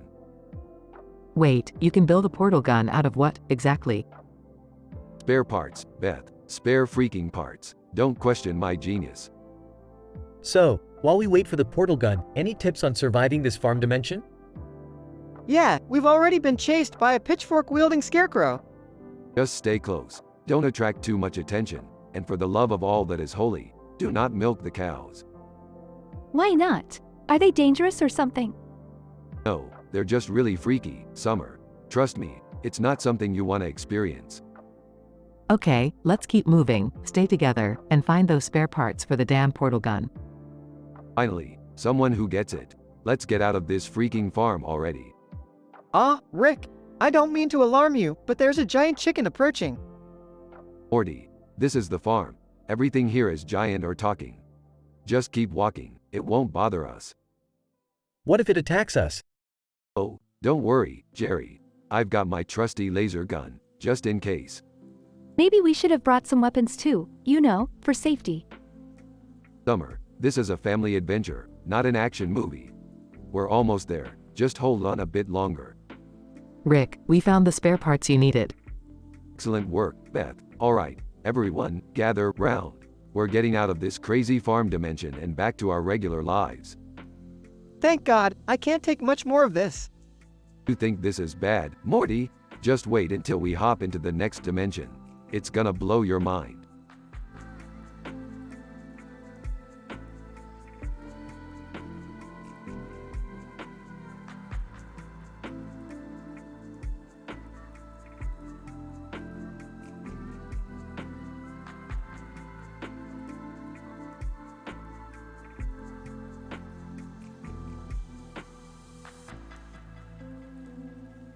Title: The Doodlebob Dystopia.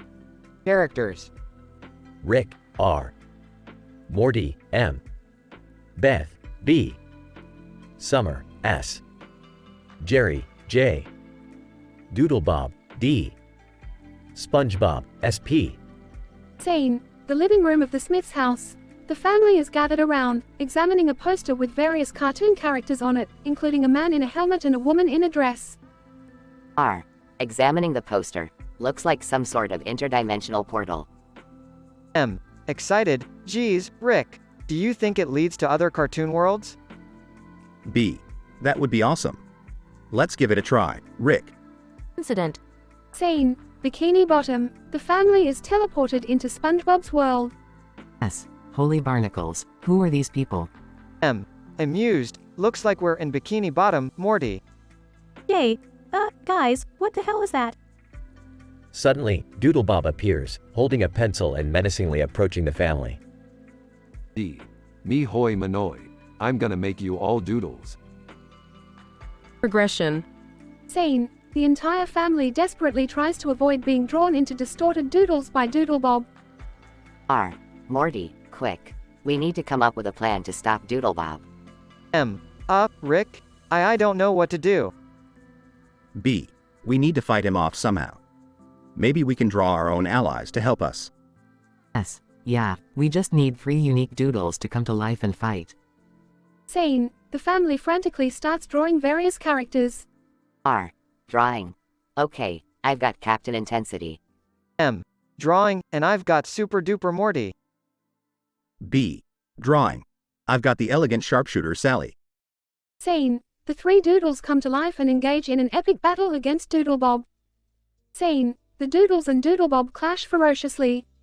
D.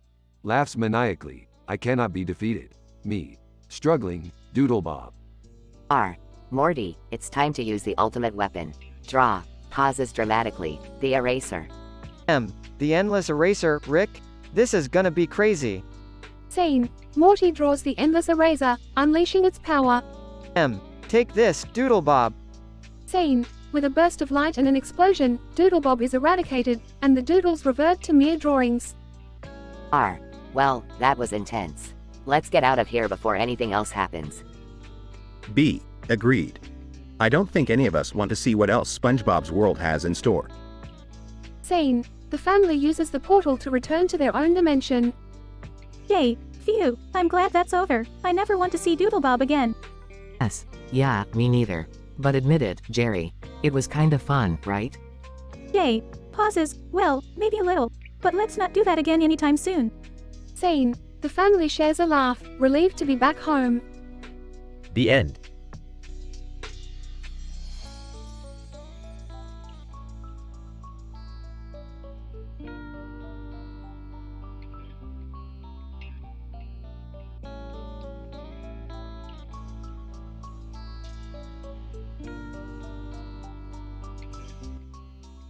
Morty, let's go fly some kites and temporarily escape the mind-numbing chaos of our lives.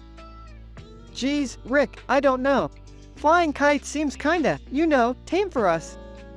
Morty, sometimes you just gotta embrace the simple pleasures, like soaring through the air with a piece of fabric attached to a string. It's relaxing, Morty. Alright, I'll give it a shot. But I know there's gonna be some crazy twist, isn't there?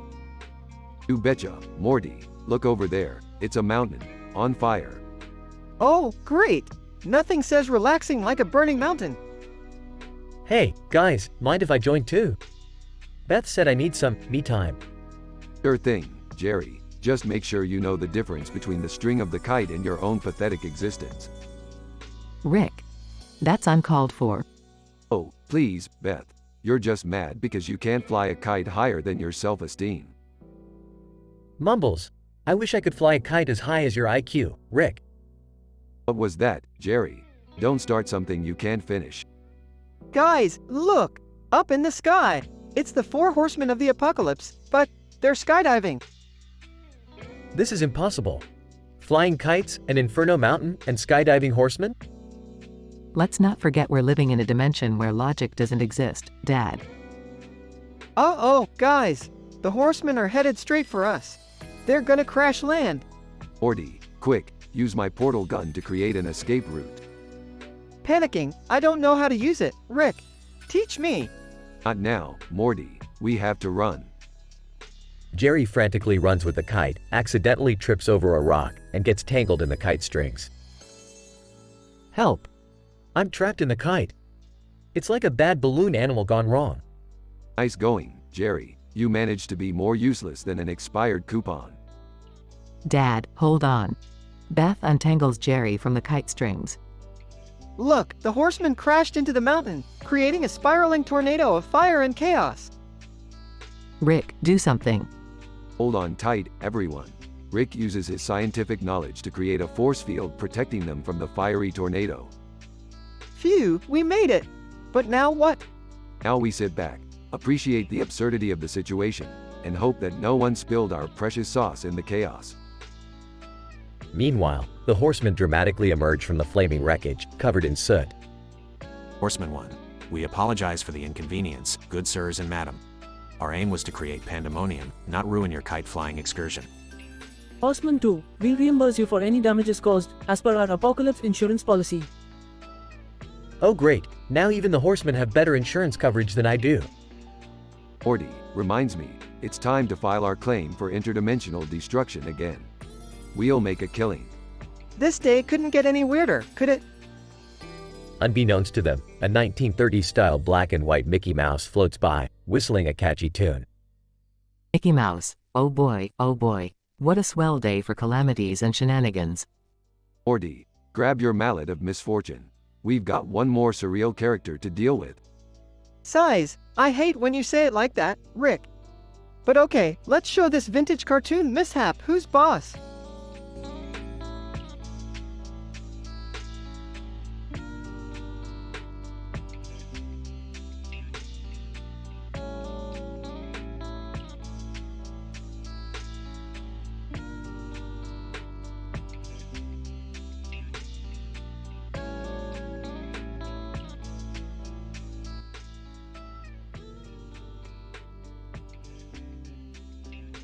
Alright, everyone, let's not waste any time here. We've somehow ended up in the world of Adventure Time and it looks like we have a crisis to handle. Geez, Rick, do we always have to get ourselves into these ridiculous situations? Yeah, seriously, I didn't sign up for getting trapped inside a giant barn creature. Well, we're here now, so let's figure out how to escape before things get even crazier. Oh great, trapped in a barn. Just another day with the Smith family. Quit your whining, Jerry. We need to focus. Look at that giant creature. It's wearing a barn as a body, for God's sake. What's its deal, Rick? Why does it want to trap us inside? Who knows, Morty? These Adventure Time creatures have some pretty wacky intentions. We just need to outsmart it somehow. Is that a camera it's holding? What's it doing with that? I have no idea, but I don't think it's planning on taking a family photo. Great, now it's taking us inside its barn body. I've officially reached my limit of bizarre experiences. Alright, everyone, stay close. We're about to enter a dimension of barn awesomeness. Dimension of barn awesomeness? What the hell does that even mean? Rick. Just go with it, Morty. When it's Rick's idea, it's either gonna be amazing or totally disastrous. Look at this place. It's like an enormous barn-themed amusement park in here. I can't believe I'm saying this, but I miss the real world. I didn't even know barn dimensions were a thing. Alright, we can't stay here for too long. This creature might have some twisted plans for us. Yeah, like what, Rick? Is it gonna harvest us for our organs? Is that why it needed a barn body? Morty, just don't even go there. Let's split up and look for an exit, everyone. We need to get out of this barn dimension before things get even weirder. Can't argue with that, Bat. I'm not sticking around to find out what a barn dimension has in store for us. I found a portal to the outside. Hurry up, everyone. We're getting out of here. Thank God. I've had enough of this barn adventure. Can't we just go back to our normal lives? Morty, when have our lives ever been normal? Let's not question it, Summer. Just be grateful we made it out of there in one piece. Agreed. I'm officially done with interdimensional barns. Can we go back to Earth now?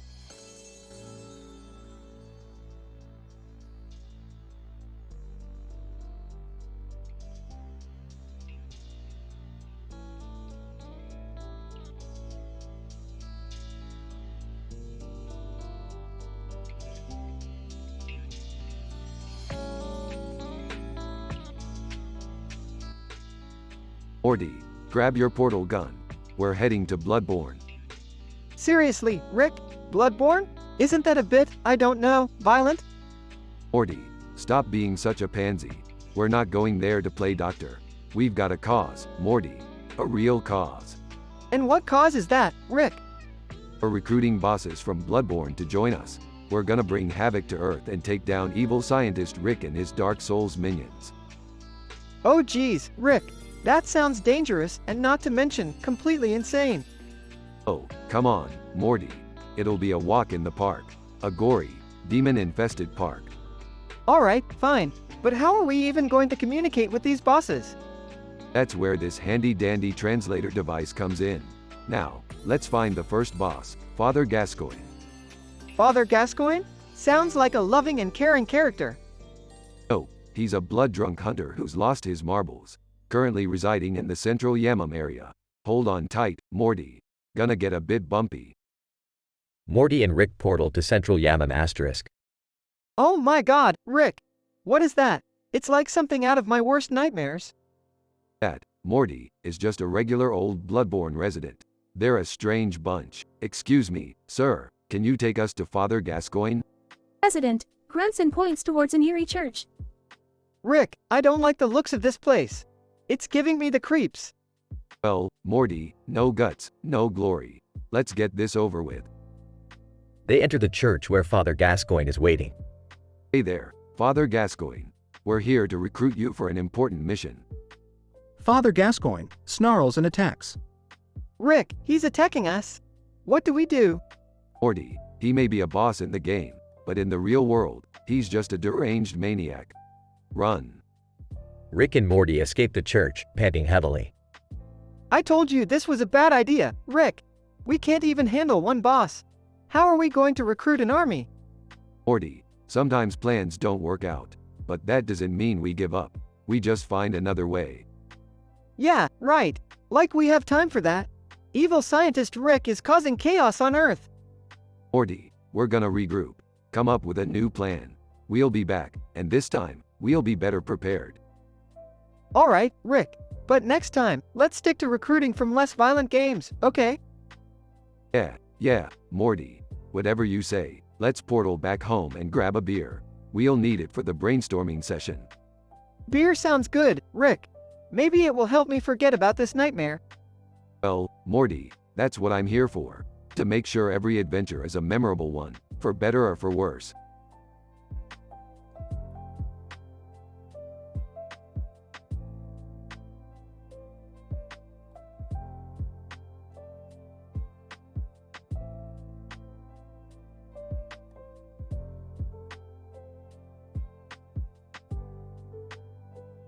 So Morty, you won't believe the crazy shit that happened today.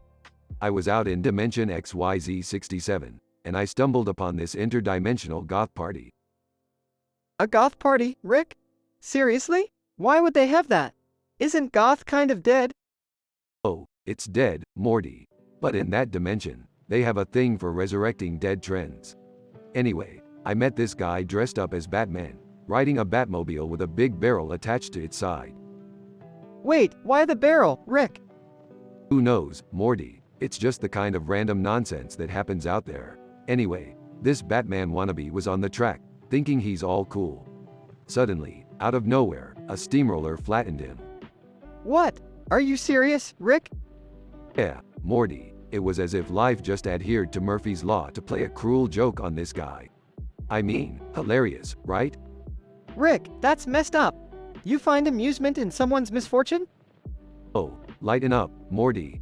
The guy dressed as Batman should have known better. Rule number 1. Never challenge a steamroller. But Rick, what about the poor guy inside the costume? Morty. In the grand scheme of things, this is just another cosmic punchline. We're all just characters in a twisted sitcom created for some interdimensional being's amusement. That doesn't make it right, Rick. We have to find his family or something and break the news.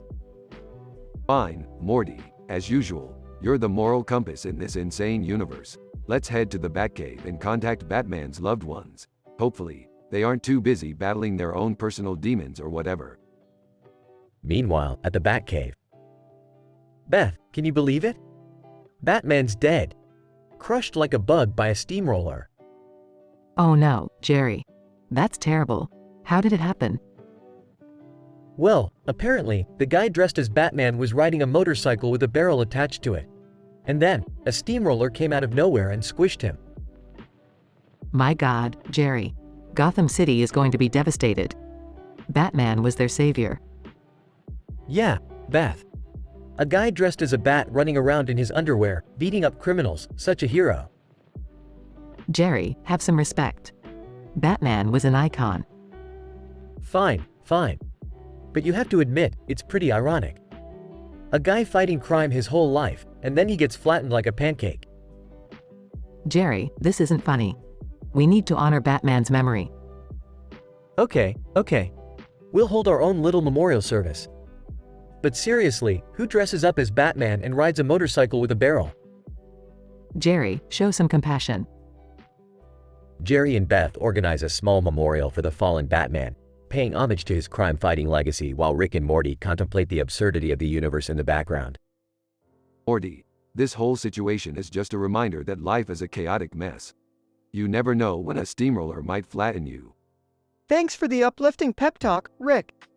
No problem, Morty. Now, let's go grab some McDonald's. Life's too short to worry about steamrollers. And so, with Batman's untimely demise behind them, Rick and Morty head off to fill their bellies with unhealthy fast food, leaving the absurdity and chaos of the interdimensional goth party far behind.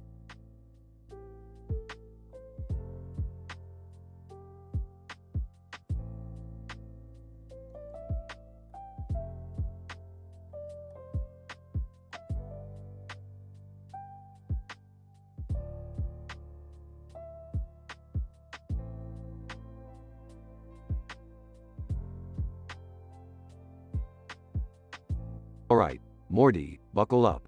We're going on an adventure in a freaking cartoon world.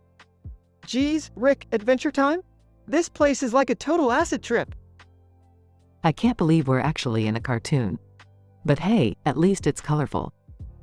Seriously, guys, can we focus here? We're trapped by a giant blue creature wearing a freaking barn. Oh great, now we're stuck in some kind of farm-themed horror show. Just perfect. Quit your whining, Jerry. We need to figure out a way to get out of here before we become the main course for this barn monster's lunch. Look, Rick, the creature's body is like a giant indoor farm with crops and farm animals. It's freaking surreal. It's like a twisted version of Willy Wonka's chocolate factory, but instead of candy, it's all about farming. Can we just focus on escaping? I don't want to spend the rest of my life stuck in this weird farm dimension. Alright, fine. We need to find a way to disable the barn creature from the inside. Morty, Head towards the back and see if you can find any weak spots. Nervously, Rick, the barn creature's insides are covered in slimy goo. It's like walking through a giant snot trail. Just keep going, Morty. We need to find a way out of this mess. Oh, I can't believe I left my comfortable life just to end up as farm animal food. This is a nightmare. Quit complaining, Jerry. We're close to the creature's heart. If we can destroy it, we might have a chance to escape. You want us to rip out its heart, Rick? Isn't that a bit extreme? Extreme times call for extreme measures, Summer. Now get ready. They approach the creature's heart and start attacking it. I can't believe we're punching a giant barn creature's heart. This is beyond insane. Rick, this is crazy. We're literally beating up an animated creature. Keep going. We're almost there. They manage to destroy the creature's heart, causing it to collapse. Oh my god, we did it! We're free! I can't wait to get back to our own messed up dimension. I never thought I'd miss it so much. Well, that was one hell of an adventure. Let's hope we don't stumble into any more cartoon nightmares anytime soon. Agreed, honey. I've had enough craziness to last a lifetime. They all teleport back to their own dimension, leaving the cartoon world behind. Alright, Morty, time to clean up this mess. And remember, never underestimate the power of a sentient barn creature. Yeah, Rick, lesson learned. Can we go back to a more normal adventure now? Define normal, Morty. Define normal. They head back to the spaceship, leaving the craziness behind.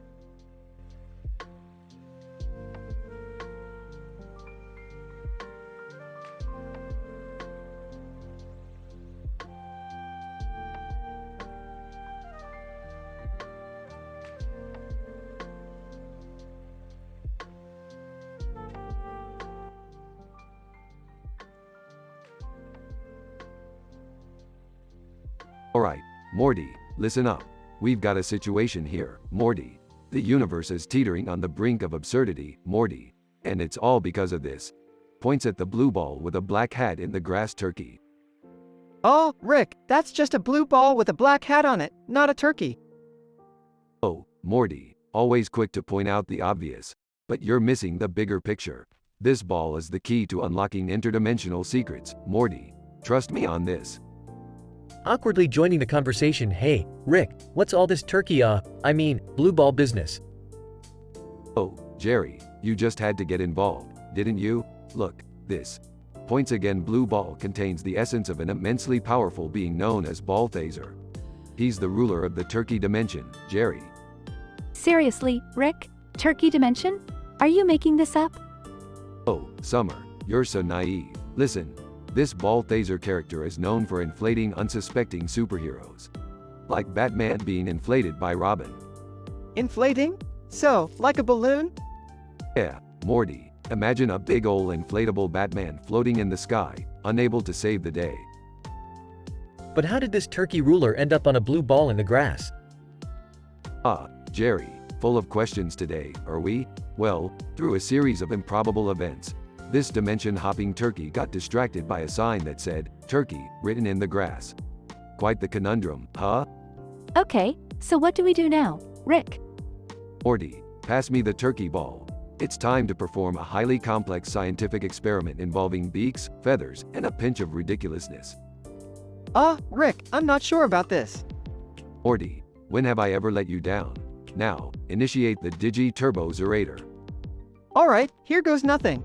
Activates the device. The turkey ball starts to shake violently, emitting bizarre noises and flashing lights. Is it supposed to do that? No, Jerry, it's not.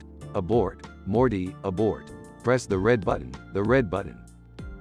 Morty frantically tries to press the red button, but accidentally hits the blue one. Asterisk, an explosion of feathers and squawking ensues, engulfing the whole neighborhood. Oh my god, Rick. What did you do? Quick, everyone, grab a feather and start dancing. It's the only way to appease the turkey gods. The family flails around, trying to dance amidst the chaos and feathers flying everywhere. This is insane, Rick. We're gonna get arrested. Better to be arrested than be flattened by an inflatable Batman, Morty. Just then, the whole neighborhood is filled with the sound of sirens approaching. We're screwed. We're all going to be arrested for turkey-related conspiracy. Relax, Jerry, I've got just the thing. Pulls out a portal gun *, time to ditch this dimension and find a new one. Who needs this turkey ball anyway? As the family jumps into the portal, Feathers and Chaos trailing behind them, they disappear into the unknown, leaving behind a bewildered neighborhood and an inflated Batman stuck in a tree. The Smith family finds themselves in a dimension filled with talking turkeys, inflatable superheroes, and a severe lack of sanity. But hey, at least they're avoiding the cops. As the Smith family embraces their insane new reality, they realize that sometimes the most ridiculous adventures are the ones that bring them closer together. And also teach them to never trust a blue ball with a black hat on top of it.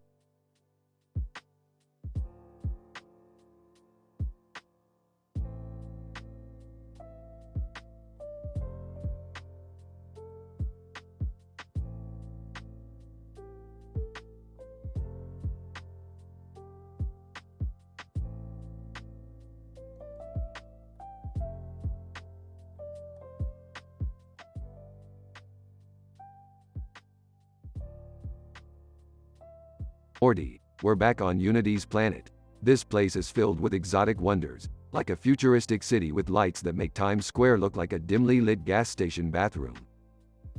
Whoa, Rick! Look! Over there! Isn't that Unity? Yup, Morty, that's her. The embodiment of pure seduction and control. Can't resist her allure. She's got a robot behind her with a frickin' gun. Unity, Rick, Morty, so nice to see you again.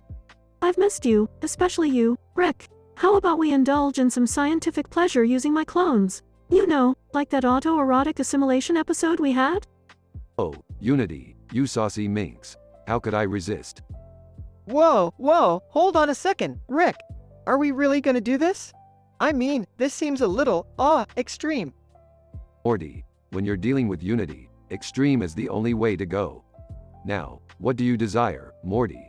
Whatever it is, Unity can make it happen.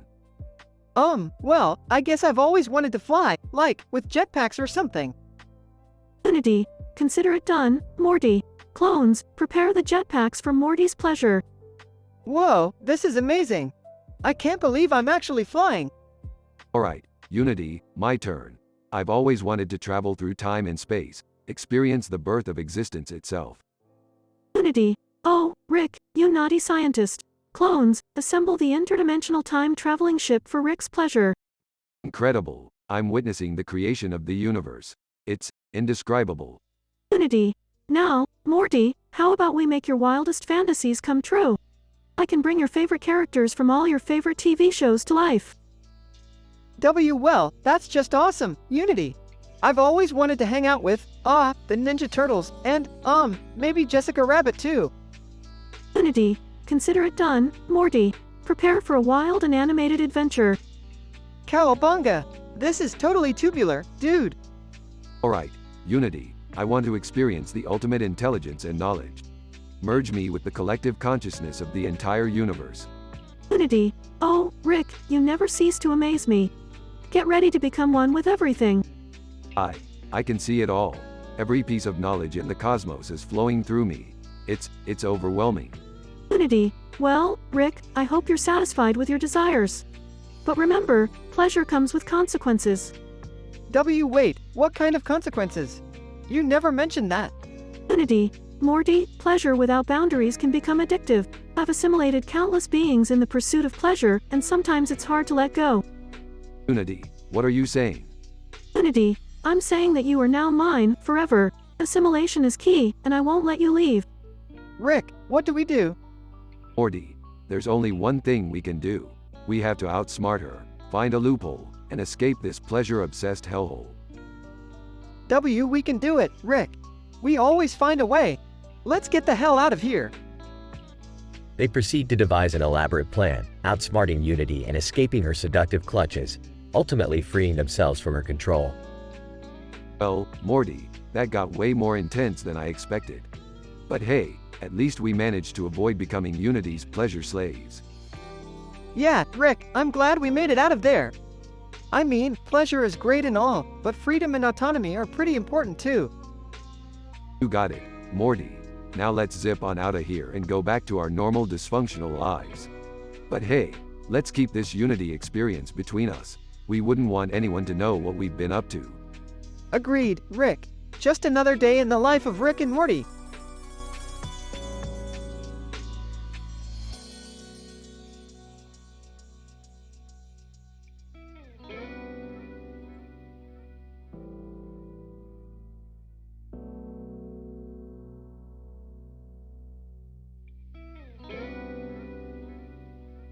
Alright, Morty, strap in. We're going on another mind-bending adventure.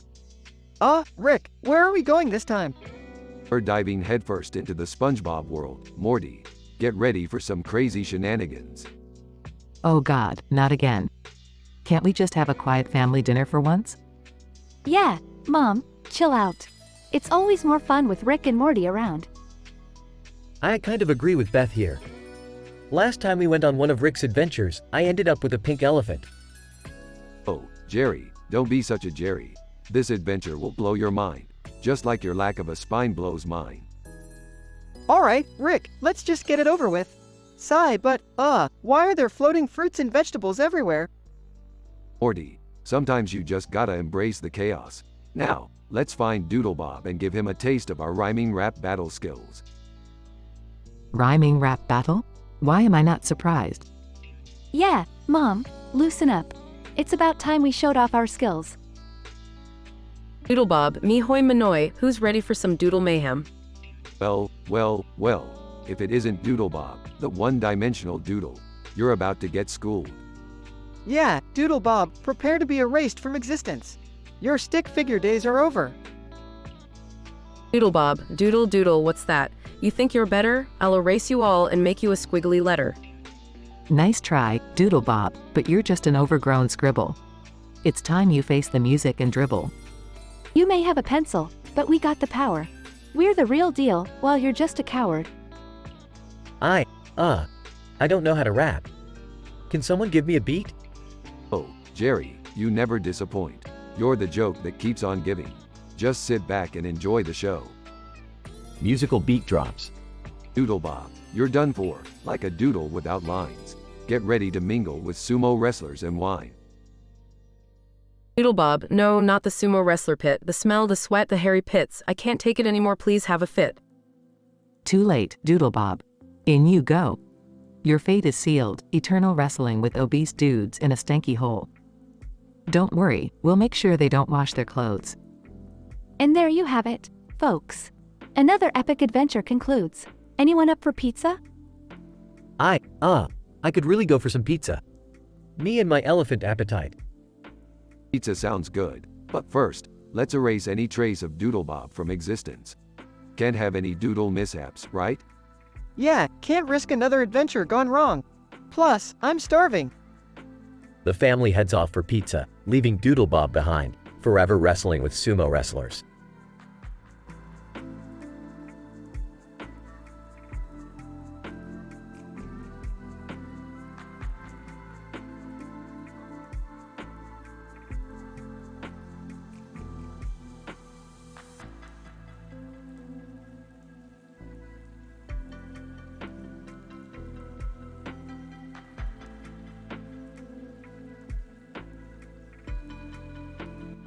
Alright, everyone, hold on tight. We're about to dive into the SpongeBob world. Rick, are you sure about this? I mean, it's weird enough being in a cartoon, but going up against Doodlebob? That's intense, man. Morty, you gotta loosen up. We're doing this for the ultimate rap battle. Now, let's go. They dive into the SpongeBob world and find themselves face to face with Doodlebob.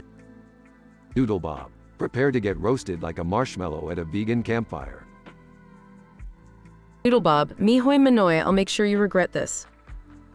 Rick, I'm not so sure about this. Maybe we should just apologize and leave? No way, Jerry. We're not backing down. Let's show Doodlebob who's boss. The rap battle ensues, with Rick, Morty, Jerry, Beth, and Summer throwing savage insults at Doodlebob. You're a scribbly imposter, a doodle gone wrong. Your existence is a joke, just a silly song. Doodlebob, no hoy, you'll pay for the disrespect. I'll erase your words, you'll never reconnect. Your rhymes are weak, your face a disgrace. We'll send you back to the void, no trace. Moments later, Doodlebob fails to deliver a solid rhyme, and the crowd goes wild. Crowd, Rick and his crew, breezing through this rap. Doodlebob, you're nothing but a doodle scrap. The ground opens up, revealing a pit filled with stanky, sweaty, obese, hulking, balding sumo wrestlers. Doodlebob, no hoy, this is worse than 1,000 paper cuts. The smell, the sweat, the hairy butts. That's right, Doodlebob. Forever you'll dwell, surrounded by hefty sumo wrestlers from hell. Muffled complaints can be heard from the pit as Doodlebob is plunged down. Rick, that was crazy. I can't believe we did it. Yeah, Morty, sometimes you gotta dive headfirst into the unknown, and rhyming rap battles in a cartoon world is just the beginning. Now, let's go grab some slurp juice. They all walk away, victorious and exhilarated. That was one hell of an adventure. I can't wait to tell everyone back home. Seriously, that was epic. Can we do it again sometime? I don't know about you, but I'll be having nightmares about those sumo wrestlers for weeks. Rick lets out a belch, and they all laugh as they continue their journey through the SpongeBob world.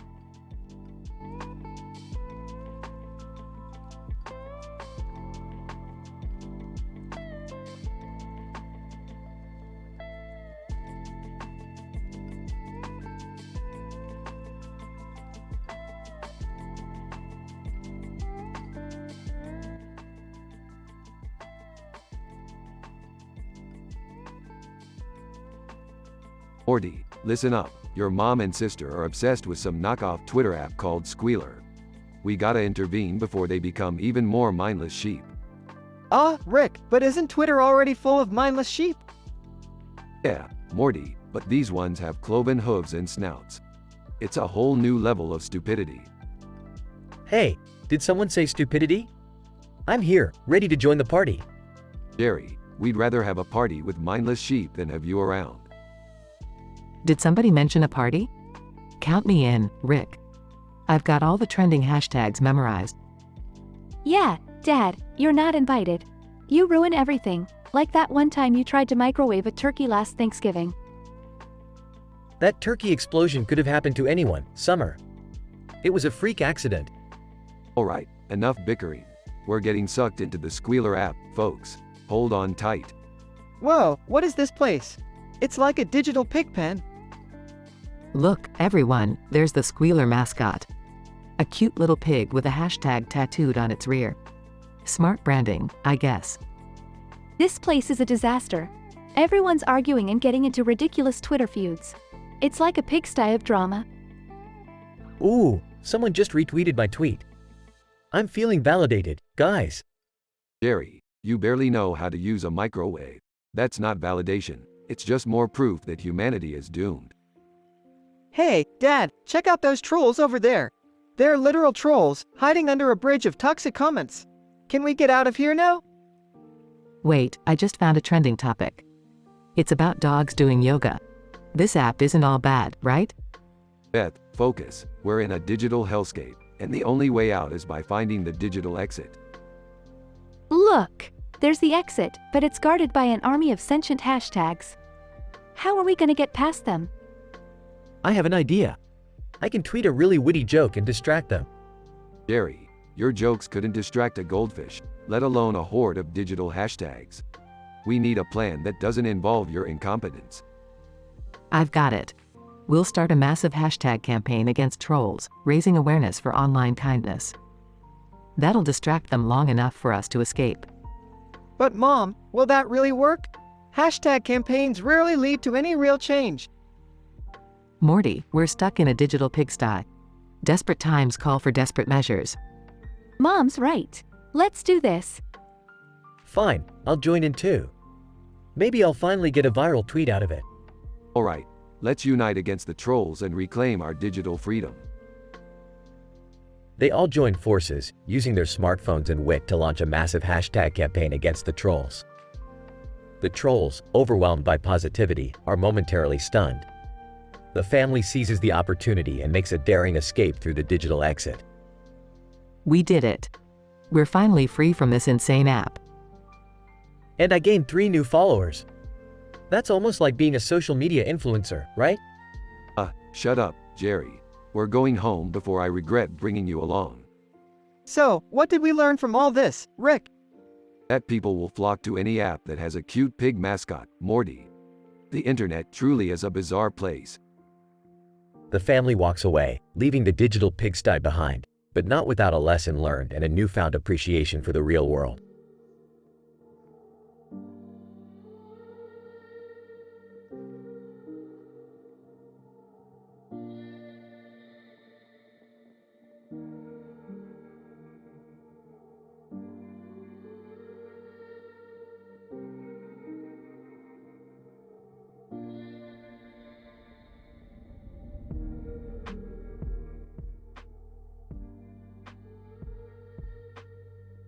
Alright, Morty, buckle up.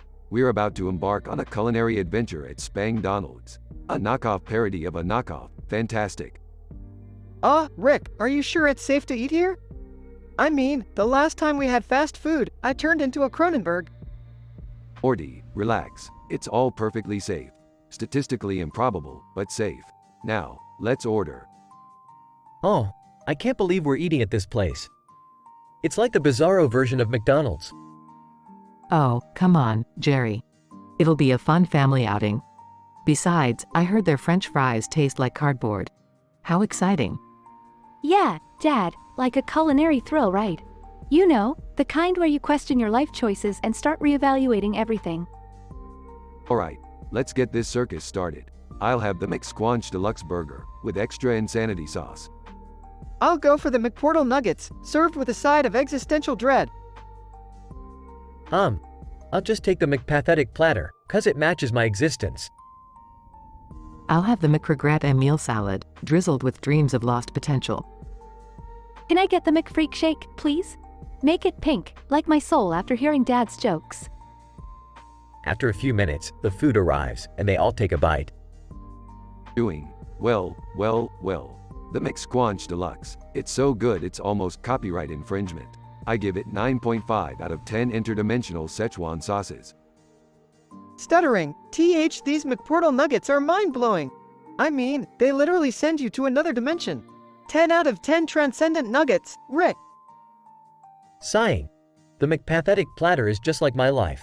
Mediocre and unsatisfying. I'll give it a solid 3 out of 10 pitiful patties. Giggling, the McRegret a meal salad is surprisingly poignant. It reminds me of my unrealized dreams, with a dash of existential crisis. 8.5 out of 10 existential greens. Rolling her eyes. The McFreak Shake is a one-way ticket to Diabetes Town. But hey, it's colorful, just like our dysfunctional family. 7 out of 10 sugar comas. They finish their meals and sit back, digesting. You know, for a parody knockoff, this place doesn't disappoint. If disappointment even counts in a multiverse like ours. Yeah, it's like a twisted mirror version of fast food. Good and bad, all at once. Can we all just agree that our choices in life have led us to consuming subpar food in a fake fast food joint? Oh, stop being so dramatic, Jerry. It was a fun experience, and we'll all have unforgettable heartburn to cherish. Whatever, let's just get out of here before we become regulars at this place, and our lives become even more of a joke. They leave, the cloudy sky serving as a backdrop for their absurd adventure. Rick invents a serum that turns the parody food into real, delicious, high-quality fast food. The family celebrates by devouring their favorite dishes and having a food fight in the living room. They all realize that sometimes the best way to appreciate the real thing is by experiencing the absurd imitation. And they definitely have a new appreciation for authentic fast food.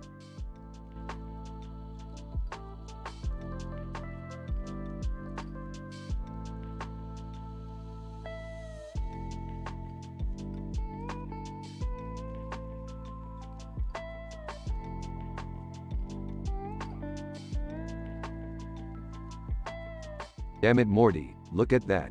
Super Mario has gone off the rails again. Oh, geez, Rick, this is insane. How did Mario even get that big? Well, Morty, It appears he found some kind of growth-enhancing mushroom in another dimension. He's like Godzilla on mushrooms, Morty. What in the world is going on? Why is Super Mario destroying our city? Dad, it's Mario. He's gained immense power and is wrecking everything in sight. This is like a video game gone wrong. Morty, quick, we need to find a way to stop Mario before he obliterates the entire city. Oh, Rick, I'm not really good at video games. How the hell are we gonna stop a giant Mario? Morty, it's not about being good at video games. It's about using our brains, Morty. We just need to find his weak spot and exploit it. Wait. Mario has a weak spot? How do you know that, Rick?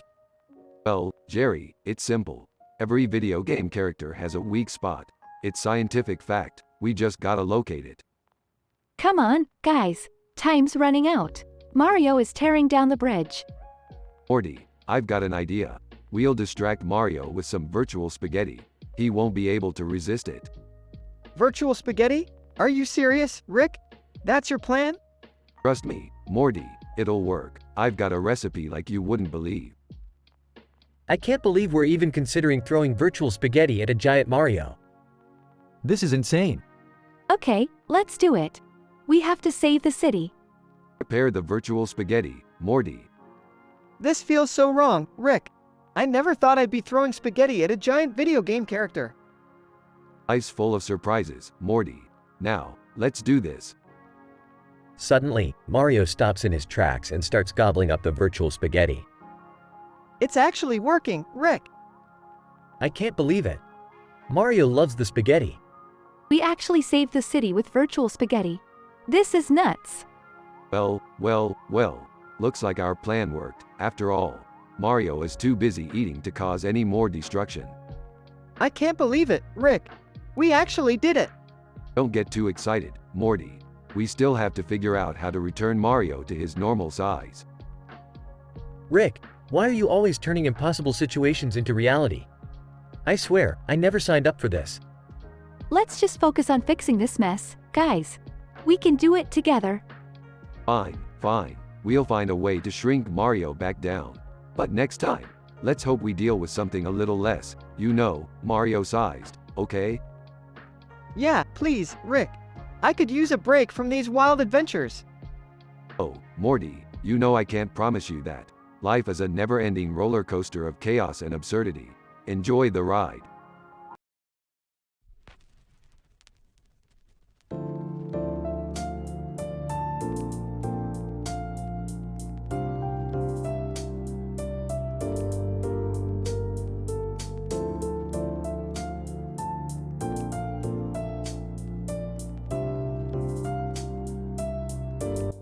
Okay, Morty, listen up. Today, we've got an extra spicy adventure on our hands.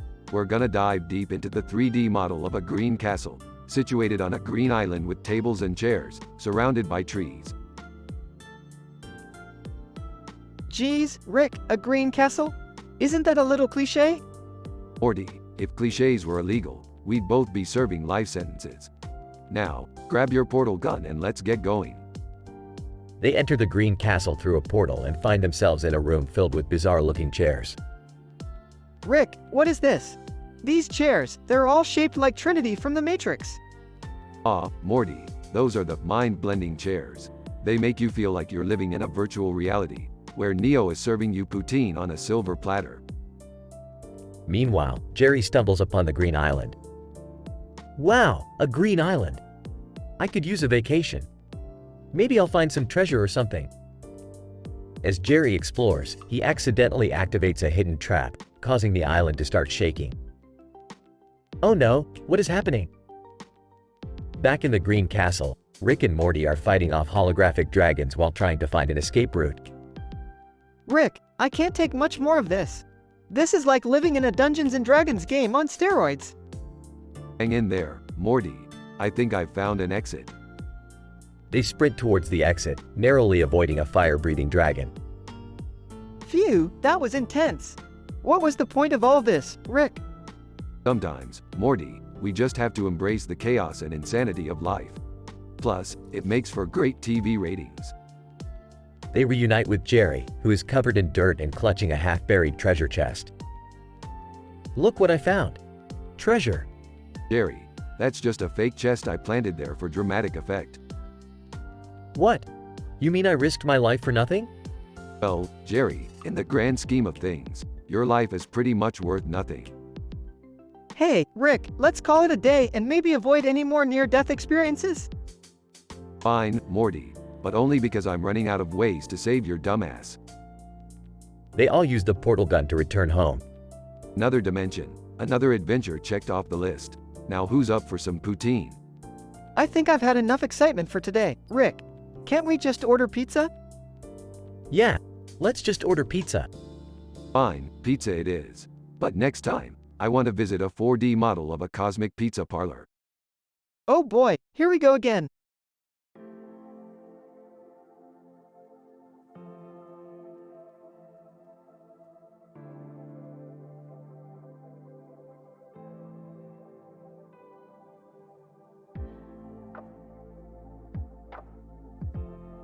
Hey Morty, check out this stuffed animal on the shelf. It's got a sign above it that says, I love you. God, even inanimate objects are more expressive than your dumbass. Come on, Rick. I think it's kinda cute. Maybe it's a sign that we should spread some love or something. Love shmoo, Morty, you wouldn't know real love if it hit you in the face. You're probably still whining about that Jessica girl. Shush, she's not on my mind, Rick. Let's just go get some barbecue. I heard there's this new joint in the neighborhood. Barbecue? Are you compensating for something, Morty? Anyway, fine, let's go. I need to try their smoked ribs. I heard they're made with Rutherfordium infused sauce. Rutherfordium? Isn't that, like, a super rare element? Yeah, Morty, that's why it gives the ribs that extra kick. Now quit questioning my culinary choices. Scene transition. Rick and Morty arrive at the barbecue joint. Oh, great. Look who decided to show up. Rick, the self-proclaimed genius. More like self-proclaimed douchebag. Jerry, old buddy, how's living in mediocrity treating you? Huh, very funny. At least I'm not using a stuffed animal as my emotional support. Grow up, Rick. Oh, just ignore them, boys. Jerry, you couldn't understand genius if it smacked you in the face. Yeah, Dad, you're like the Hermes Conrad of the Smith family. All talk, no action. Hey, that's not fair. I can do things too, you know. Scene transition.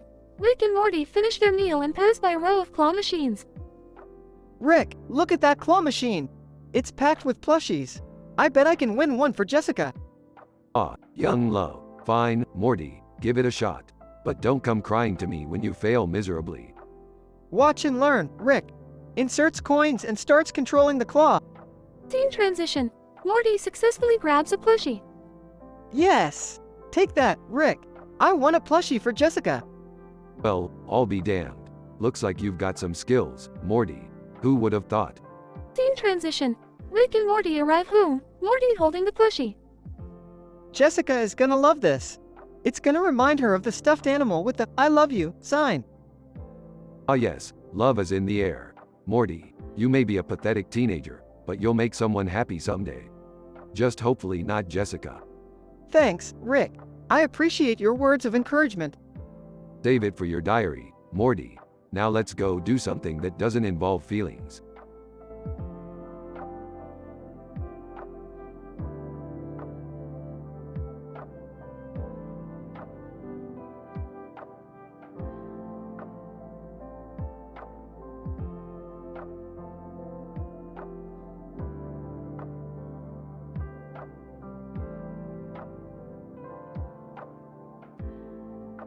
Morty, grab your portal gun. We've got a serious rain problem on our hands. Rain problem, Rick? It's a freaking umbrella apocalypse out there. Explosive umbrellas raining from the sky, and I can't find that damn penguin anywhere. Looks like our feathered friend knew what was coming. No worries, Morty, I've got a plan. We'll call up Mary Poppins. Mary Poppins? Are you serious, Rick? We're dealing with exploding umbrellas, and you want to bring in a nanny? Morty, Mary Poppins is not just a nanny, she's got some serious umbrella expertise. Sarcastically, oh, great. Just what we needed, Rick. An umbrella expert. Is she going to solve the mystery of the missing penguin too? Well, if she can handle explosive umbrellas and a missing penguin, I guess she's worth a try. Seriously, Dad, this is the best plan you could come up with? Mary freaking Poppins? Oh, I'm sorry, Summer. Maybe you've got a better idea hidden up your trendy teenage sleeve? Rolls her eyes. Whatever, Rick. Just call her already. Rick dials a number on his portal gun, and Mary Poppins floats down from the sky. Mary Poppins, I heard you were in need of some umbrella expertise. But my umbrella got sabotaged, and it exploded midair. Who would do such a thing? That's what we're trying to figure out, Mary. Explosive umbrellas are raining down from the sky, and the penguin has gone missing. Yeah, Mary, it's a real mess out here. We thought you could, fix it? Mary Poppins, I may not be able to fix my own umbrella, but I have a feeling I can fix this mess. Let's investigate. The group starts searching for clues, when suddenly, an umbrella lands right next to them and explodes. Holy sh*T, Rick. These umbrellas are no joke.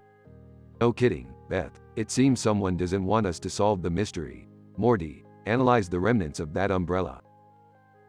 Rick, these umbrella fragments, they're not just explosive. They're packed with futuristic technology. Like something only evil genius level would have. Evil genius, huh? We must be dealing with some serious competition here. Mary, you got any enemies in the umbrella business? Mary Poppins, enemies? Well, there is one. That brawly bootlegging Grinch. He's been trying to steal my umbrella patent for years. Facepalming. Oh my god, this is ridiculous. We're solving an explosive umbrella mystery with a nanny, a penguin, and a damn Grinch? Embrace the chaos, Summer. Our lives are like a messed up version of Mad Libs. Now, let's hunt down that Grinch and bring him to justice. The group, led by Mary Poppins, embarks on a wild adventure to catch the Grinch, armed with umbrellas, portals, and a whole lot of sass.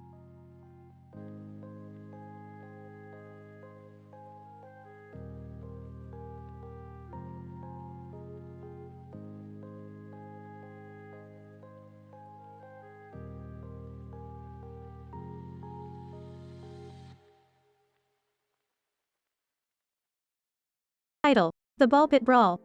Characters. 1. Dave, man in the background. 2. Baby 1. 3. Baby 2. 4. Baby 3. 5. Baby 4. 6. McDonald's employee. 7. Mall security. Scene 1. McDonald's play area. Dave, looking at the ball pit, wow, that's a lot of balls. I can't believe they let babies play in this. Scene 2. Ball pit chaos. Baby 1, pulling on Baby 2's hair. Mine. Baby 2. Pushing Baby 3. No way. Give it back. Baby 3. Grabbing a toy from Baby 4. This is mine now. Baby 4, crying, no fair. I had it first. Scene 3. Spectacle ensues.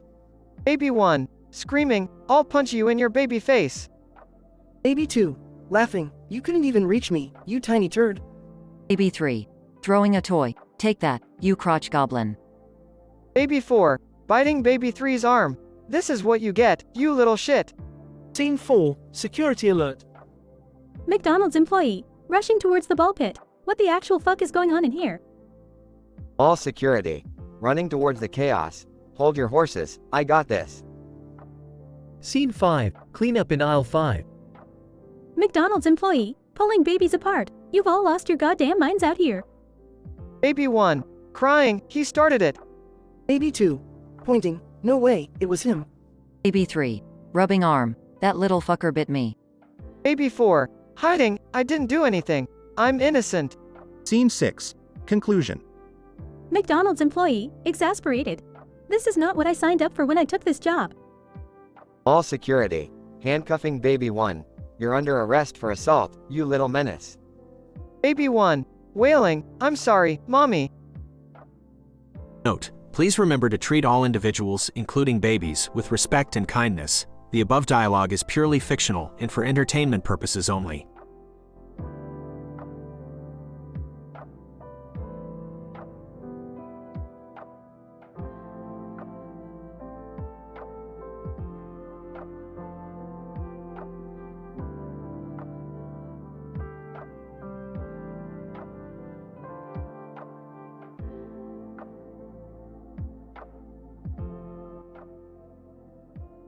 Title: Spirited Away. A Wild Night in the Studio Ghibli Universe.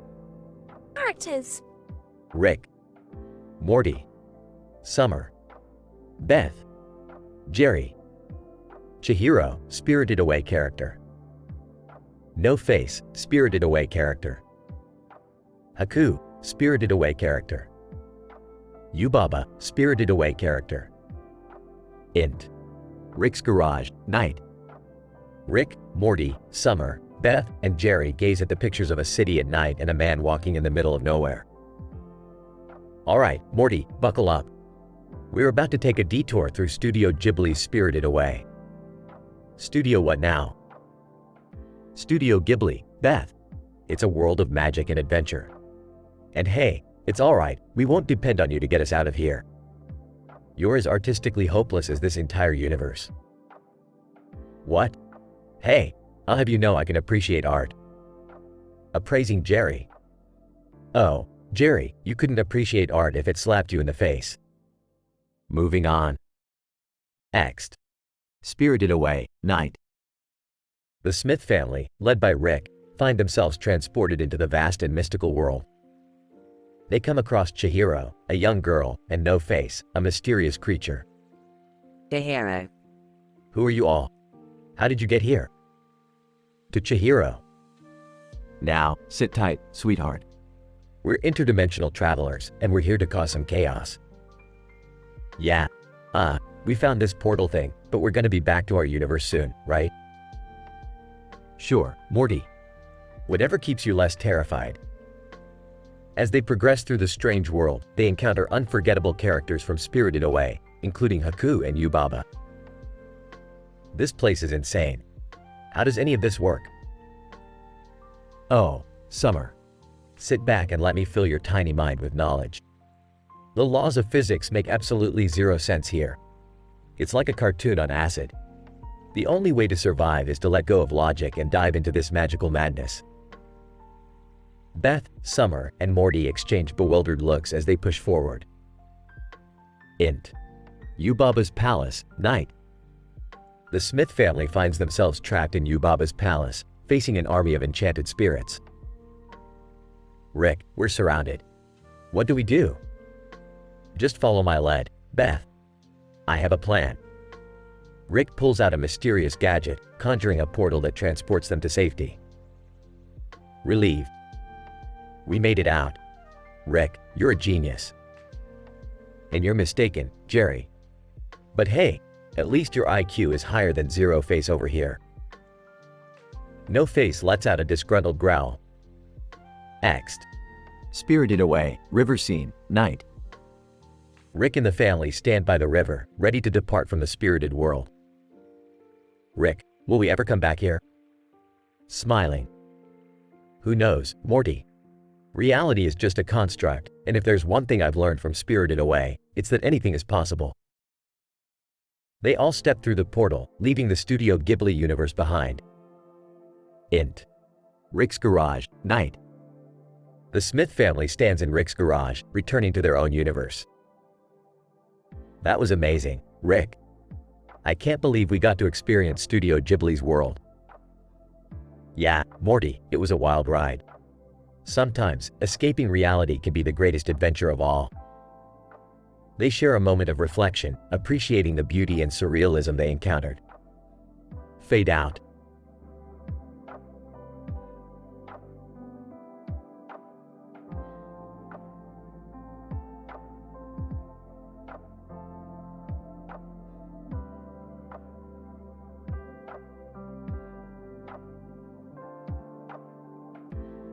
Title: Zombie Babies in the Projectile Vomiting Daycare. Location: inside a daycare center, on a table in the center of the room. Various types of food are neatly arranged with a cloth covering them. A napkin rests on top, untouched. Incident. Karen, whispering excitedly, "Hey, Jim, have you seen the spread in the daycare today?" Jim. No, what's the big deal? Karen, trust me, it's insane. It looks like they're feeding an army here. Regression. Karen removes the cloth and marvels at the food display. Suddenly, a horde of zombie babies burst through the door, eyes glowing red with hunger, their mouths foaming with a greenish substance. Karen. Oh, no. The zombie babies got in. Jim, what? You've got to be kidding me. As the zombie babies swarm the table, they begin projectile vomiting with such force that chunks of food, puke, and saliva splatter everywhere, covering the ceiling, walls, and floor. Jim, holy mother of all things disgusting. We've got to get out of here. Karen and Jim seek cover behind a row of colorful toy blocks as the zombie babies continue their relentless onslaught of projectile vomiting. The daycare room has become a grotesque scene of destruction. Karen, we need to think of a plan. Jim, how do we get out of here? Jim, let's try distracting them. Grab that giant stuffed teddy bear in the corner and throw it across the room. Maybe they'll go for it. Karen, good idea. Here goes nothing. Karen hurls the giant teddy bear, causing a diversion among the zombie babies. While they focus on the plush distraction, Karen and Jim make a dash for the exit. As Karen and Jim burst out of the daycare, they turn back to see the zombie babies puking and spewing chunks everywhere, trapped inside the daycare center. Jim, well, that was the most disturbing daycare experience ever. Karen, no kidding. I think I need therapy after this. Let's just hope they don't figure out how to unlock doors. They walk away, covered in puke and chunks, knowing that this bizarre ordeal will forever be etched in their memories.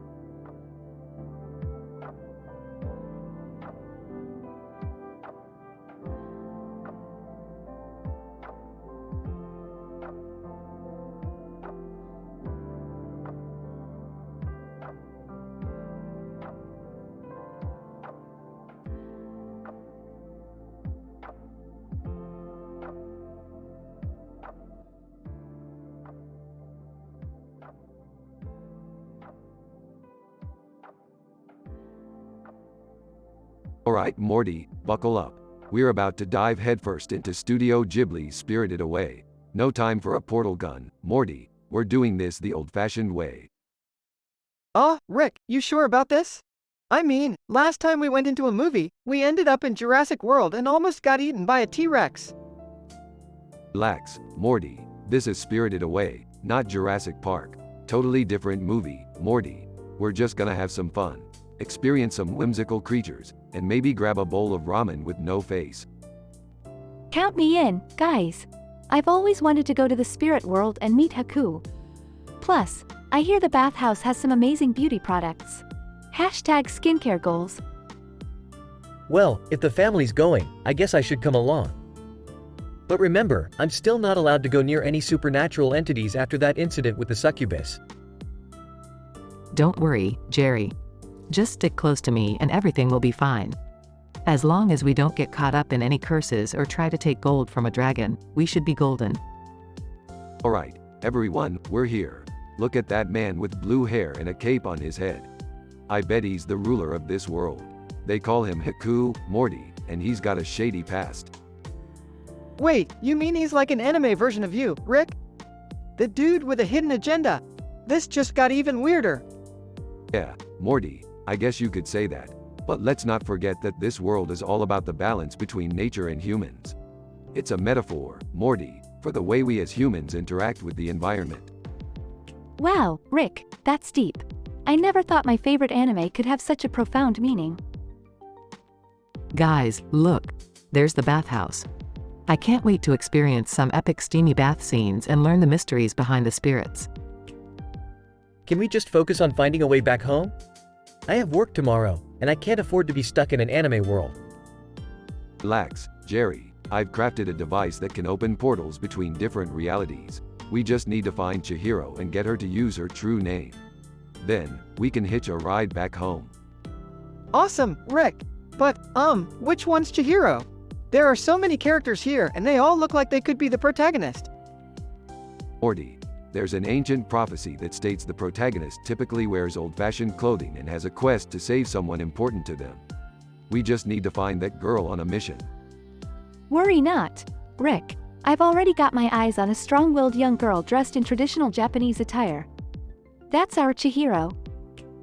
Rick, we must be careful not to interfere too much in this world. We don't want to mess up the delicate balance.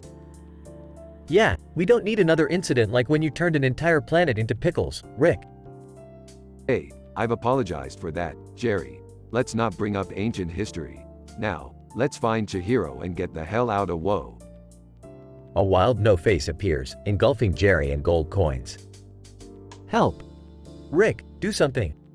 Relax, Jerry. No-face is just trying to bribe you. It only wants to eat your negative emotions. Just don't give him the satisfaction.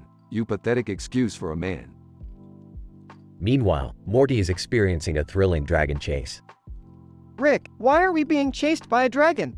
I thought this was just an innocent anime film. Morty, dragons are a symbol of power and transformation in Japanese folklore. We just happened to piss one off. Jerry finally escapes from No-Face's grasp. That was horrifying.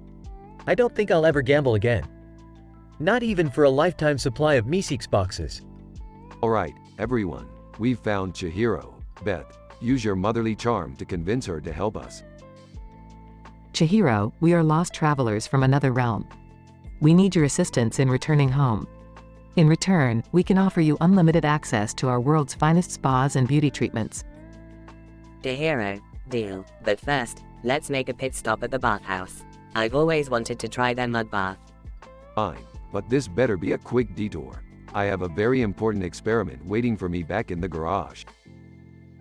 As the family bathes in the bathhouse, they share stories, laughter, and maybe a little too much sake. So, tell me more about this girl you're crushing on.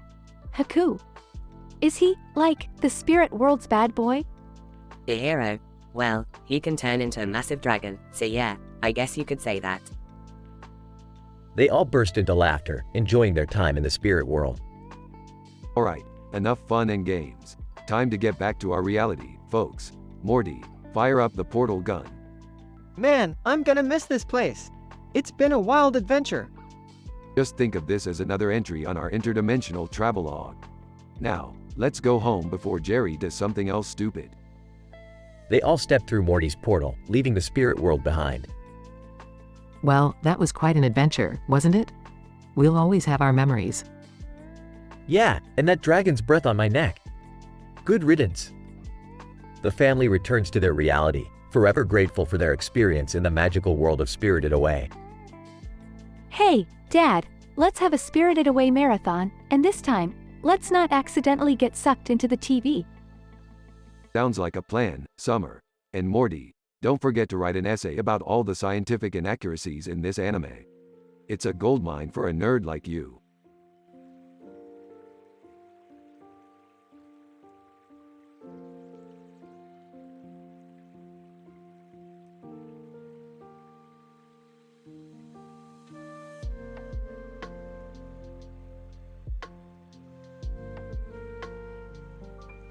Hey Morty, check out this ridiculous toy I found.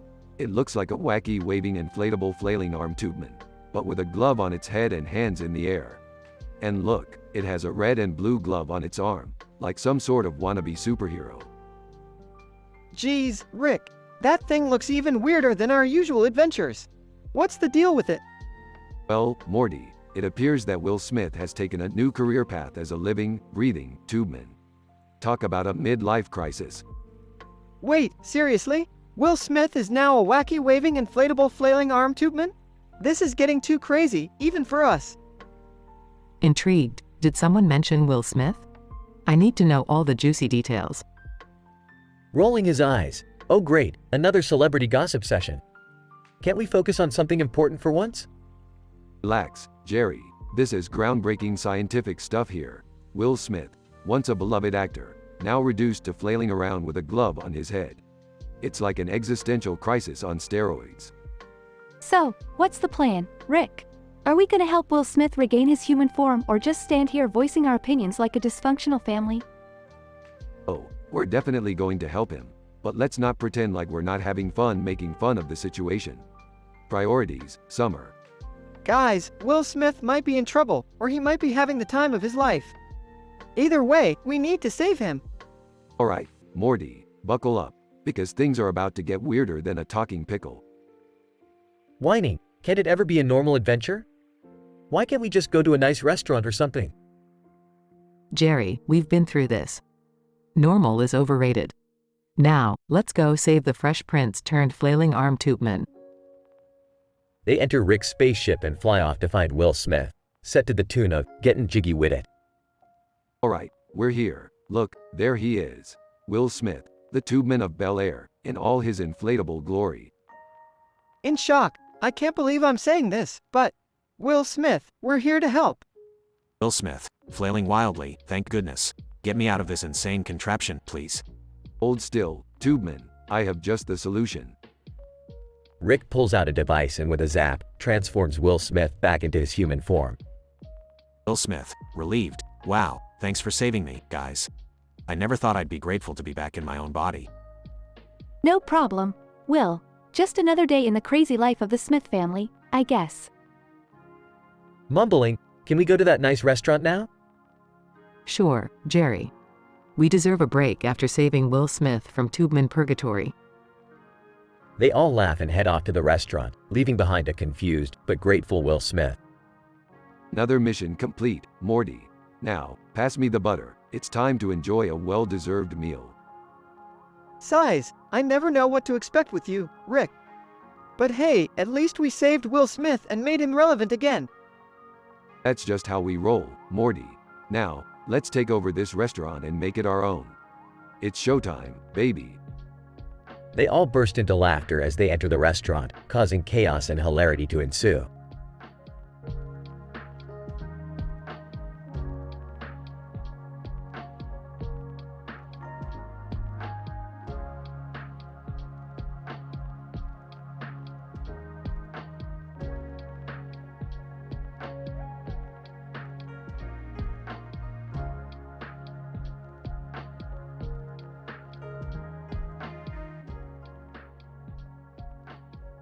Title: Spirited Science. Int. Smith living room, night. The Smith family gathers around a table loaded with drinks and food. They are all visibly relaxed, laughing and chatting. Rick. Toasting. To another successful family gathering. Morty takes a sip from his drink and suddenly freezes mid-gulp. Morty. Struggling. Rick, something weird's happening. Suddenly, a swirling vortex engulfs the living room, pulling the Smiths into darkness. Int. Dark void, continuous. The Smiths find themselves in a strange, ethereal landscape, reminiscent of Studio Ghibli's Spirited Away. They are standing before a bathhouse run by the witch, Yubaba. Summer. Confused. What the actual foo? Beth. Interrupting. Kids, watch your language. This is a family show. Jerry, bewildered, looks around frantically. Jerry. Panicking. Oh God, I knew this was a bad idea. We shouldn't have touched that weird drink. Rick. Nonchalant. Relax, Jerry. We're just caught in an interdimensional time glitch. Morty looks at Rick, hoping for some explanation. Morty. Contemplating. Interdimensional time glitch. Okay, but why the hell Spirited Away? Rick. Smug. Well, Morty, you see, the Ghibli multiverse theory suggests that all Studio Ghibli films exist within a shared reality of parallel universes connected by intricate wormholes. We stumbled into one. They overhear Yubaba discussing a bathhouse worker shortage due to a curse. Rick. Devising a plan. Hey, Yubaba. I'll use my genius-level intellect to solve your labor problem, for a price. Int. Bathhouse, day. The Smiths navigate the bathhouse, encountering various iconic Ghibli characters. They skillfully navigate the intricate maze of spirits and ghosts. Beth. Astonished. Look, Jerry. That's Princess Mononoke fighting alongside Howl's moving castle. Jerry. Gulping. This is insane. Suddenly, a menacing no-face spirit approaches them. Summer. Ready for action. Alright, no face. Let's do this. A thrilling action sequence ensues, reminiscent of the famous train scene from Spirited Away. Int. Bathhouse, night. The Smiths successfully restore order to the bathhouse and lift the curse. They gather atop a vibrant hill overlooking the bathhouse. Morty, panting. Man, that was intense. Rick, smirking. Intense? You haven't seen anything yet, Morty. As the sun sets, the Smiths find themselves slowly fading away. Beth, concerned. What's happening, Rick? Rick, grinning. We can't stay in this reality forever, Beth. It's not our universe, after all. Jerry, relieved. So, we're going back home? Rick, yawning. Yeah, let's get the hell out of here. I'm tired of explaining anime lore. Int. Smith living room, night. The Smiths reappear in their living room, relieved but slightly dazed. Summer, excited. That was insane. Can we do it again, Rick? Rick, dismissive. Nah, Summer. Anime worlds are overrated. Let's stick to our own craziness. They all laugh, signaling the end of their strange Spirited Away adventure. Fade out.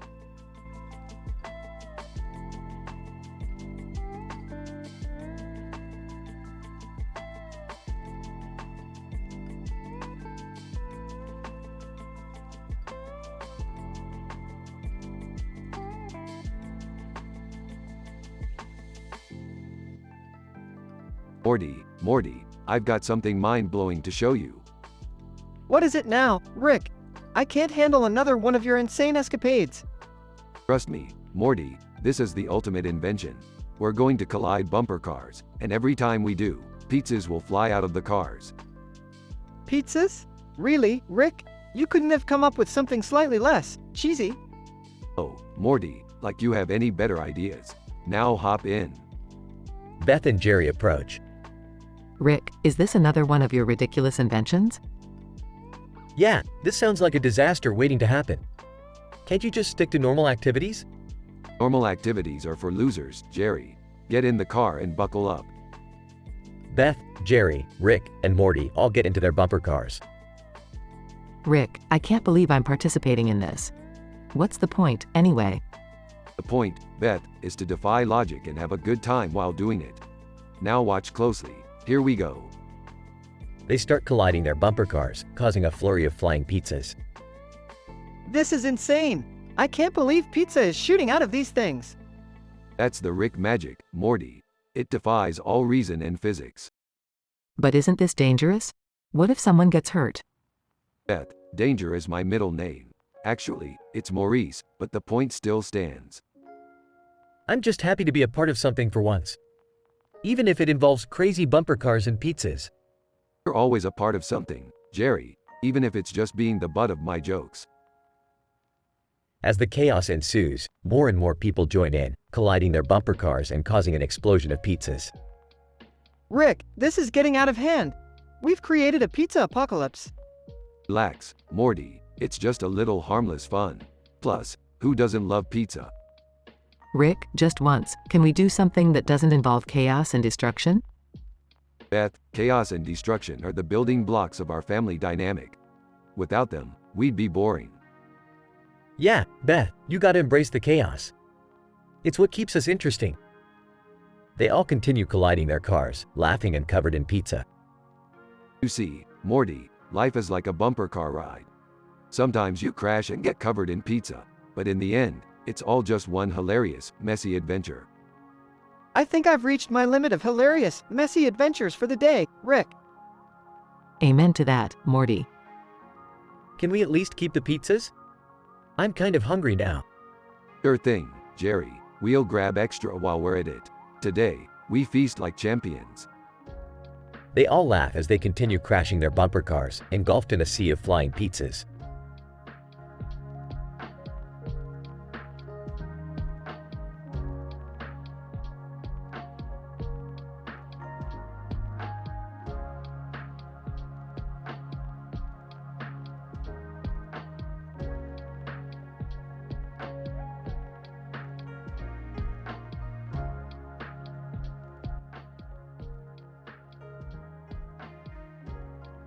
Morty, I can't believe we're stuck here in this godforsaken parking lot. I've been to galaxies far more interesting than this dump. Yeah, Rick, it's pretty lame. What are we even doing here? We're waiting for your sister, Morty. Summer's taking forever. She better have a good reason for dragging us into this mundane madness. Hey, speak of the devil. Here comes Summer now. Sorry, guys. You won't believe the line at the DMV. It's like an episode of Seinfeld in there. Hey, everyone. Sorry I'm late. You know how it is, running behind like George Costanza. No, Dad, you're not George Costanza. You're more like SpongeBob SquarePants without the charm or the intelligence. Well, Summer, if I'm SpongeBob, you must be Squidward, always cranky and complaining. Please, Dad, I'm more like Peggy Hill from King of the Hill, except I don't have an unearned sense of self-worth. All right, enough with the cartoon comparisons, guys. Let's just get this over with. We need to renew the registration for the spaceship. Yeah, I want to get out of this hellscape as soon as possible. It's a freaking parking lot. How exciting. Hey, Rick, you know who you remind me of? That old dude from Breaking Bad, except instead of cooking meth, you're just a bitter old scientist. Oh, great. Summer's comparing me to a meth-cooking TV character. That's gonna keep the Intergalactic Society's gossip mill going. Hey, guys, can we focus for a minute? There's a fight breaking out in the car next to us. Finally, some action. Oh my god, is that a multi-dimensional love triangle between the Kardashians? I gotta record this for Snapchat. No, Summer, it's just two drunk guys fighting over a parking spot. Nothing to write a tabloid about. Hey, look at them go. It's like a live-action episode of the Jerry Springer Show out there. Alright, Morty, use your plumbus. Let's break up this Jerry Springer parking lot edition. On it, Rick. Just let me put my Mr. Miyagi pants on real quick. Wow, Morty, a Karate Kid reference? You're more like Daniel LaRusso, except with even less martial arts skills. Shut up, Summer. You're like Phoebe Buffay from Friends, but without the musical talent. Whatever, Morty. At least I'm not trying to be Cary Grant while wearing a lab coat. Can we please just focus on the fight at hand? Fine, everyone. Let's get out there and break up this Jerry Springer meets Street Fighter crossover event. Let's try to be civilized, okay? Remember, we're a family, not Game of Thrones characters. Fine, but I still have my dragons ready just in case. Guys, the police just arrived. Looks like the officers from Reno 911 are on the case. Oh my god, Dad, you're like Deputy Dangle, all talk and no action. Summer, that's enough. Officer, all right, break it up. Both of you, hands behind your back. Oh great, now we've got cops. Live from this stupid parking lot. Let's hope this doesn't turn into orange is the new black for them. Can we please just get our spaceship registration done and leave? Yeah, let's get out of here before this parking lot turns into a scene from The Walking Dead. Agreed, Rick. But let's not forget to learn our lesson here, guys. Comparisons don't make any sense if you watch too much TV.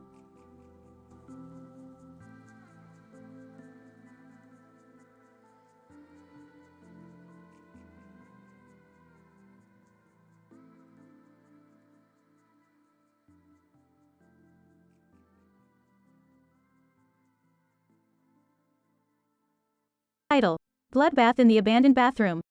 Characters. 1. Jake, the narrator. 2. Sarah, friend 1. 3.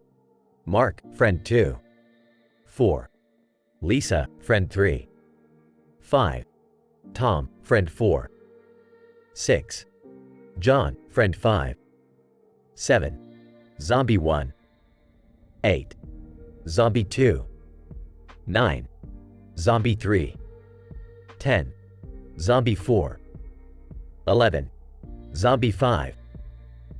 Jake, Sarah, Mark, Lisa, Tom, and John find themselves standing in a cluttered abandoned bathroom, stunned by the gruesome sight of blood splattered on the walls.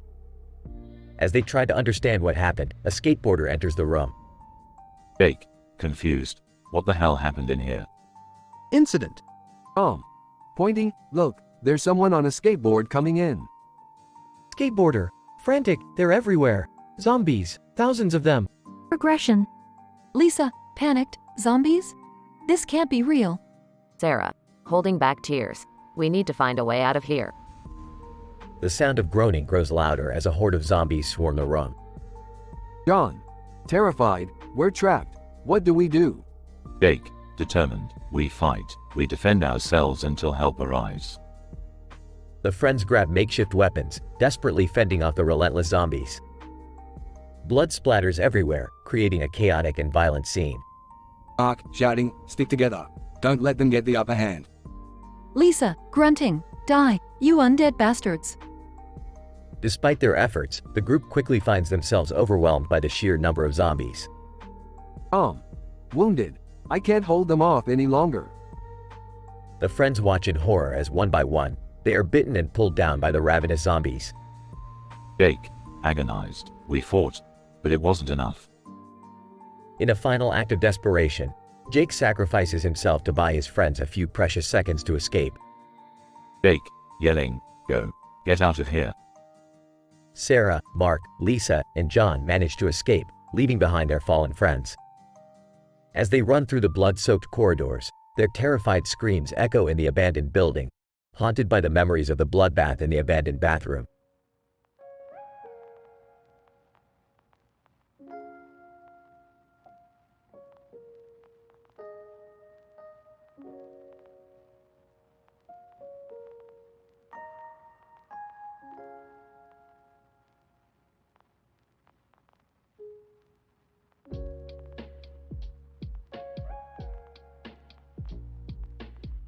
Grinning. Hey, Mommy, could you pass me the salt? Uncomfortably. Dad, seriously? Can you please stop calling me that? Laughing. Oh, come on, Mommy. It's just a harmless little joke. Lighten up. Yeah, Summer, don't be such a buzzkill. Let's just enjoy the cake. Rick, can you please stop teasing her? It's making her clearly uncomfortable. Fine, fine, no more Mommy. But hey, have you guys noticed the statistical improbability of this chocolate cake we're eating? Oh great, now you're going to ruin cake for me too. Sarcastically, oh no, not the cake, Rick. What a tragedy. Mocking. You're right, Jerry. It is a tragedy. Let's all have a moment of silence for Summer's ruined kink. Giggling. Dad, that's not funny. You're all so immature. I can't believe you'd stoop this low. I'm sorry, Summer. Your father tends to take things too far sometimes. Grinning. Yeah, I'm sorry, Mini Morty. I mean, Summer. Joining in. Yeah, we're sorry, sweetie. We didn't mean to ruin anything for you.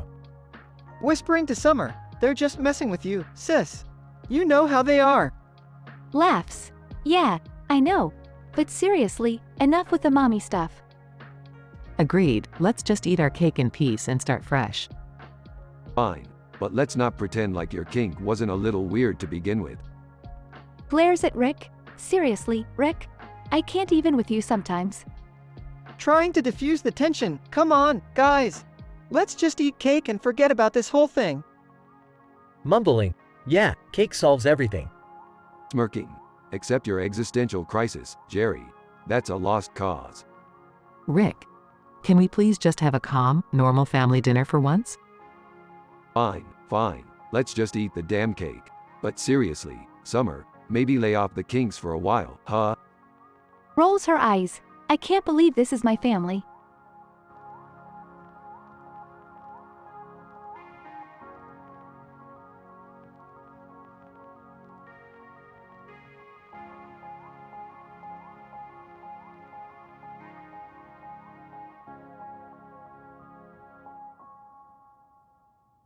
Title: Chaos in the Ball Pit. Location: a colorful indoor playground with a massive inflatable ball pit. Children are playing and laughing, their faces painted with various designs. Among them is a child wearing a blue hat. Incident. Child 1. Wearing a blue hat. Hey, who wants to see something crazy? Come closer. Child 2, excited. What is it? Show us. Child 1. Whispering, watch this. Stepping into the ball pit, pulling a lever. Suddenly, the faces painted on the balls come to life, animating the balls themselves. Ball 1. rubbing their eyes. Whoa, where am I? Regression. The animated balls with faces start brawling with each other, shouting obscenities. Ball 2, aggressive. You think you're tough? I'll bounce you into the next dimension. All 3, grinning, bring it on, you inflated moron. Children gasp and step back, unsure whether to be terrified or entertained. Child 3, in amazement. Whoa, the balls are fighting like grown-ups. Child 4, covering their eyes. This is not what I signed up for. The brawl intensifies, with balls bouncing and crashing into one another. All 4, breathing heavily. You think you can defeat me? I've got balls of steel. All 5, laughing. Please, your balls are more deflated than a punctured balloon. Child 5. To Child 1. Is this the part where we call for help? Child 1. Shrugging, nah, let's enjoy the chaos. After an intense and absurd showdown, the fighting balls exhaustedly settle down. Ball 1. Panting, I'm done. Let's bury the hatchet. Ball 2, nodding, agreed. Let's just roll with it. The animated balls return to their motionless state, faces painted, as if nothing happened. Child 6, running over. What did we miss? The balls are just sitting there. Child 1. Smiling mischievously. Oh, you missed quite a show. But it seems they've settled their differences. Child 6, disappointed. Ah, man. Well, maybe next time then. Child 1. Winking, don't worry. We'll find a way to make it even crazier next time. Children giggle and continue playing in the seemingly harmless ball pit. And thus, the chaotic yet strangely entertaining adventure in the ball pit came to an end, leaving the children with memories that were both wild and unforgettable.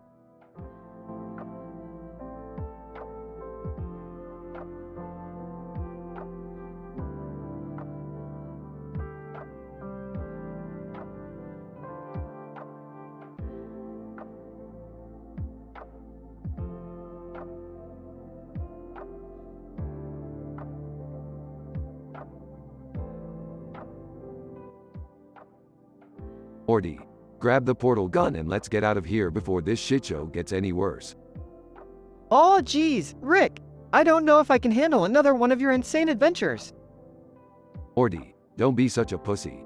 You're the one who wanted to come, remember? Yeah, well, I didn't sign up for this kind of craziness. Last time, we were chased by a giant talking pickle. Well, Morty, hold on to your tiny balls because this time, it's gonna get a whole lot crazier. Hey, guys, can I come too? I heard there's an interdimensional strip club around here. Dad, seriously? Can you be any more pathetic? Hey, don't knock it till you try it, Summer. Alright, enough of this family drama. We've got bigger things to worry about. Look over there. Oh wow, Rick, it's Chainsaw Rick and Joe Morty. They look like they mean business. Of course they do, Morty. They're the deadliest versions of us from a parallel reality.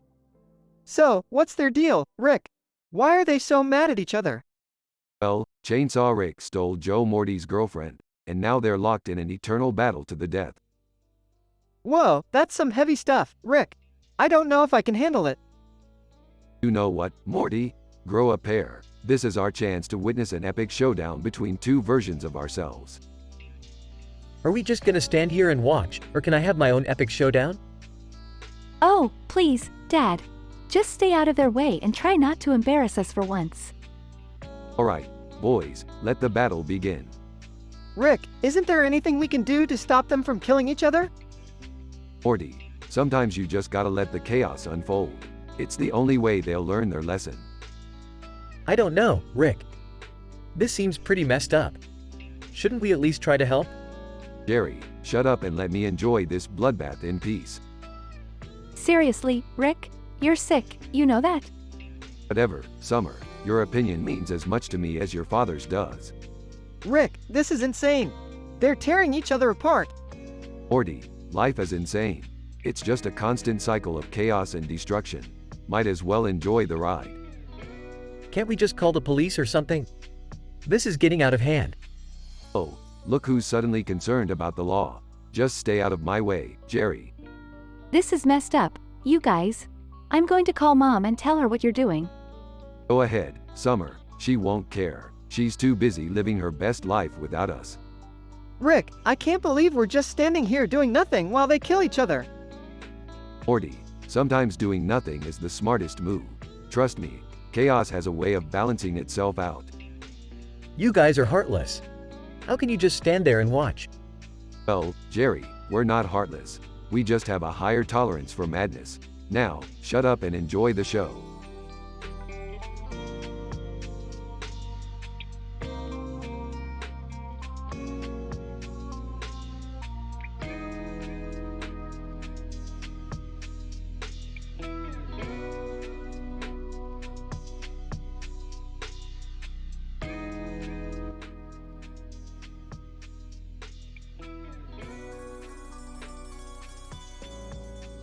Alright, Morty. Buckle up for another mind-bending adventure. We're gonna hack the planet's intercommunication quantum network. Hack the planet? Isn't that kinda illegal and dangerous, Rick? Morty, my boy, legality is just a construct of lesser minds. Besides, danger is where the real fun is. Guys, I don't know about this. I mean, I'm not exactly the smartest guy in the room. Jerry, you're not even the smartest guy in this house.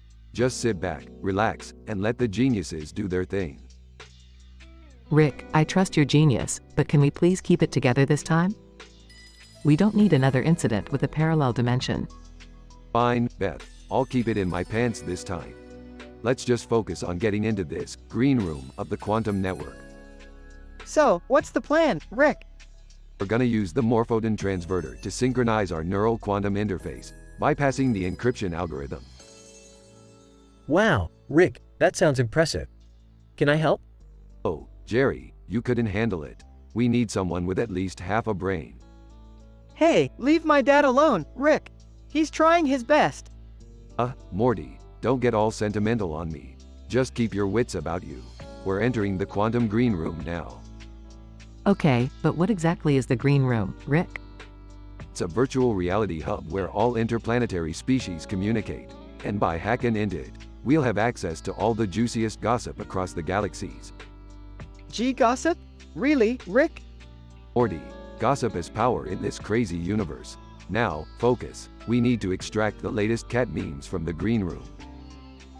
Cat memes? Is that what all this is about? Jerry, you wouldn't understand the significance of cat memes if they slapped you in the face. Now, let's hurry before the green room realizes we're here. Rick, I hope you know what you're doing. Beth, when have I ever not known what I'm doing? Now, to extract the memes, we'll need to navigate the quantum firewall.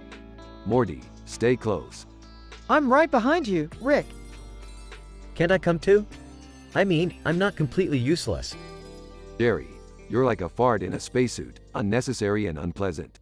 Just stay back and don't touch anything. Rick, please don't insult Jerry. He's still my husband. Fine, but he better not touch anything. Moments later. Rick, look! We made it to the memes section! Good job, Morty. Now start downloading those memes. We'll make billions selling them on the intergalactic meme market. Guys, are you seeing this? There's a whole section of alien celebrity gossip. Jerry, focus on the memes. We don't have time for your tabloid obsession. Rick, I think we should leave. We've got what we came for. Alright, fine. Grab Morty and let's get the hell out of this quantum green room. Thank you, Rick. I can't handle much more of this craziness. Suddenly, alarms start blaring. Oh, looks like we've overstayed our welcome. Oh no, what do we do now? Hold on tight, everybody. We're about to experience a quantum warp like you've never seen before. After a chaotic warp, the group lands safely back in their living room. Rick, please tell me we won't be doing anything like that again. Well, Beth, I can't make any promises. But hey, at least we got those dank cat memes, right? Yeah, and I got the latest scoop on alien Kardashian's secret marriage. I can't believe I survived another insane adventure. Can we just have a normal day next time? Morty, normal is boring. Embrace the chaos.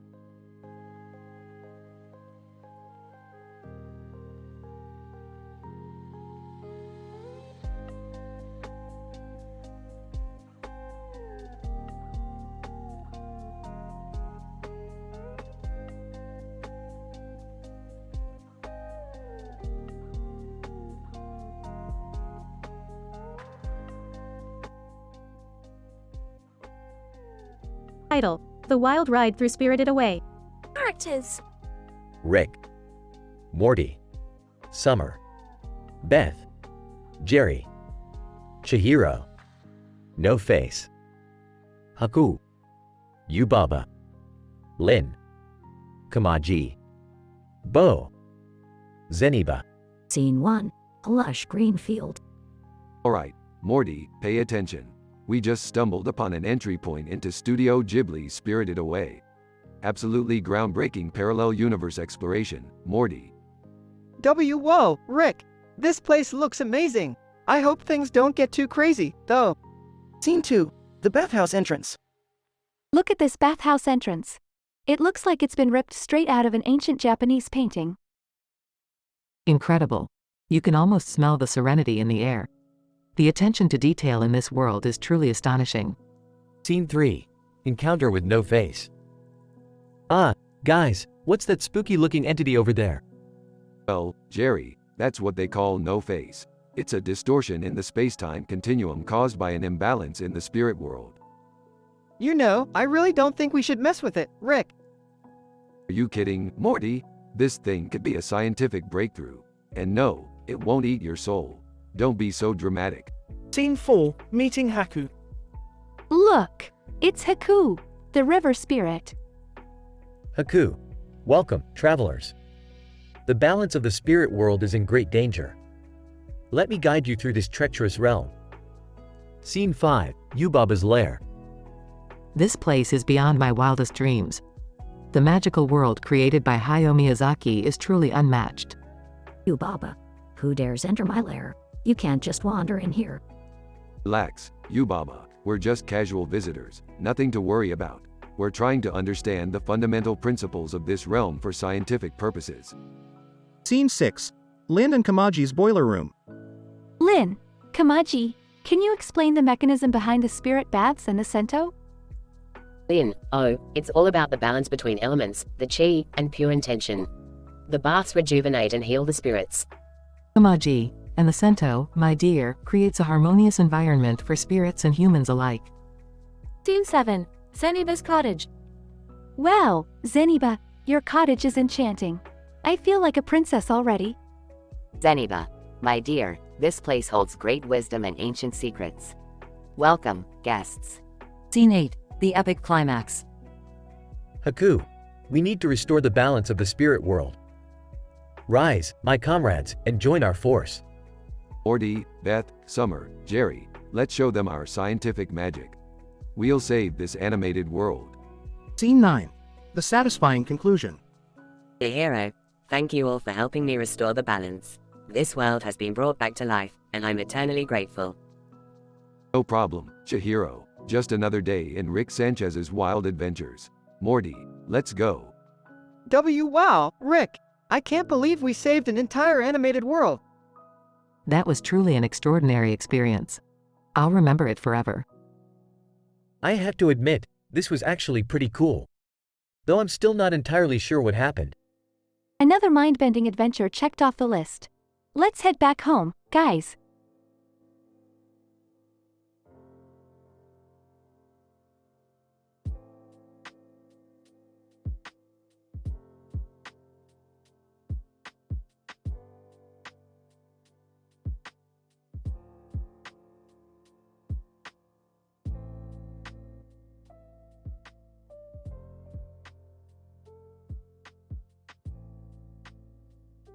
Hold on, Morty, we got ourselves a situation here. Look at that guy with a freaking gun, strolling down the road like it's a Sunday hike.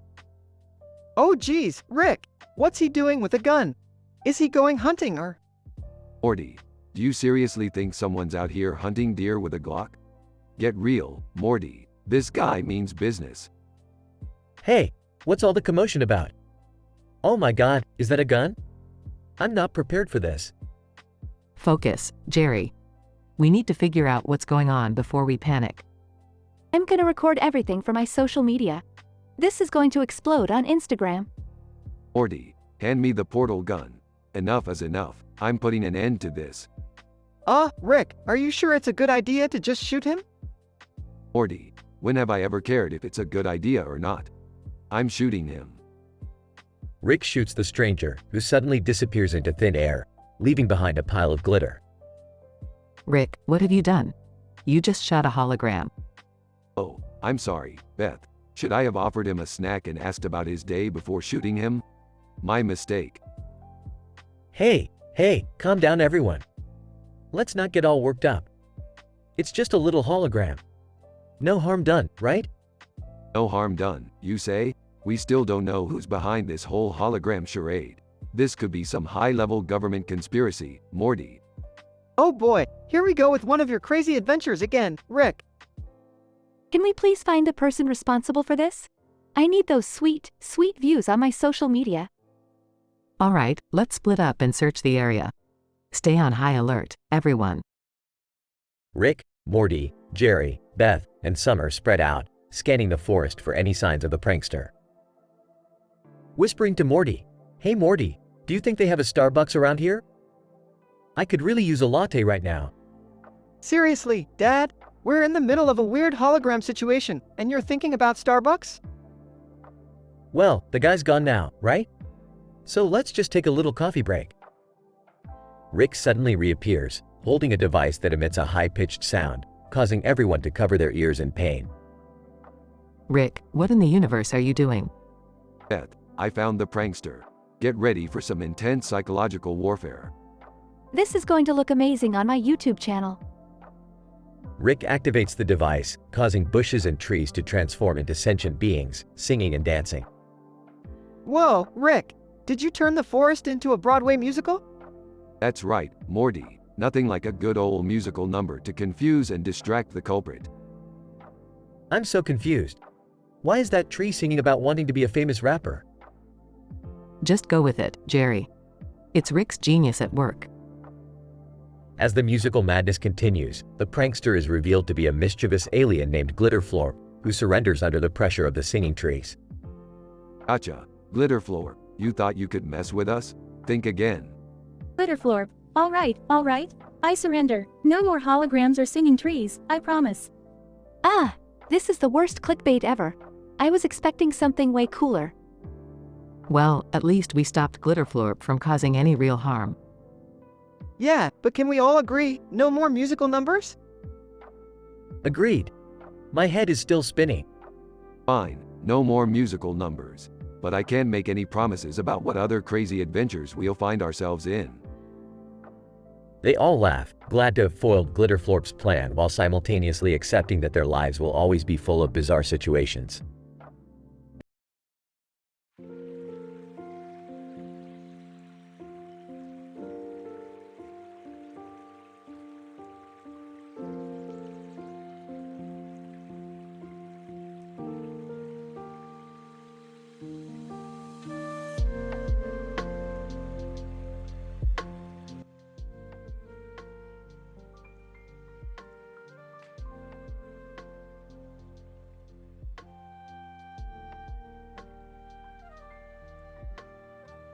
Morty, I've got a brilliant idea for our next adventure.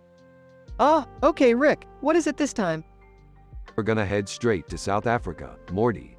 There's a woman outside a building there with a knitted mask on her face and a multicolored scarf on her head. And why exactly are we heading there, Rick?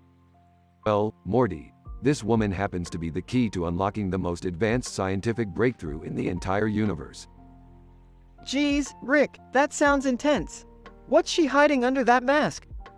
I have no idea, Morty, but what I do know is that she possesses the power to knit reality itself. With a snap of her knitting needles, she can alter the fabric of existence. Whoa, Rick, that sounds dangerous. We can't mess with that. Relax, Morty, we're just gonna have a friendly chat with her. Maybe she can knit us some cozy reality-altering socks while we're at it. Meanwhile, at the building in South Africa. Summer, have you seen your dad and Morty? They've been gone for hours. Mom, they're probably off on another one of their crazy adventures again. Don't worry, they always come back unharmed. Mostly. I just hope they don't get involved in anything too dangerous. Your father has a knack for finding trouble. Back to Rick and Morty. Rick, there she is.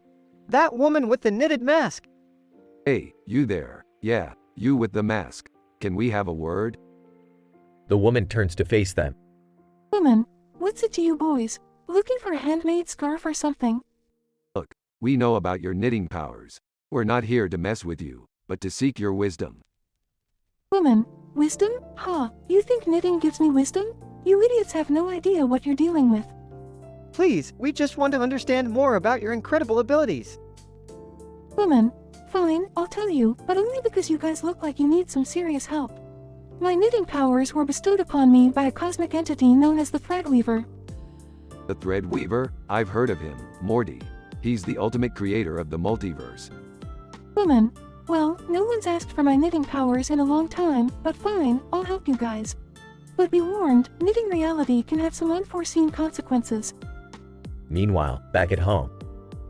Summer, I'm getting worried. It's been hours now. Mom, relax. They're probably just caught up in some interdimensional knitting debacle. Interdimensional knitting debacle? What does that even mean? Exactly what it sounds like, Mom. Trust me, they'll be fine. Rick and Morty, with the woman, return home. Well, Morty, that was a wild ride. Yeah, no kidding, Rick. I can't believe we got tangled up in an interdimensional knitting revolution. Hey, we got some awesome knitted socks out of it. That counts as a win in my book. You guys are back. Are you alright? We're better than alright, Beth. We've just witnessed the art of reality-defying knitting. Seriously? That's what you were up to? I don't know whether to be relieved or concerned. Just be relieved, Beth, and maybe ask the woman to make you a nice knitted sweater. It's all the rage in the multiverse. Yeah, Mom, you'll be the talk of the galaxy. For real, Mom, knitted fashion is the next big thing. Get in on it while you can. Beth sighs, realizing she can't escape the madness of their adventures. Alright, fine. Get me that woman's number. I need a fashion upgrade. That's my girl, always open to the infinite possibilities of the universe. And the infinite possibilities of fashion, apparently. The family shares a hearty laugh, ready for their next bizarre adventure.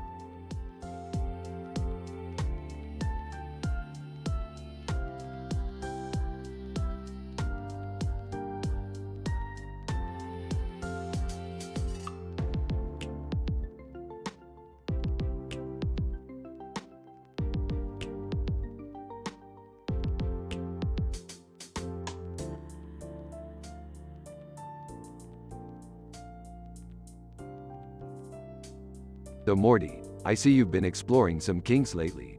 Let's have a good old-fashioned kink-shaming session, shall we? Rick, I don't know if this is such a good idea. Nonsense, Morty. Nothing like a little self-deprecation to spice things up. Let's start with your obsession with inflatable pool toys. Rick, I just think they're funny. Not my fault they sometimes end up in compromising positions. Oh, Morty, you naive fool. Next up, we have your affinity for roleplay. I still can't believe you dressed up as a pickle last week. It was a dare, Rick. I didn't expect you to teleport me to a pickle-themed dungeon. Whatever you say, Morty. Moving on, let's not forget your secret passion for wearing women's lingerie. Wah, how did you? Okay, fine. But it's just silk, Rick. It's comfortable. Sure, Morty, keep telling yourself that. Oh, and don't think I forgot about your fascination with tentacle monsters. Look, it's not like I actively seek them out, Rick. They just keep appearing in interdimensional places. Right, Morty. Now, what about your obsession with foot massages? I never knew you had such a foot fetish. It's not a fetish, Rick. It's just a relaxing way to unwind. You keep telling yourself that, Morty. And let's not overlook your fondness for extraterrestrial group activities with multi-limbed beings. Rick, that was an accident. I was just trying to make friends. Sure, Morty, we'll go with that. Oh, and who can forget your obsession with miniature dolls? They're action figures, Rick. Action figures. Tomato, Morty. Now, let's not ignore your fascination with, wait for it, sentient telepathic vegetables. Okay, that one was just weird, Rick. But it's not like I'm making soup out of them. Yet, Morty, yet. And last but not least, we have your infatuation with Jerry. Wait, what? What? No, that's not true. Oh, come on, Morty. I've seen how you look at him during family dinners. The longing in your eyes is undeniable. This is insane. I do not have feelings for Jerry. Well, Morty, I've always thought there was something between us. Maybe we should explore this, for science. Oh, geez. Can we please change the subject? Fine, Morty. We'll spare Jerry the details for now. Just remember, kinks are meant to be embraced, not shamed. Now, let's dig into this cake I baked with a questionable ingredient. Questionable? What did you put in it, Rick? Oh, just a dash of interdimensional hallucinogens to spice things up. Bon appetit. They all take a bite of the cake. The room suddenly shifts colors, and reality becomes even more warped. Wait a minute, Rick. Is this even real? Morty, my boy, in this dimension, who knows what's real anymore? Just sit back and enjoy the ride. The scene fades out as they all giggle uncontrollably, sending viewers into a psychedelic adventure that defies explanation. The cartoon characters find themselves in a trippy alternate reality with bizarre creatures and nonsensical situations, bringing chaos and mayhem. Rick, Morty, Jerry, and the gang eventually find a way back to their original reality, slightly traumatized but also oddly exhilarated by the experience.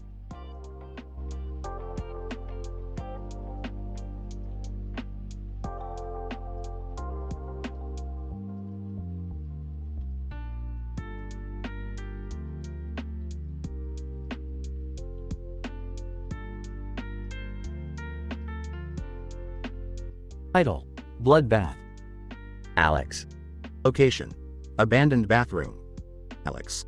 Panting, holy shit, I can't believe I managed to survive this long. But how the hell did I end up in this abandoned bathroom? Incident. Zombies break into the bathroom, surrounding Alex. Zombie 1. Groaning, fresh flesh. It's been so long since we've had a good meal. Zombie 2. Growling, don't let him get away this time. Alex. Frantically searching for an escape route. Shit, shit, shit. There has to be a way out. Progression. Alex spots a small window, covered in blood and grime. Alex. Hopeful. Maybe, just maybe, I can squeeze through that window. It's my only shot. As Alex tries to climb through the window, a zombie grabs their leg. Zombie 3, snarling, where do you think you're going, tasty treat? Alex. Struggling. Get off me, you undead son of a bitch. Suddenly, the bathroom door swings open, revealing a masked figure holding a chainsaw. Masked figure, darkly. You boys in here causing trouble. The masked figure proceeds to slice through the zombies, blood splattering everywhere. Masked figure, maniacal laughter, time for a bloodbath, motherfuckers. The masked figure single-handedly decimates the horde of zombies, leaving none standing. Alex. In awe. Who the hell are you? Masked figure, menacingly, just call me the Reaper, kid. Consider yourself lucky I showed up when I did. Alex. Grateful. Thank you, Reaper. I owe you my life. Reaper. Smirking, oh, don't worry. I have a feeling we'll cross paths again soon enough. As the Reaper walks away, Alex is left standing in the blood-stained bathroom, contemplating their miraculous escape. The memory of the gore and intensity of the encounter etched forever in their mind.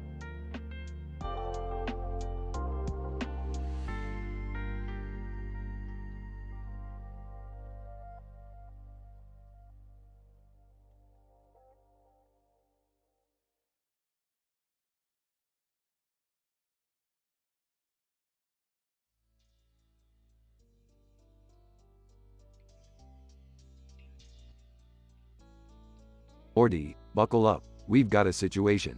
I just hacked into the AI Otherwise quantum communication portal using XOR Hammerad encryption cracking. Whoa, Rick, that sounds super illegal and dangerous. Ah, it's just a little quantum hacking, Morty. Besides, when has legality ever stopped me? Rick, what are you up to now? I thought you were supposed to be working on fixing the portal gun. Yeah, don't worry about it, Beth. I'll get to it eventually. Right now, we need to figure out what this bright light in the middle of the blue and white background is. Aw, Rick, that light looks kinda intense. Shouldn't we be worried? Morty, worry is for people who don't have PhDs in theoretical physics. I'm sure it's just some cosmic anomaly. Dad, you're not going to drag us into another one of your cosmic shenanigans, are you? Oh, come on, Beth, live a little. Just hop into my newest creation, the quantum gates. Whoa, this thing looks trippy. Rick, are we sure this is safe? Safe, Morty. Life's too short for safe.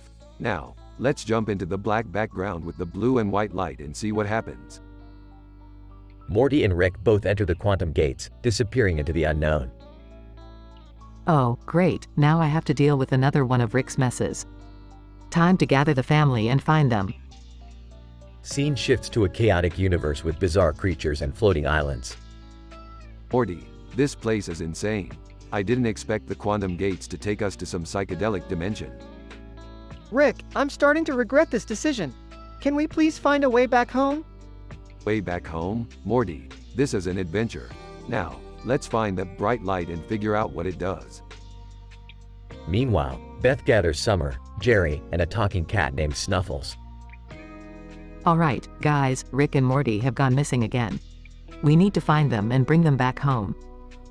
Oh no, not again. I just had my nails done. Ah, does this mean I have to put my plans on hold? Typical Rick.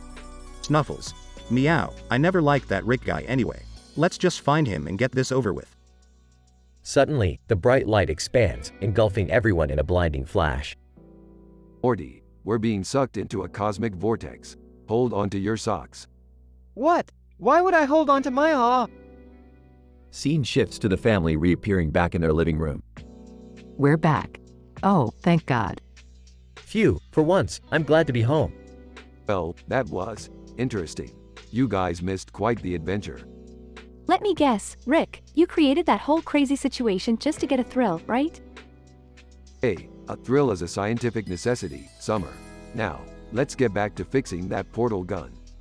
Can we please, for once, just have a normal day? Morty, what's normal anyway? That's just a boring way of saying you settled for the mundane. The family groans in unison as they begin cleaning up the chaos left behind.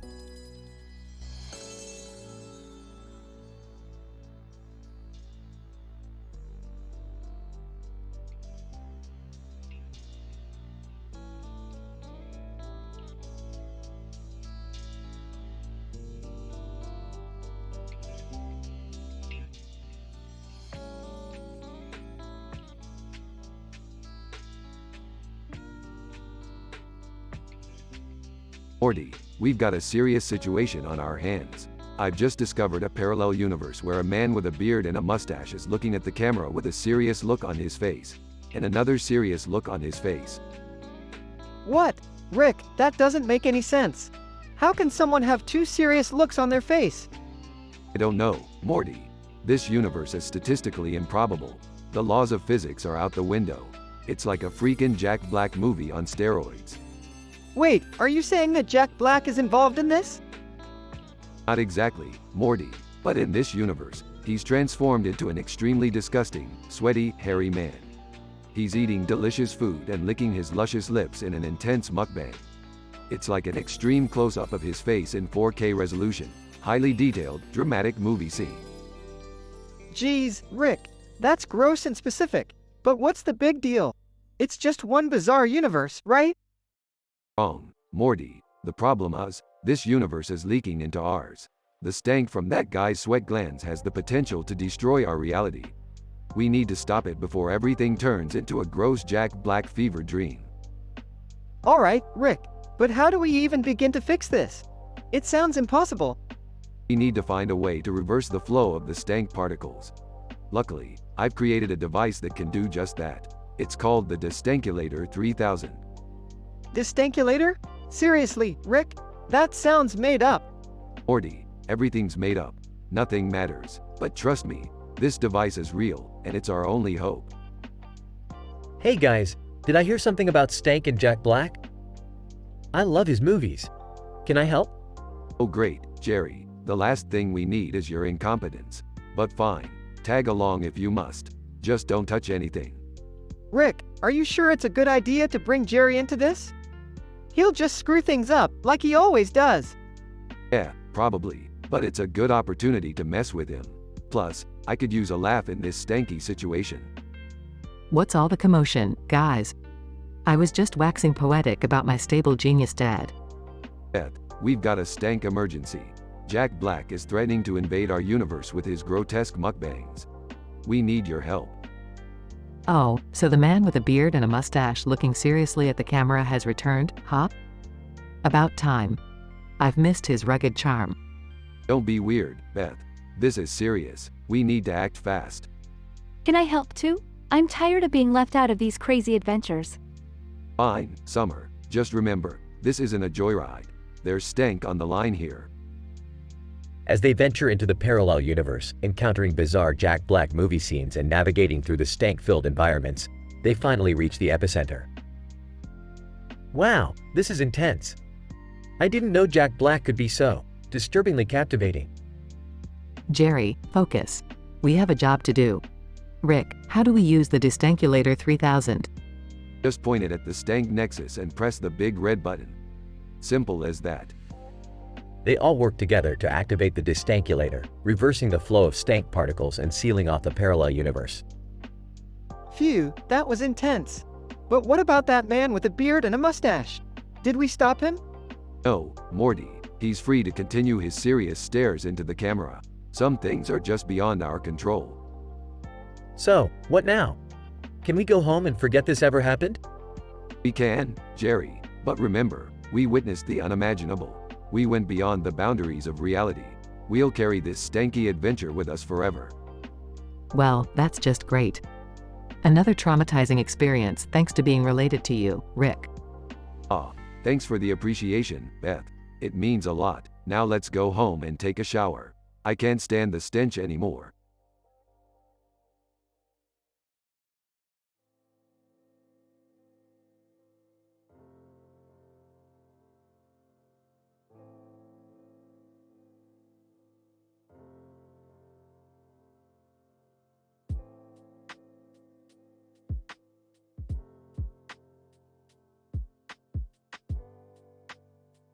So Morty, you see that guy over there flying a kite?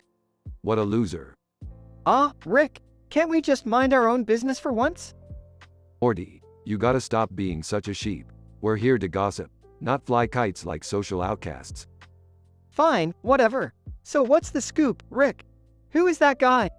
That, my whiny little sidekick, is Jerry. He's not just flying a kite. He's attempting to prove his masculinity after his latest failure. Failure? What did he do this time? His attempt at growing a mustache. Let's just say it looked more like a caterpillar's funeral. Oh geez, poor Jerry. He always tries so hard. Yeah, but he always falls short. It's like he's perpetually stuck in a mediocre loop of disappointment. Well, at least he's happy right now, flying that kite. Until he accidentally flies it into that mountain range, gets tangled up in a grizzly bear's butt hair. Then we'll see how happy he is. Seriously, Rick? Butt hair? You always take things to the extreme. Hey, Morty, when you've seen as much crazy shit as I have, everything becomes fair game. Life is just one big cosmic punchline. You know what, Rick? Sometimes I wish there was more to life than just chaos and meaningless adventures. Oh, Morty, you naive little twerp. Life is chaos, and anyone who tells you different is selling something. Well, I'm tired of it. I want stability, simplicity, normalcy. Normalcy? You want to blend in with the sheep? Alright, Morty, let's turn you into an unremarkable blob of mediocrity. There, you're normal. Happy now? No, Rick, this isn't what I meant. I just want, never mind.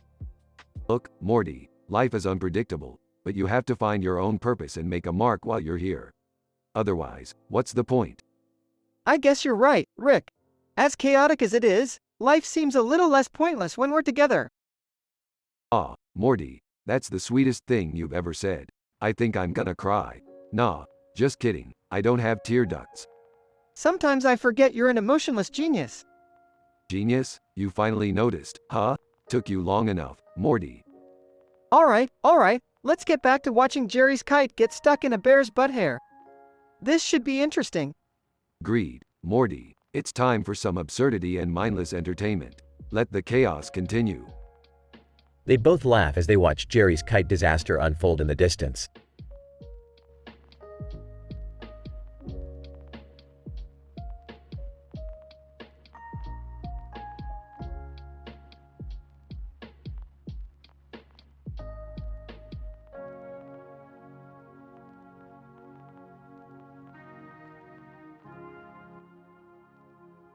Character 1.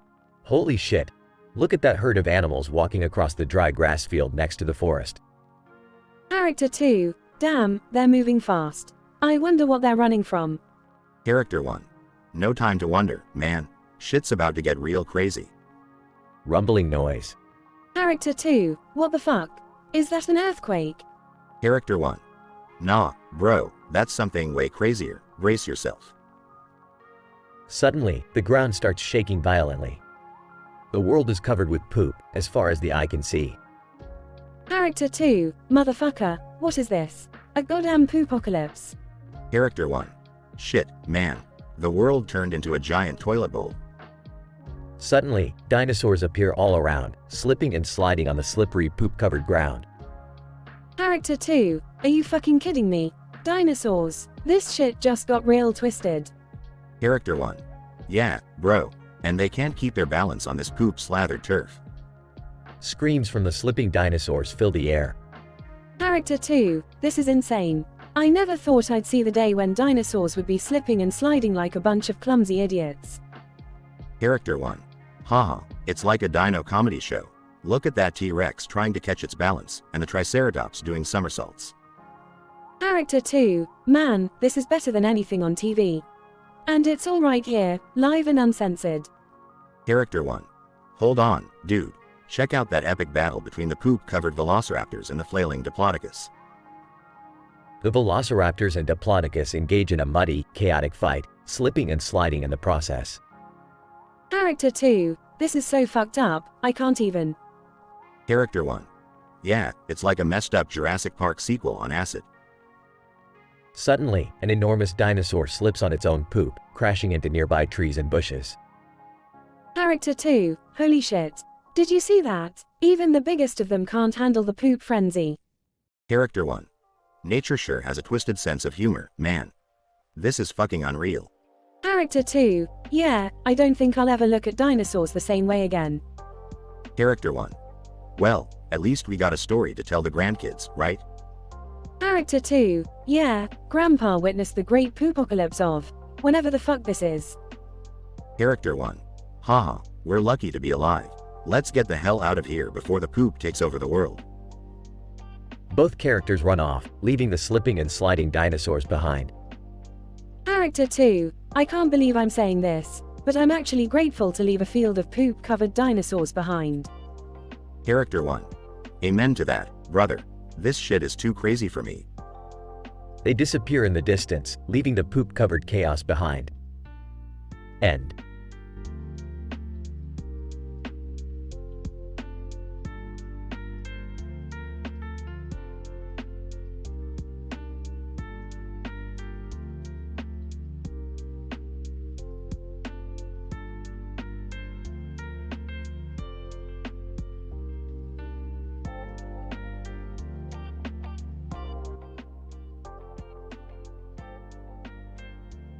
Morty, listen up. I've discovered a new dimension where lions have evolved into intellectual beings and composed a song called Habuba Maitadas.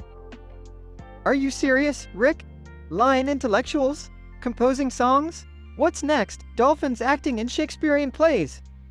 Hey, Morty, don't knock it till you try it. These lions are more cultured than most humans have met. They've got it all figured out. Oh, I can't believe you guys are talking about lion intellectuals. Can we focus on something important, like my love life? You mean your love life that's about as existent as Pluto being classified as a planet? Rick, you're such a jerk sometimes. But yeah, my love life is a mess. Is it too much to ask for a decent guy? Summer, you've got to take control of your own happiness. Stop waiting for Prince Charming and go out and find him. Morty's right, Summer. Get off your high horse and start, looking for someone who can tolerate your self-absorbed attitude. Seriously, Rick? That's the support I get from my family? Thanks a lot. No problem, Summer. Always here to give you the harsh truth. Guys, can we get back to the lion intellectuals, please? This whole lion song thing is blowing my mind. Fine, Morty. I'll take you to that dimension. But don't come crying to me if you end up in a romantic entanglement with a lioness. Gross, Rick. I'm not into interspecies relationships. Sure, Morty, whatever you say. Let's go. Summer, you can search for love amongst the lions while Morty explores his carnal instincts. I'd rather be single forever than be with a lion, Rick. But I guess I'll tag along anyways. That's the spirit, Summer. Now, hold on tight because this is gonna get weirder than a horse wearing pants. Moments later, the dimension shifts, and they find themselves in a lion city. Whoa, Rick! This place is incredible! Look at that lion wearing glasses and reading a physics book! Yeah, Morty, we're definitely not in Kansas anymore. Now, go find your lion soulmate or whatever. And what about me, Rick? You just gonna abandon me in this lion-infested city? Don't worry, Summer, I've got a plan. You're gonna be the first human ambassador to the Lion Kingdom. Congrats. Are you serious? I don't want to be an ambassador. Can I just be an average teenager and have normal problems? Sorry, Summer, but life's not about being average. It's about dealing with ridiculously improbable situations like this one. Hey, Rick, I found a lioness that's really into sci-fi movies. She's amazing. Great, Morty, while you're busy falling in love with a lioness, I'll be stuck with diplomatic meetings and lion politics. Relax, Summer. I'm sure you'll become the coolest human ambassador in no time. Just remember, don't let the lions intimidate you. Easy for you to say, Rick. You have an alcohol-powered spaceship and infinite dimensions to escape to. True. But hey, at least you've got a song in your honor, Habuba Maitadas by the Lion King. That ought to be worth something, right? Morty and Summer exchange exasperated glances. Rick, sometimes I wonder how we ended up in these absurd situations. Morty, it's simple. We're the smartest beings in the universe, and the universe just can't handle our infinite genius.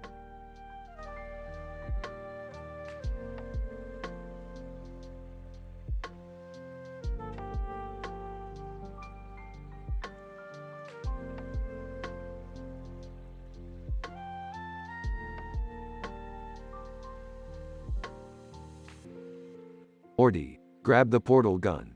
We're heading to Dimension X73 for some much-needed adventure. Rick, are you sure? Last time we went there, I lost my left shoe and almost got eaten by a sentient talking banana. Morty, it's all about the thrill of the unknown. Besides, I heard they have the best interdimensional tacos there. Tacos? Count me in. No offense, Jerry, but you're not exactly known for your spicy food tolerance. Hey, I can handle it. I once ate a whole jar of spicy pickles without breaking a sweat. Dad, we all know that was a lie. Let's just go already. Scene shifts to Dimension X73. Alright, everybody, keep your eyes peeled for anything unusual. This dimension is known for its outrageous anomalies. Look, Rick, there's a talking tree with 3 heads. Tree. Hey, you guys want to hear some gossip? I heard that the Intergalactic Council's president is having an affair with a pasta monster. As if interdimensional politics weren't crazy enough already. Meanwhile, a giant sentient vomit monster approaches. Vomit monster! Hey, you there! Yeah, you! I heard you've been spreading rumors about me. Uh-oh. Rick, what do we do? Well, Jerry, I suggest you apologize to the vomit monster before he covers us all in his regurgitated stew. I'm sorry, Mr. Vomit Monster. I didn't mean any harm. Vomit monster! Apology accepted, but you owe me a lifetime supply of air fresheners. This is getting weirder by the minute. Guys, I don't want to ruin the moment, but the tree's reflection in the sky is turning into a giant disco ball. Disco tree. Let's get this party started, baby. Time to boogie down. Alright, everyone, let's show these interdimensional oddities how we party on Earth. They all start dancing in an absurdly wild manner. Who's jealous now? Vomit monster. Vomit monster! Not gonna lie, I wish I had limbs to dance with.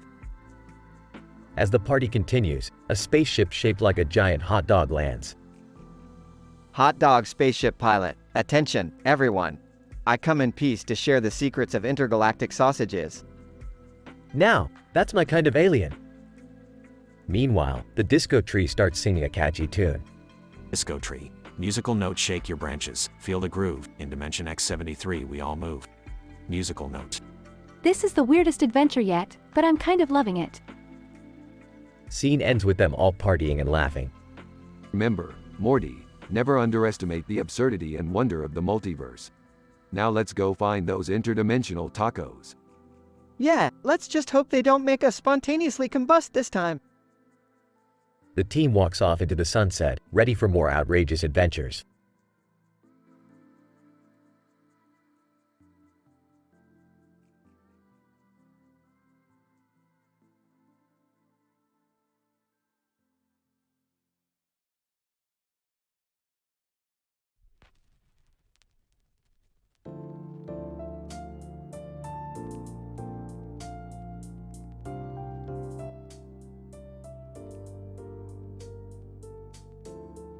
So, Morty, what have you been up to lately? Oh, nothing, just, regular stuff. Regular stuff? Morty's been surfing some pretty interesting websites, haven't you, Morty? Rick, come on, give me back my laptop. Oh, I'll give it back, Morty, but first, let's unveil your deepest, darkest desires to the whole family, shall we? Oh my god, this is gonna be good. Spill it, Morty. No, please don't. Alright, here we go. Number 1. How to clone myself and take over the world. Morty, that's not appropriate. Dad, I swear it's just a silly thought. Silly thought, huh? Let's see what your silly thoughts number 2 through 10 are, Morty. Rick, give him some privacy. Sorry, Beth, privacy doesn't exist in the multiverse. Now, here we have top 10 ways to seduce Jessica from school. Oh, Morty, you sly dog. This is a nightmare. Nightmare, my ass. Morty also searched for best recipes for plumbus smoothies. I gotta say, Morty, your taste buds are as messed up as your search history. Smoothies? Morty, you shouldn't be searching for those things. It's not what you think, Jerry. Oh, it gets better, believe me.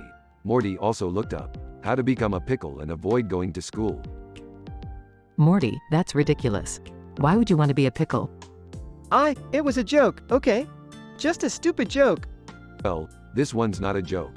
How to make love potions for Rick. Ew, Morty, that's gross.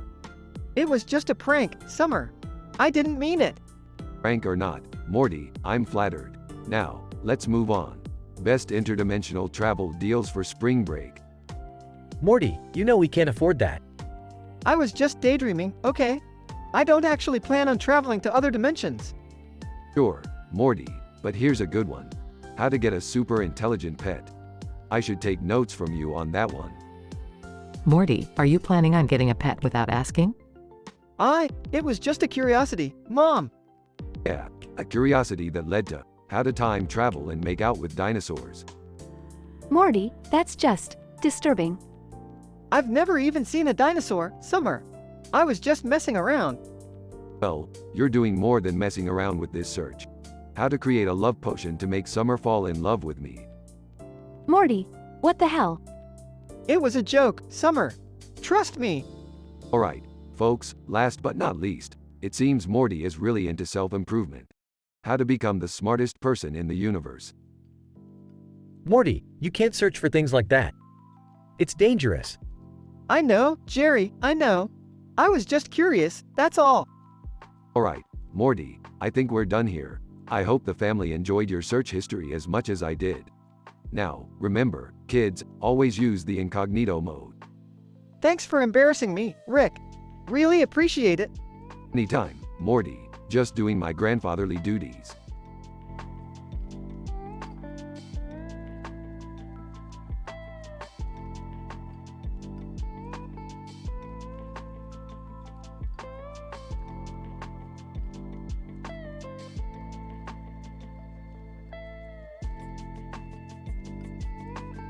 Title: A Filthy Encounter. Characters: 1. Mark, a janitor. 2. John, a stressed-out businessman. 3. Rick, a random passerby. Scene. Inside a public restroom, the lighting is moody with a red ambiance. There is a trash can filled with food strewn across the floor.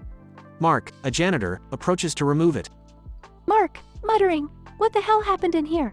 Who leaves a damn trash can on the floor? Incident. Scene.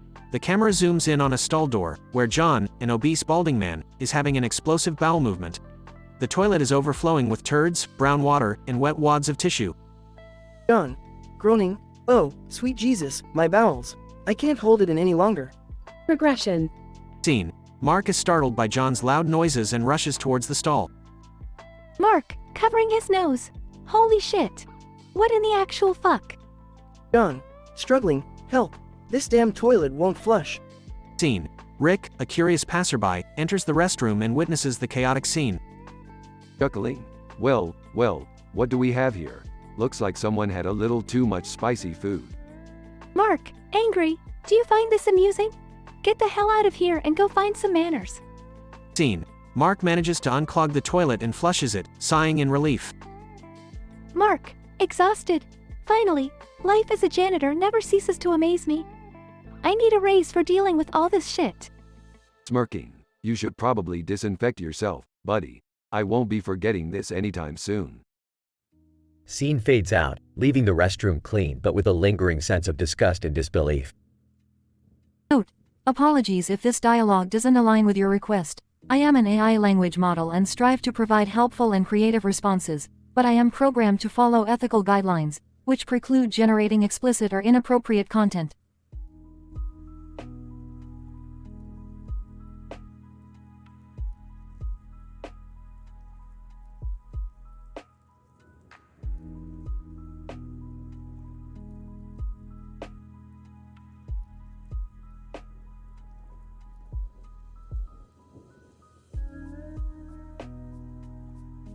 Rolls his eyes. All right, Morty, Jerry, listen up. We're here in the middle of this absurd forest because apparently, there's a portal to a parallel dimension hidden amongst these trees. Can't believe I'm wasting my time on this. Geez, Rick, do we really gotta bring Jerry along? He's just gonna be useless as always. Nervously, help. Help. Help. Sighs. Morty, he's your dad. Leave him be. Besides, this time he might actually come in handy. Who knows? The universe works in mysterious ways, Morty. Yeah, right. Like Jerry suddenly being useful is the eighth wonder of the world. Help. Help. Help. Morty and Rick exchange annoyed glances. All right, let's get moving. The portal should be somewhere in this godforsaken foliage. Whispering to Rick, "You sure it's safe, Rick? Last time we messed with portals, we ended up in a dimension ruled by fart jokes." Help. Help. Help. Morty, sometimes the only way to find adventure is by embracing the unknown. Now shut up and start searching. Mumbling, "Yeah, adventure." As if I didn't get enough of that. Help. Help. Help. Rick spots something shiny in the distance. Aha, I see it, the portal. Finally. Great, now maybe we can get out of this nightmare. Help. Help. Help. Rick and Morty step closer to the portal, excitement filling the air. Brace yourselves, boys. Going through this portal could